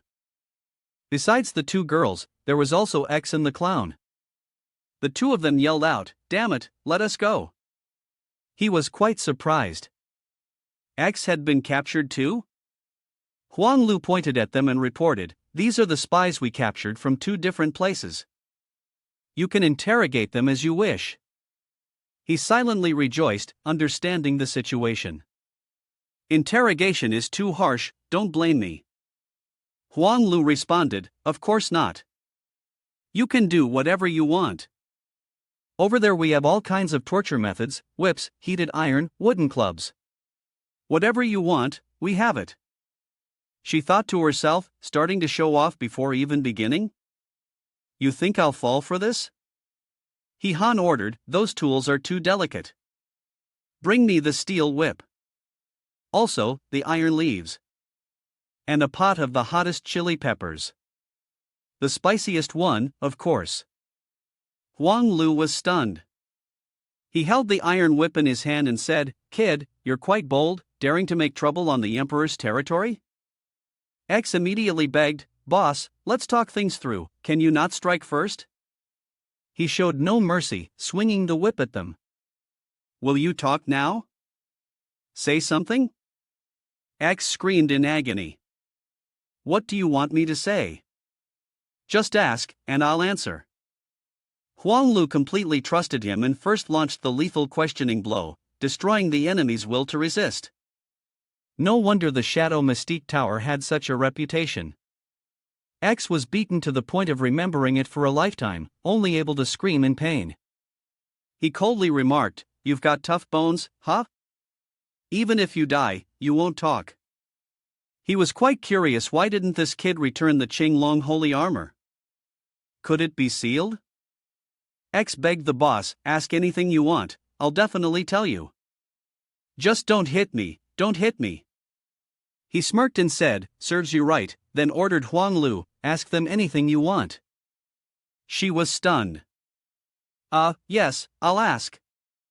Huang Lu asked them, how many people came in here in total? The clown confessed, 2 groups.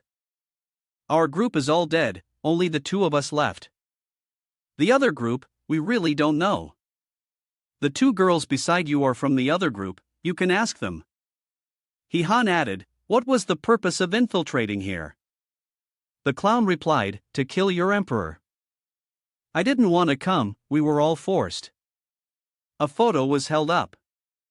She asked, do you recognize the person in this photo? The person in the photo was He Han, and both of them stared in shock. The clown screamed, him? He was also stunned. Me? Huang Lu continued to question, what's your reaction? Do you know this person? The clown stammered, you. Could it be? I finally understand now, so it was him pulling the strings. He Han gave him a slap, I'm asking you, you're completely disregarding everyone else. Can't handle it? The clown was knocked senseless. He Han looked at him with disdain. You're already knocked out just from this? Jun Qi whispered, doesn't this voice sound familiar to you? Lu Jiu answered, yes. Could it be He Han? Huang Lu was surprised, he seems to be dying. He didn't care, don't worry about it, there are still 2 other prisoners, right? Then, He Han turned to ask Lu Jiu, do you 2 have anything to add? The 2 of them shook their heads, indicating they didn't know. He ordered, it seems like you don't know. Escort them to the carriage, we'll head back to the imperial capital, and we'll interrogate them slowly. Jun Qi felt relieved. So you're just letting us go like this? Lu Jiu confirmed, it seems he really is the one. Huang Lu suggested, Your Excellency the Special Envoy Junior General is willing to escort the prisoners with you back to the palace to meet His Majesty. May I have your permission? He agreed, it's up to you. Huang Lu expressed, thank you, Ambassador. The Junior General will not fail the mission. He Han didn't care and turned to leave. I'll rest for a while. Call me when it's time to depart. As soon as they were outside, Wan Xiang guessed, could it be that the emperor is? He sighed, you've messed things up for me again. Looks like they want to find me. This time, they're definitely going to send troops to invade. They want everyone outside to know that they won't rest until they tear me apart. Wan Xiang reassured, what are you afraid of? Whoever dares to touch you, I'll flatten them. He scolded, this is all your fault, and now you have the nerve to say that? This woman, Huang Lu, is very cautious. Since she wants to go with me, she probably still has doubts. I need to rescue Lu Jiu and the others halfway, then go to the imperial capital and convince the emperor to withdraw the troops. At this point, Wan Xiang was still having improper thoughts, you're a sleeper. He Han snapped angrily, girl, stop thinking like that and behave yourself. The only problem now is whether those 2 idiots will reveal my identity to Huang Lu halfway. Wan Xiang asked, if her goal is you, why doesn't she take the initiative to reveal her identity? He explained, I'm afraid the emperor not only wants to find me but also wants to expand his territory. If I reveal my identity, I'll be completely at their mercy, allowing them to arrange things as they wish. How can we prevent war like that? Wan Xiang understood the gravity of the issue. Indeed, considering the scale of the invasion, they probably want to conquer the earth even more. He continued, that's why, once we enter the imperial capital, we must find a way to stop the emperor at all costs. The next day, the horse was ready to depart. Huang Lu respectfully reported, Special Envoy, please mount the horse. He thought to himself, I don't know how to ride a horse. Won't this expose me? Seeing him lost in thought, she called out, Special Envoy. He replied coldly, the special envoy of His Majesty cannot be like your common soldiers.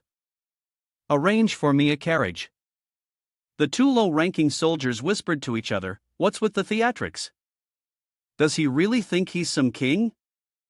Huang Lu mounted her horse and ordered them, did you hear that? Find a carriage for the special envoy. They obeyed, yes. When the carriage was brought to him, he said, this will do. Let's not waste any more time and set off. Huang Lu probed him, special envoy, don't you know how to ride a horse? He replied, I don't know how to ride. Let's go. The low-ranking soldiers shouted, long live the special envoy general as he returns to the imperial capital. Inside the prison cart, the clown asked X, boss, do you think we can find an opportunity to escape? He whispered to lower the voice, afraid that others might not hear him. The capabilities of that disgusting woman were terrible. The moment I met her, I couldn't equip anything at all. Hey, even if we run away, we need to time it right, otherwise, if we get caught, it's certain death. The clown continued, and that masked person as well, really ruthless, almost knocked my brain out. Both of them are here, do you think we can escape? Xiuan swore, just wait, tonight, there will definitely be an opportunity. By evening, they stopped and rested in an empty field. A low-ranking soldier brought food, Your Excellency the special envoy, please have dinner. Looking at the food he presented, Han let out a sound of disgust. Inside the bowl was something quite revolting. Han asked, what is this food? The soldier replied, green pointed mushrooms stewed with crispy grouper skin. Delicious. Huang Lu stepped forward and said, Your Excellency the special envoy, I heard that during the blood shadow training, you ate even worse things than this.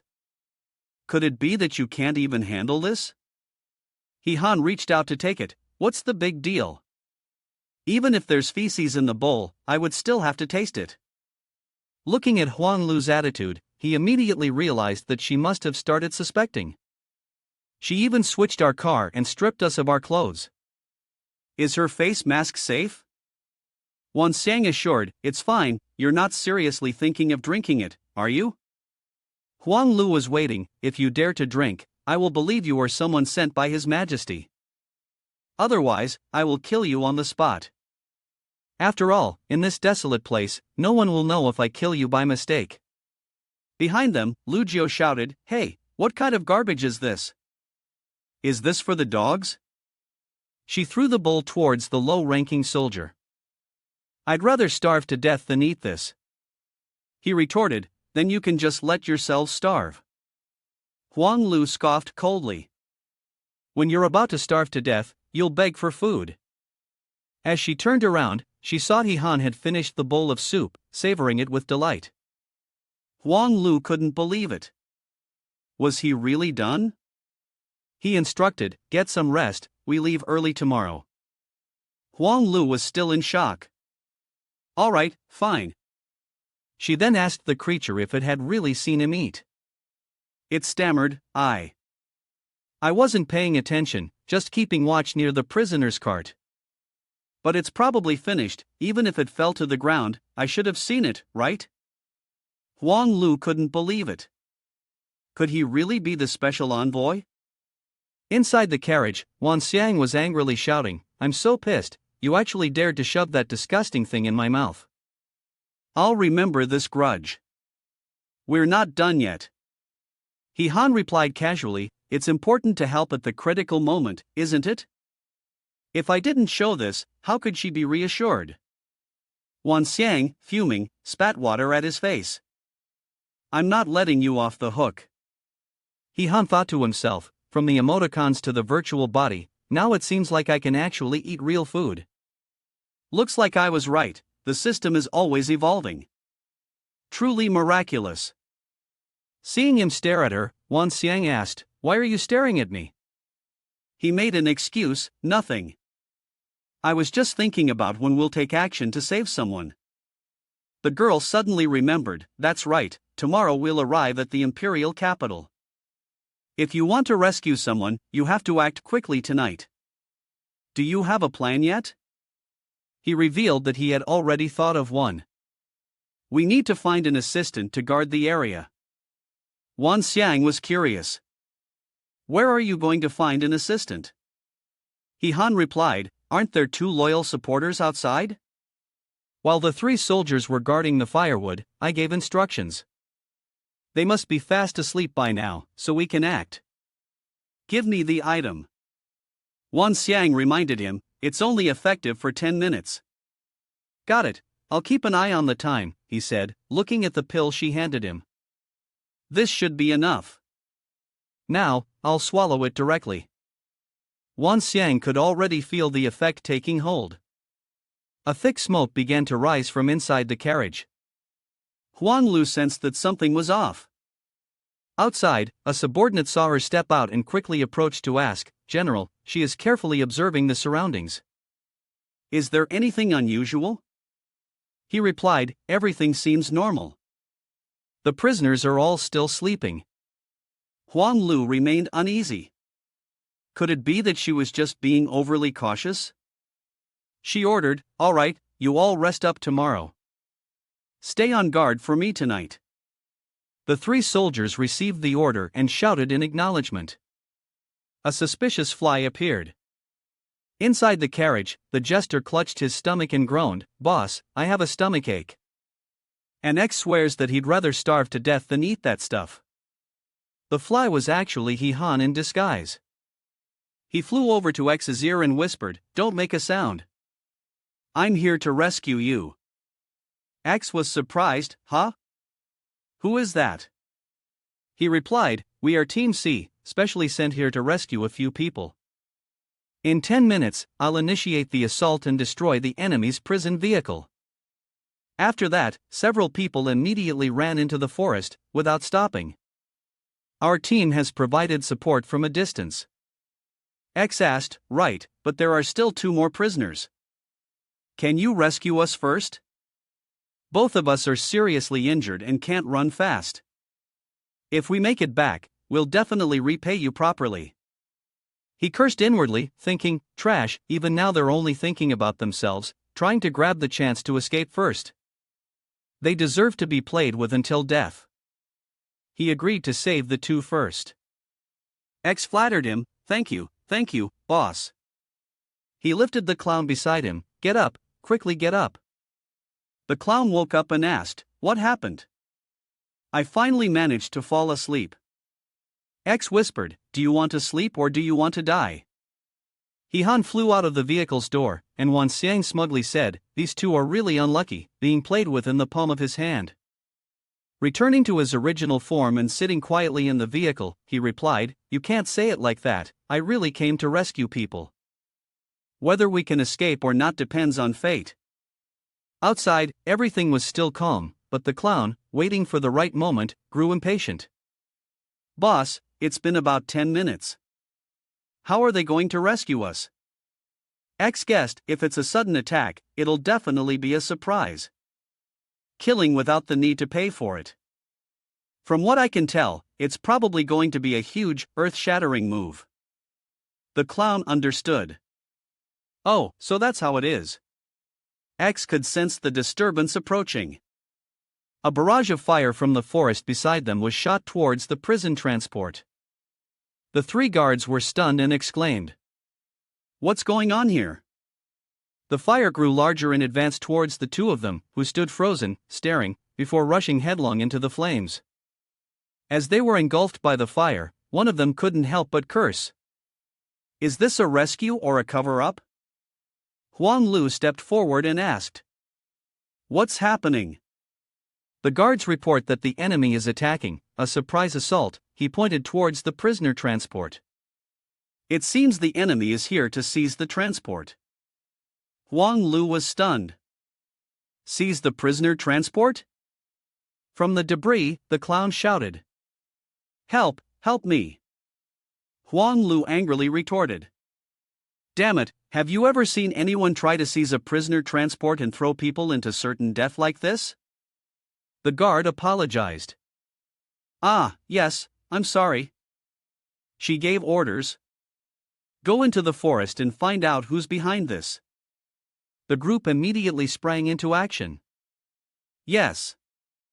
The clown seized the opportunity and said, Boss, they're planning to search the forest. X quickly guessed. Could it be that they're trying to scare the soldiers into fleeing and help us escape? The clown helped X to his feet, encouraging him. Hang in there, just rush in and we'll survive. He responded. Yes, yes. The two of them shouted in unison, then gathered their momentum and sprinted for their lives. Huang Lu ordered the soldiers to block them. She too pursued them, chasing right behind. Lu Jiu was still unclear about what had actually happened. He Han stepped forward to explain, simply stating that they had risked their lives for him. Those two have been caught, be honest, don't move. Huang Lu breathed a sigh of relief. These two really ran fast, she almost couldn't catch them. X yelled toward the front, "Damn it, I told you to come help us." Where the hell are you? Get out here now. Huang Lu asked the guard soldier in confusion, what did he say? The soldier replied, it seems like he's saying he's been betrayed. Huang Lu realized with a start this wasn't good. She had fallen into their trap. When she came back, she found the prison card empty. Damn it, the other two prisoners were also taken. The guard reported, the special envoy is also gone. Huang Lu gritted her teeth and said, "Special envoy my ass. I think this is an inside job." She pointed her sword at X, "I'll kill you two first, no leaving any hidden dangers behind." He knelt and pleaded with the female hero, "Please spare my life, I know where the person you're looking for is." Huang Lu was surprised, what did you say?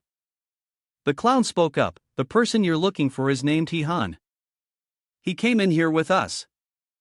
If I'm not mistaken, he's been impersonating the special envoy and took the two women away." X joined in, yes, it's definitely him. Huang Lu's face darkened, "So it turns out the person we've been looking for has been right next to me all along." Do you think I'm an idiot? The guard asked Huang Lu, "General, how should we deal with these two spies?" She ordered, "Continue escorting them back to the imperial capital." "I'll go ahead and report to His Majesty." The soldier shouted, "Understood." They continued their journey. Huang Lu urged her horse forward. Han hid among the high branches of a tree, instructing the two girls. "I'll follow along and see if I can find an opportunity to infiltrate the palace. You two should follow the people of X, don't rush to save anyone, just make sure you get into the imperial capital." Lu Jiu asked worriedly. "Isn't it too risky for you to go alone?" He replied, "I guarantee it'll be fine. From now on, I'll be the one in control of the situation." In the magnificent and grand palace, a maid entered and looked at the person diving in the pool before her. She reported, "Your Majesty, the several spies captured from the front lines have been brought to the prison, they can be interrogated tomorrow." The great honored nation's Empress Jiao Jiao responded, "No need for interrogation, I've already seen the future, he will come to find me on his own. I will personally sever this karmic bond quickly." It wasn't until dawn that Huang Lu arrived at the imperial capital. She ordered the soldiers to quickly open the city gates. "I have something to report." The soldiers recognized it was General Huang Lu and hurriedly said, "General, please wait a moment, I'll report to the duty officer." Huang Lu couldn't wait any longer. She jumped off her horse and leapt onto the city wall. She landed perfectly, then scolded the two soldiers. "Report? If you mess up something big, I'll offer you up as a sacrifice. Sooner or later, I'll send you to the front lines to fill in the trenches." The two soldiers were very disgruntled. The general's temper was still as fiery as ever. There was no helping it. After all, she was the Empress's trusted confidant. Han appeared from behind and spoke up, "Why aren't you opening the gate yet?" The soldier muttered, "What do you understand?" "This is a restricted order." When they turned around, they were shocked to realize who he was. "He's an imposter." "I am a subordinate of General Lu, I came here with her." "Excuse me, please continue your business." The soldier replied foolishly. "A subordinate? Huang Lu was once again stopped at a gate. I really have urgent matters to report. The soldier refused. His Majesty is resting, no one is allowed in. Wan Xiang anxiously asked He Han, what are you going to do? He secretly observed, then replied, I'll go in and see if I can meet His Majesty. Wan Xiang looked at him seriously. I need to remind you, the scale of this country is vast, and the power of the king is definitely not weak. Don't do anything rash or you'll end up losing everything. He wasn't afraid, wasn't she here with him? It will definitely be fine. Meanwhile, Huang Lu was still very anxious. Someone go and inform them for me. At that moment, He Han had quietly sneaked behind. Sensing something strange, she turned around and asked the guards, Did you see anything pass by just now? They replied, No, we didn't see anything. Huang Lu began to feel uneasy. Was it an illusion? Why does that figure look so much like that imposter special envoy? He Han successfully scaled the wall and had safely and quietly set foot on the ground. Wan Xiang reminded from behind, with this appearance of yours, wherever you go, people will immediately recognize you as someone not from the palace. He replied, I know, that's why I'm looking for an opportunity to change clothes. He Han leisurely stretched to ease his sore muscles, then suddenly noticed something. He saw clothes drying nearby. He was delighted. Wasn't this a sign that help had arrived? Putting on the clothes, He Han cheerfully exclaimed, This disguise is modest enough. I can probably move freely within the palace without drawing attention, though I still don't know exactly what position these clothes belong to. Wan Xiang couldn't hold back anymore. Clearly the face he was wearing was too distinct. Wasn't he afraid of being recognized? He answered, What's there to fear? Even the soldiers guarding the city walls haven't noticed, which proves that the likeness hasn't been published within the city. After all, it's not suitable to spread such matters too widely, especially considering the emperor's dignity. He was startled when he noticed two people approaching. He Han immediately recognized them. It was Huang Lu. This woman was like an unquiet ghost. She sensed it too.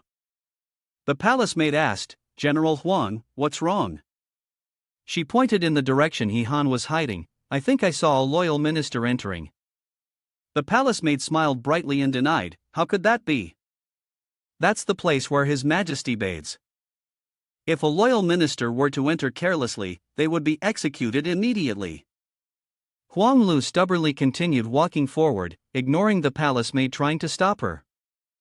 She sensed something was off. Maybe someone was trying to assassinate the emperor. She loudly commanded, Quick, call the guards and seal off all exits. HCH, terrified, thought to himself that this girl was truly trying to force him to death. In front of him, a brilliant golden light shimmered. Huang Lu led her soldiers in, and the soldiers shouted, Where is the assassin? She replied, Inside, but it's completely empty in there. Huang Lu was stunned. No one is here?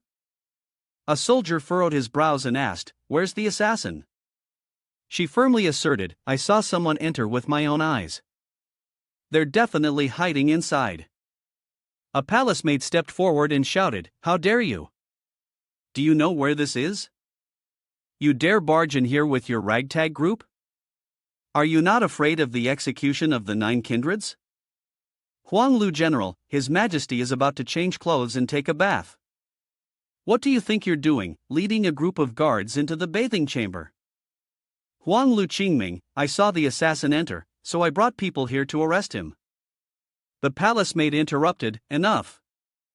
Where could an assassin hide in the bathing chamber? You say there's an assassin, where is he? Huang Lu couldn't explain. Perhaps I was mistaken. I'm truly sorry. She and the soldiers stepped out of the room.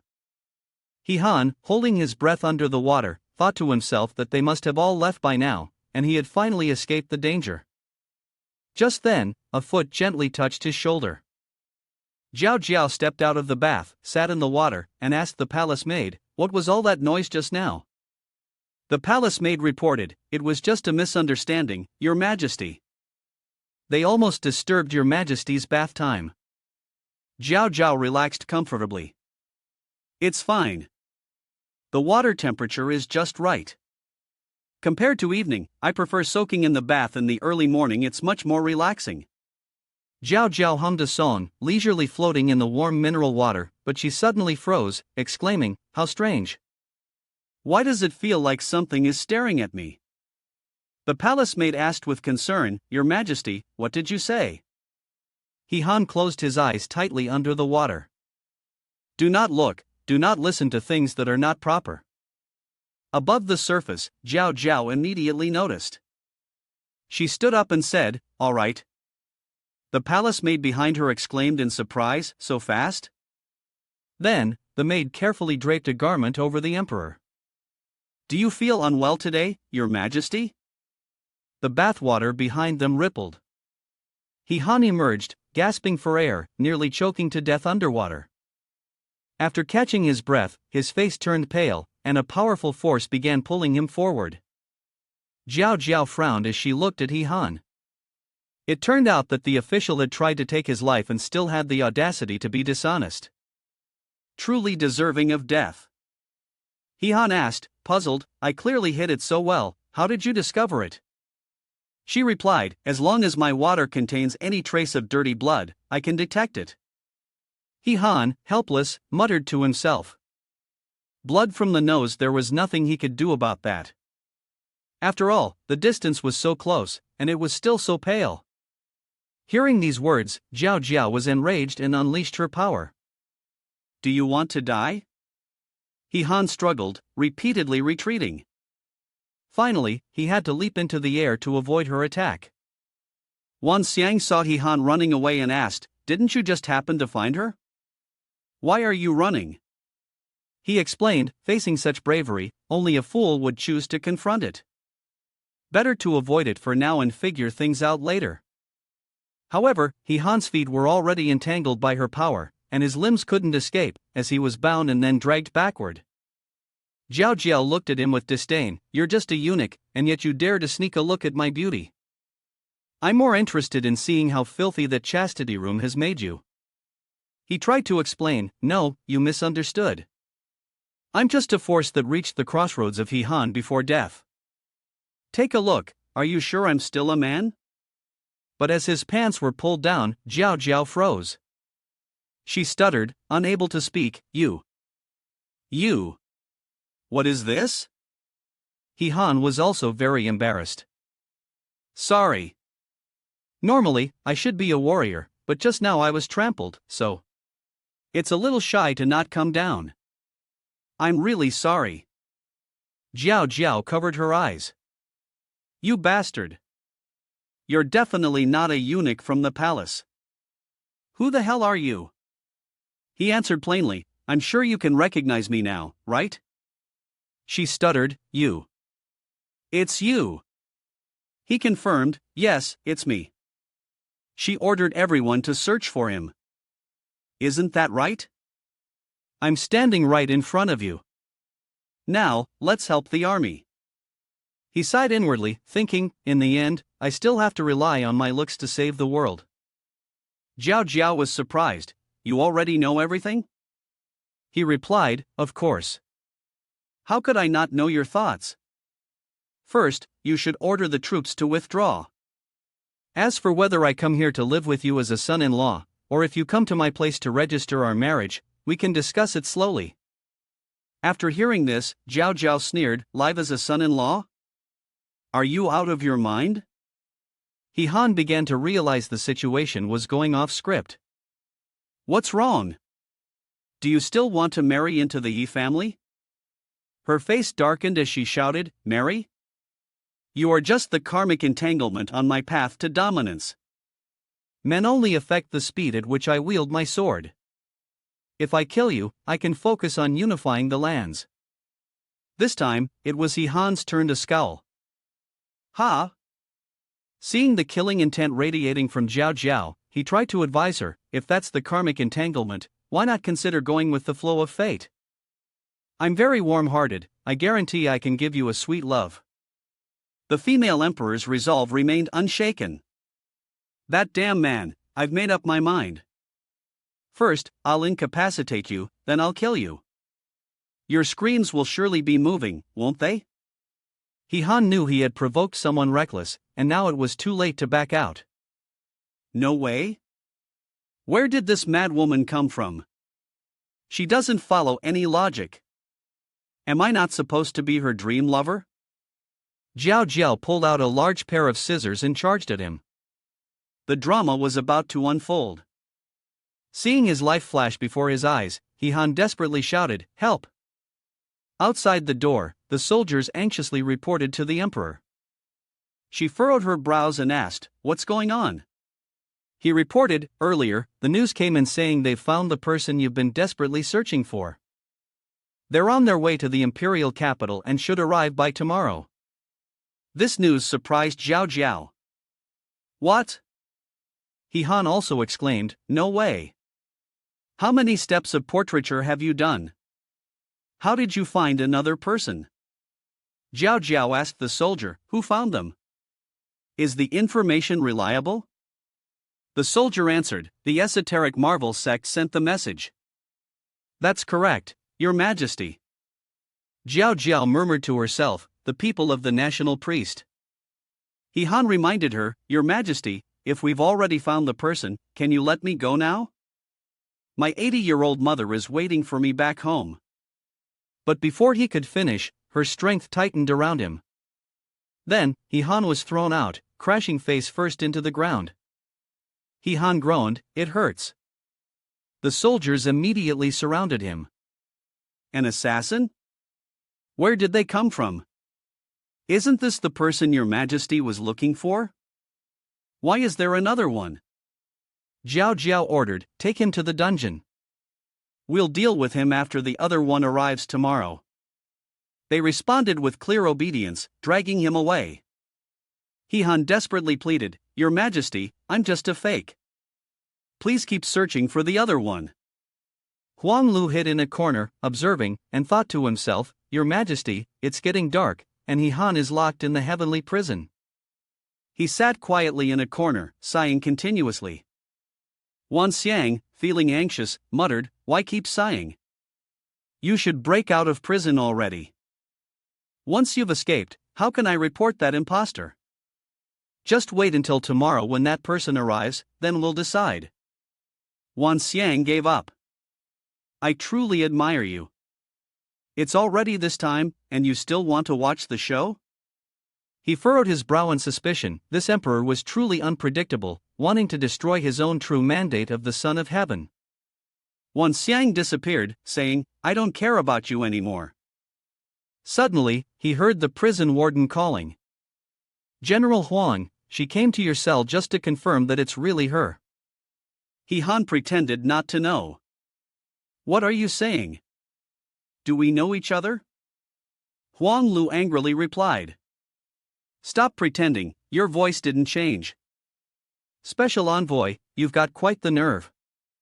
He responded. "I'm just trying it out. Did the general come to settle scores, or do you want to watch a joke?" Huang Lu was even more irritated at his attitude. "Of course, I want to chop you up right here and now, but His Majesty said to wait until tomorrow to clarify everything and then decide." "I'm here just to ask you, are you the one in the portrait? Do you have a twin brother?" Han remained calm. "The portrait was provided by you. Whether I'm the real one or not, it only counts when you say so. As for a twin brother, you should ask my father. But as far as I know, my family only has me, the only child." Huang Lu gestured for him to come over. "Come here." Han cautiously asked. "What for?" She pinched his face hard, making him cry out in pain. It hurts so much, let go, let go." Huang Lu already has the answer, you don't need to fake it, so there's only one possibility. Han irritably glared at her, "Don't be ridiculous, of course, this face of mine is real. Just wait until tomorrow when that imposter shows up, you can pinch his face then." Huang Lu voiced her suspicion, "I'm worried whether you'll survive until tomorrow to meet that imposter." As soon as she finished speaking, arrows flew through the vent. Han swiftly dodged, watching the arrows embed themselves in the ground, knowing that their attack had already begun. He Han quickly asked, "Who is it? How many people have I offended, exactly?" Outside in the hallway, the guards were ambushed. Huang Lu drew her sword, ready to fight. How daring, to break into the prison in the palace. Do you have a death wish? The enemy shouted, "Anyone who blocks our way must die." Unfazed, she charged forward alone. "Let's see what you've got." He Han had to admit, this sister of hers was truly dedicated. Even though she knew she would die no matter what, she still followed the emperor's order to ensure his safety. The prison wall where he was held was smashed open, and a monster stepped inside. Upon seeing him, it confirmed that it had found its target. He Han, still disoriented, spoke, "Thanks, you really helped me out by opening the door. From the looks of it, someone's been eager to take my life." But as soon as he stepped out, he sensed something was off. Looking ahead, he was stunned. No way. What kind of celestial law have I offended? Countless arrows shot down, and if he couldn't summon the unicorn, how could he possibly survive the attack? Just when things seemed most critical, Huang Lu rushed in, shielding him with the barrier she erected and lying flat on the ground. "Don't move. Who told you to go outside? Don't you know it's swarming with enemies?"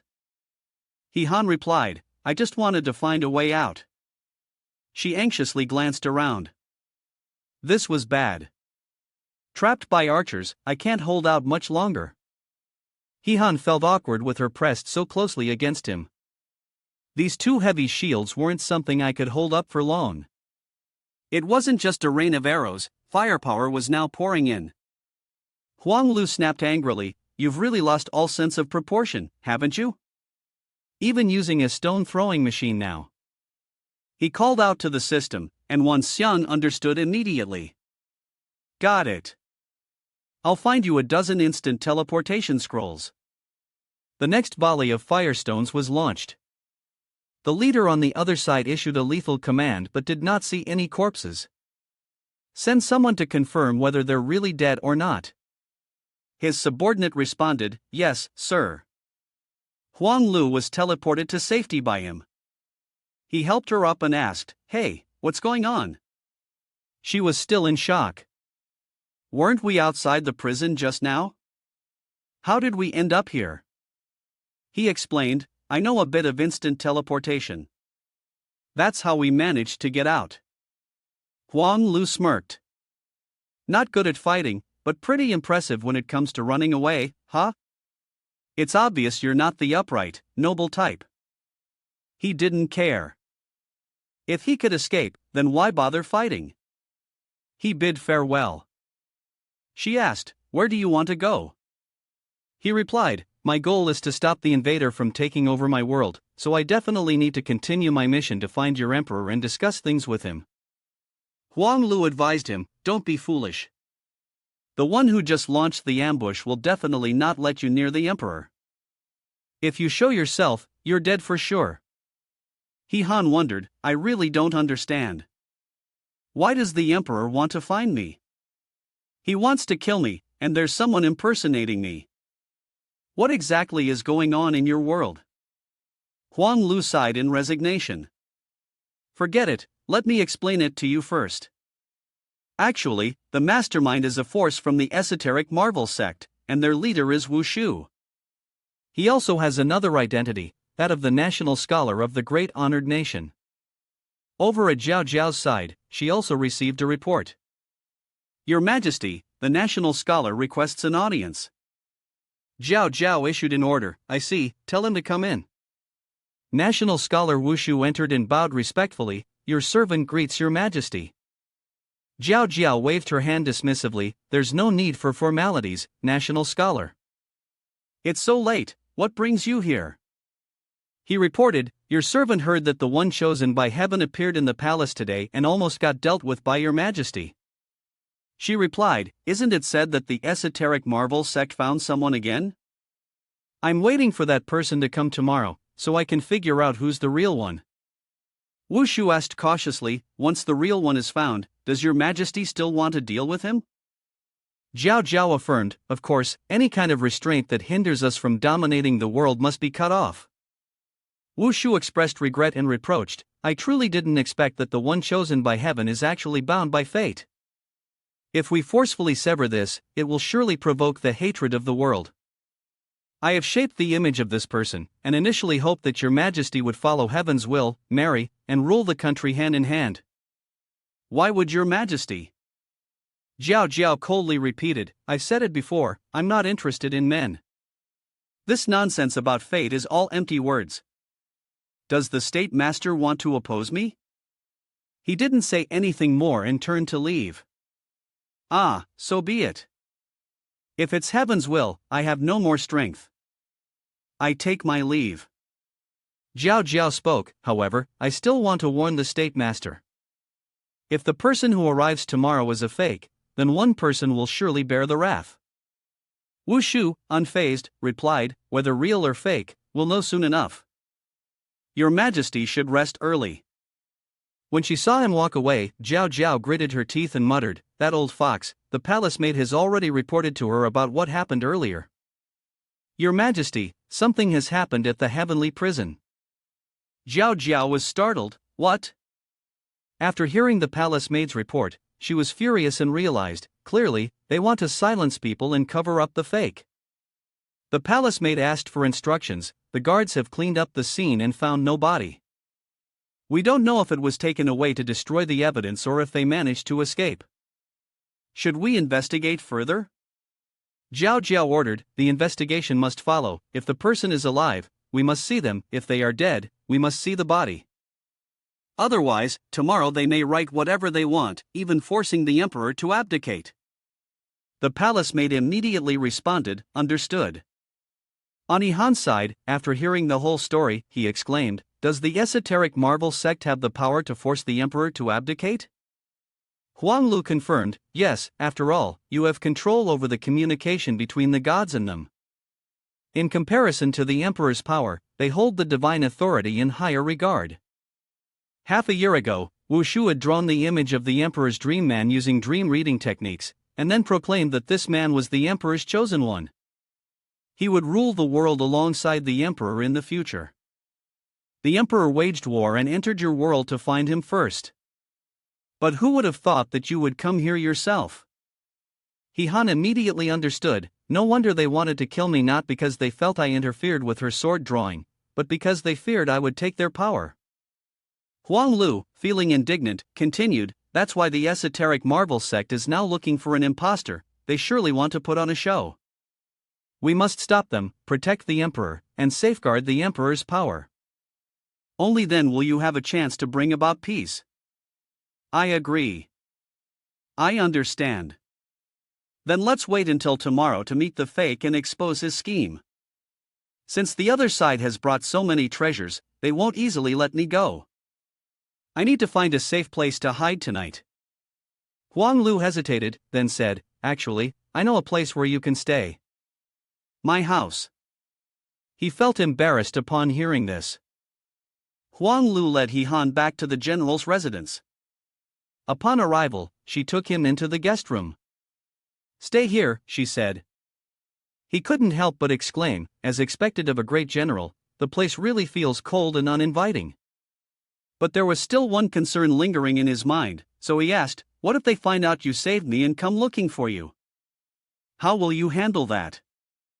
Huang Lu responded casually, this place was bestowed upon me by His Majesty, and I am a great general appointed by His Majesty himself. Anyone who dares to cause trouble here will have to deal with my sword without hesitation.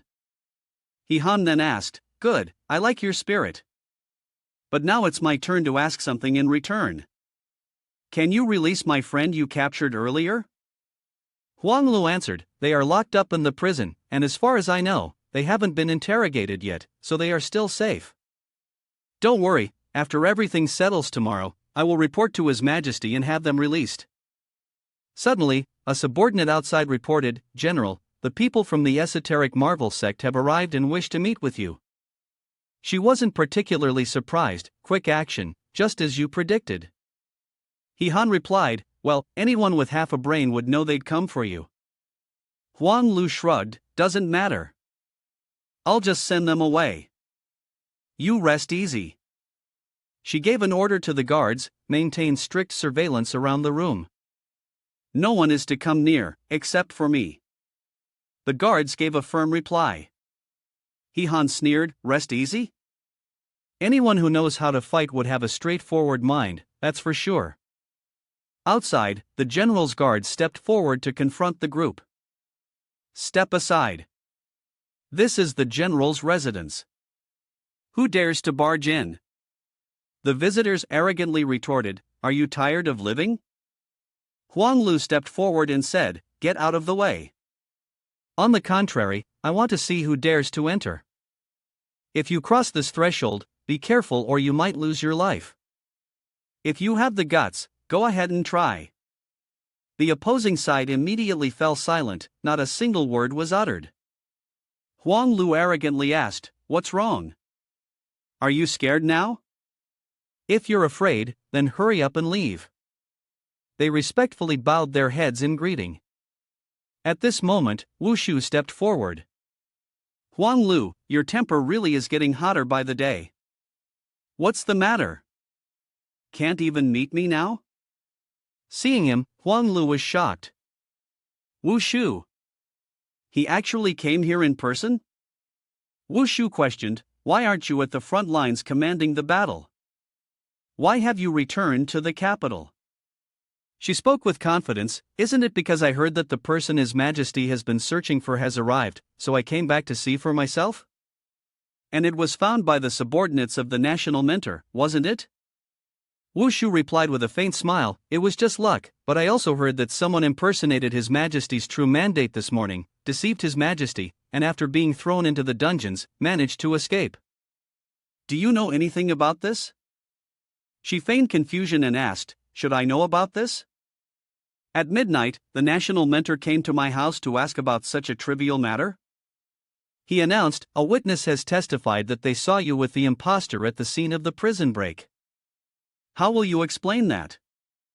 Huang Lu stubbornly denied, why should I explain? Whoever saw it can come and confront me directly. However, I must remind the national mentor, before the truth is determined, we can't be sure who the impostor really is. Wu Shu couldn't hold back any longer and sternly ordered. Is it true or not? We'll know once we catch them. Search for me. His men shouted clearly. However, Huang Lu was equally resolute. Let's see who dares to make a move. Wu Shu immediately struck first, attacking her.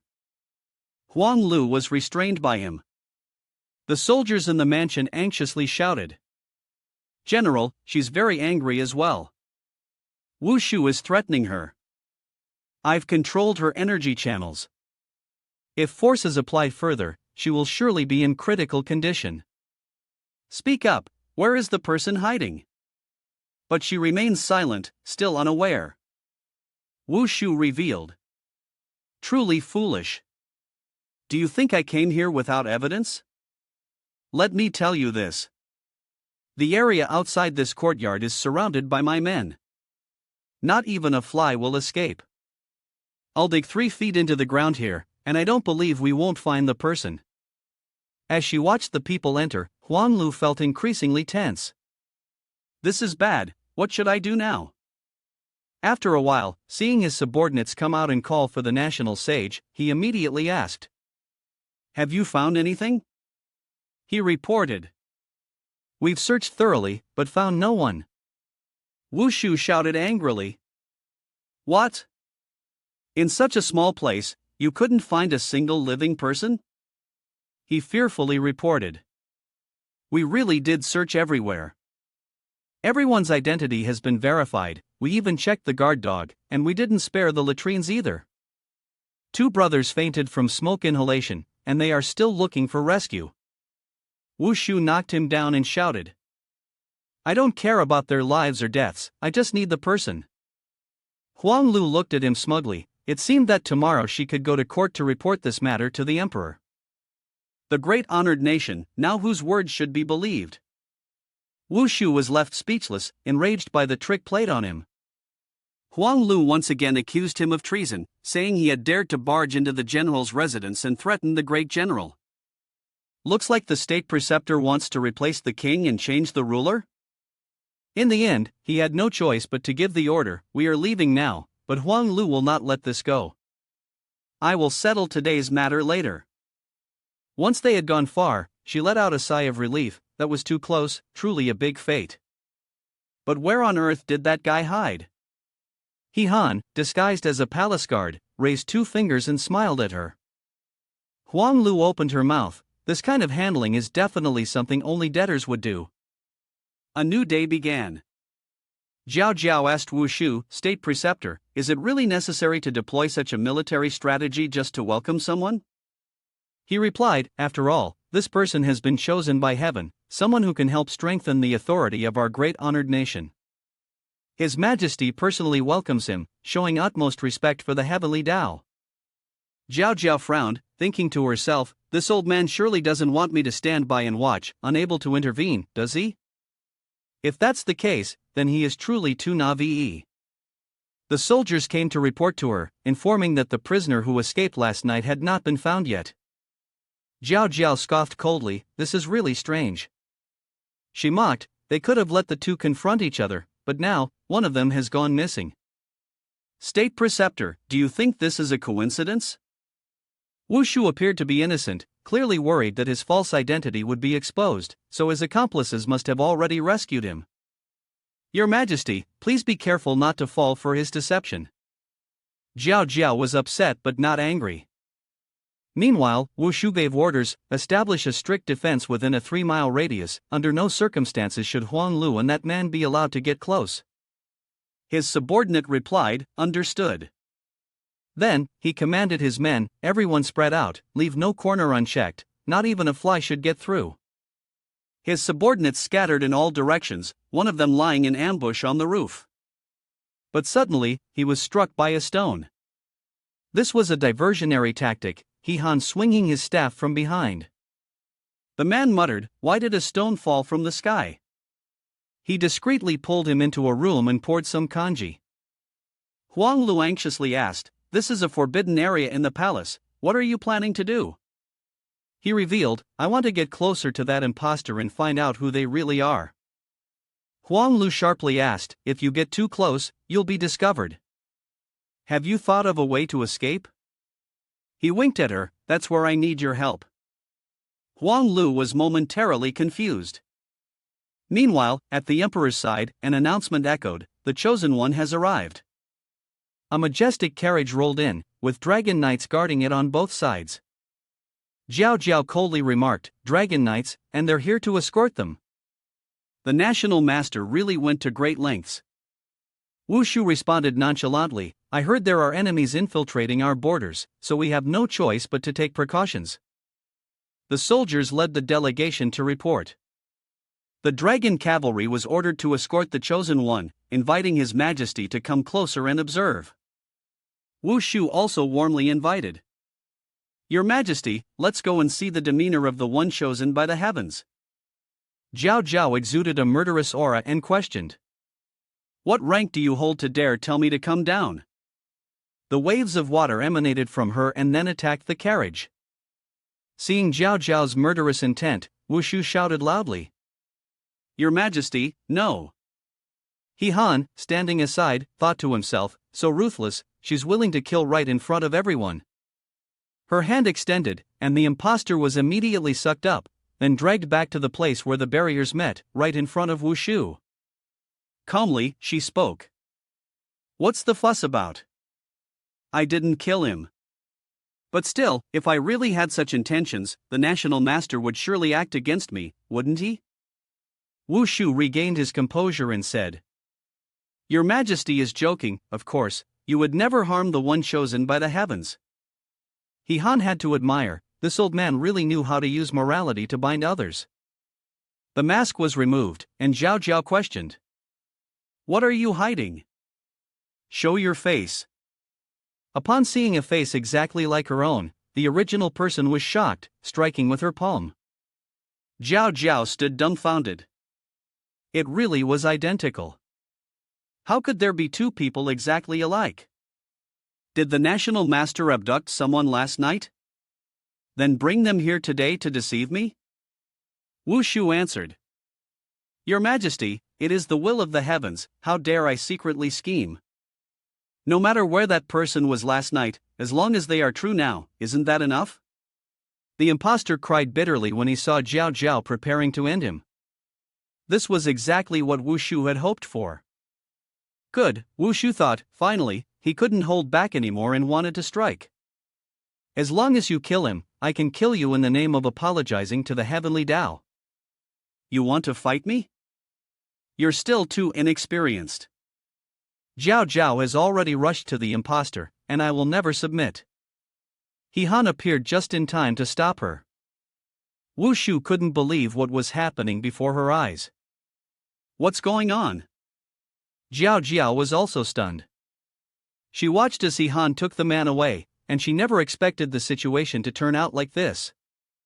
Jiao Jiao placed the pot on the head of the old fox. National Master, what do you mean by this?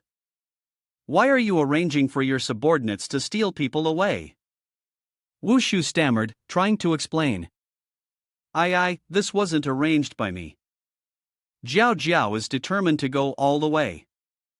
Not you? Then could it be me? Isn't he wearing clothes from the esoteric Marvel sect? Wu Shu ordered, capture him, and you'll find out right away. He Han let the impostor down. He pointed his sword at him and asked, where did the impostor come from? Seeing that the other party didn't answer, He Han guessed, could it be a mute? The sky is getting darker? He Han suspiciously turned around and asked, is it already dark? But when he saw the sky behind Huang Lu light up, he inwardly cursed, oh no. A three-headed, six-armed monster appeared through a crack in the sky. He Han frowned, observing. It was too early for this. Meanwhile, the impostor cried out in fear. The enemy immediately raised their fist and struck downward. He Han pulled the fake name further away, it was dangerous. Jiao Jiao, dissatisfied, repeated, Your Excellency, I believe I have told you not to summon modeling heaven and emulating earth in the palace's forbidden grounds, haven't I? Wu Shu continued to maintain the formation, Your Majesty, rest assured, they will not step beyond the palace walls. We can deal with him outside. Fa Tian's fist struck down continuously, He Han swung his sword in retaliation. Indeed, they couldn't shake him off. One of his strikes hit the target, but it caused no damage, as this person attacked as an entity, yet their body couldn't retaliate. Wu Shu clasped his hands and shouted, captured. The two of them were immediately trapped inside by the stone pillars. He Han exclaimed, not good, Fa Tian is charging in too. Where do you think you're running? His giant hand slammed down, no different from swatting a tiny mosquito. Wu Shu sneered, humph, a filthy rat. The Qilin had been summoned by a guest. He mounted the divine beast, deciding to go all out against his opponent, playing the game of blending reality and illusion, huh? The Qilin climbed onto Fa Tian, the point of his sword aimed at the target, doubting there were any weaknesses in your eyes. One of Fa Tian's eyes was struck, and Wu Shu, at the same time, cried out in pain, covering his eye and yelling, my eye. Jiao Jiao, seeing this, gloated, what's wrong with Your Excellency? Did some sand get in your eye? He cursed under his breath, damn it, and then used light to disrupt my vision, causing Fa Tian to immediately lose his bearings. Wu Shu commanded, damn it, we cannot let them escape. Lock down the entire city, pursue them. The guards shouted loudly. Jiao Jiao coldly turned around and left. What kind of boring game is this? You all can play by yourselves. Wu Shu swore, the old servant will definitely bring the chosen one back to the emperor soon. Jiao Jiao ordered the workers and also sent our people along. We must find the person before they do. No matter what, alive or dead. They obeyed the command. Yes. He Han stood in a corner, watching Fa Tian lose direction, then exclaimed. That's right. He really doesn't dare to enter the palace. Next, we can finally deal with him properly. He pinched the face of the impostor and asked. Tell me, who exactly are you? When the mask was removed, he stared at the object in his hand, stunned. Ha? He asked again. X, why is it you? X pointed to his mouth and began to cry. Hoo. Han immediately understood. Oh, your mouth is sealed, right? He tried to pry open his mouth. After a while, he gave up. What's this? What did you use to seal it? It's so hard to get off. Don't worry, I have a way, you can trust me. He raised his sword, his expression more wicked than ever. My sword is very sharp, just a light touch and I can cut it off. Don't struggle, I'm doing this to save you. It's absolutely not personal. Don't move. At that moment, X was able to mumble. Ouch. Han was quite surprised when he saw him writing on the ground. There was a word written in oil. In the imperial kitchen, the workers were busy at work. Lord Fei gave the order. Hurry up, after a stick of incense, His Majesty will have dinner. Whoever makes a mistake, don't blame me for being ruthless. A worker reported, Lord Fei, he asked what you are doing? Have you prepared the food yet? He reported back, I can't find the oil from Imperial Kitchen anywhere. Upon hearing this, Lord Fei was shocked. What? He told the workers to hurry up and go to the warehouse to get the oil here. The pot is about to burn dry. The oil thief can only be Han. He was applying oil to his mouth, and his lips finally parted. X cursed as he spoke, I've finally recovered. Those damn misfortunes have ruined me. Just wait and see. Han immediately asked, can we talk now? What happened? Why did you impersonate me? He explained, on the way here, suddenly a group from the esoteric Marvel sect appeared, killing all the soldiers who were escorting us. I don't know why they put a fake head covering on me, making me look like you. Han, quite curious, asked, didn't anyone come to save you? Shao Qi and Lu Jiao should have been with you, right? X replied, only your two girlfriends saved us, but the experts from the esoteric Marvel sect were numerous, and their martial arts were from an evil sect. They could only save the fool, and after that, we didn't see them again. He had a clear understanding of the situation and thought to himself, so that's what happened, I see. They must have already reached the capital, but since they didn't know where they were, he needed to find a way to establish contact. X then asked him, your weapon hasn't been sealed, has it? He replied, no. X asked further, have you been sealed? He was even more annoyed. When I first arrived here, I met a female general. It seems she placed a seal on me, and since then, I've been unable to summon it. If I can recover, I definitely won't allow them to control me like this. Han said casually. Is that so? Well, I'm not sure either, but if there's a chance, I'll try to see if I can help break it for you. He secretly thought to himself, no wonder he's been manipulated like a fool, it turns out he's been castrated. He continued. If you're a witness, then come with me to see the emperor and explain everything clearly. Otherwise, they may very well find another impersonator. X refuses to meet the emperor? With the way we look now, we'll be killed before we even get close. Han pointed down below, signaling him. Recently, I've also been fond of playing cosplay. Just look at where we are right now. In Zhao Zhao's room, Huang Lu was already there, cautiously reminding. Your Majesty, the esoteric Marvel sect is treacherous and unpredictable. You must be very careful. Zhao Zhao helplessly replied. I naturally know that, but the problem is how to guard against them? They dared to use a chosen one impersonator to test me, this is clearly forcing my hand. Huang Lu asked strangely. If they could find an impersonator, why wait until now to act? Zhao Zhao explained. The national master isn't stupid.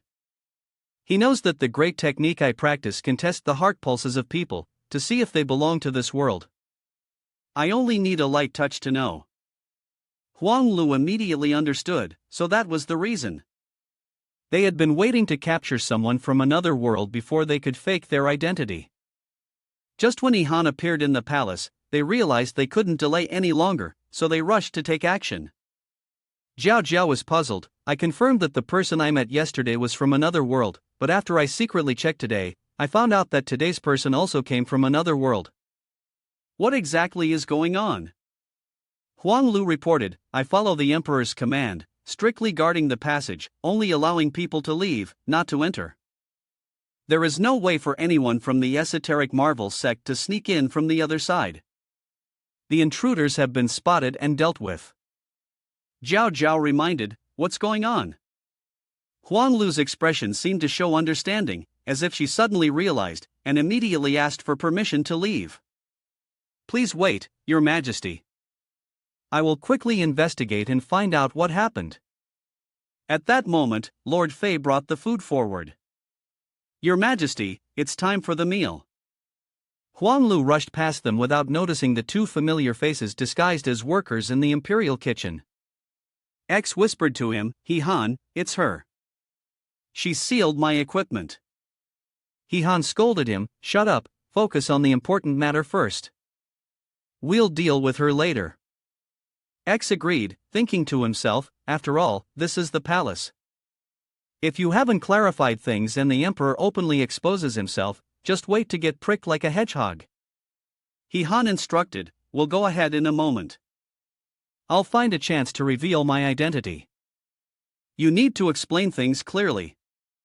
Before the guards rush in, I'll give you 5 minutes. He agreed immediately, okay, I've already prepared what to say. Lord Fei spoke, Your Majesty, the food today is very to your taste, please try it. Zhao Zhao, feeling frustrated, wearily said, I have no appetite. At that moment, Han signaled, preparing to respond with a casual but suddenly a voice interrupted as they were clearing the table. It's no surprise that His Majesty has no appetite. Han grumbled, why does it have to be this unlucky guy? Wushu entered and continued, you, who were chosen by heaven, still have no clear whereabouts. The future of the empire is more likely to be doomed than prosperous. If it were me, I'd have already been overthrown by the waters. How could I still have the appetite to eat? Zhao Zhao's headache worsened at the sight of him. State Master, why did you bring people into the palace? What exactly is going on? Wushu speculated, I believe an assassin sneaked into the palace and might cause harm to Your Majesty, so I came to protect you. Zhao Zhao, angered, slammed the table and said arrogantly, who gave you permission to bring people into the palace? Wushu made an excuse, the situation was urgent. I was also concerned for the safety of the nation. Since Your Majesty is so tense, surely there's something you're hiding? Zhao Zhao, on the verge of losing control, yelled, You, Wushu, order the guards, those lazy ones, get them all out of here. They immediately complied. Lord Fei, being chased out, was very worried, unwilling to delay His Majesty's mealtime. When Han was also told to leave, he quietly reminded, follow the general who spoke with her earlier, tell her that I instructed you to go ahead and break the seal for him first. X asked suspiciously, aren't you coming with me? He anxiously looked inside. Ding Zhan could only rely on the emperor. Once she's dethroned, we'll certainly face trouble. I have to stay to help her. What's so surprising about that? Once this face of mine is discovered, death is certain. He still held on to that item, his mask. I'll change a bit later, they definitely won't recognize me.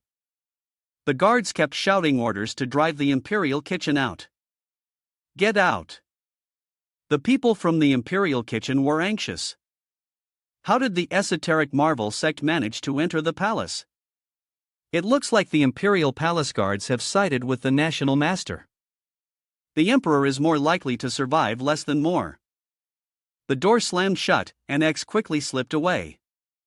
I won't let you take the upper hand so easily. Wait until I lift the seal, then I'll compete with you.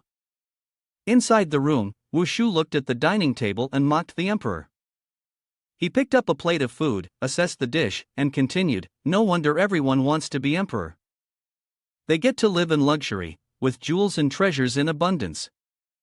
I really envy the people around him. Zhao Jiao frowned upon hearing this. What exactly are you trying to do? Wu Shu coldly repeated, I've told you, I'm here to protect you. Another voice interjected, if I can take this opportunity to bring you down, I can smoothly take the throne myself. That's exactly the case. Wu Shu yelled angrily, Who? Who is speaking nonsense like that? He Han, with a fake beard attached, entered the room. What's this? Spilling your thoughts? Getting impatient? The guard was startled when he saw him. Where did he come from? Zhao Jiao recognized that this outfit was the same as the chef's from earlier. Wu Shu glared at He Han in fury. A young chef? Daring to talk nonsense here? Truly reckless. Where are the men? Drag him out and behead him. Zhao Jiao, standing at the back, couldn't accept the abuse of power. What? The group of guards had already moved. Yes, you use sonic waves to make your voice so loud, let's see who dares to touch him. The entire group of guards was knocked backward by the sonic waves. He continued, the emperor hasn't spoken yet, and you dare to decide the fate of someone else? The sound echoed throughout the palace. Who is the real ruler now, the emperor or the esoteric Marvel sect? Wu Shu, startled, yelled, You, what are you shouting about? Zhao Jiao, equally irritated, covered his ears, that's a loud throat, aren't you worried the whole palace can hear you? Wan Xiang reminded him, calm down a bit, even if you have a powerful voice, you're shouting so much, your throat won't be able to take it. He replied, I know, one of the guards just managed to regain his senses. What's going on? The person next to him, whose ears were ringing, couldn't hear clearly. What did you say? Speak up, He Han said with a commanding tone, as a chef, I really can't stand this anymore. Your Excellency the Imperial Advisor, are you attempting to usurp the throne? Your conduct is rather unbecoming, don't you think? Wu Shu coldly repeated, what are you saying? Zhao Jiao, worried, shouted, enough, get out of here, I appreciate your goodwill, but this is not a place for you. Wu Shu had already decided to kill him in his rage. In your dreams, a person as arrogant as this deserves to die. He Han appeared deeply frightened. The National Advisor, what are you doing to him? These ambiguous words are spreading everywhere, please don't act like this. His strength is beyond what anyone can withstand. It's too deep, it hurts so much. Wu Shu shouted, what the hell are you talking about? Shut your mouth. Have I ever hit you? He Han is still putting on an act. Don't do this, you are the national master, after all. Wu Shu turned to question Zhao Jiao, Your Majesty, look at this, what kind of dignity is left? She's just putting up with it. National master, I never expected you to have such a preference. Wu Shu, even with 10 mouths, couldn't argue back. I have nothing to do with him. Embarrassed and enraged, he growled, I'll crush you to death. The guard whispered, National Master, the people in the city are spreading rumors that you have Long Yang. Please quickly stabilize the rumors. Don't let him say nonsense and damage your reputation. Wu Shu opened his mouth in shock, what? In that case, I'll kill him first and then go deal with that. I can't let him be so smug. He Han then stepped out from behind her and said, This chef is good. I'll keep him. If the National Master wants to compete for him, feel free to try. She then turned back and instructed He Han, no matter what happens later, you know what you should do, right? He replied, understood. I'll definitely shout loudly and make sure the whole world knows what happened. Wu Shu was furious but powerless. Damn it. Although my strength is greater than Zhao Jiao's, it's still difficult to achieve a quick victory. This chef still has enough time to spread the news. Once people find out that I've made a move against the emperor, it will definitely shake the people's hearts, and my plan will be ruined. In the end, he had no choice but to retreat. Let's go. Zhao Jiao smugly saw him off. The national teacher is leaving, no farewell? He Han also performed the formalities, saying, "I humbly take my leave." Zhao Zhao recognized him. "You really have the guts, don't you?" He Han took off his mask, surprised that despite my disguise, I was still recognized. She replied, "I recognize you, not by sight, but by the strange foreign scent on you." "How could you possibly hide it?" He clasped his hands and said, "The situation is urgent, and this is the only way to force the esoteric Marvel sect to leave. I hope His Majesty will forgive me." Zhao Zhao immediately drew a conclusion: the one who kidnapped people in the square was you. "If you captured him, why did you come back to find me?"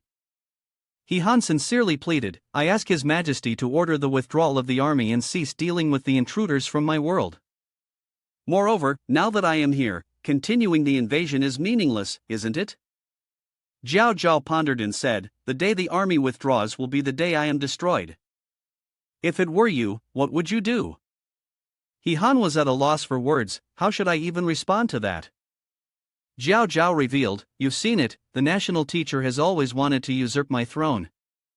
You were chosen by the heavens or whatever, but that's just something he fabricated to threaten me. Only by finding you could he retreat, but once he finds you, I must marry you and give up the throne to him. Then, he has 100 ways to control you, and in the end, the whole country will be under his control. As for you, losing the throne, it's a dead end for me as well." He Han, helpless, leaned back with a sigh. "All day, it's nothing but a bloody end. That damn old man really is troublesome." Zhao Zhao continued, "Earlier, you made a contribution by protecting the convoy in time. "I won't kill you. Go as far as you can. If you show up in front of me again, I won't be so merciful." Killing you would allow me to live a comfortable life, without having to worry about the national master holding me by the throat." He disagreed, thinking to himself that she was too naive. If he could use a human mask to disguise himself once, he could do it a second or third time. How long could she hold out? It would be better if we formed an alliance and attacked proactively. Zhao Zhao couldn't guess what he meant. He revealed, "I'm not one to be passive. If he wants to make trouble, then I'll strike first, and make sure he dies or is unable to fight back." Seeing Zhao Zhao laugh, He Han was surprised. "What are you laughing at?" She mockingly said, "You're too naive. A simple method like that, do you think I've never thought of it? Over the past 3 years, I've sent 14 batches of elites to assassinate him, but none of them succeeded. These experts have all disappeared without a trace, and his strength only grows stronger. He doesn't just control the officials, even the palace is under surveillance. Earlier, the person who could break in here is enough proof of that." He replied, "You failed. That's because it wasn't ruthless enough. If it were me, it would be different. I am the one with cunning and scheming." Zhao Zhao furrowed her brows. "What do you mean by cunning and scheming?" He smiled faintly, "It's not important, just let me try. If I lose, I'll accept it. But if I win, will you agree to withdraw your troops from Dingzhan? The transaction has been established, the Empress has agreed." "Fine, but if you are captured alive, you know what the consequences will be, right? Though I couldn't kill the national teacher, dealing with you is well within my abilities. I solemnly swear I understand, and I guarantee there will be no mercy for them. However, I need to borrow someone from His Majesty to cooperate with me." Zhao Zhao asked again, "Borrow someone?" On Huang Lu's side, she anxiously asked her subordinate, "Hasn't it been delivered yet?" "It was supposed to have arrived last night, escorted by my own people." He was also unclear. Aside from the group this morning, there had been no prisoners transported from the front line in recent days. Could they have gotten lost? Huang Lu would definitely not get lost. It seems that indeed, halfway, they were intercepted by the esoteric Marvel sect. She turned and left, muttering to herself as she walked, "What should I do? I've caused trouble for His Majesty." Suddenly sensing danger from behind, Huang Lu quickly turned around, and from the palm of her hand, she launched several projectiles. "Who's there?" X shouted from behind the wall. My people," she recognized. X, is that you? What are you doing here? Where are the soldiers escorting you? And the prisoners who were with you?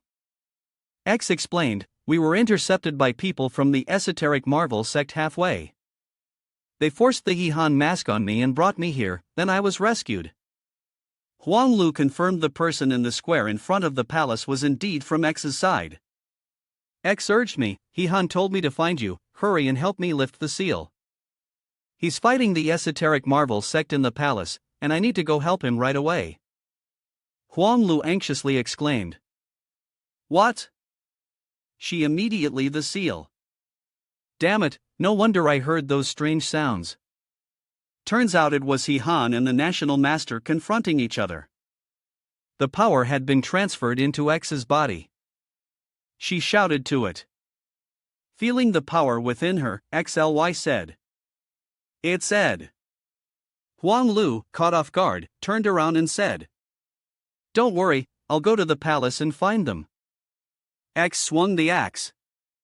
That damn woman, everything I encountered on the road was because of you. I'll deal with you first, then I'll go find those bastards to settle the score. But with one swing, he missed, his strike intercepted by a force. Huang Lu, suspicious, turned around and asked. What's going on? Seeing someone suddenly fall from the sky, she immediately recognized him. Han. He, meanwhile, was groaning. It hurts so much, falling to the ground is so humiliating. Huang Lu hurriedly helped him up. Why did you come here? Han replied. I planted on him, no matter how far, I can fly over. As soon as he finished speaking, both of them noticed and froze in place. M stared at the axe lodged in his head, trembling in pain. Ha! What kind of karmic retribution have I created? Han had to rescue him. Hold on, just a bit longer. He murmured. Easy now. Finally, he mustered the strength to pull the axe out, much to X's agonizing pain. He wondered. Without an enemy, why are you carrying a weapon? He cradled his head and answered. I'm afraid if I don't use it for too long, it'll rust. Just took it out to rub off some blood. This grudge, I'll remember. Han seriously reminded, let's focus on the main topic first. I've met the Emperor, and she has agreed to act with us against the Grand Tutor. Huang Lu exclaimed in surprise, the Emperor has agreed to your terms? Tell me, the key condition for helping the army is to eliminate the Grand Tutor. I've never directly confronted him, so I don't know if it's possible to eliminate him directly. Do you understand his strength? Huang Lu revealed, the Grand Tutor's martial arts are deep and unpredictable, especially his ultimate void technique, which makes him unbeatable. As for you, I'm not sure of your capabilities. How can you compare? Wan Xiang, who had been silent until now, spoke up, with me here, I guarantee that when you face a strong opponent, you will only become stronger. Han gave her a glance. I was just waiting for you to say that. Noticing him mumbling, Huang Lu asked, what did you just say? Han smiled and replied, nothing. Whether we can defeat him, we'll know once we try. Let's go find him. Huang Lu was still hesitant, can we really try that? Together, they had arrived at the esoteric Marvel sect. Huang Lu announced their arrival, and ahead of them stood the esoteric Marvel sect, where the Grand Tutor was located. Hidden in the bushes, Han turned to X and asked, didn't you want revenge? The opportunity is right here, go and kill the Grand Tutor. X was stunned and pointed to himself, me? Han casually said, just kidding. You only need to lure him out. Upon seeing X, a guard asked, who dares to be so bold in front of the esoteric Marvel sect? X arrogantly looked at them, you two petty people think you're worthy of speaking loudly to me? The two axes were drawn out, and X, with great authority, ordered the old National Master to roll over and face him. The two guards recognized the enemy and immediately warned. X rushed forward and killed them.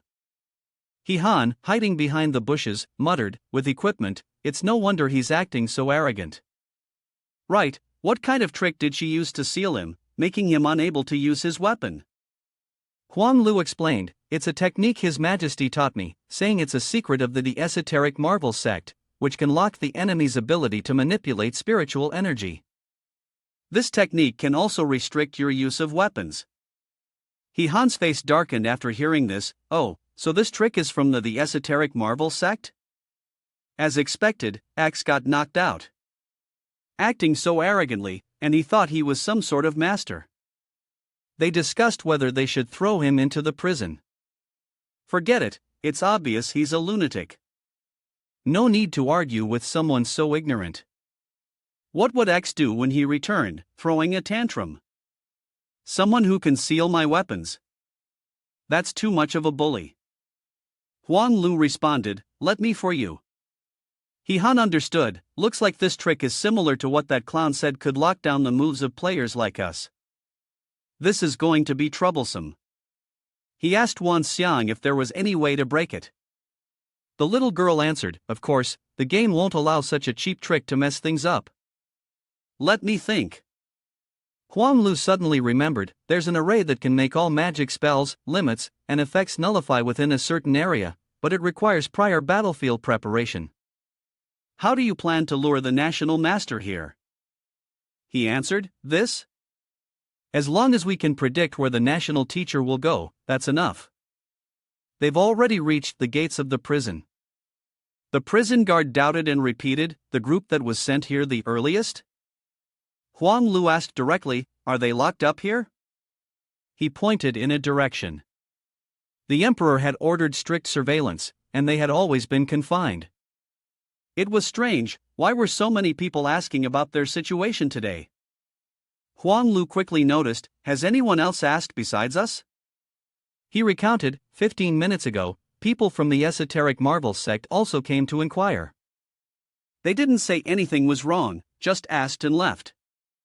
He Han guessed, looks like I was right. They couldn't find the two of us, so they must have decided to find a way through Xiang Miao's group and continue to impersonate the chosen ones. The jailer panicked upon hearing him, "No way. What do you actually want to do? If you don't speak up, I'll report this to your majesty." He Han immediately raised his official token and relayed the imperial decree, "I am here on the orders of your majesty to take over this prison." As the night grows deeper, the people of the esoteric Marvel sect have already broken in. The military generals issued their commands. The target is locked in the T-shaped room on the 3rd floor of the underground prison. We must capture him alive. As for the others, leave no one behind, wipe them all out. The guards shouted loudly, but upon entering, they were stunned by the eerie silence. One of them was shocked, how is it possible? Not even a single gatekeeper is here? As one person moved, an explosion erupted. From the rooftop, Huang Lu commented in awe, the explosion was fierce. Could this cause a chain reaction? What if the national preceptor doesn't show up?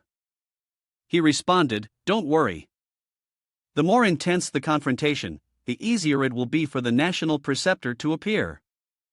This is just the appetizer." The military generals, charred from the explosion, could hardly believe their eyes. What's going on? Why did it explode? Seeing the silhouettes of 5 people ahead, one of them shouted, "Look, someone's coming out." The 5 figures were Xiang Miao and her group. She spoke up, "I heard someone wants me to become a man." How bold of them. It was truly eye-opening. Mo Yun gripped the sword tightly, itching to move after being locked up for so long. Finally, she could go wild. Shen Feng sneered, "Don't cry later if you lose based on your own skills." Tian Ming reminded the group to be cautious of their enemy's strange techniques. Last time we were captured as prisoners, it was because our weapons were locked up tight. Lu Mang, after checking, confirmed, "The boss is right. As long as we stay more than 100 meters away from the prison, their techniques will lose effectiveness. Let's fight freely, and we'll have to find a way to lure the big boss out." The military generals were surprised when they saw them. Weren't these 5 people all locked up in the prison? Why are they out here? The guard guessed, they must have escaped while the jailer wasn't paying attention. Thankfully, we arrived just in time. He gave the order, it doesn't matter. If we've run into them, we definitely can't let them escape. The disciples obeyed the order, charge. With great momentum, they rushed in to capture them. On the emperor's side, a bodyguard hurriedly reported, "Your Majesty, a battle has broken out at the prison." She remained leisurely on her bed, reading a book, and only then spoke, "Has the national preceptor shown up yet?" The bodyguard answered, "Not yet." Zhao Zhao responded, "Then let's keep waiting. If he doesn't show, don't take any action. If he does appear, make sure not a single one of them survives." At the prison, their group enjoyed a good workout, and even Xianfeng couldn't help but exclaim, "This feels amazing." Mo Yun quickly noticed something, his attention drawn to the ground. A red circle had formed around Xianfeng in midair. The military generals asked the mysterious figure behind, "What's going on? Why isn't the spell working?" One replied, "I don't know either, we've used all our strength, but it seems to be blocked by something." He grew angry. "What the hell did you wipe the mask with? Damn it! If it can't be restricted, then let's face it head on." A guard beside him reminded him just as he was about to signal, "Senior brother, we can't do that. The national preceptor specifically instructed that the Son of Heaven cannot be used here." The military general kicked him, "Damn it, if we don't bring him back tonight, we're all dead." Immediately, he blew into the flute. The other guards quickly realized something was wrong. They began to run. "We're screwed, run!" X asked in surprise, "What's happening? What's going on?" He Han also frowned, "Is there something strange about this flute sound? I don't understand why they're so panicked." Huang Lu couldn't control himself, shaking with anger. "This is insane, he's daring to command the Dragon Knights, this is clearly a rebellion in the making." He Han recalled, "Weren't these the same Dragon Knights that escorted X back? Weren't there only a few of them?" A crack had appeared. X asked in surprise, "What's that?"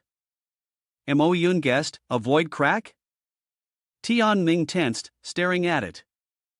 It seemed like something was about to come out. The water stain grew larger, and Mo Yun was stunned. "Wait a minute, this sound."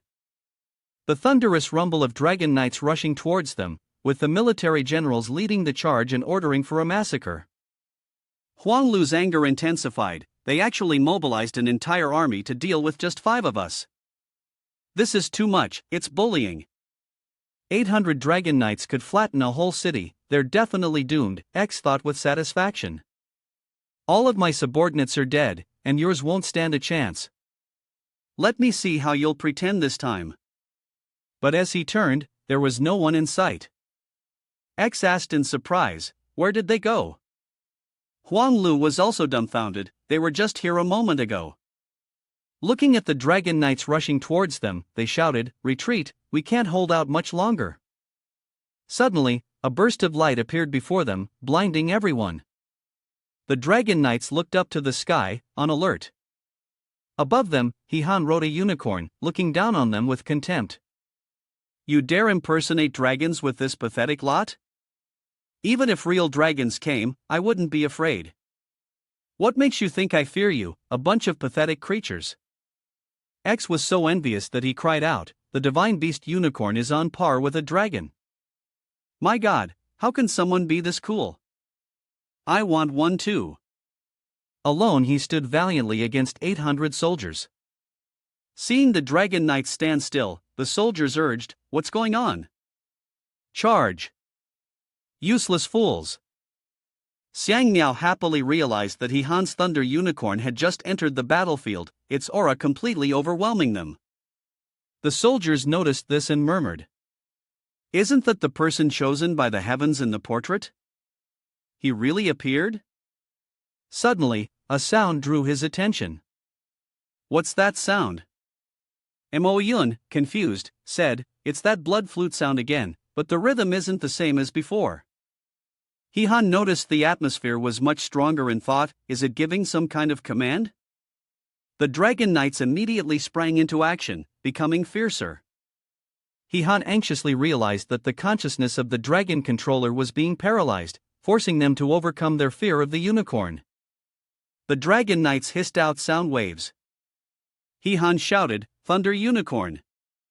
The pressure from Thunder Unicorn emanated, freezing the ground beneath it. The dragon knights and soldiers around them were also frozen.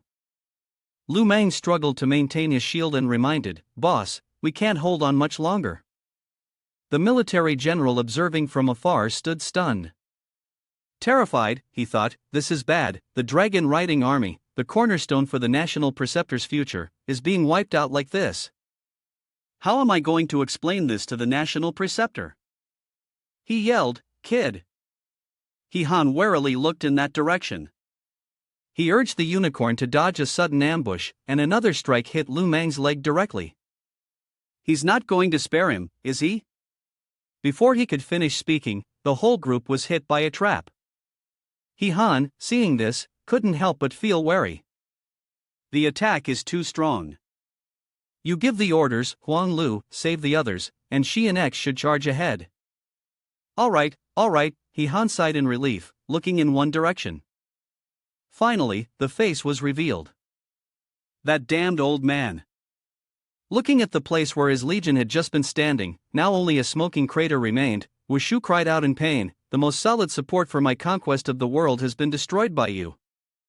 How could this happen?" You look so pleased, Han said, "but don't blame me for this. I was originally going to take action, but you forced us to hypnotize and attack." If you want to blame someone, blame your bad luck. Who told you to blow that flute for 2 hours? He struck out with a palm to silence him. Huang Lu, stunned, exclaimed, "If we continue fighting now, we're definitely going to die." And X is also losing hope. It's over. Wu Shu laid down an ultimatum: either you step back and let your comrades behind you die a horrible death, or you sacrifice yourself to save them. At this point, I don't care about being the chosen one anymore. Killing you is the only way to resolve the grudge in my heart. Han called up the system to draw a card. Wan Xiang notified him that his luck value had been boosted to 300%. Make sure to repay me well. He drew a card and said, "Don't worry, I'll definitely satisfy you." Looking at the card, Han frowned as it exploded right in front of Wu Shu. He laughed, "And you actually used your physical body to resist my void punch? Truly hopelessly foolish." His power surged like a whirlwind, only to be drawn back. Both Huang Lu and X gaped in astonishment. What? The sword in Han's hand gradually absorbed his opponent's power. He exhaled a sigh of relief after regaining control of the situation. He had nearly died. System notification: congratulations to the host for obtaining the S-rank skill, Soul Guiding.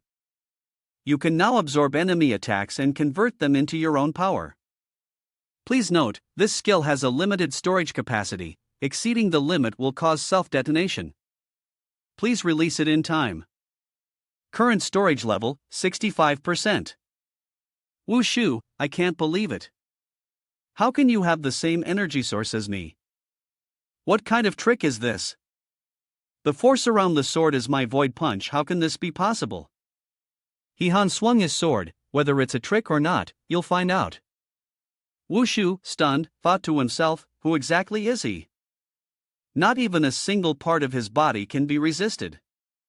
Wu Shu, unwilling to accept it, shouted, "How is this possible?" A wave of intense heat shot towards him. Wu Shu's subordinates were horrified at the sight. Their revered national preceptor had collapsed to the ground, the earth and rocks behind him cracked open. He cursed inwardly, damn it, this bastard can actually absorb my cultivation technique. This is troublesome." Wan Xiang, curious, didn't rush in to kill him. Was he waiting for the right moment while the man was injured? He carefully explained, "I'm not stupid. How could I blatantly leave the protection of the formation? I only managed to strike him before he had a chance to react. The real battle hasn't even started yet." The people from Jiao, watching from the distant rooftop, had to admit that this kid was truly a genius. He had actually managed to make the national preceptor unable to retaliate. One of them asked, "Should we go to the palace and ask for your majesty's instructions?" The other replied, "Can't you see the outcome is already clear? If we wait for instructions, it will be too late." He fired a flare as a signal, immediately acting upon it, watching the flare rise into the night sky. Han, surprised, asked, "What is that? Why do I have a bad feeling about this?" The flare exploded in the night sky. Standing atop the building's roof, Mu held his staff aloft, and a brilliant, uncontained flame appeared. He swung the staff, and Xiang Miao, watching the fire columns shoot up from all directions, asked, "What is that?" The flames gathered from 12 directions, forming a phoenix of fire. Han stood there, stunned. "What is that?" Huang Lu, tears in her eyes, exclaimed, "Why must your majesty do this?" Mo Yun, confused, asked, "What exactly is that?" She fell to her knees, crying loudly, "The 12 Phoenix formation is His Majesty's final defensive formation. Everyone within the formation will be consumed and transformed." 2 bones disintegrated into dust, and those who heard this were dumbfounded. The bones disintegrated? Xiang Niao angrily shook her. "Why must it be like this? Haven't we already formed an alliance with your emperor?" Huang Lu replied helplessly, "I'm sorry, I don't know either." Jiao Jiao, who had been observing from a distance, spoke up. "I'm sorry, for the people of rivers and mountains, this is the only way. I will definitely not let you down." Han attempted to strike Phoenix with his sword, but it was ineffective. He cursed. "Damn it, the attack is completely useless against this formation." Suddenly, a shield imprisoned him. This was when the unicorn lost strength and fell. As soon as he hit the ground, Han quickly sat up and asked, "How is everyone?" Xiang Miao's group also reported. "We've been swallowed too." Han shouted, "Huang Lu, what is this? Is there any way to break it?"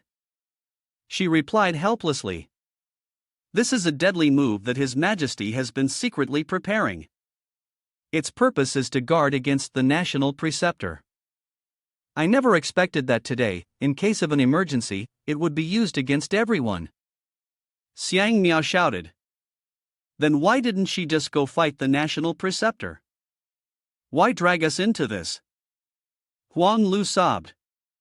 "It's because His Majesty still wants to kill Han too." Han was enraged. Such a ruthless, wicked person. Trying to play the fisherman to benefit from the catch, huh? Wu Shu's subordinates also screamed, "I don't want to die. National Preceptor, save me. My true chi is draining. Help, National Preceptor, save me." Wu Shu is cultivating in the bubble. "That little Huang girl, do you think I don't know your tricks? You think a phoenix formation can imprison me? You're too naive. Moreover, your invisibility actually helps me in a big way." The power from his palm shot out. The guards rejoiced and shouted, "What is that?" "The national preceptor has saved us, we're saved." Han was utterly surprised, he could actually break this formation. The military generals felt the true chi being drained from them. It was then that they understood. He's draining our true chi." The military generals' bodies began to wither. "That damn old man." Inside their armor, not even a fragment was left. Han was even more indignant, to drain the true chi of his subordinates to replenish his own cultivation. What a heartless person. Wu Shu arrogantly said, "I couldn't completely drain them to death anyway, after all, no one would willingly give up their life. But that foolish emperor helped me imprison them, so I had no choice but to gladly accept." This feeling of being invincible is truly wonderful. The group maintaining the Phoenix formation felt that someone was disrupting the formation and exerted all their effort to suppress it. Wu Shu also gathered his strength to break the formation, and the bubble spinning around him shattered. At the same time, the group maintaining the formation suffered a backlash and spat out syrup. Wu Shu immediately turned his attention to them. I will kill you all. Trapped within the formation, He Han sighed in distress, realizing that Wu Shu had approached him. He spoke, dying like this would be too easy for you. Xiang Miao looked on with suspicion. What do you intend to do? The formation's maintainers gave their orders. Damn it, use everything we have, we must control him. 12 strands of murderous intent emanated from Wu Shu, spreading in all directions. Emperor's men were struck, and He Han, tense, realized, are you planning to? The true chi of the national preceptor had infiltrated the bodies of the formation's maintainers. Emolian shouted, they've been brainwashed, the 12 Phoenix formation has been taken over by the national preceptor. The soldiers of Jiao Jiao were reluctant. Your Majesty, the tactics we've painstakingly devised for 10 years, and yet they can be broken so easily. The brilliant gold of the Phoenix turned into a strange ghostly green, and the entire formation had been claimed. He Han was the first to bear the brunt of it, his body was suppressed. Wu Shu's target was that brat. I'll refine you into medicine, and once I've captured the little girl in the palace, I'll come back to celebrate the victory with you all. He decided to go find Jiao Jiao and settle the score. Wu Shu's arrogant laughter echoed. He Han painfully urged, System, think of something quickly. The girl is out of ideas too. Whether it's drawing a card or using a prop, you first need to be able to move. Ah, crying out loud, I can't die in this damn place. Help! Suddenly, a voice rang out, followed by a thunderous explosion, and a handsome man lit up the screen. The clown had appeared. The most capable man in the world was here. Don't be afraid, I'm here to save you. Someone recognized him. A clown? A person maintaining the formation immediately attacked. No chance. From Phoenix's mouth, a surge of power was unleashed, and the clown was immediately knocked down, crying out. Oh my god. X was annoyed. What do you mean by lighting up the screen? Damn it, I wasted my hope on this. He Han remained calm and reminded, don't be discouraged, the real show hasn't even started yet. The person maintaining the formation sneered. I thought he was some kind of expert, turns out he's just a clown who can jump around. But as soon as the words left his mouth, a sword pierced through his chest. Lu Jiu coldly said, are you talking about the clown who can jump around? Cheers erupted everywhere. Not good, we have an enemy. He Han sighed with relief as he looked around at the critical positions, which had all been blown to pieces. Great, it's Lu Jiu's group. Jun Shi apologetically said, young master, I'm so sorry, we arrived late. The formation trapping He Han broke apart, and he responded, it's not too late, you arrived just in time. This place owes you all. Huang Lu asked with concern, what do you want to do? He coldly replied, the debt I owe to that old man is not settled yet. Thunder Unicorn said, let's go. Lu Jiu, annoyed, looked on. This emperor had clearly betrayed us, yet he was going to save her. Huang Lu was deeply moved. Perhaps he truly deserved to be the king of this world. Wu Shu has summoned Fatian, that damn girl. Didn't expect this, did you? I'm back. He stood before them, continuing, the world must be mine. Jiao Jiao hadn't expected the situation to turn so controlled like this. She still calmly said, in the end, you still failed. But I won't let you win so easily. Jiao Jiao continued, even if you kill me, don't dream of taking the throne. Tonight, the world will see your cruelty. Wu Shu activated his healing ability, restored his clothes, and laughed loudly. So what? Fatian's fist swung down. Tonight, I will show everyone my strength, make them all fear me. Fear is the eternal trait of an emperor. A fist came down, but it was stopped. Wu Shu was stunned. What? Jiao Jiao is perfectly standing within the formation, and he's guessing your celestial artifact, the heavenly white peak? She confirmed it. That's right. Today, I'm willing to risk my life. Even if my bones shatter and my flesh is crushed, I'll drag you to hell with me. After saying this, Zhao Zhao channeled all her true chi into the strike. Accept your death. From the ground, water columns like whirlpools reached towards Fatan. Wu Shu was once again taken aback. What is this? Zhao Zhao exerted all her strength to launch the attack. Go! The torrent of water grew massive, trapping Fatan inside. He exclaimed, "What kind of exaggeration is this?" Then, he immediately gestured towards Fatan. Following his guidance, Fatan threw a punch to break apart the water column.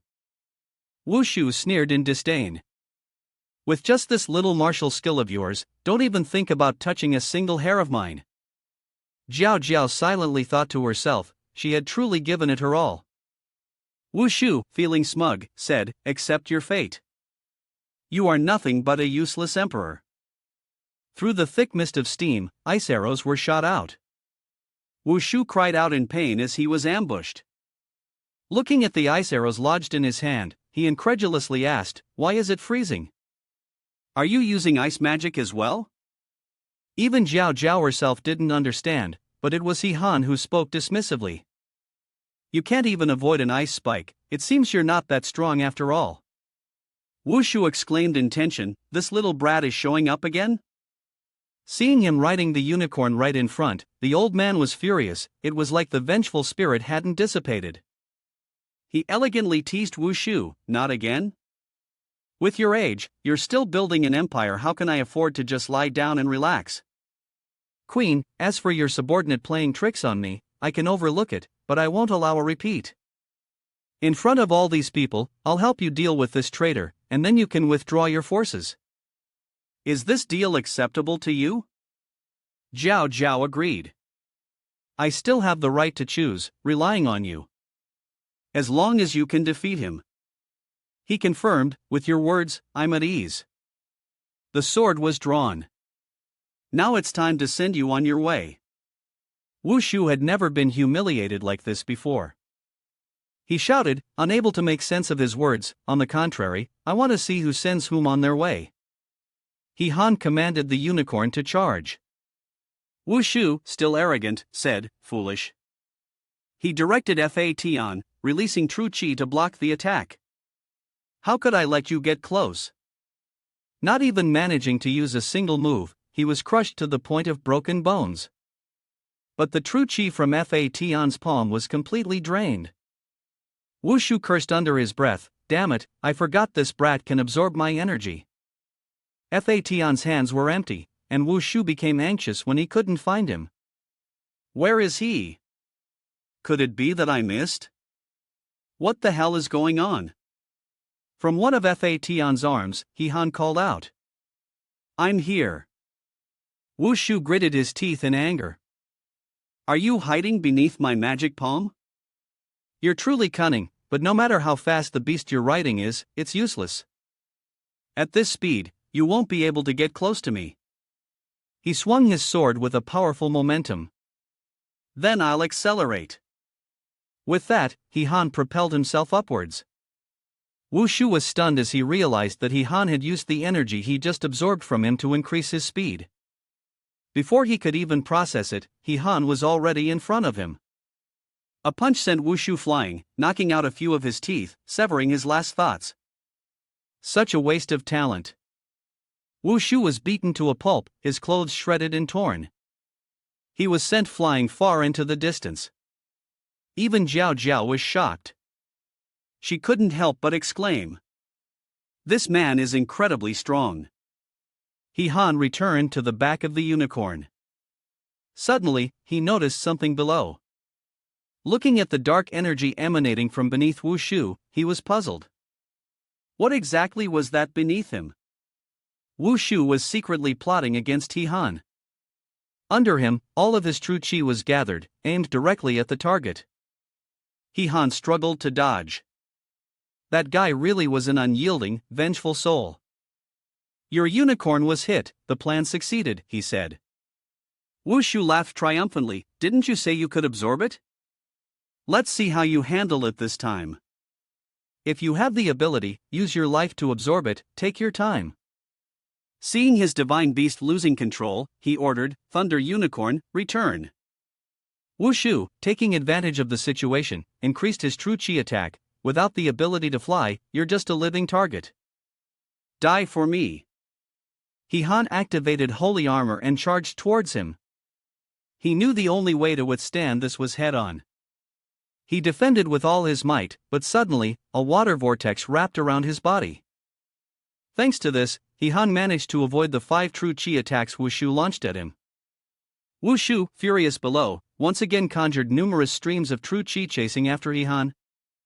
The water vortex was pulling him too fast, and he had no choice but to beg. Slow down a bit, sister, I'm about to collapse. She didn't stop, replying sharply, if I slow down, you'll be turned into a hedgehog. The void power of the national preceptor can't be broken. Is your armor just for decoration? Han pleaded, pull me over there, I need to say something to you. She complied, but still retorted, don't expect me to take the hits for you.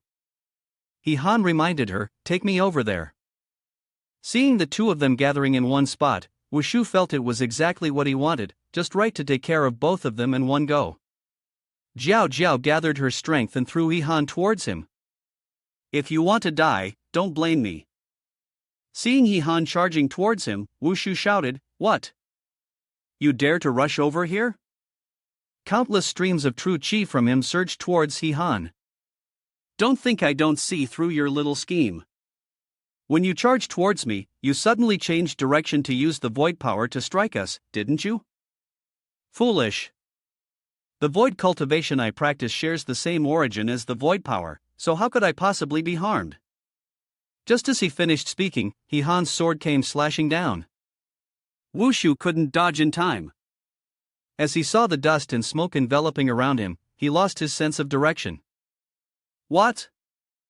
Han yelled. This is the moment, Han said, pulling her hand as he spoke, but you still followed through, and said, your plan has been seen through, it's all in vain. Wushu, still smug, genuinely felt pity for them. But suddenly, his spiritual strength's limited perception was struck from behind, and his smile vanished. Jiao Jiao panicked as she saw Han fall. What? He joyfully exclaimed, it's a success. Seeing his own body full of holes, Wushu was unwilling to accept it. I clearly absorbed the void power. Why? Han explained. You can absorb the void power, but you couldn't absorb the frost essence on top of it, could you? Finally, Wushu understood, you blocked my vision to take the opportunity to prolong the freezing of the void power. How can someone so young be so immoral? He raised his sword and said, it's a pity that spiritual strength has limited your perception. He trembled and pleaded, how can I help you ascend to the throne? As national preceptor, I have experience. Wait, I admit defeat. The outcome for Wushu was already decided, he replied. No, I'm not interested. Goodbye then. Wushu lost his head, and his body collapsed. Han sighed with relief, finally finishing everything. Looking at his rank, which had risen to level 39, he suddenly remembered, I almost forgot this is just a game mode. Wan Xiang praised him, you're lucky, it was dangerous, but you still managed to complete the mission. At this point, Han turned to look at the remaining person. Jiao Jiao was still in a daze, and he immediately asked, the greatest danger has been resolved. What are you thinking? She replied, I never expected you to win. Well then, in the end, rivers and mountains isn't a place for a woman like me to lead. Tomorrow, I'll withdraw the troops and pass the throne to you. Han refused, no, I'm not interested in being emperor. You can just call back your army. Let's settle on this, I'm going to find my teammates. Jiao Jiao was in awe. Is it really possible that there exists a man in this world who neither loves rivers and mountains, nor is interested in beautiful women? I don't believe it. His group was also brought by Huang Lu. They chattered excitedly, where's the palace? Is it up ahead? You're not going to make us walk all the way around the city, are you? I'm not that bored. The imperial capital is so vast, I can't do much about it. Xiang Niao happily pointed in one direction. Quick, look over there. When He Han saw them, he was surprised. You all came over here? Junshi asked in surprise, young master, where's the bad guy? Is everything settled already? He replied, everything's fine now, we can go home tomorrow. The whole group cheered with joy. Nice! Long live the boss! Huang Lu then asked anxiously, where's your majesty?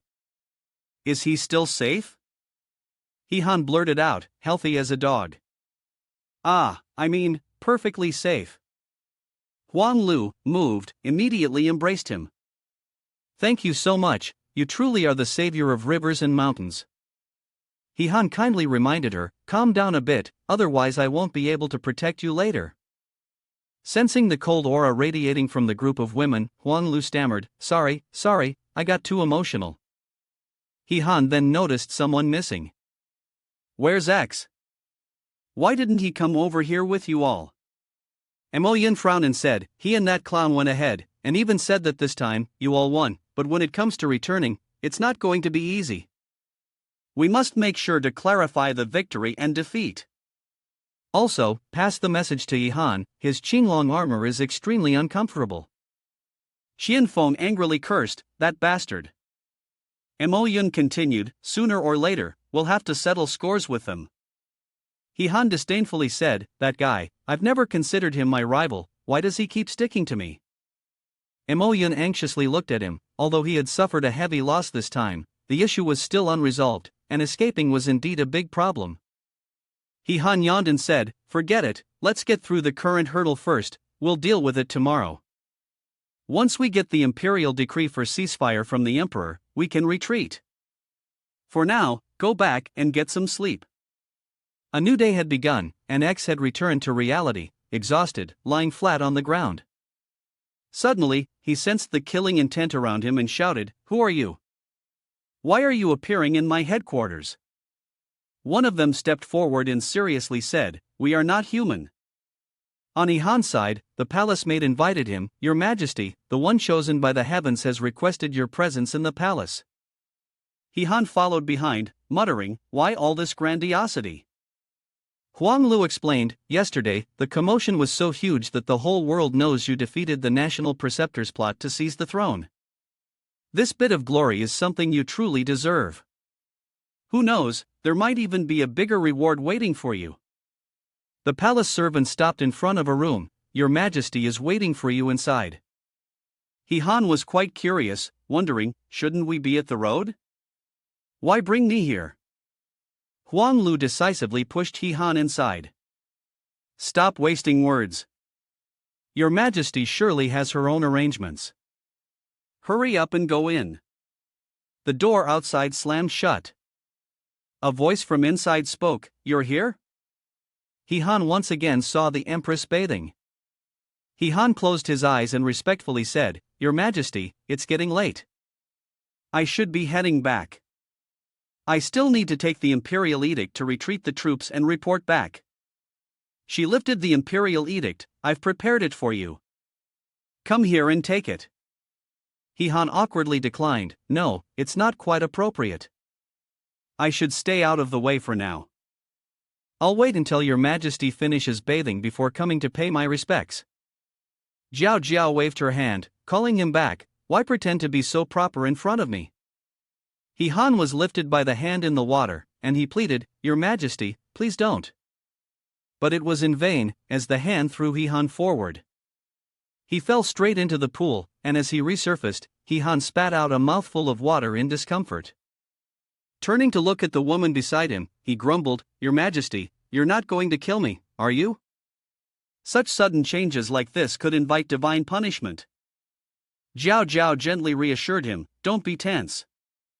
Right now, the whole world knows you're the one chosen by the heavens. If I wanted to eliminate you, how could I win the hearts of the people? Caught in the waves, Yi Han furrowed his brow, the water surrounds me, and Jiao Jiao is still talking. I've always wondered how I can maintain my position without going against the prophecy. Finally, we came up with a brilliant idea, to carry your heir. I can continue to hold my position as empress with full legitimacy, and later, I will pass on the imperial throne to my child. Han panicked and refused. No, there's no need for that. I can clarify that I'm willing to give up, but Zhao Jiao won't allow it. This is the only way, you should just follow along. His whole face turned bright red. Zhao Jiao awkwardly exclaimed, "Wow, it's so big." He chuckled nervously and replied, "Yes, it's painful." With your noble body, we should really consider another way to negotiate. Zhao Jiao swore resolutely, "If I can't endure this pain, how can I rule a nation?" Seeing the actions of the person in question, Han screamed, "Why are you adding more to yourself?" Outside, not long after leaving, Huang Lu recognized the sound and immediately turned back. "Your Majesty is in danger." Steward Mama outside stopped her. "General, there's no need to worry. Your Majesty is very safe, even quite comfortable." Huang Lu was momentarily confused. "Comfortable? What do you mean?" The two responded, "You will understand later. Please, just wait a little longer. Based on my experience, it should be over in about half a stick of incense." Huang Lu mumbled, "Half a stick of incense, still waiting and nothing has happened." The two mamas shouted, "This has been going on for so long. Is this guy even a man anymore?" Finally, Han happily opened the door and stepped out. The three of them simultaneously exclaimed, "It's done." He joyfully raised the imperial edict to announce that it's been completed. "There's no time to lose, we must return now. Please come with us to summon the court officials." Huang Lu agreed. "All right, fine." The other two mamas hurriedly glanced in and called out, "Your Majesty." Zhao Jiao, exhausted, was lying inside. She thought to herself, "Next time, I must take the initiative." They moved toward the crack. Huang Lu shook hands with Han as they bid farewell. The army outside had all been summoned back. The war had ended. "Thank you for your efforts," he instructed. "Keep an eye on your emperor. Don't attack others so easily next time." She replied, "I will try to persuade him. If it doesn't work, I'll come to you for help." The group stepped into the crack. Han waved and called out, "Goodbye." His figure slowly faded away. Huang Lu breathed a sigh of relief. Finally, it was over. A soldier riding a dragon knight hurriedly arrived to report. "General, Your Majesty wants the chosen one to stay." She was taken aback and exclaimed, "Why? They've already left." The demon in the palace anxiously asked Zhao Jiao, "Your Majesty, please don't rush. Your health is more important. Isn't this about predicting the nation's fate? Why has it suddenly changed? What did you see?" She fearfully exclaimed, "I saw Han die." Back in the city, Han happily said, "Finally, it's over. The beast has disappeared, and Huang Lu really kept his promise." Mo Yun was somewhat dissatisfied. "And yet, no one came to welcome us. Shouldn't I be in line for a welcome?" At that moment, his phone rang. Han was curious, already a call as soon as he got back. Who could be thinking of him so soon? A voice from the other side urgently spoke up. "Han, it's me. Do you recognize this voice?" X is hiding behind a cliff, narrating. "Listen to me, something big has happened. Someone is looking for you." As soon as the words were spoken, the cliff where he was hiding exploded, and the phone flew out of his hand. Han lost the signal and became anxious. "What's going on?" X lay sprawled on the ground, swearing. "Damn it, that guy's already here." "You're fast, huh?" But unfortunately, it's useless. The person was Huayan, and he asked, "X, where exactly is Han? You both disappeared, why did you come back first?" X, ever the loyal type, refused to confess. "I don't know anything." Huayan's whip lashed out again. It's fine, I still have other ways to get the information. Your life ends here. He stubbornly said. You'll never kill me. If I die, I'll go back to the place where we'll meet again before I die. Hua Yan's whip lashed out, but X deliberately fell into the abyss. I'll wait for you in hell, and I won't leave until we meet. He said calmly. You think you can escape by doing this? Too naive.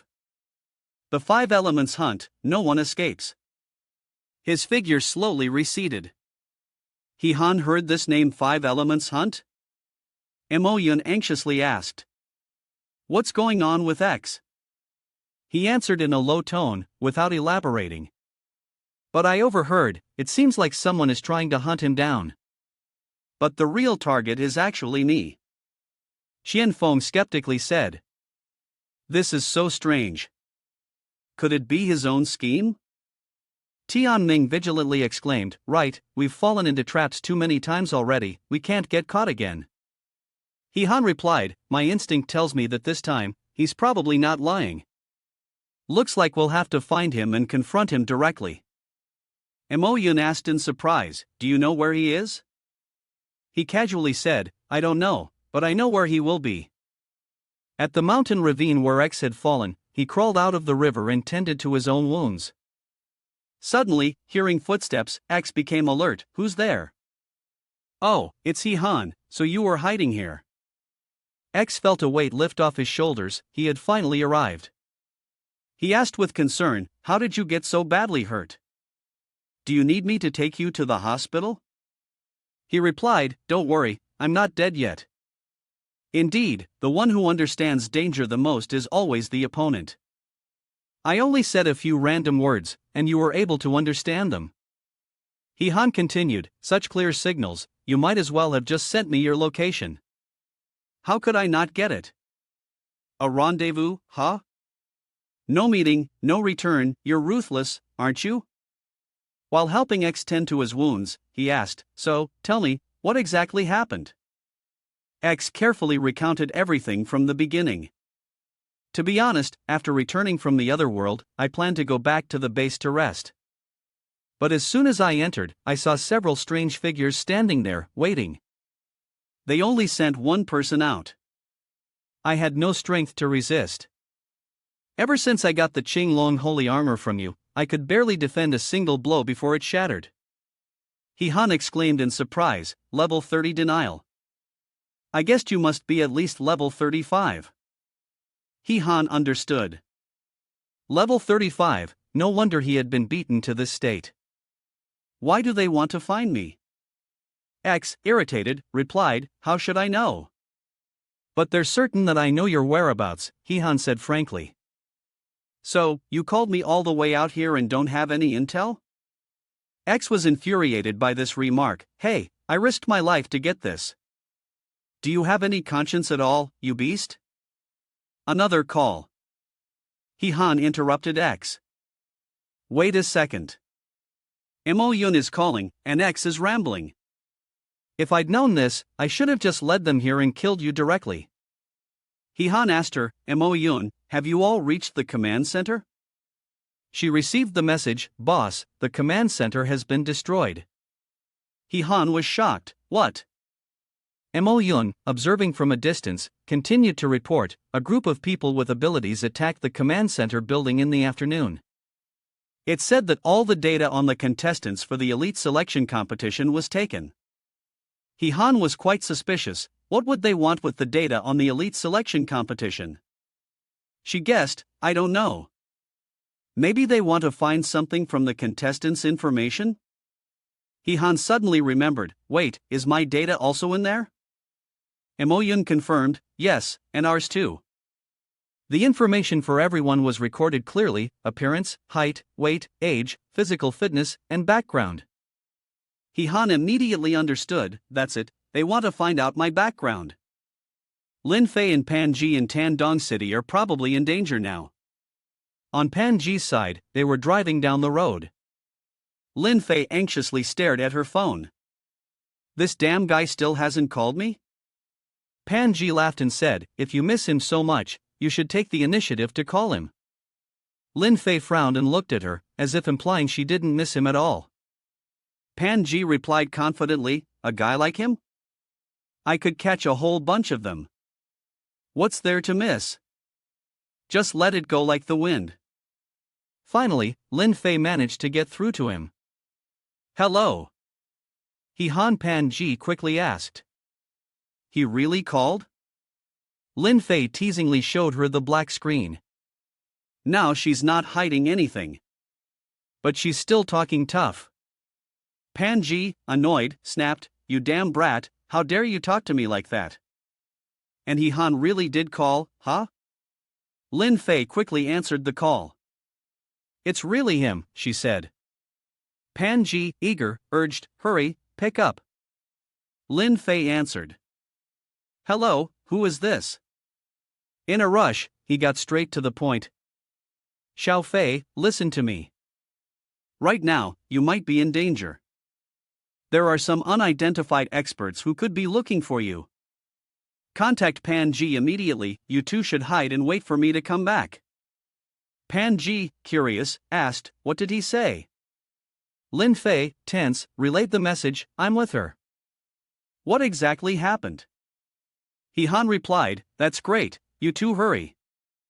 Before he could finish, Pan Ji could no longer bear the tension and looked ahead in horror. She slammed on the brakes, and the airbags deployed. Lin Fei rubbed her head and scolded, oh my god, do you even know how to drive? She anxiously said, look ahead. On the other end of the line, Han also sensed something was wrong. What's happening? A strange man had approached their car. Lin Fei hesitated before saying, the person you mentioned has arrived. Han urgently instructed, drive, hurry up. You can't fight them. Lin Fei told the person next to her to reverse the car. The car immediately backed up, causing the owner of the other car to yell, do you even know how to drive? Are you trying to get us killed? The stranger was Xia Jie. His eyes glinted as he immediately chased after them. Lin Fei reported to Han, luckily, we're driving. We should have shaken him off by now. Pan Ji confidently sped forward. I've pushed it to 100 kilometers in 6 seconds.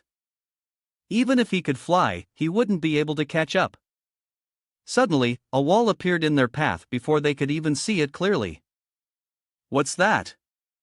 Pan Ji's car was blocked. She warned her companion, hold on tight. The car accelerated and flipped over in the air. Inside, Lin Fei asked with concern, are you okay? Pan Ji replied, I'm fine. Where's the phone? Lin Fei no longer cared and didn't know where it had been thrown. We'll figure it out once we're out.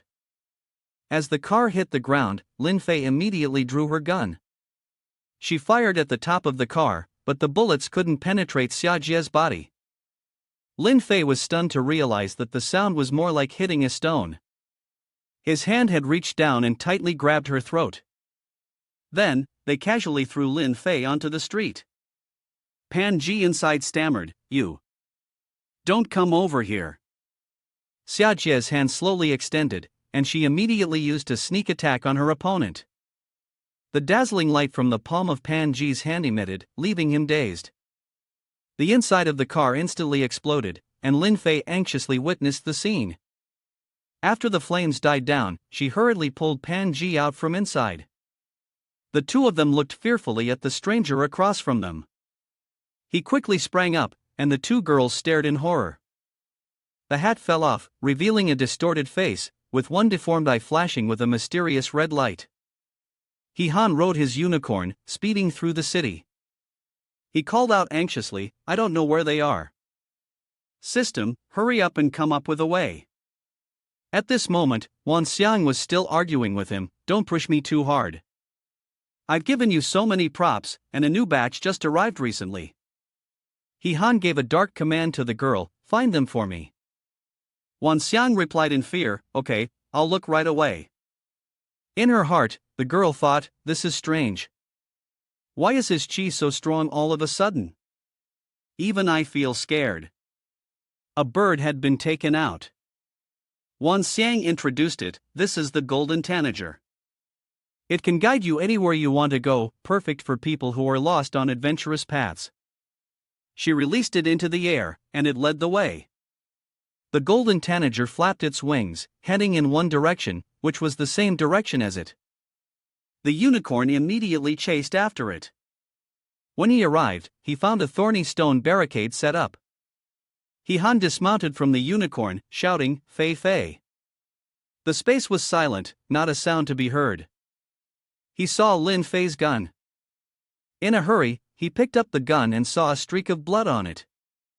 Looking at the bloodstain on the palm of his hand, he swore, "Damn it, still late." He asked, "Did you ask Wan Xiang? Can the little bird guide me to catch up?" The girl replied regretfully, "What a pity, there's only one." Han's face darkened, and just as she was about to say something, a voice called out, "Boss, Missouri Yun and Lu Mang are here, we've arrived." Han turned to look at Mo Yun and Lu Mang, saying, "They haven't gone far." "Lu Mang, quickly use your ability, I want to know where they've taken the two of them." Lu Mang agreed, "Got it, let me check." Lu Mang activated his ability, channeling energy into the ring. Past images appeared, showing Lin Fei being punched in the side by a stranger. Panji activated her protective armor, but the man responded without hesitation, with stone spikes rising from the ground and piercing Panji. Mo Yun recognized that the person had earth abilities, and both girls were carried away by him in one direction. Lu Mang hugged his chest, feeling uncomfortable, and reported, "My powers are limited, I can only restore it up to this point." Han had gathered enough information, saying, "This is enough. Mo Yun, stay here and take care of Lu Mang." Mo Yun suggested, "I'll go after him with you, having one more person adds strength." He declined, "No need, if you go there, I'll end up hurting you." Lu Mang, seeing his resolute attitude, felt uneasy. Is the enemy that strong? Boss is worried that he might hurt her? Mo Yun denied it, "No, he's afraid of hurting me." This man is finally about to unleash all his power. In a meadow on the outskirts of the city, the mysterious man, Shirley, showed no mercy as he threw the two girls onto the ground. Afterward, he called the organization. "Hello, I've captured them. Where should I go next?" The voice on the other end instructed him. "There's no need to go anywhere. Just wait for him to come to you." Shirley questioned. "But I left no clues. Will he be able to find me?" The voice replied. "Don't underestimate him, or you'll regret it." Han had launched a surprise attack from behind, but Shirley, unaware, responded. "Got it." A blade was pressed against Shirley's neck. He realized that not only could he control the earth element, but was his own body made of magma as well? Shirley turned angrily. "You!" With one swift strike, his sword cut down, freezing Shirley in place, the ice surrounding him thickening rapidly. Shirley was trapped in layers of solid ice. Han threw a punch. "Die!" Shirley panicked and thought to himself, if he were punched in his frozen state, he would shatter. He couldn't speak a word. "Don't be so arrogant." Streams of power surged from the earth, surprising Han. In a moment of distraction, two stones erupted from the ground and pinned his body tightly. The crushing pressure caused the surrounding space to shake violently. Shirley saw this and smirked. He let out a cold, triumphant sneer, but before he could savor the victory, he suddenly froze, realizing that streams of cold air were leaking from within the two stones. Suddenly, the entire mass of rock erupted with a horrifying explosion, shattering in the blink of an eye. At that moment, Shirley felt a surge of intensely hot air rush toward him, fierce and violent. The deafening sound of the explosion caused the ground to tremble violently, and a vast area exploded into a sea of fire, with crimson flames roaring high into the sky. Lu Mang, observing from a distance, muttered to himself. "It's starting. Oh my god, the power is more terrifying than a nuclear explosion. The boss's strength is truly deep and unfathomable."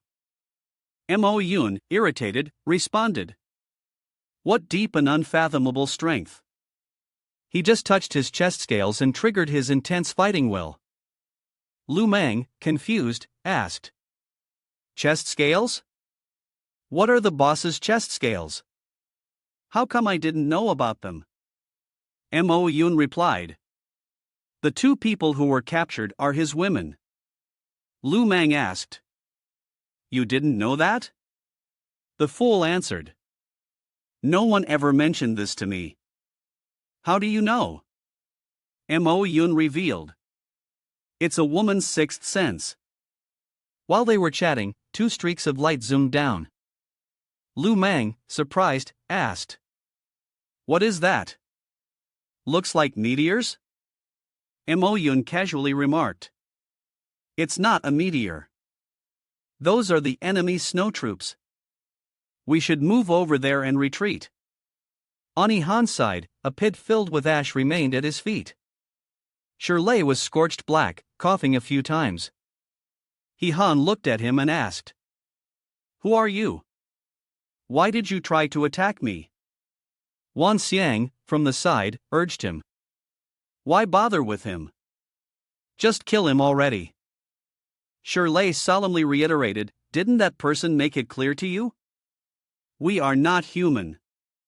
Han was still confused, not human? Then the enemy reinforcements must be preparing to ambush from behind. Someone shouted, watch out from above. He quickly dodged to the side just in time as two streams of destructive energy descended from the sky. Han immediately guessed, the backup arrived that quickly. When the dust finally cleared, the figures of the two others became visible. Shirley told them, you're late. Musin calmly replied, as long as the person isn't dead, it's not too late. Shui Miao, standing next to him, seemed more interested in Han. Is this Han? The kind of person people like. Can we not kill him? Musin felt deeply embarrassed. What should we do? He's already on the brink, and now you still want him? Shui Miao huffed, fine, then let's kill him first. After all, his corpse can still be useful. Just poke a stick inside, and it's all good. Han, who had endured enough humiliation by now, frowned and thought, what kind of cruel words are these? Mu Sen was at his wit's end with his teammate. Just do it already. Han finally spoke up, wait, who exactly are you people? Why are you so determined to kill me? Musin turned to Shirley and asked, haven't you told him yet?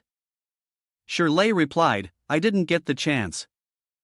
Musin, out of kindness, gave him a chance to hear their backstory. Fine, I'll explain it to you. Consider it a way for you to die with clarity. We come from a foreign world, the land of the elemental nations, and our purpose here is to kill you. Isn't this clear enough? He snapped irritably, without bothering to explain the reasons. Shui Miao stepped in to explain more carefully. Well, let me put it this way, we are the elemental gods of the elemental nation. Although we possess tremendous power, we are still one step away from perfection. Only by killing you can we achieve our ultimate form. This is because you carry the dark element that all five of us need. The more Han listened, the more irritated he became, feeling as if he were some kind of perfect tonic. Shui now concluded, that's enough for now, let's get to the point. Don't say we're taking advantage of our numbers to bully you after all, we all want your head. Han was ready. Then try it. Musin also worked in sync with Shui Miao's powers. His vines shot out wildly. He jumped high and asked, is this a wood-type ability? However, just as he spoke, Han's legs were tightly bound by the vines. Musin smugly remarked, think you can struggle free from my vines? No chance. When they saw the ice ability Han unleashed, the two below were stunned. Meanwhile, Shui Miao eagerly accepted. Thanks, I'll remember this great gift. She amplified her strength and counterattacked Han. He was momentarily dazed and muttered, I'm done for. Musin released his wood-type ability in combination. Don't even think about it. Han's sword was wrapped tightly by the vines. Seeing him being pulled away from his own attack, Shui Miao angrily shouted, are you sick? Why are you ruining my plans? Musin replied, if you're capable, go catch him yourself. Right now he's in my hands, and he can only be my prey. Among their group, only Shirley was still clear-headed enough to remind them. How about you two check on him first? Shui Miao turned to look and was immediately stunned, with Musin equally surprised. He Han had sliced through the troublesome vines with a single strike. Shirley continued, he's about to break free. He Han silently thought to himself, he couldn't let himself be controlled like this again. Next time, there might not be such luck. At the same time, Lu Mang arrived. Boss Missouri Yun spoke right after, we're here to help. Shui Miao was pleased to see them, as if two more people were coming to their doom. Mo Yun curiously asked, are they on the same side? He Han didn't answer but instead asked, why did you follow me here? Mo Yun shouted, what are you joking about? There are 3 people on the opposite side, we're here to help you so you can secure the victory. Shui Miao looked at her with disdain from across the way. Hey, girl, you're overconfident, huh? With your level, having one more person doesn't change anything. Mo Yun, offended, gritted her teeth, what did you say? He Han patted both of them on the shoulder. She's right. You two staying here would be useless. But you can help me with one thing, take Lin Fei and Pan Ji to a safe place, and that way I can focus on the fight. Shui Miao, seeing his demeanor, immediately became infatuated. A loyal man. I like her. Musin extinguished this foolish thought of hers. Was he really loyal, having feelings for 2 women at the same time? Shui Miao, furious, screamed, then forget it. I hate men like that, who are so rotten. I'll definitely kill him first. Mo Yun carried the person on her back and promised He Han, we will definitely take good care of them. You just focus on taking care of yourself, alright? Yeah, don't worry. Shui Miao, impatient, urged her, hurry up and go. Slowly, swaying. Could it be that she liked him too? Mo Yun blushed in embarrassment. Lu Mang, standing nearby, reminded her, let's go, don't stay here and affect the boss. Mo Yun no longer argued. That's right, I like He Han, no doubt about it. We've been through so much together in the mines. I like him. Although I know there are many excellent women around him, I don't mind, as long as I can be by his side. He Han, in this situation, was stunned by the confession. Shui Miao couldn't believe the other person was so straightforward. Even Musin exaggeratedly dropped his jaw, while Shirley stood there, dumbfounded. Mo Yun continued, I've been waiting for him, always waiting for him. Let's go. Lu Mang snapped back to his senses and responded. Ah, yeah. Wan Xiang excitedly clapped his hands. New living material. This is great. Only then did He Han snap out of his daze. What was going on? Why did she confess like that all of a sudden? Shui Miao immediately attacked him, shouting, die, you scoundrel. He Han, while defending himself, explained, how did I suddenly become a scoundrel? She logically retorted, if you had any conscience, you should have hugged her tightly before she left, then kissed her passionately, not just stand there and watch her leave silently. If it were the 2 of us, we would definitely do that, right? The 2 men immediately agreed. That's right, only trashy, despicable men would be indifferent. We definitely wouldn't do that. He Han brought the conversation back to the main issue. Really? Are you guys serious? Are we still going to fight? Musin became serious again. Alright, that's enough, we've wasted too much time. From now on, we need to be serious. He Han said to him. This time, I won't let your dry leaves wrap around me again. Musin didn't believe him and replied. Let's see how long you can keep up that tough attitude. Seeing no one ahead, He Han thought to himself. Has he disappeared?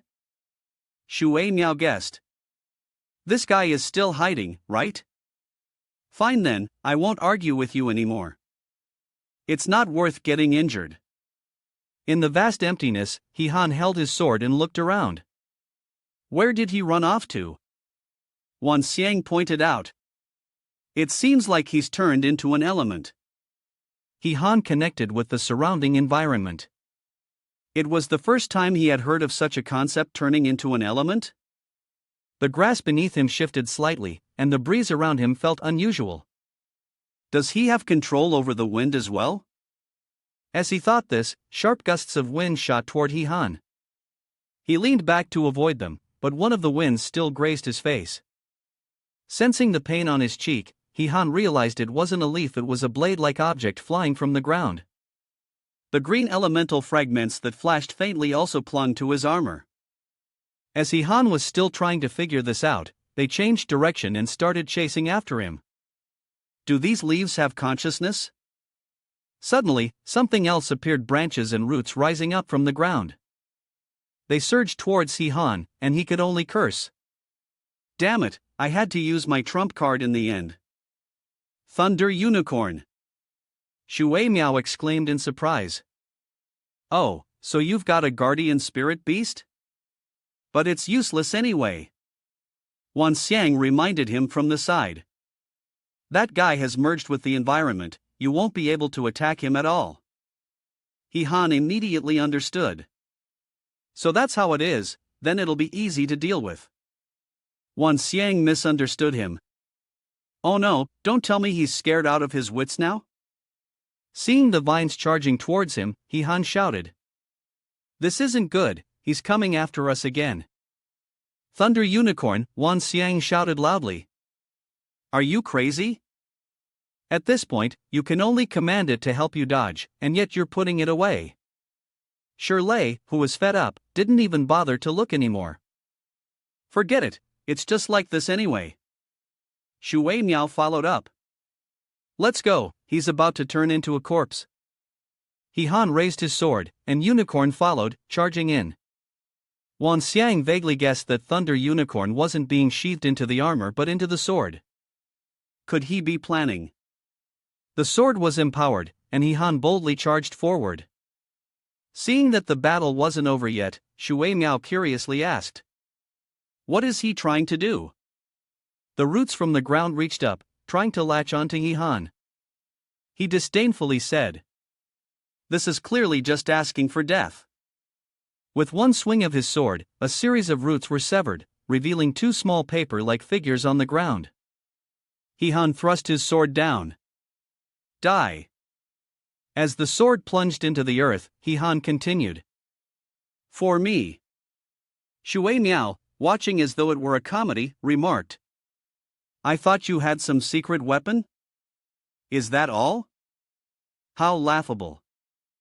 Han calmly replied, the entire environment is him, so why would I need to search for his true form to attack? Upon hearing this, she turned pale. He increased the strength in his sword, and from there, the entire surrounding area was engulfed in frost cold. The other two stood frozen in place, astonished Han had single-handedly frozen the entire grassland. Shui Miao shouted angrily, what a joke! Do you think doing this can destroy the entire forest? You're too naive. Forest, stop playing around, give him a fatal blow now. The chill from Han still spread around them, and Shirley began to lose confidence. There was no movement, could it be that the man was really defeated? He pointed his sword at them, and it was now their turn. Shirley harbored resentment. I must avenge Mu Senator with both hands. He slammed them hard onto the ground, causing a violent shockwave to ripple through the grassland. Trapped inside a stone box, Han remarked, so, you're so defeated, yet you still dare to strike? The rock you broke is shattered beyond repair. He raised his sword high. Go, take him down. Suddenly, the ground beneath exploded, and Han felt something was wrong. A column of water shot straight up from the earth. Han was trapped inside a water bubble, unable to escape.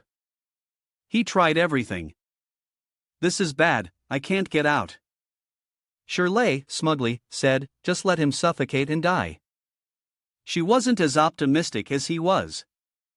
No, I'm afraid we won't be able to hold him. Use that move. Shirley asked again. Are you sure that before we came here, you weren't constantly reminding me not to make such a big fuss? She probably scolded him in the same way. Musin had died at his hands, and he had to give Musin a grand funeral. Moreover, this place was remote enough that no one could see.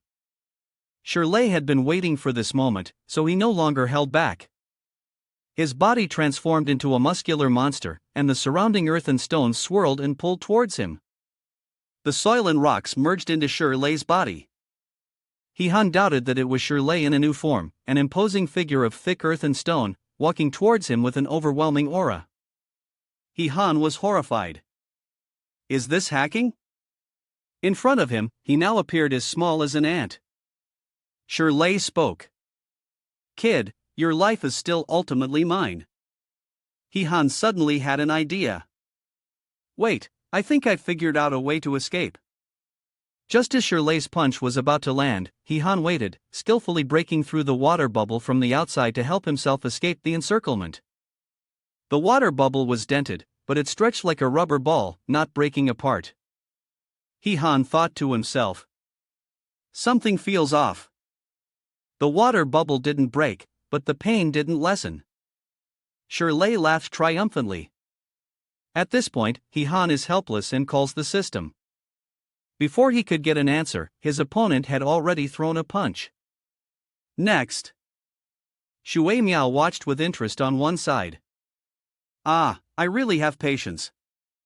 Suddenly, she felt her water power slipping away. Wait, what is going on? Shirley yelled, are you crazy? Where did your abilities go? He fell silent when he saw something shining below, a column of water rushing directly towards him. Shui Miao couldn't believe that was her water power. Why was this happening?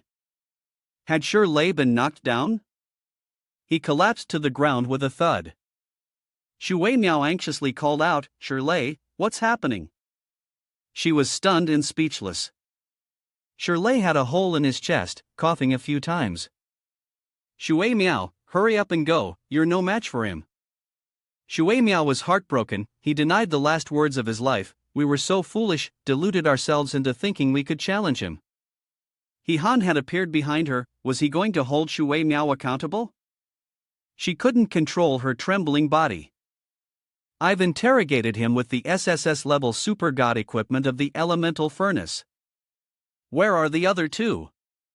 Shui Miao was confused as to how he knew. What do you mean by that? Han said directly, there are 5 of you in total. Where are the other 2? I'll deal with them all. Shui Miao disdainfully replied, just you? You think too highly of yourself. The 2 of them. She pointed to one side. Look, they're coming. Han turned around and saw nothing but emptiness. Shui Miao took the opportunity to unleash countless ice arrows. Fool, your life belongs to me now. All of them were absorbed by Han. Meanwhile, Shui Miao was delusional. Fool, at this distance, even if the Grand Luo Golden Immortal were here, they couldn't save you once my destined elemental water spirit strikes. She'll be silent when she sees Han, perfect and unscathed, not even a hair harmed. He responded. No wonder it's so pure, turns out it's the elemental power of the destiny. Thank you. Shui Miao fully understood. So you can absorb my elemental power, that's why you were able to escape from the water bubble earlier. He added. Not only that, I can return it twice as much. Shui Miao quickly jumped into the nearby river, and she splashed into the water. Looking at the surface below, Han acknowledged. Still smart, knowing how to use the water shield to escape. Wan Xiang spoke up. What are you still standing there for? If she brings back intel, you'll be at a disadvantage against those 2. He raised his sword. I know, she won't escape. With one sweep of his sword, Han continued. My ability has countered hers, and the surface of the water is frozen. Wan Xiang was stunned. This power is terrifying. How did you do that?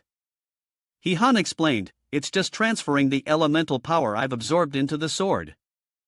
The girl quietly assessed him, noting that the equipment she had just received could be skillfully utilized to this extent. This guy might truly be a combat genius. I'd been waiting forever, but no one's showing up, Han said. Where did they run off to? His foot pressed down on a spot he had found.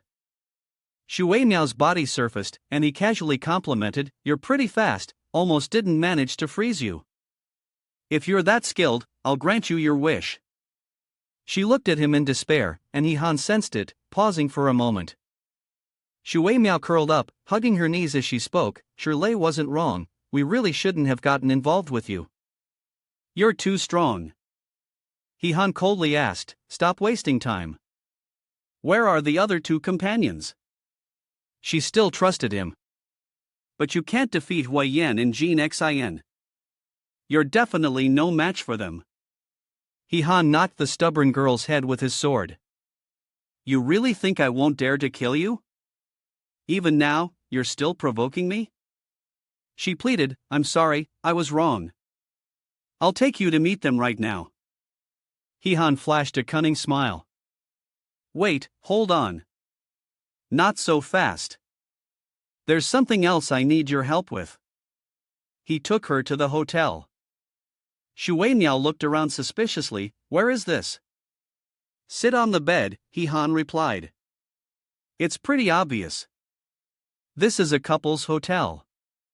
Didn't you always say you wanted to possess me?" "I'll find a suitable place for you."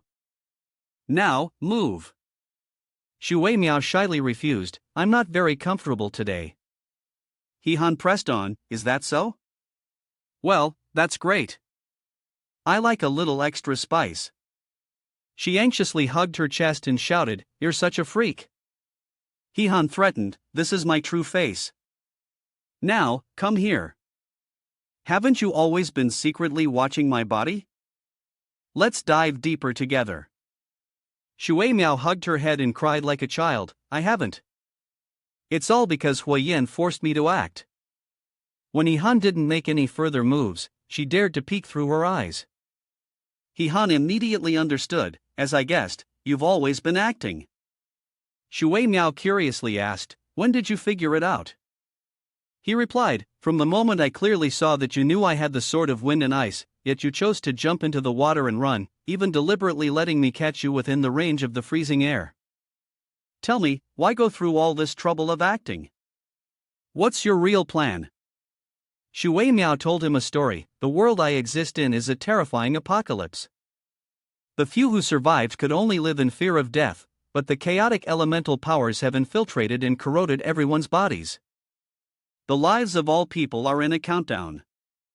However, there are those who refuse to believe in fate and are willing to challenge it." One such person entered a dilapidated building. The deeper they went, the more eerie the atmosphere became. That person grew more anxious and said, "There's not much time left for me." He begged for mercy, insisting that you must find your elder brother and bring him back. Upon hearing this, Han interjected, "Wait a minute, hold on." Xu Weimiao paused and asked, "What's wrong?" He pointed to himself. "Your brother." "And next, you're not going to say that it's me, are you?" When Xu Weimiao clapped her hands, he yelled out, "No way, right?" She confirmed, "That's right, elder brother, you really figured it out." Han didn't believe it. "This story is absurd. Why don't you just tell me directly instead of putting on a show?" Xu Wei now revealed, it was Jin Xin. "He knew that even if the five of us joined forces, we wouldn't be a match for you, so he planned to use a trick to lure you into a trap." Han was skeptical. "A trap? What kind of trap?"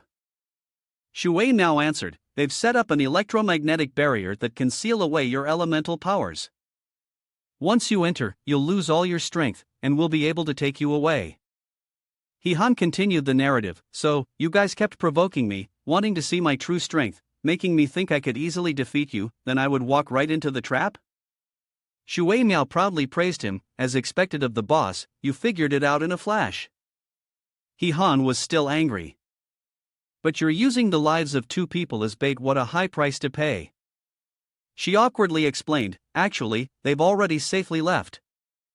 We are elements, we can't die that easily. He Han had no words left to say. Those damn scammers, truly deep and cunning. I understand, let's go, Shui Miao replied mischievously. Go where? He frowned at this foolish girl. You all put so much effort into designing that elaborate trap for me, of course I have to go test how effective it is, Shui Miao said, feeling touched. You really know the mountain has tigers and still go into the mountain. No wonder you're the boss. He Han refused to acknowledge any familiarity with the person. Shut up. I was born by my parents, not your boss. Shui Miao advised him, it's late now. How about we sleep first and decide tomorrow? On the contrary, He Han was in a hurry. Enough talk. Let's go now, I'll lead the way. The next day, she led He Han to the spot and hid in the trees at a distance. He Han was confused. You guys really know how to find a place.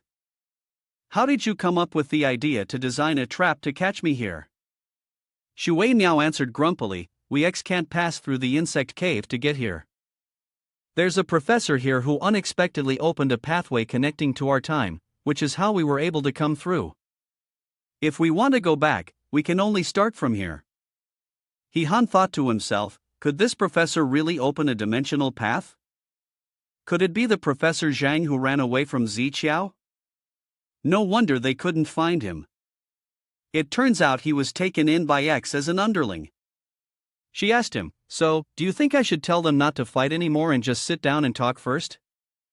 He Han replied, is Jin Xin someone easy to negotiate with? The boss came from afar, putting in a lot of effort to design this grand plan. It can't be shattered with just a few words. In the end, it all comes down to whose punch is harder. You stay here, I'll go talk to them and see what happens. If things turn violent later, you'll know what to do. Shui Miao, from behind, agreed, got it, I won't do anything. As He Han entered, someone reported, he's here, it's Mu Sen. He exclaimed, Shui Miao really did manage to get him over here. Jin Xin, curious, asked, is Shui Miao with him? Shirley responded, I haven't seen her. Do you think he might have killed her? Huoyan also expressed concern, this. Jin Xin didn't believe it, with Shui Miao's abilities, she could escape much more easily than the two of you. There's no need to worry. First, let's make sure we can catch him smoothly, then we'll think about the rest. Mu Sen reported, we barely escaped with our lives and have almost exhausted all our strength. We probably won't be much help to you. Jin Xin calmly replied, we don't need your help. Huoyan alone can capture him. Huoyan, singled out, exclaimed, me? Jin Xin retorted, what's the matter? Don't you believe in the power of the electrostatic weapon I designed? All my father's intellect has been passed down to me. He replied, it's not that. Jin Xin ordered, you just need to hold him off for 3 minutes, and I'll take care of the rest. Huoyan promised, I'll do my best. The other two encouraged him, go for it, you can do it. Knock him out. He Han looked around, silently thinking to himself. Shui Miao had said that she didn't know what the electromagnetic formation was like, so did that mean he had to go inside to find out? He had run into someone. Huoyan stepped forward to greet He Han, finally, you've arrived, my old enemy. He hesitated. Did this still have to be acted out with them? Mu Sen, observing from behind, said, although our mission is to lure him here, to be honest, we've already tried our best. Shirley was not entirely reassured, is it really okay to send Huoyan up? Jin Xin's goal was not to win the mission but to push He Han to his limits, only then can I drain his power. So, Huoyan must give it his all to trigger He Han's full potential. He Han checked on the other man, are you alright? You don't seem too comfortable. How about we sit down and talk? Huoyan, frustrated, stammered and yelled, who's tense here? I'm just gathering my strength. He carefully thought to himself. The two others hadn't explained why they suddenly failed, so he had to be cautious. He'd just use a lethal kick. A fireball was thrown straight at He-han. Before the blazing fireball, He-han still dumbfoundedly said, "Damn, starting off with this kind of flashy move?" Shirley inside was startled, that skill. Musin, tense, scolded, this guy either doesn't know the severity of the situation, or he might end up killing that brat by accident. Jin Xin didn't care, then we can only say he's out of luck. The best outcome is for him to end up crippled. Where He-han was standing, the flames were rising high into the sky. Huayan spoke all at once. But anyone with a brain would know to avoid this, but as long as you move in panic, while also putting some focus on Huayan, I can lock onto your target and kill you without using any effort. He went silent when he saw the smoke clear, leaving nothing in front of him, and a warning bell rang in his heart. Is it over? He won't just crash into it and blow himself up, will he? He-han suddenly patted this guy on the back from behind. Huayan froze in place. Behind me? As soon as he turned around, he heard He-han's voice. What are you shouting about? Shirley couldn't believe that He-han had appeared behind Huayan. Jin Xin stubbornly said. It's just an escape technique, nothing to be tense about. Wan Xiang reminded from the side. Be careful, I don't have many of those transmission scrolls left, you agreed to that. Got it, you're so stingy, Huayan muttered. Flamepiercer of 10,000 embers was unleashed by Huayan, and death followed. Jin Xin, impatient, sprang to his feet. This was the move. Huayan's bullets all flew straight into the heart, let's see how he escapes. In the face of this deadly attack, He-han merely gave a slight sound of acknowledgement. Huayan began talking more. Idiot, my bullets are locked onto you. No matter how far you run, they'll tighten around your heart. A decisive blow, it had all been absorbed by him. So that's how it is. Good, thanks for the gift. Huayan, gritting his teeth, muttered. My element has been eaten. What kind of magic is this? He-han was surprised. Did Shirley run off without saying anything to you? Shirley suddenly remembered, I remember now. At that time, it seems he absorbed the elemental force from Shui Miao, which is why he was able to defeat me. So that's how he did it. Jin Xin frowned from behind and gave an order. Go over there. Shirley asked in confusion, what's going on? With a single kick, he sent the man flying out. Why are you only mentioning such important information now? Huayan voiced his displeasure. Why do you have something so despicable like that? He-han replied, I find it very useful, at least it can counter your abilities, and that's enough for me. Huayan, feeling insulted, retorted, counter? That's laughable, you only absorbed my elemental force, you don't have the power to strike back. He-han furrowed his brow and looked at him. Shui Miao said you came to rescue, but it seems there's no sincerity at all. You're just here to steal my power. It looks like I'll have to teach you all a serious lesson. Huayan gathered fire energy into the sword in his hand. Don't think that just because you defeated a few trash, you can look down on anyone. Now, I'll show you what true terror really is. The man charged forward with great momentum, intent on killing. He-han calmly waited for his opponent. So you want to engage in close combat with me? But it's a pity, I'm not interested. All of Huayan's power had been released by him through the magic artifact affixed to his chest. Here you go. Huayan was caught completely off guard. What? The man was blasted far back. Shirley, still inside the hall, exclaimed. This is the might of the elemental war god in full force. Musin could feel the ground shaking violently. He-han ordered them. Everyone inside, listen up. Get out here obediently. If you keep playing these treacherous tricks, I won't be merciful. Jin Xin sneered and shouted. Such arrogant talk. He thinks he's number one. It seems it's time to activate the electromagnetic field. Soon enough, I'll make you cry like you've never cried before.